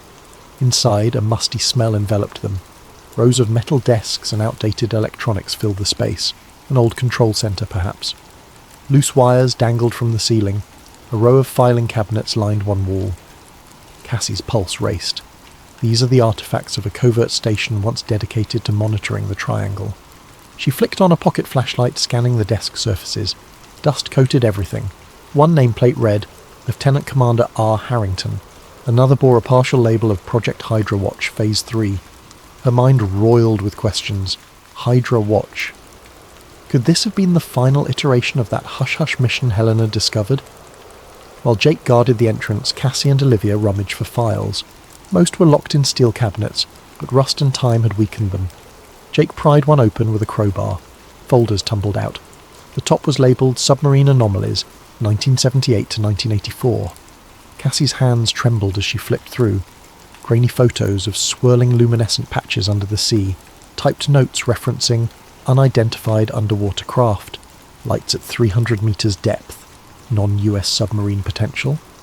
Some paragraphs had entire lines blacked out. She turned more pages, reading about repeated salvage missions that returned with bizarre sensor data. Olivia rummaged in a separate crate, unearthing reel-to-reel tapes labelled with dates. "These must be audio recordings," she whispered. "We should see if there's a playback machine." They carried the tapes to the battered control console in a corner. Miraculously, an old reel-to-reel player stood there. With some fiddling and a portable battery pack, Olivia managed to power it up. The spool began turning, producing a crackling hiss. A voice, faint and distorted, emerged. Base Echo calling HQ encountered strong readings at coordinates, larger than any submarine known. Non-human, repeat, non-hurt. The recording cut into static. Another snippet from a different tape. "We've lost contact with 2 dive teams. The lights are forming patterns. Possibly an intelligence behind." Then more static. Cassie felt her throat tighten. This was it. Direct acknowledgement that the station had observed something decidedly not man-made. Agent Whitfield's warnings suddenly had sharper context. Suddenly a metallic clang echoed from outside. All 3 froze, hearts thudding. Jake signalled them to kill the lights. Through the dusty windows they glimpsed faint beams scanning the compound. Footsteps on gravel. Someone was here. They doused their flashlights, hugging the shadows. Cassie's mind raced. They'd been silent on approach. Who discovered them? Government contractors? Another faction? She recalled the fiasco with the Coast Guard helicopter. This time they might not be so polite. A rasping radio voice filtered through the gloom outside. 2 vehicles, east perimeter. Sweep the buildings. Jake gestured for them to move. They crept to the rear door, stepping out onto a narrow catwalk behind the building. The watchers outside fanned out. A quick glance told Cassie these weren't official military in standard uniforms, possibly private security with black ballistic vests armed. Olivia clutched the reel tapes. Cassie stuffed the key documents in her backpack. They had proof, but they also had to escape. The trio ducked behind crates and slunk between a gap in the fence. Each footstep felt like a thunderclap in Cassie's ears. At any moment, floodlights could catch them, and they'd be pinned down. A guard's voice barked, "Check around back." Flashlights flickered nearer. Cassie squeezed behind an old generator, hardly breathing. The guard's steps clanged past, painfully close, then receded. Jake beckoned them forward. They sprinted through the brush, desperate to reach the dinghy. Shots rang out behind them. Whether warning shots or attempts to disable them, they weren't sure. Heart pounding, Cassie pushed through vines and thorny bushes. By the time they reached the beach, night clouds had drifted across the moon, shrouding them in blackness. They launched the dinghy with trembling hands, adrenaline fueling each motion. In minutes they were rowing out to their boat, tying off lines and firing up the engine. From the island behind them, faint lights bobbed along the shore.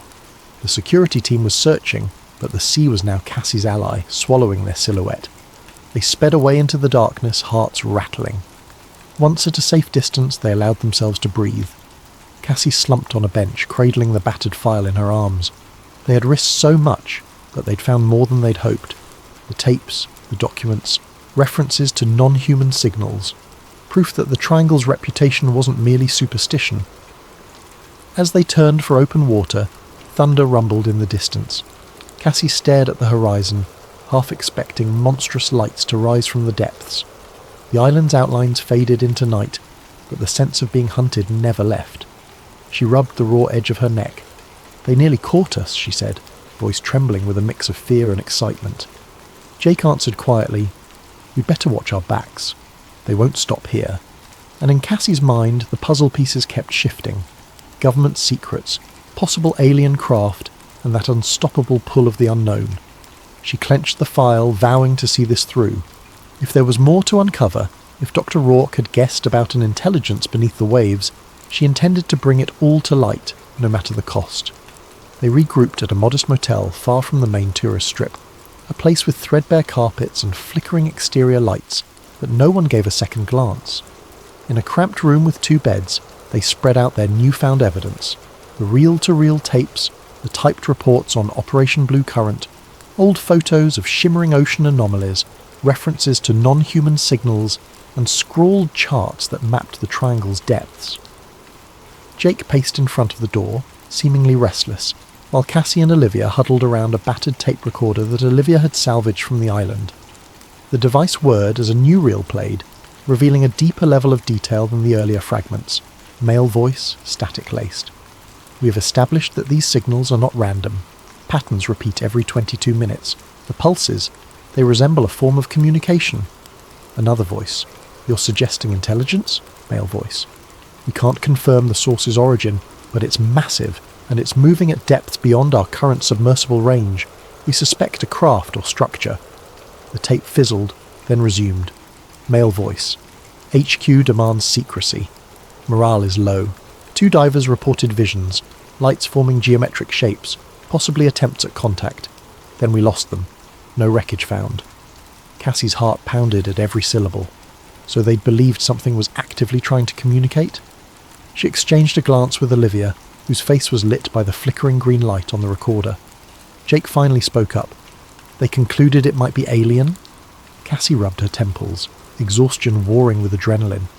"They never said the word alien explicitly, but non-human signals is pretty close, and these are official recordings, not just rumours." "I'm amazed they didn't destroy this stuff," Olivia muttered. "Or maybe they tried, but the place was abandoned in a hurry." Jake sank onto the bed, hands clasped. "Now we have partial proof, but who do we even share this with? The government obviously wants it hidden, and the mainstream media might label us lunatics." Cassie exhaled. "Science journals might take it more seriously if we present solid data, but we only have scraps. We need something that can't be dismissed. Hard evidence, something modern, undeniable, like actual footage of the phenomenon under the water or physical samples." Olivia nodded. "If we can broadcast it widely in real time, they can't just hush it up." Jake frowned, leaning forward. "Broadcast from where, though? Out on the open sea will be easy targets for the Coast Guard or these Black Ops teams." Cassie bit her lip, her mind drifting back to Dr. Rourke's last journal entries. He wrote about an incredible electromagnetic spike near the deepest part of the trench. That's where we encountered that insane storm. Maybe that's the source. If we can get a submersible down there with cameras... Jake gave a rueful laugh. "Last time we tried, we almost got fried. Our ROV got scrambled. We'd need serious protection from electromagnetic interference." Olivia's eyes brightened. "I might know a place. The university's Marine Tech Institute has a deep-sea submersible with specialised shielding. They were testing it for cosmic ray research. Problem is, it's locked behind bureaucratic fences." Cassie grinned. "We have an ally there, Professor Leland. He might give us access if we phrase it right." Jake's brow creased. That's a huge risk, but it might be our best shot. They set about planning. While Cassie and Olivia hammered out how to approach Professor Leland, Jake insisted on reinforcing the boat's systems, improving the electromagnetic shielding, installing backup generators. If they had to coordinate a submersible dive in those waters, they needed top-notch gear to keep the mothership afloat. Days blurred as they worked covertly. Cassie visited Professor Leland on campus under the pretense of discussing a collaboration. With hushed urgency, she revealed partial truths. We've discovered extraordinary anomalies in the Atlantic that require advanced submersible exploration. I know you have the Aegis Sub-1 in development. We need to borrow it. Please, this is bigger than a research paper. The professor, a stout man with a genial smile, grew serious upon hearing about governmental interference. Though sceptical, he admired Cassie's drive and recalled Dr. Rourke's brilliance. Your mentor did hint at major discoveries, Leland mused. All right, I'll see if I can expedite some hush-hush loan of the sub, but the board can't know, and if anything goes wrong... Cassie gripped his hand, gratitude shining in her eyes. We'll handle it, I promise. Meanwhile, Jake and Olivia rummaged for high-tech solutions. Olivia used her cybersecurity know-how to procure a real-time satellite data link, so when they eventually dove, they could attempt a live broadcast. We'll store backups in multiple servers, she told Cassie. If the feds try to jam us, we can at least send fragments out. One evening, Cassie returned to the motel to find a battered envelope slipped under their door. Inside was a single photograph, a blurred snapshot of her meeting with Professor Leland on campus. No note, just the unmistakable threat that they were being watched. She felt a cold dread coil in her gut. They're on to us, she murmured to Jake. He cursed under his breath. We might not get another chance if they clamp down. Let's act soon. When the submersible was finally delivered to a secluded dock, thanks to a few discreet staffers loyal to Leland, Cassie stood in awe before the Aegis Sub-1. It was shaped like a sleek pod, gleaming with reinforced plating, designed to handle deep trench pressures and shield sensitive instruments from cosmic radiation. They'd repurposed that for the Triangle's electromagnetic onslaught. A day of frantic modifications followed. Jake integrated an extra battery bank. Olivia installed custom software to patch the sub's cameras directly to her mobile command unit on the boat. Cassie triple-checked every sensor, magnetometers, sonar, thermal imaging. Time was running short, though. Agent Whitfield and her shadowy cohorts could swoop in at any moment. Even the weather forecast predicted intensifying storms near the Triangle. Cassie had no illusions about the danger, and yet, the deeper the secrecy, the more determined she became. On a rainy afternoon, they loaded the last crate onto their boat, securing the submersible to the deck with heavy straps. As lightning flickered on the horizon, Cassie gazed at the surging waves. She thought about the tapes referencing alien signals, the old ship vanishings, Dr. Rourke's unyielding quest. Are we absolutely sure about this? Jake asked quietly, stepping up beside her. We might be unleashing something we can't handle.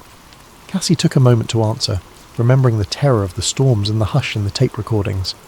If it's something beyond Earth, or even if it's just advanced tech from who knows where, the world deserves to know. Rourke believed that. So do I. Jake nodded, resolved. Then let's do it. They planned to depart at dawn for one final approach into the Triangle. The storms had battered them once, but this time they'd be prepared, with a submersible that could theoretically withstand the electromagnetic chaos. Their objective was simple yet monumental: descend to the depths, capture definitive evidence, and broadcast it to the world before forces of secrecy could clamp down. In the motel that last night, Cassie barely slept. She lay awake imagining what might lurk beneath the ocean's surface, an alien craft slumbering in a watery tomb, or perhaps a living intelligence swirling in those hidden trenches. When slumber finally came, her dreams churned with phosphorescent shapes, ghostly transmissions, and the distant echo of voices trapped underwater. By morning, the horizon still seethed with storm clouds. It felt like an omen. Yet they set off, hearts pounding into the swirling seas, armed with technology, determination, and the unwavering belief that truth, even the strangest truth, must eventually surface. Grey clouds hung low over the Atlantic, the wind carrying a briny chill as Cassie's expedition boat cut through the waves. The Aegis Sub-1 sat on deck, lashed down, its sleek hull glistening under intermittent drizzles. Jake steered into open water, while Olivia double-checked the communications rig in a sheltered corner of the deck. Cassie stood near the bow, scanning the horizon. This region was the heart of the Bermuda Triangle, an area that had frustrated explorers and enthralled storytellers for generations. She felt a jolt of nerves recalling her near-disastrous attempt just days ago. But now they had more robust technology and an unwavering purpose. Once they reached the approximate coordinates gleaned from Dr. Rourke's notes and the old Project Hydra references, Cassie signalled for them to hold position. The boat's sensors beeped with an uneasy rhythm. Olivia's console showed subtle electromagnetic fluctuations, well above normal ocean background. Jake cut the engine, letting them drift. Wind's picking up, but not too bad yet, he observed, scanning the sky. Indeed, dark clouds scudded overhead, though the storm front seemed miles off. They wasted no time. Together they manoeuvred the submersible crane, lowering the Aegis Sub-1 into the water. The sub bobbed, tethered by a thick cable that connected to the boat's power lines and data. Once Cassie and Jake climbed inside its cramped cockpit, they sealed the hatch. Through a small viewport, the watery expanse beckoned, dark and infinite. Olivia's voice crackled through an earpiece. "I'm reading you loud and clear. Try to keep communication short so the link doesn't overload if the electromagnetic surges spike." Jake ran through final checks. Oxygen levels, thruster controls, lighting systems. All good. Let's submerge. A mechanical hum vibrated through the hull as the sub began descending. Water streamed past the acrylic dome windows, transitioning from bright surface blues to a dim green twilight. Cassie's heart pounded in time with the pressure gauge climbing. She glanced at the instrument panel, specifically the magnetometer. Already it was dancing. They sank deeper, the temperature dropping. At 100 meters, fish flitted by in shimmering schools.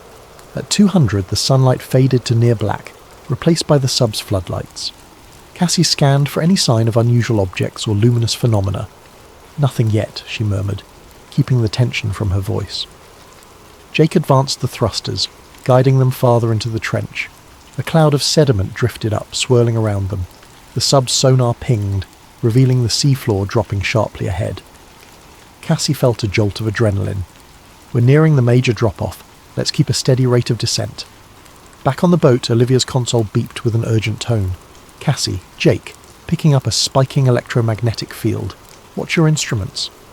Inside the sub, the lights flickered momentarily. Jake cursed, adjusting a dial. "Shielding's active, but the surge is strong." Then, out of the gloom, they glimpsed a faint glow far below. Cassie pressed her face to the viewport. "Do you see that?" she whispered. A pale, bluish luminescence shimmered at the edge of visibility. Jake angled the sub's cameras. On the overhead screen, the glow took shape. A series of patterns, almost like drifting curtains of light. "Could be some strange bioluminescent algae," he speculated. Cassie felt goosebumps prick her arms. "Let's get closer." Cautiously they descended. The glow intensified. Streams of luminous particles twisted in what looked like a geometric swirl, almost too organized to be a natural marine phenomenon. The sub's instruments crackled. Cassie tapped the camera feed button, beaming the images topside to Olivia. "Receiving partial feed," Olivia's voice came faint. "It's glitchy, but... oh my god, I see it. That's not normal plankton." At around 400 meters, the sub's sonar picked up a large structure on the ocean floor. Massive, metallic.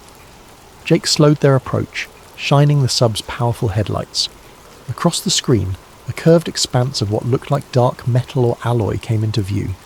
Barnacles clung to portions, but large swaths shimmered smoothly. Cassie's pulse thundered. This is no mere rock formation. They edged closer. Some parts of the structure jutted upward in spire-like formations. Others lay partially buried in sediment.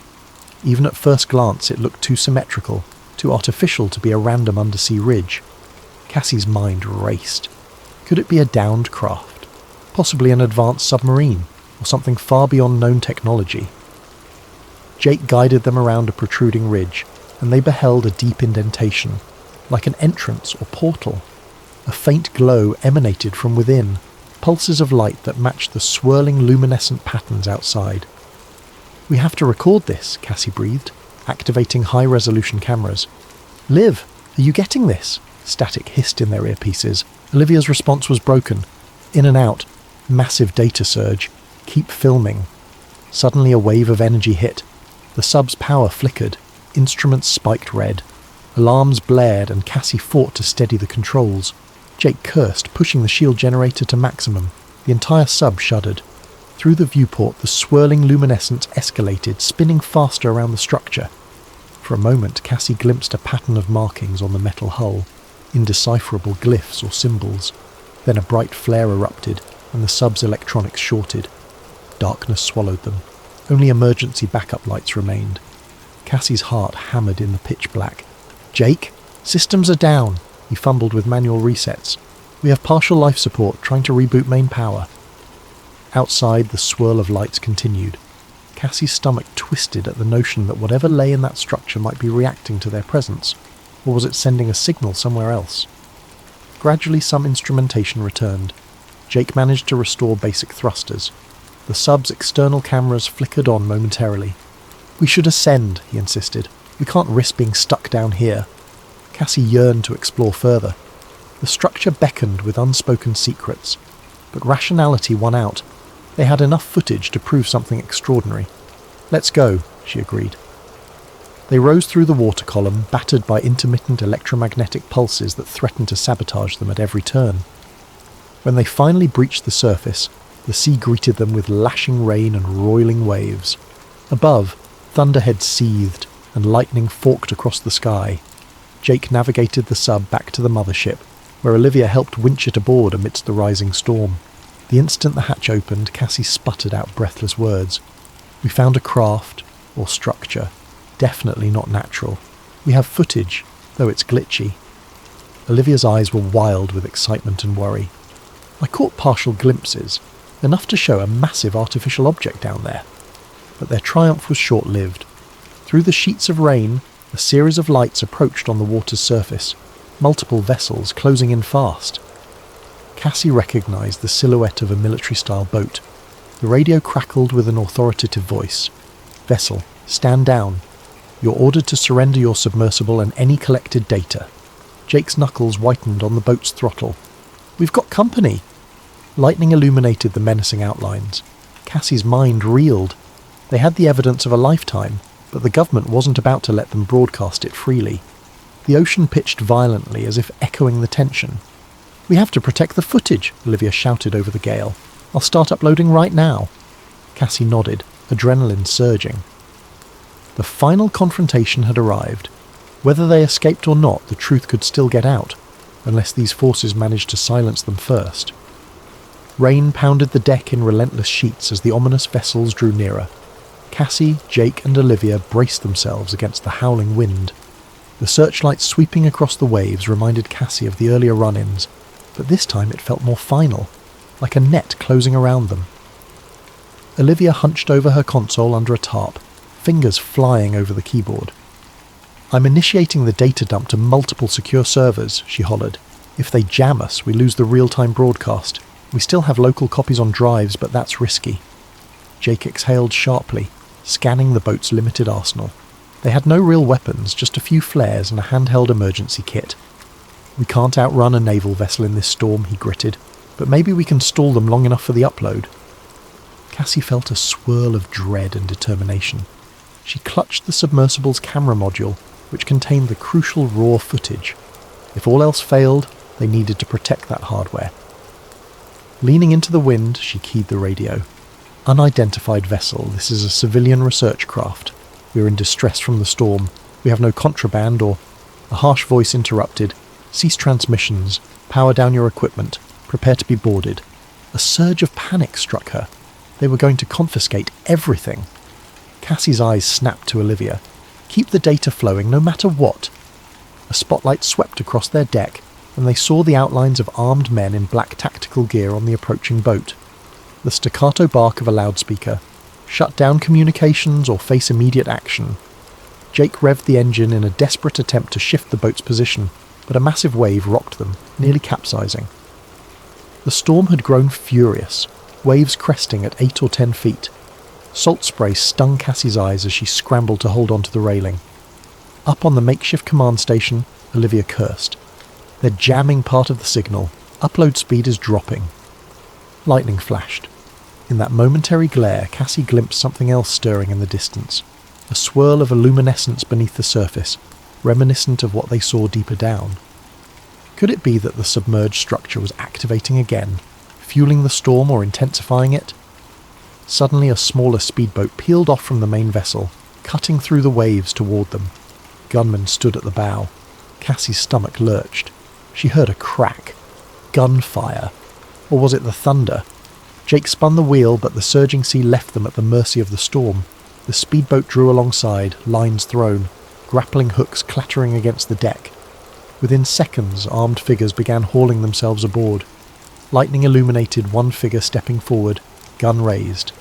Even through the rain, Cassie recognised a face. Agent Whitfield.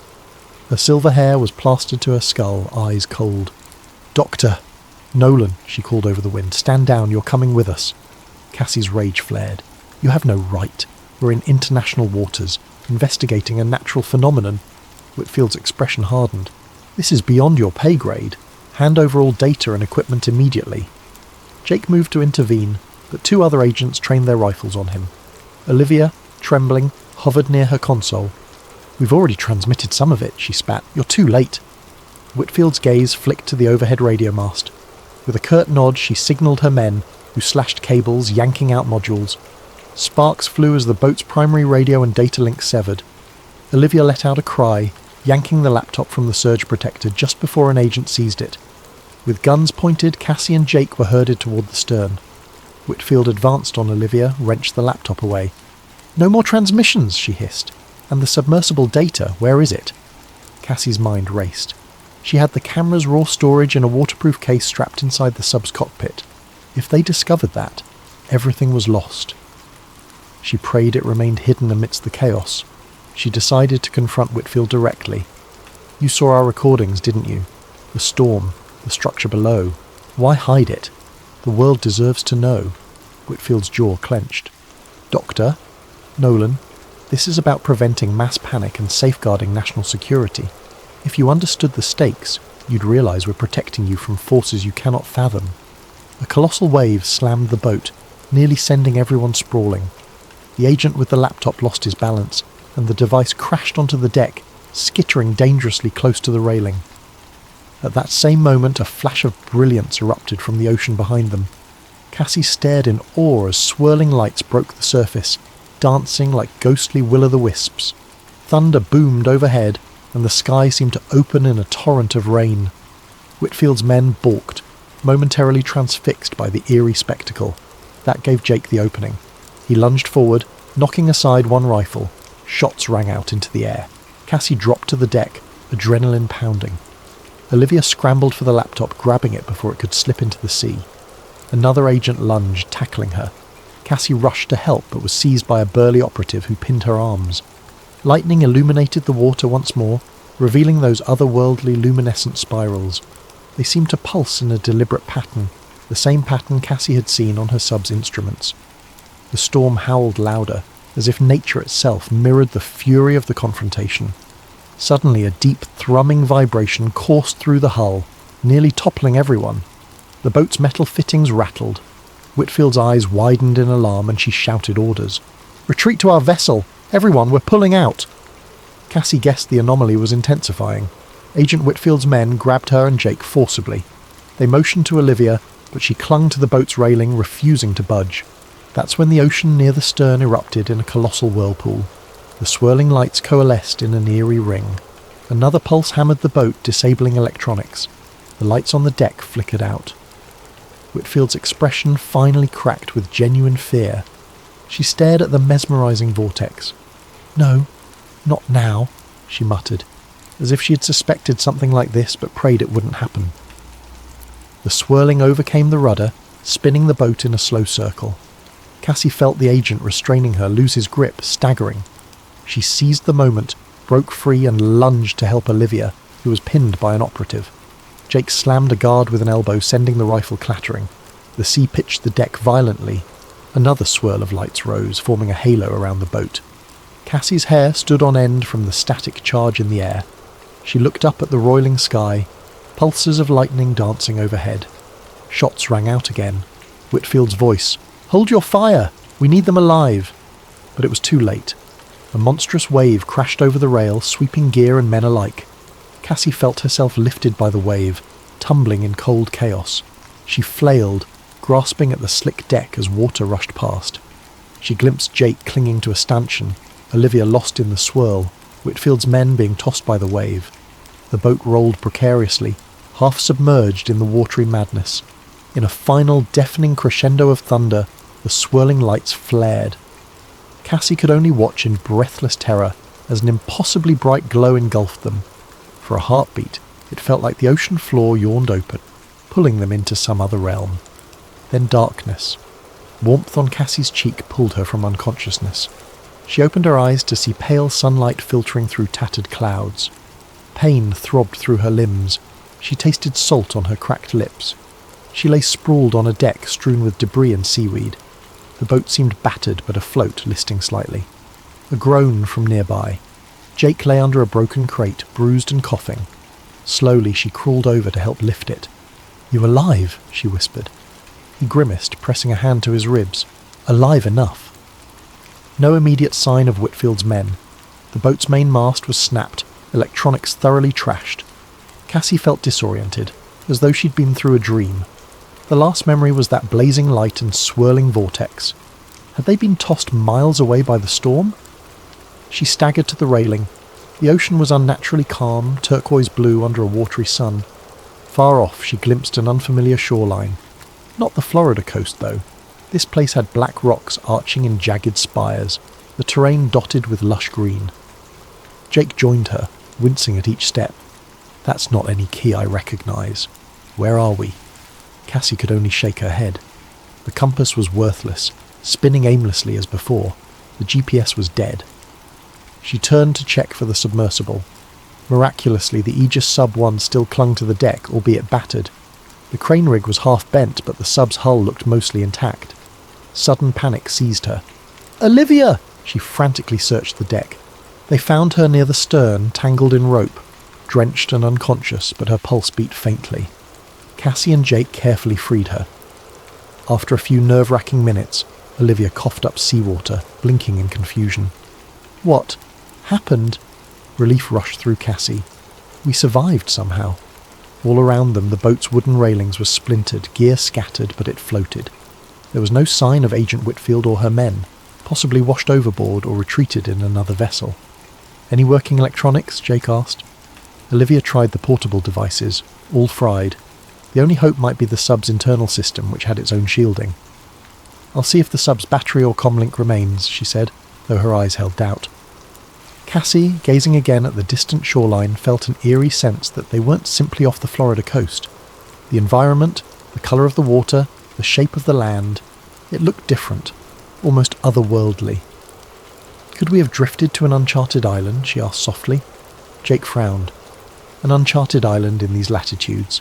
Hard to believe in 2023, but the Triangle is known for messing with navigation. They spent the next hour mending themselves and rummaging for supplies. The fresh water stores survived. Some rations were soggy but edible. Cassie discovered a waterproof case lodged in a corner. Inside, the sub's camera memory unit. She hugged it to her chest, a flash of triumph. Our evidence. It's still here. But that joy was tempered by the new crisis. They were stranded. The boat's engine was swamped. The radio dead. Unless they fixed something or found external rescue, they'd remain adrift. By midday, they rigged a makeshift sail from the torn mast and spare canvas. The breeze nudged them toward the mysterious island, which loomed nearer, a rugged coastline of black volcanic rock and thick rainforest beyond. Jagged cliffs rose, casting shifting shadows on the water. As they approached, the atmosphere felt oddly charged. The ocean remained glass calm near the shore, and the sky had an unsettling haze, as if a permanent storm lurked on the horizon but never quite arrived. They spotted a narrow inlet. With careful manoeuvring, they guided the battered boat into calmer waters, eventually mooring at a small natural harbour. Cassie hopped onto a rocky ledge, wincing at the bruises on her legs. The air smelled of moss and brine. Birds cried overhead. No sign of human habitation. Jake tested a chunk of black rock with a pocket knife. Volcanic. Must be a small remote atoll. But the question is, how did we end up here so suddenly? Olivia joined them, scanning with a handheld sensor that had minimal function. Magnetic field's still weird. low-level interference, could be pockets of the same anomaly we saw at sea. They ventured cautiously along a shoreline path. Strange, twisted trees grew from cracks in the basalt, their roots glistening with moisture.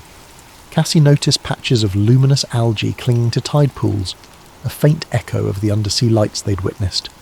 A short hike led them to a broader cove. There, in a clearing, they discovered something extraordinary. The wreckage of multiple old boats, some rusted hulks half buried in sand, others mere splinters. Painted on one corroded hull, Cassie recognised the letters H-A-W-T. She gasped. USS Hawthorne, she whispered, recalling the fabled Navy ship that vanished in the 1950s. Jake's eyes widened. If that's the same ship, this island might be a graveyard for those lost in the Triangle.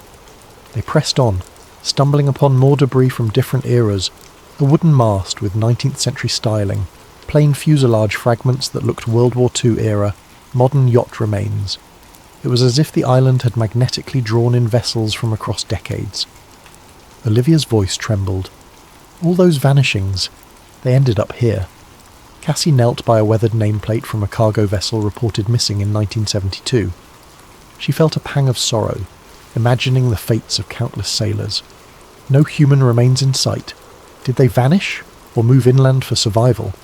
Jake pointed deeper into the jungle. We might find answers that way, but let's be careful. They ventured further inland, forging a path through ferns and twisted vines. The air was muggy, insects buzzing in thick clouds. The vegetation seemed oddly vibrant, with flowers of unusual hues. Cassie suspected the same electromagnetic oddity that affected technology might also be fueling odd growth. Eventually they reached a clearing where massive stone pillars jutted from the ground, ancient and covered in alien glyphs, the same style of markings Cassie had glimpsed on the submerged structure. Her breath caught in wonder. This can't be a coincidence. Something or someone built these. Olivia ran her fingers over the carvings. This is beyond known history. Could it be a lost civilization, or something else? Jake scanned for footprints or signs of life. If castaways survived, maybe they found these ruins, but I see no fresh tracks. A hush fell over them. Cassie's mind whirled.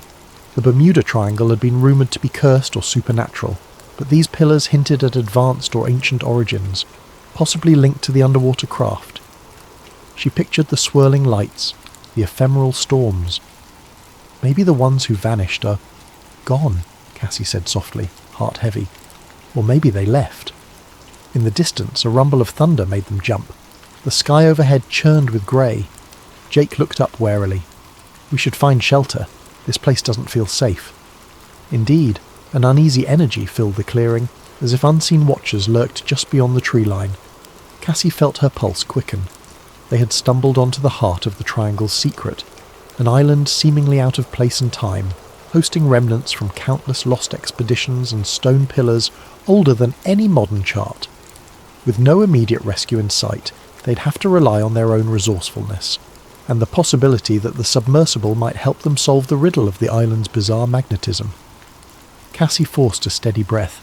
She might be trapped, but she wasn't giving up. The next step was to survive, unravel the enigma of these ruins, and hope that revealing the truth might set them free. Night fell quickly over the mysterious island, wrapping the jungle in a claustrophobic darkness.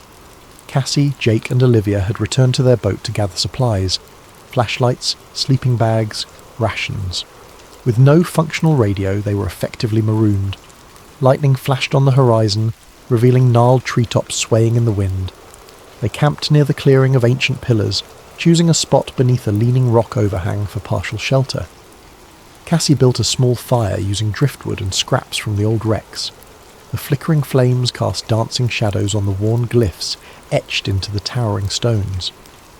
As they huddled for warmth, the conversation inevitably drifted to the day's surreal discoveries. Olivia toyed with the battered remains of a handheld device. I can't get a signal. There's no satellite coverage. Maybe the electromagnetic interference is blocking everything. Jake rubbed his chin, eyes on the monolithic pillars. Could these have something to do with the phenomenon we saw under the ocean? It's like they share the same design language. Cassie took out a sketchbook from her backpack. She started drawing the glyph patterns from memory, cross-referencing them with the shapes she'd glimpsed on the submerged structure. They appear geometric, almost fractal, could be a written script or even symbolic code. In the silence that followed, they listened to the distant crash of waves against the rocky shore.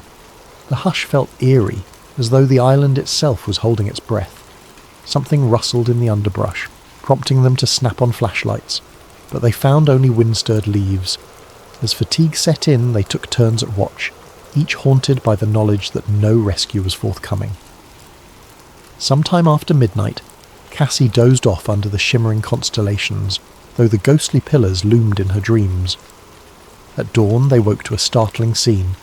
The previously calm area around the pillars now sparkled with beads of condensation, and in the rising sunlight the glyphs appeared faintly luminescent, like they'd absorbed energy overnight. Cassie stepped closer, heart pounding. They're glowing. This is new. Olivia snapped photos, though their cameras were reduced to near manual function.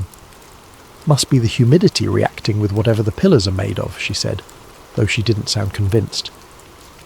Jake rubbed his temples. I want to check the rest of the island. Maybe we'll find more structures, or survivors. They packed up their meagre camp and ventured deeper inland. The path meandered through dense foliage. Gnarled roots tripped them, and vines draped overhead. Occasionally they spotted remnants of old crates or scraps of cloth, evidence that castaways had once been here. Midday brought them to a steep ravine. A narrow footpath led downward. At the bottom, water trickled in a small stream. Crossing it, they found a hidden grotto. Within this natural amphitheatre of rock they encountered a startling sight, a mosaic of stones arranged in a spiral pattern, each etched with the same alien glyphs. At the centre stood a carved altar. Cassie's breath caught. This is no random ruin. Someone built a ceremonial site or something akin to it. Jake circled the altar. Who, though? Ancient civilization? Or maybe those who ended up stranded here tried to communicate with whatever's in the ocean. Olivia knelt, running her fingers along the spiral mosaic. It's meticulously done. Could these stranded sailors have deciphered the glyphs? A wave of dizziness hit Cassie as she stared at the altar, her mind conjuring an image of swirling lights beneath the waves. She recalled the old reel tapes describing signals and attempts at contact. Was it possible that across decades, castaways tried to replicate those signals here on land? Suddenly a crunch of footsteps behind them. They spun around to see a figure emerge from behind a boulder, Agent Whitfield, her uniform torn and hair matted, but her posture still rigid. She held a pistol, aimed warily at them. Jake tensed, stepping forward protectively. "You're alive." Whitfield's eyes flicked from Jake to Cassie. "Likewise. I suspected you'd head inland." Olivia glared. "Looking for something?" Whitfield lowered the pistol slightly, grimacing. "We got separated when the wave hit. My men. I lost track. I found one corpse on the beach. The rest scattered." Cassie's anger simmered. All this secrecy, and for what? Look at us now. Stranded. Tell us the truth. Whitfield hesitated, the lines in her face etched with fatigue. "You think it's simple? We've known about anomalies in the Triangle for decades, maybe centuries. Some in the government suspect extraterrestrial involvement. Others believe it's an unknown Earth-based phenomenon. Either way, it's considered too dangerous for public knowledge. We fear the panic, the exploitation, the potential conflict if foreign powers scramble here," Jake scoffed. "So you're willing to kill for it?" She clenched her jaw. "I follow orders. The directive is to contain the situation, but I never expected we'd end up here." Her gaze flicked to the spiral mosaic. "This island it's not on any map. My superiors only whispered rumours of a lost zone." Olivia folded her arms. "And now you see it's real. Will you keep trying to bury it?" Whitfield's shoulders slumped slightly, as if an internal struggle weighed on her. "I have to protect national security, but this place defies everything. If we want to survive, maybe we do need to pool resources." Cassie sensed a shift, a glimmer of uneasy alliance forming. "Truce, then," she suggested quietly. "We find a way off this island, or we uncover the key to why it exists. But no more guns and faces." After a tense pause, Whitfield nodded. She holstered her pistol. "Truce, for now." They spent the next hour exploring the grotto together. Whitfield admitted she possessed partial knowledge of earlier secret missions that identified an interdimensional rift theory, though never confirmed. The intense electromagnetic surges might warp space-time in localized pockets, pulling vessels from various eras. Olivia found curious remains in a small alcove, rusted personal items, scraps of journals, no bodies, possibly from castaways who died or vanished. One scribbled note read, "The lights call from beneath. We answer on land. The gate must open." Cassie's skin crawled. A gate? Could they have believed these pillars or altars were a means to connect with whatever is beneath the ocean? A distant rumble of thunder broke their musings. Whitfield frowned. "Another storm's brewing. We can't linger." Returning to the boat, they decided to share supplies and watch each other's backs. Whitfield was grudgingly grateful for a place to rest. Under the watchful eye of the looming pillars, the odd alliance took shape. That evening the wind rose again, rattling the battered hull. As they huddled in the glow of a lantern, Cassie studied the camera unit from the submarine. The footage they captured might be the only real proof of that underwater structure. She glanced at Whitfield, who stared into the darkness with haunted eyes, likely torn between her duty and the unsettling reality they all faced. In her mind, Cassie kept returning to that cryptic note. The gate must open. Could the island's ruins serve as a beacon or a key? If so, a key to what? She recalled the swirling lights, the sense of intelligence behind them. Perhaps the next step lay not in merely escaping, but in comprehending the phenomenon, why it brought them here, and how it might let them go. Storm-laden clouds churned overhead at dawn, casting the island in shades of grey. Cassie, Jake, Olivia, and the reluctant, ally-turned-adversary agent Whitfield gathered near the ancient pillars. Despite the tension in the group, they'd agreed on a plan. Explore the possibility that these ruins interacted with the electromagnetic anomalies, perhaps opening a way to escape. Using sketches from the mosaic in the grotto and the glyph patterns on the pillars, Cassie attempted to piece together a cohesive design. The spiral in the grotto and the arrangement of these pillars, it might be some sort of symbolic representation of the ocean floor structure, she hypothesized. If the castaways tried to replicate signals from underwater, maybe they believed these pillars could resonate. Jake rubbed his sore shoulder. Resonate how? Like a giant antenna? Olivia nodded, following Cassie's logic. Yes, maybe. The electromagnetic surges might be triggered by a certain arrangement or activation. The question is, do we even want to activate them? Last time we faced an anomaly, it stranded us here, Whitfield frowned. But if we can harness the phenomenon, maybe we can open a path back, or at least send a powerful enough signal for rescue. She looked uneasy, admitting that a more extraordinary method might be needed. They spent the morning clearing debris from the clearing, uncovering additional stones that had fallen over time. With each revealed glyph, Cassie felt a thrill of discovery. She recognized patterns akin to waveforms or frequencies. If they matched the pulses recorded on the sub's instruments, they might replicate those pulses here on land.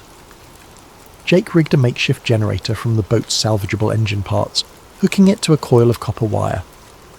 We can create an electromagnetic field, direct it into these pillars, see if that does anything. Olivia set up the sub's sensor suite on shore, linking it to a small console. I'll monitor real-time feedback. If we get a spike like we did out at sea, we'll know. Whitfield kept watch, pistol at her side. Although an uneasy truce still hung over them, her sense of mission remained. She occasionally asked Cassie pointed questions. If you manage to open some sort of rift, do you realise the risk? Something else might come through. Cassie paused in her wiring. We're already dealing with unknown forces. Doing nothing keeps us trapped here. I'd rather take a leap of faith, especially if it aligns with how these pillars were meant to function. As the afternoon wore on, they assembled a ring of cables around the largest pillar cluster.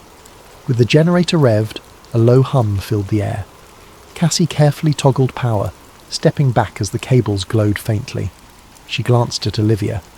Any changes? Olivia's console flickered. Slight electromagnetic rise, but we're well below the levels we recorded at sea. Jake frowned, adjusting the generator's output. Let's dial it up, but watch for surges. They increased power. The hum deepened, and the glyphs on the pillars began to shimmer with that eerie luminescence. The ground beneath them vibrated softly. A sudden swirl of wind whipped the clearing, scattering leaves in a spiral. Cassie's hair stood on end. That's more than just a breeze, she muttered. Olivia's eyes widened at her console. We're hitting a spike, like a resonance frequency. Whitfield took a step back, eyes darting around. Is the storm reacting? Overhead, thunder rumbled, but the swirling wind in the clearing felt different, like a localized vortex forming among the pillars. Dust and small stones lifted into the air, circling them. The glyphs glowed brighter, each symbol pulsing in sequence. Jake called out, "Shut it down if it gets too big." Before they could, a column of light shot up from the centre of the pillars, piercing the low-hanging clouds. Cassie shielded her eyes as the brilliance reflected off the basalt. The ground shook harder, a quake rattling teeth. A roar of static filled their ears. Cassie's mind flashed to the sub's dive, the swirling lights beneath the ocean. Could she be bridging a link between the underwater craft and this island? The air crackled with electricity, arcs snapping between the pillars. Then, as swiftly as it began, the vortex expanded outward with a deafening crack. A wave of force knocked them all off their feet. The generator shorted in a burst of sparks. The blinding light receded to a faint glow.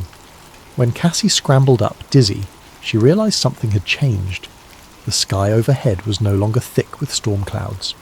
Instead, it was a placid grey, the sort of day one might see on a calm morning back in Florida. She blinked, heart pounding, scanning the horizon beyond the pillars. Jake helped Olivia to her feet. Whitfield stumbled against a stone, thoroughly rattled. Olivia squinted at her console. "We've got location data, somehow. GPS is flickering back, signal partial, but we're near Bimini.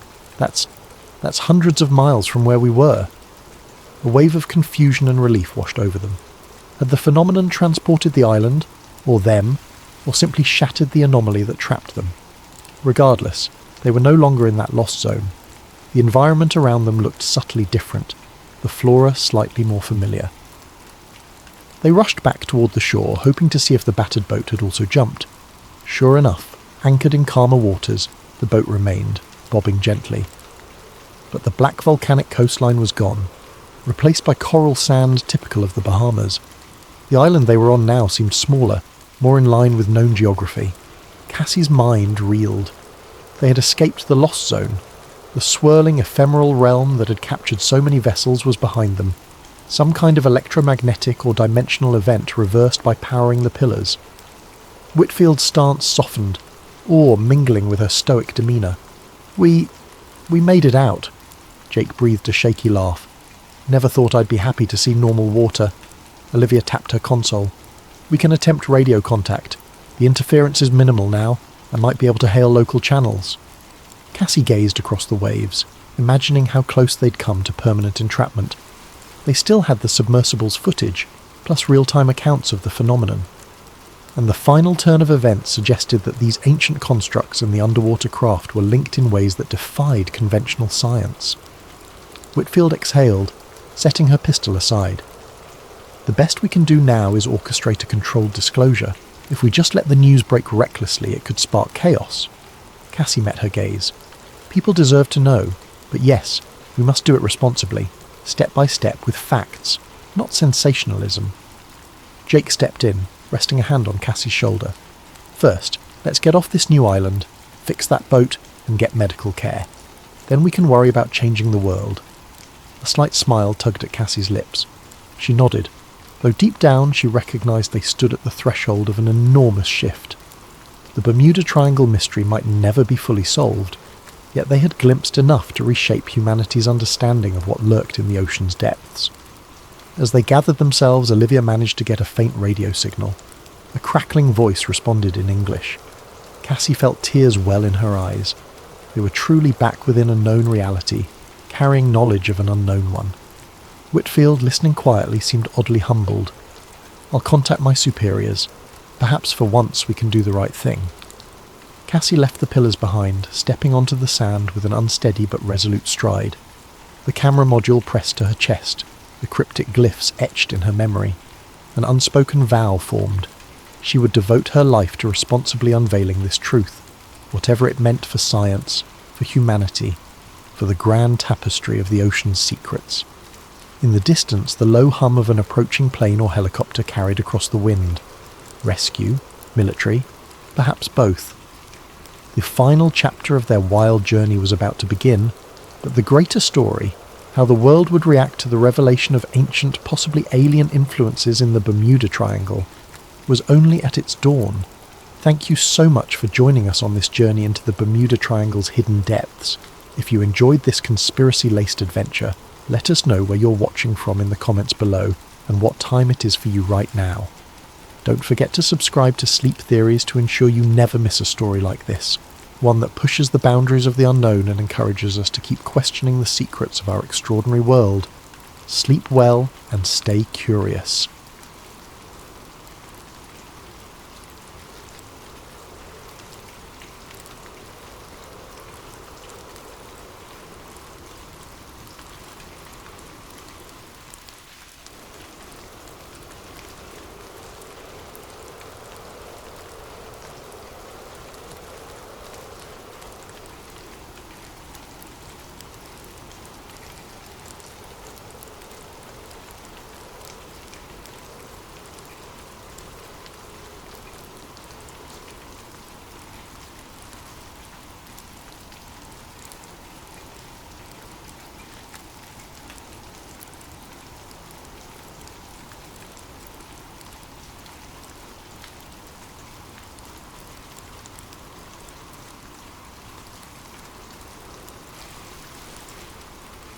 Greetings, fellow wanderers of the unknown.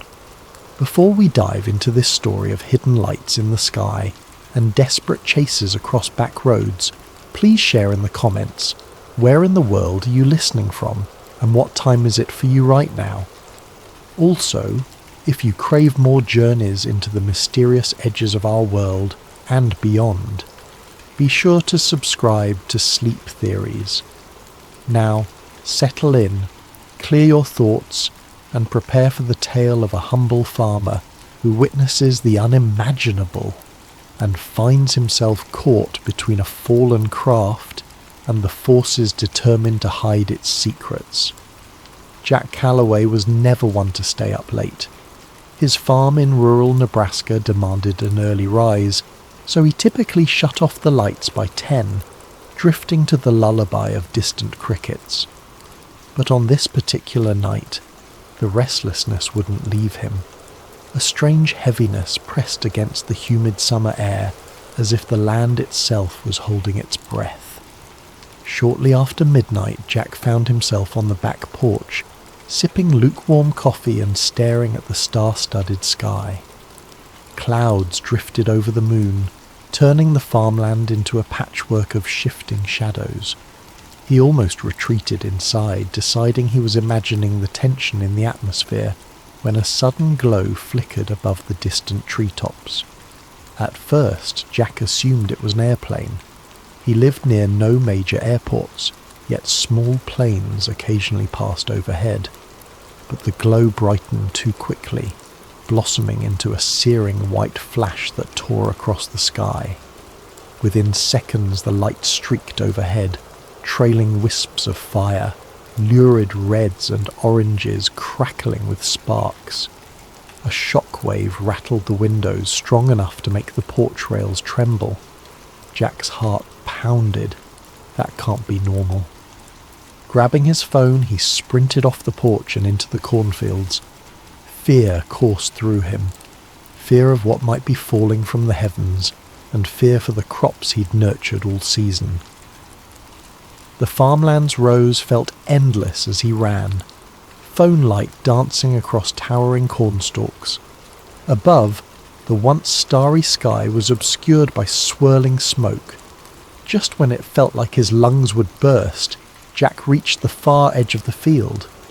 Beyond it was a wide clearing he used for storage, tires, rusted equipment.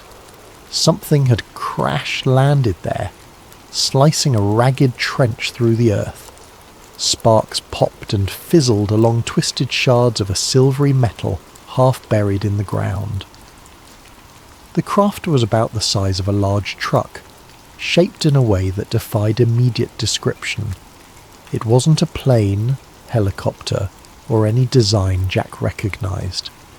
Part of it glowed with an eerie internal light, bright enough to illuminate the orchard in flickering pulses. Jack's first instinct was to film. He raised his phone, pressing record. The footage captured the craft's warped hull, the shimmering heat waves pouring off it. He tried to speak, narrating that something had crashed, that it wasn't an airplane, but his voice shook so badly the words jumbled. Then, from within the shattered metal, a sliver of movement caught his eye. He inched closer, phone at arm's length. Steam hissed. An acrid smell like scorched wires choked the air. Something was definitely inside, a shape contorting behind the half-melted panels. Jack's heart hammered so loud he thought his chest might explode. Still, he crept forward, bracing himself for any sign of life.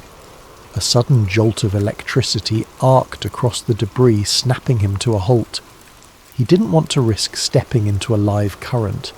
Instead, he circled around, capturing angles of the crash from every side.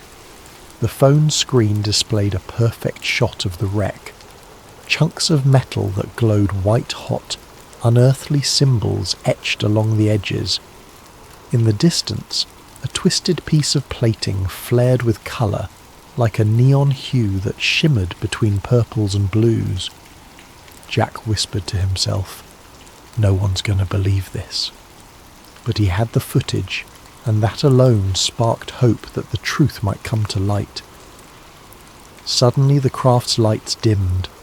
The field fell silent, except for crackling flames. The shape inside retreated deeper into the wreckage. Unsure what else to do, Jack took a few steps forward, balancing caution with curiosity. Then an unexpected surge of static flared from his phone, the screen going haywire. He cursed, stepping back as the phone beeped in protest. He managed to steady the device just as the screen returned to normal. Thank God, he thought. He hit stop on the recording, preparing to call 911, but the phone read, "No service." Jack wasn't surprised. His farmland sometimes struggled for signals.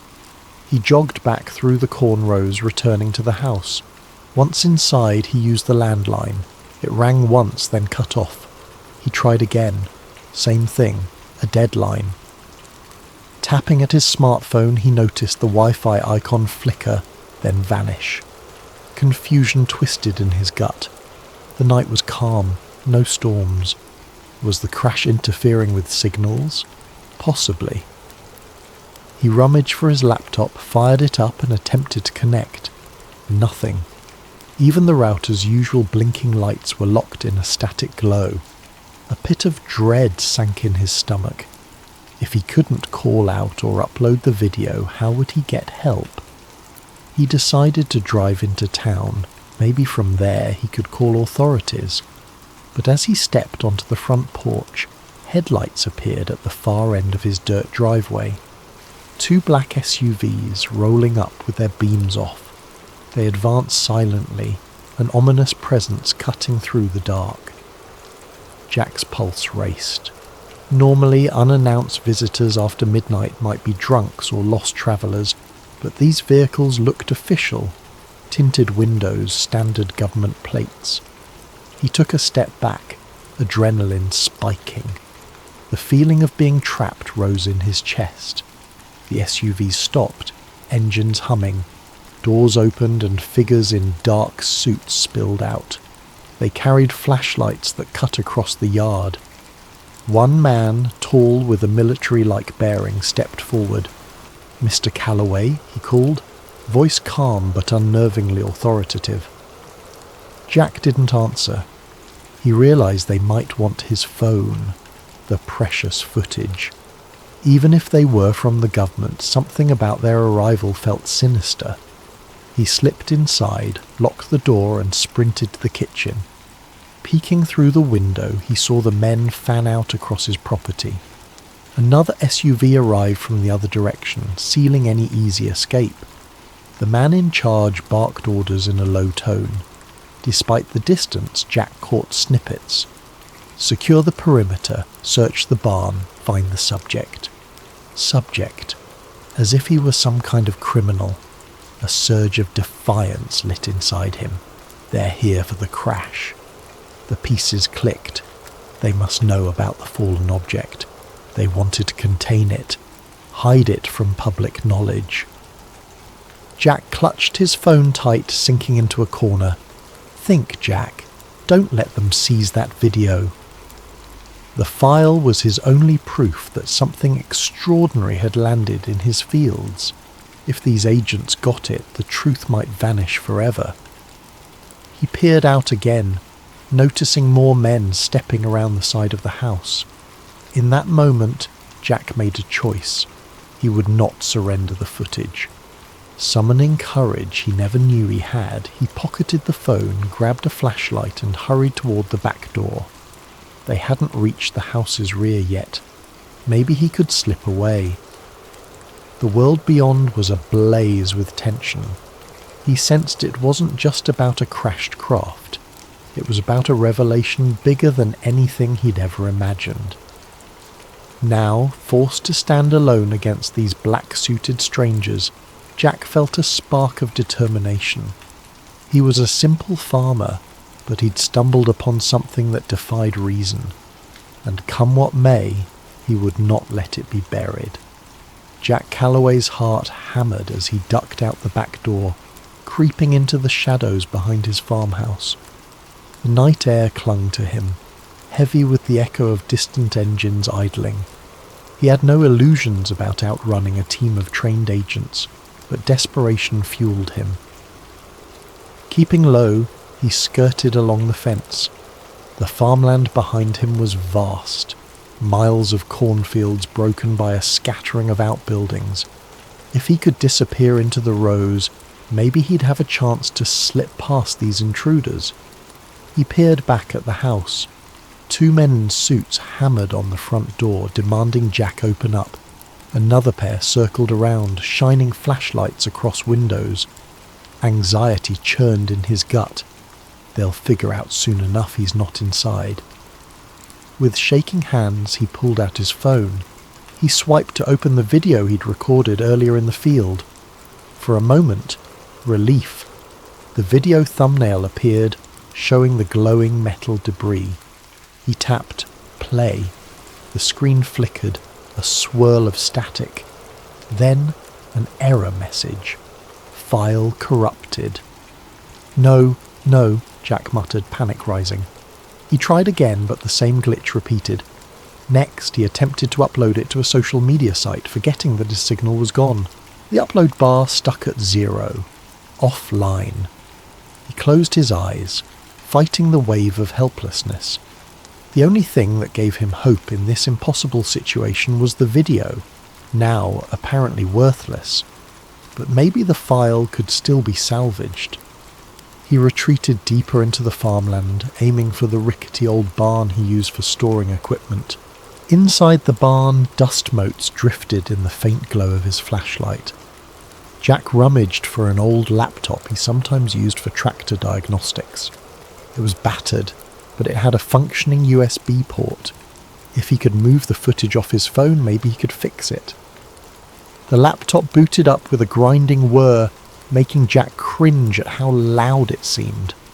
Every second counted. In the barn's gloom, the beams overhead creaked, and outside he caught the faint silhouettes of flashlights sweeping across the property. The agents were close. At last the laptop loaded. He plugged the phone in, frantically clicking to access the video file. The software recognized the phone, but the video thumbnail displayed a warning icon. Corrupt file. Even the laptop spat out an error. Jack cursed. Trying a half-dozen times, the footage refused to open. He sat back, trembling. So that's why they are so confident. Something about the crash or the craft's energy had garbled the data. For all he knew, it might be salvageable, but he didn't have the technical know-how. I need an expert.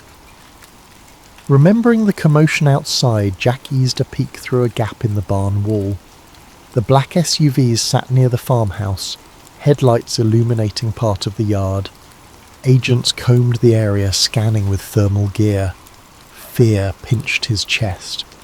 If they had advanced tech, he'd be as visible as a heat signature behind these wooden walls. Quietly, he powered down the laptop and stuffed it into a battered tool bag. He had to get out of here. He grabbed an old hunting rifle from a rack just in case and made for a side exit. The moment he stepped outside, he heard footsteps crunching on gravel. Instinct kicked in. He darted behind the barn.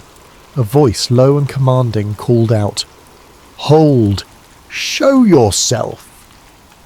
Jack froze, pressing himself to the barn's rough wooden planks. He recognized that voice from the man who had called his name earlier. Footsteps drew closer. Jack's mind raced. If he surrendered, they'd likely confiscate everything. He'd be black-bagged or simply vanish. No one would ever see that footage. Not that it was playable right now. He forced himself to move, slipping between the barn and an old tractor with rusted wheels. The flashlight beams swept over the ground. One agent hissed, "He was here." Thermal picked him up. Another responded, "He can't be far, spread out." Jack waited for a break in their pattern, then bolted into the cornfield. The tall stalks enveloped him, rustling as he stumbled between rows. He cursed each time his shoes snapped a twig or crunched dried leaves. Any sound could give him away. The overhead clouds parted, letting a faint moonlight highlight his path. Behind him, the agents' voices grew more distant. They were branching out, but the field was vast, and Jack knew its layout intimately. He used that knowledge to navigate a diagonal path, eventually emerging by a narrow dirt road at the far edge of his property. Breathing in ragged gasps, he paused behind a tree. The phone in his pocket remained lifeless. No signal. The laptop in his bag was all but useless if he couldn't fix the corrupted video. He needed someone with hacking or data recovery skills, someone who understood digital forensics. But who? A memory surfaced. During a county fair last year, Jack overheard a rumour about a reclusive tech wizard who lived 2 towns over. A woman named Olivia Carter, though folks called her Liv. She had once worked for the government in cybersecurity, then left under murky circumstances. Maybe she could salvage the footage. Deciding that was his only shot, Jack took the dirt road leading away from the farm. He hopped into his old pickup truck, which he'd parked out near the tree line for hauling feed earlier. The keys were still in the ignition. Country living had made him lax about locks. The engine sputtered, then roared to life. As he drove, he risked a glance back at his property. The headlights from the agent's SUVs glowed, and faint figures moved across the farmland. A pang of loss hit him. This farm was his home, his life. Now, it was seized by faceless men in black suits, but he refused to let them bury the truth. Hunched over the steering wheel, he pressed the gas, determined. If Liv Carter existed, if she truly had a gift for hacking, maybe she could fix the file. Jack allowed himself the faintest glimmer of hope. He had no illusions about outrunning the government forever, but he'd at least put up a fight. The truck rattled along the back roads, dust kicking up behind. He spotted no immediate pursuit, which unsettled him more than comforted him. The entire fiasco felt unreal. Aliens in his field, men in black SUVs. His phone's footage turned useless, yet the memory of that smouldering, unearthly craft lingered. As he turned onto the highway, Jack thought about the object's occupant. Something inside that craft had moved. Was it alive, injured, already contained by those agents? The questions multiplied in his mind. He clenched the steering wheel, jaw set. One thing at a time, he told himself. If the video was truly salvageable, it might blow open everything, if they didn't get to him first. Dawn broke over a lonely gas station on the outskirts of a neighbouring county, where Jack Calloway huddled by a payphone. The overhead fluorescent lights buzzed, half of them flickering. A battered vending machine spat out stale snacks. Exhaustion weighed on Jack's eyes, but he forced himself to remain alert. He used the payphone's directory to find a listing for Olivia Carter. The number rang endlessly until a groggy voice answered. "Who is this?" it demanded. Clearing his throat, Jack identified himself, explaining that he got her name through local rumour, that he needed urgent help with a corrupted video. A pause followed, then the voice turned suspicious. "You got the wrong line, buddy," it said, starting to hang up. Jack insisted. "I have proof. Something that crashed. I caught it on camera. The government's after me. I was told you used to do NSA-level security or something." Another stretch of silence, then a half-laugh. "So you're the kind of paranoid who calls a random woman with a UFO story. I'm not that gullible." Desperation clawed at Jack. He quickly described the craft, the men in black suits, how his phone's file was corrupted after the crash. He added details about the signal jamming around his farm. The voice on the other end grew quiet. Finally it said, "Meet me at the old train depot outside Rockville, near mile marker 114. Be there in 2 hours, alone." Then it clicked off. Jack exhaled relief, though a kernel of doubt lingered. What if this is a trap? But with no other leads, he had no choice. He drove an hour on dusty roads until he found the abandoned train depot, a dilapidated brick building lost among weeds and rusted tracks. The place felt deserted, except for a single battered motorcycle leaning against the wall. He parked the truck and stepped out, scanning the area. A figure emerged from the depot's shadow. A woman in her 30s, lean and sharp-eyed, wearing a hoodie and clutching a backpack.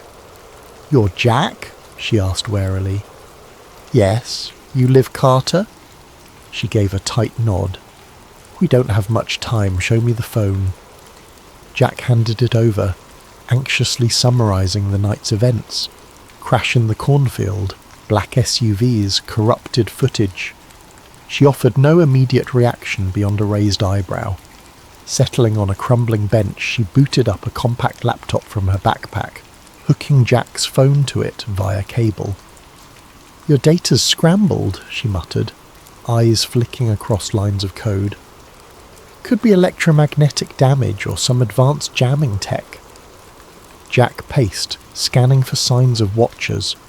The old train tracks vanished into the horizon, no other vehicles in sight.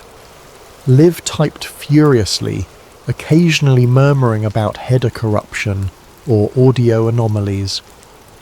After a tense half-hour, she said, "I can see partial frames, indistinct shapes, bright lights. This is definitely not a normal glitch." A flicker of hope ignited in Jack. "Can you fix it?" Liv sighed. "I might restore enough to see something, but I can't promise clarity. The real kicker is these weird signals embedded in the data, like some kind of layered frequency.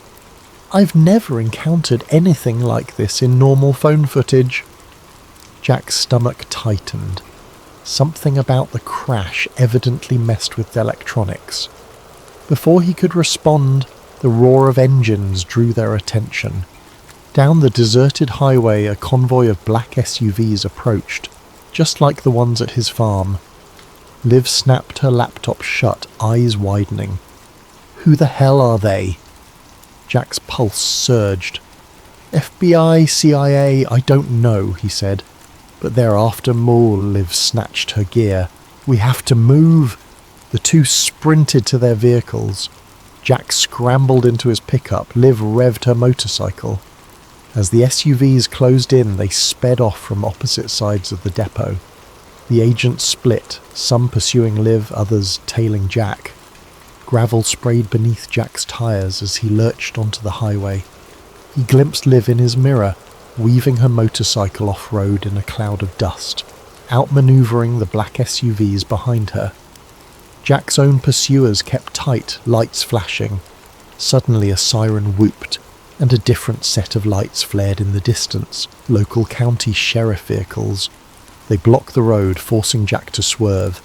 He recognized the lead patrol car's driver, Sheriff Wade Mitchell. The older man stepped out, arms raised in a calm down gesture. One of the black-suited agents hopped from his SUV, flashing a badge at Mitchell. Though Jack couldn't hear their exchange, it was clear the agent demanded Mitchell to stand aside. Mitchell frowned, glancing at Jack's truck. He motioned for Jack to pull over.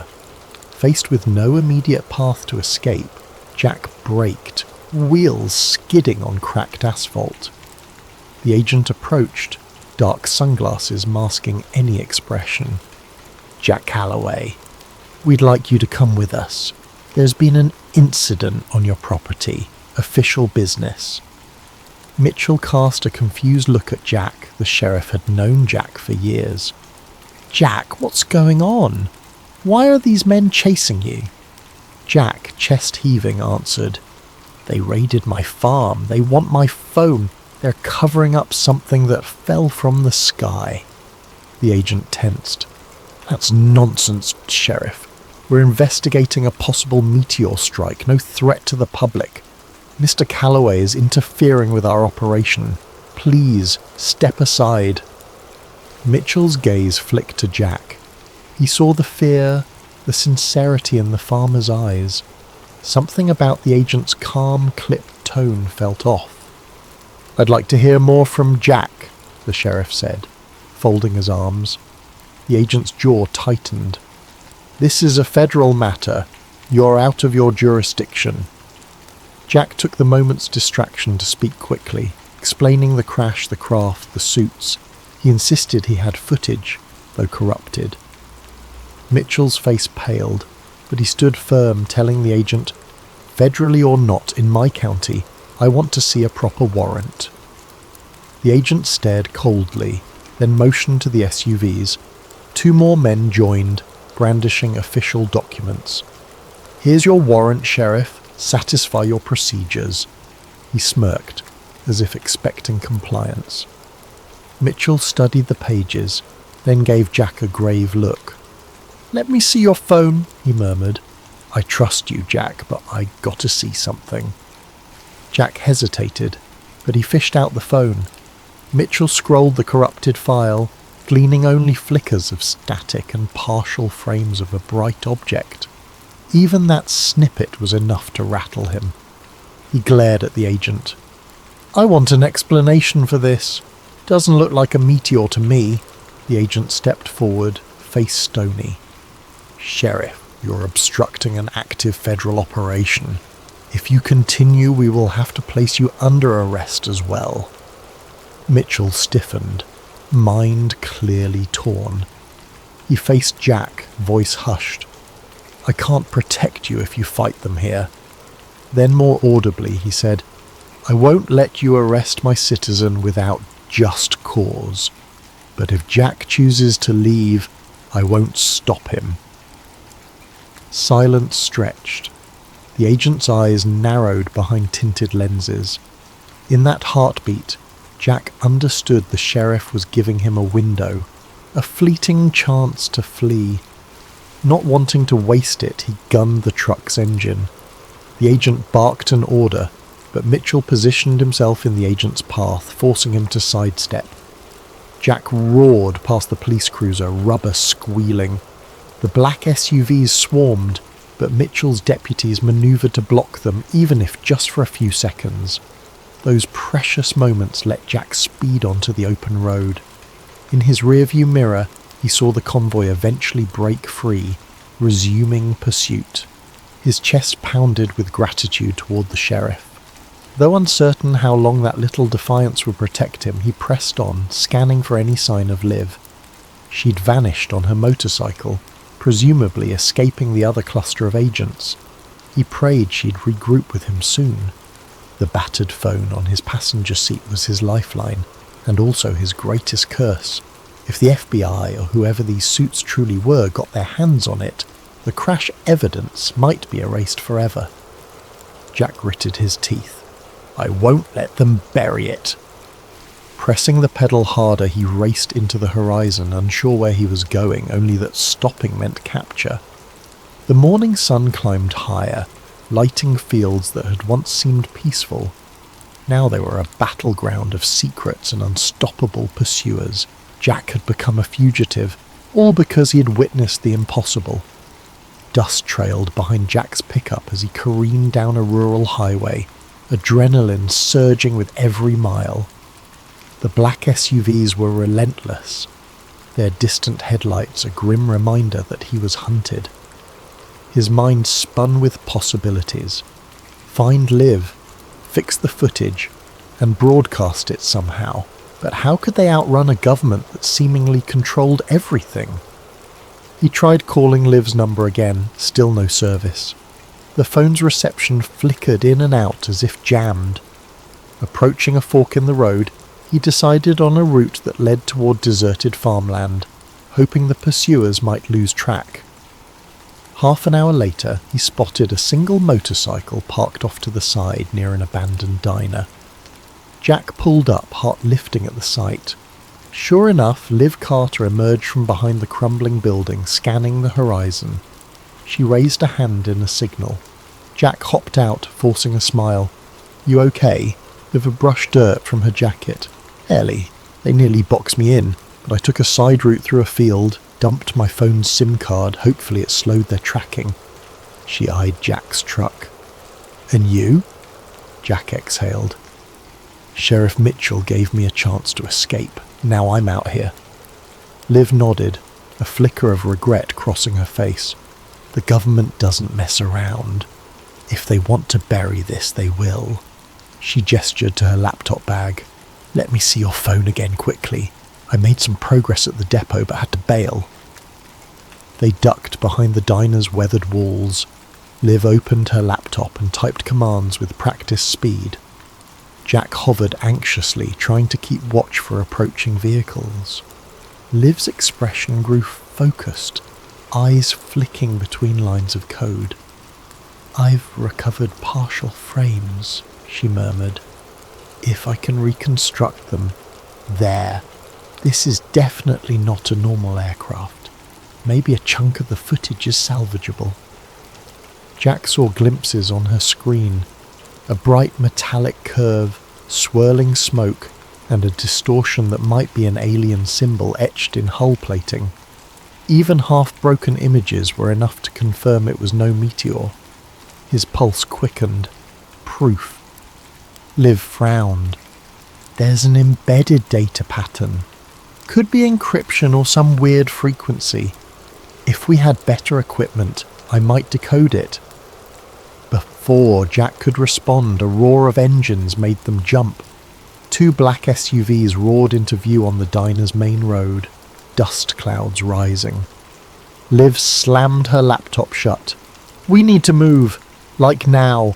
Jack sprinted to his truck, Liv to her motorcycle, but as they revved engines, another SUV blocked the diner's exit. Doors flew open, men in suits rushing out with firearms drawn. Jack's hands tightened on the wheel. They were pinned.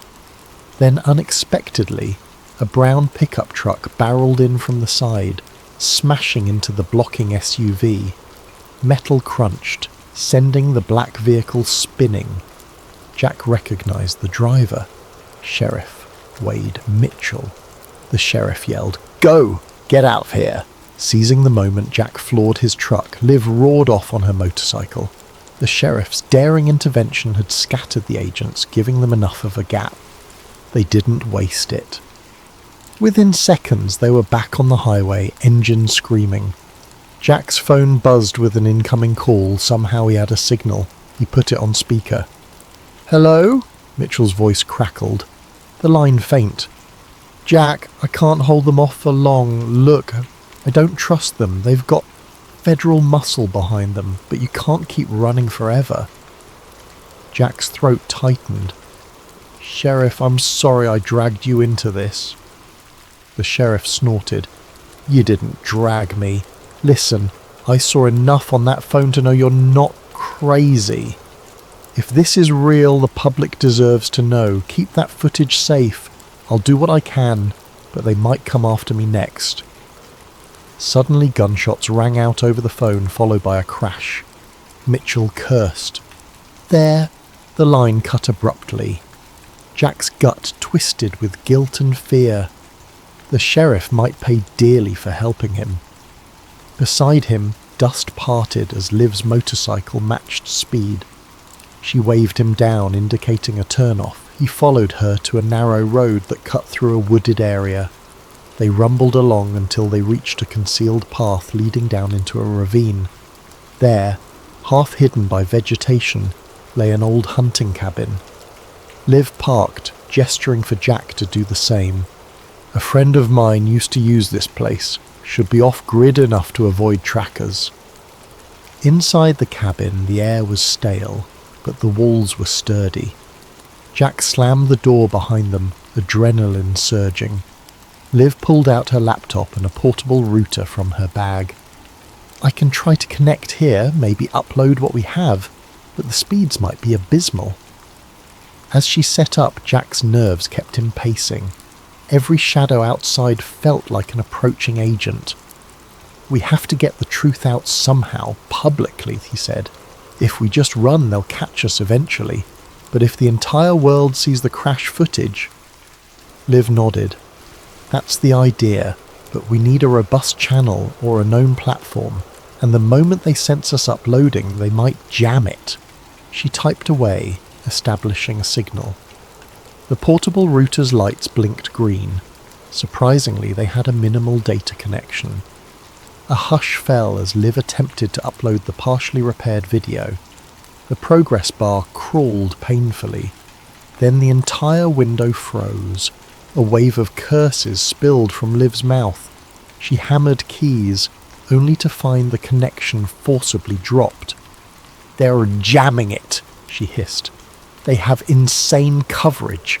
Jack glowered. "We can't do this pieceways. Maybe we physically bring the data to a big news station." Liv considered that, scanning the glitching laptop.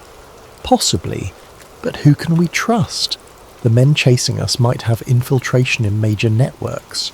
They'll kill the story. Before Jack could reply, the door rattled. Both froze. Jack snatched up an old shotgun that hung on the cabin wall. Liv pulled a small sidearm from her bag, eyes wide. Another knock, louder. Jack crept to a window. He saw a single figure outside wearing the uniform of local law enforcement. "Sheriff Mitchell," he whispered, relief flooding him. He unlatched the door. Mitchell staggered in, face pale, uniform torn. "They're not just FBI, Jack. Something else is going on. They nearly ran me off the road. My deputies. Some are cooperating with them." Jack helped him to a chair. "You're hurt?" Mitchell shook his head. "Just bruised. Listen, you have to leave the state. They'll roadblock every main highway.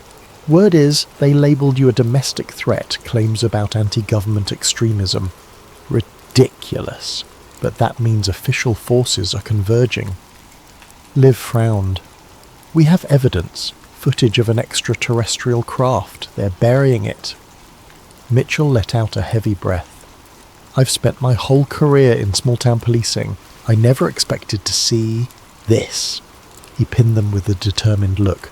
"Jack, I won't chase you, but this is bigger than me.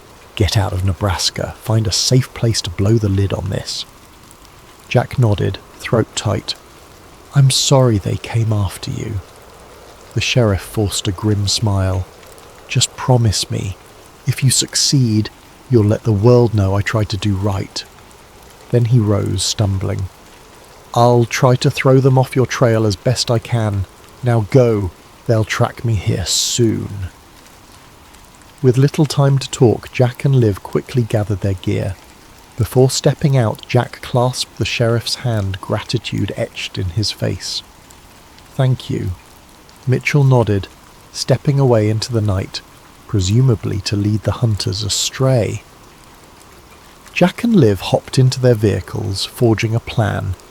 They'd head for the nearest big city, Omaha maybe, where they could attempt contacting national news outlets or even go public on the internet from a secure location. As they pulled out from the ravine, the distant rumble of engines sounded once more. But this time the pair had a head start. The farmland roads branched like a maze, and the rising moon cast faint light across their path. They might yet outrun the suits for a time. Still, an uneasy question gnawed at Jack. Even if they made it to Omaha, even if they found a major platform, would the men in black let that broadcast happen, or would an even deadlier force intercept them? He clung to a single hope, the possibility that the partially restored footage would be enough to spark a global outcry, that it would be unstoppable once it hit the public domain. In the glare of his truck's headlights, an enormous harvest moon loomed overhead. Jack couldn't shake the feeling that something else hung in the sky, something that had come crashing down on his farm, and unless he exposed it, those dark secrets would remain hidden, overshadowing the farmland for good.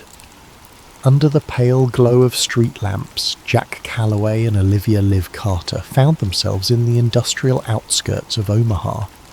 Factories and warehouses lined the roads, giant structures looming in the dark.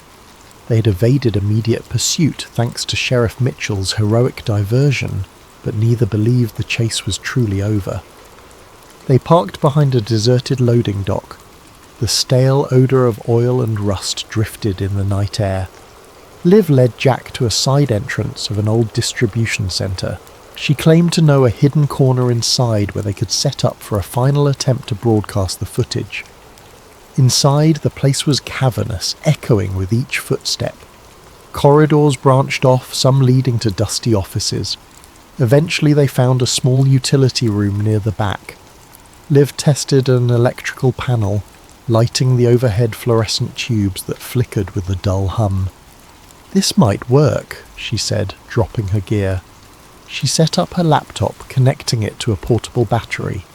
The phone was placed on a makeshift stand, the recovered footage file displayed on her screen.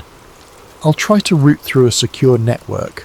My old NSA backdoor might still exist." Jack crouched by the door, shotgun resting at his side, warily scanning the empty halls. The tension in his chest felt suffocating. "If they track us here," Liv shrugged, "we have no choice. This is our last shot. If we can't get the footage out, they'll keep hunting you down, and the world won't learn the truth about that crash." She typed a flurry of commands. The laptop's fans whirred. Minutes stretched. Jack's nerves thrummed. He recalled the horrifying sense of powerlessness as men in black suits commandeered his property, the intangible occupant inside that crashed craft, the glimmers of alien symbols in the twisted metal. All that weighed on his mind, fueling his resolve. We can't let them hide this. Suddenly Liv hissed in triumph. "Yes, I've bypassed some of their net blocks. The upload is starting." The progress bar inched forward. "I'm sending it to multiple mirror sites simultaneously. Video sharing platforms, news tip lines, every corner of the web. They can't kill it all at once." Jack allowed a hopeful smile. "So people will see it?" Liv nodded. "Unless they physically cut the power. But we have a backup battery, so even that might not be immediate." No sooner had the words left her mouth than a metallic clang echoed from somewhere in the building. Jack stiffened, finger sliding to the shotgun's trigger guard. Liv's eyes darted up from the screen. "We're not alone." Sure enough, footsteps resonated from the corridor, a measured, almost ominously calm stride. Liv frantically tapped at her keyboard, urging the upload to finalize. 4 minutes left, she muttered. The footsteps stopped outside the door, then a single knock. Thud, thud, thud. Rourke's heart nearly stopped. He raised the shotgun, voice shaking. "Stay back!" The door handle jiggled. Then, as if from nowhere, the knob turned, and the door swung open.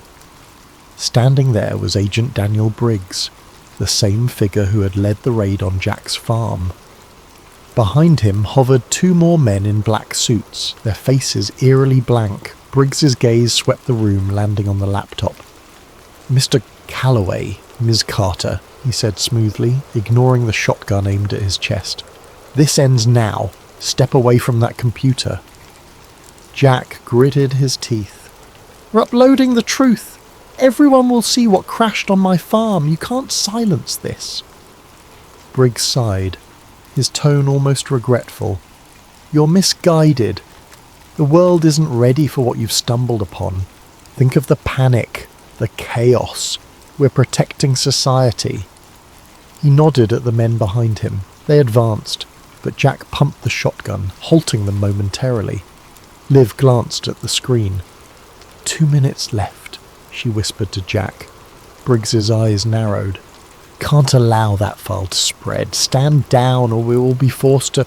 A sudden boom reverberated through the facility, making everyone jerk in surprise. Something heavy crashed in a far corridor. The men in suits turned, momentarily distracted. Liv seized the opportunity, leaping forward to slam the door shut. She bolted it from inside, pressing her weight against it. From the hall, Briggs's muffled voice barked, "Breach it!" A heavy thud smashed against the door. Jack knew they had seconds. He joined Liv, pushing a nearby crate to barricade. "How long?" She checked the laptop. 1 minute. But they'll smash through any second. Already the door's metal buckled under repeated blows. Desperately, Jack rummaged for anything else to stall them, discarded shelves, debris. They piled it against the door, hearing the men outside coordinate. Another blow rattled the frame. "We're nearly there," Liv muttered, knuckles white on her keyboard. Then a final crash. The door burst open, flinging the makeshift barricade aside. Briggs and two men advanced, guns drawn. Jack raised the shotgun, but the men in black suits moved unnervingly quickly, disarming him with a blow that knocked him to the ground. Pain flared in his shoulder. Liv tried to shield the laptop. One suit forcibly yanked it away, slamming it to the concrete floor. Sparks flew as the screen cracked. With an impassive stare, the man crushed the device underfoot. Liv cried out, horror-stricken. Briggs approached the battered computer, verifying it was destroyed. Then he turned to Jack, who lay gasping on the ground. "You can't fight the entire apparatus, Mr. Calloway."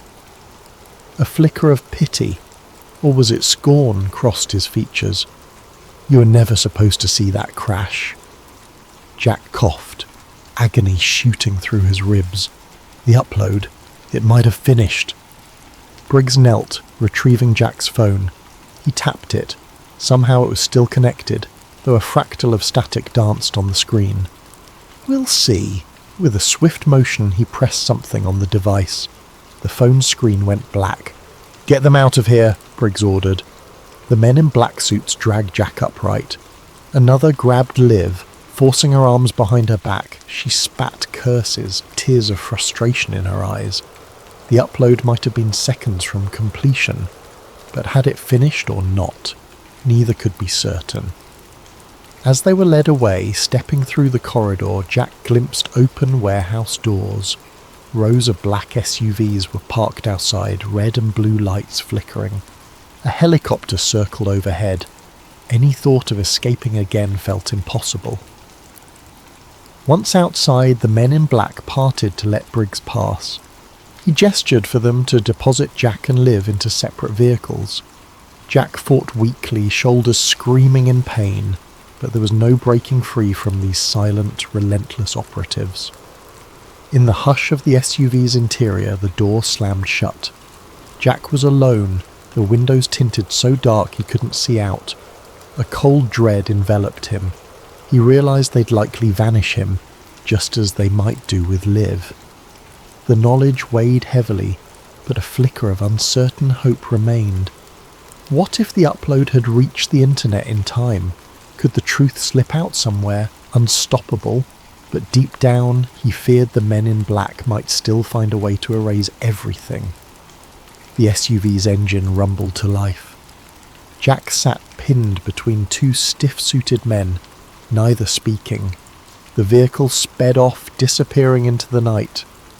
Days later, the farmland of Jack Calloway lay silent, owned by a newly arrived family who claimed no knowledge of any Jack. The local records listed the property transfer as routine, with no mention of seized assets. Neighbours who once greeted Jack at the feed store shrugged, uncertain if they even recalled his face. Sheriff Wade Mitchell was suspended following allegations of misconduct. He refused to discuss the events publicly, haunted by glimpses of the footage that flickered on Jack's phone. Rumours circulated that Mitchell faced an internal investigation by federal authorities. Some claimed he was forced into early retirement. And Olivia Liv Carter vanished without a trace, her last known address found empty.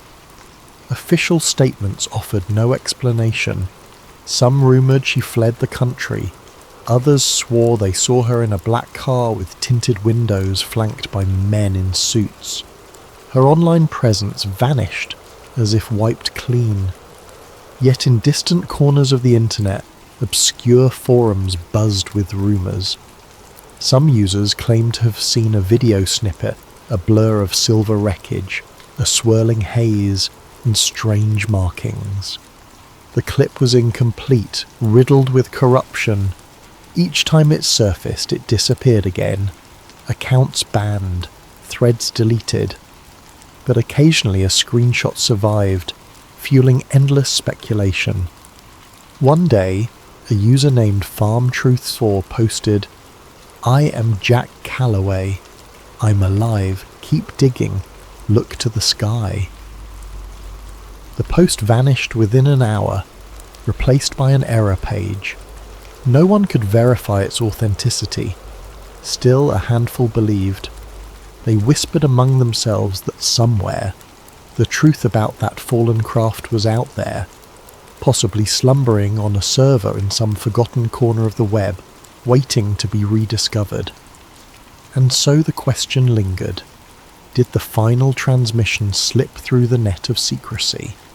Or did the Watchers quietly crush every trace? For those who glimpsed the evidence, the answer was obvious. The sky had indeed fallen that night in Nebraska. But for the rest of the world, life carried on in blissful ignorance, never suspecting that on one quiet farm, the biggest secret in history had touched down and then been swept away.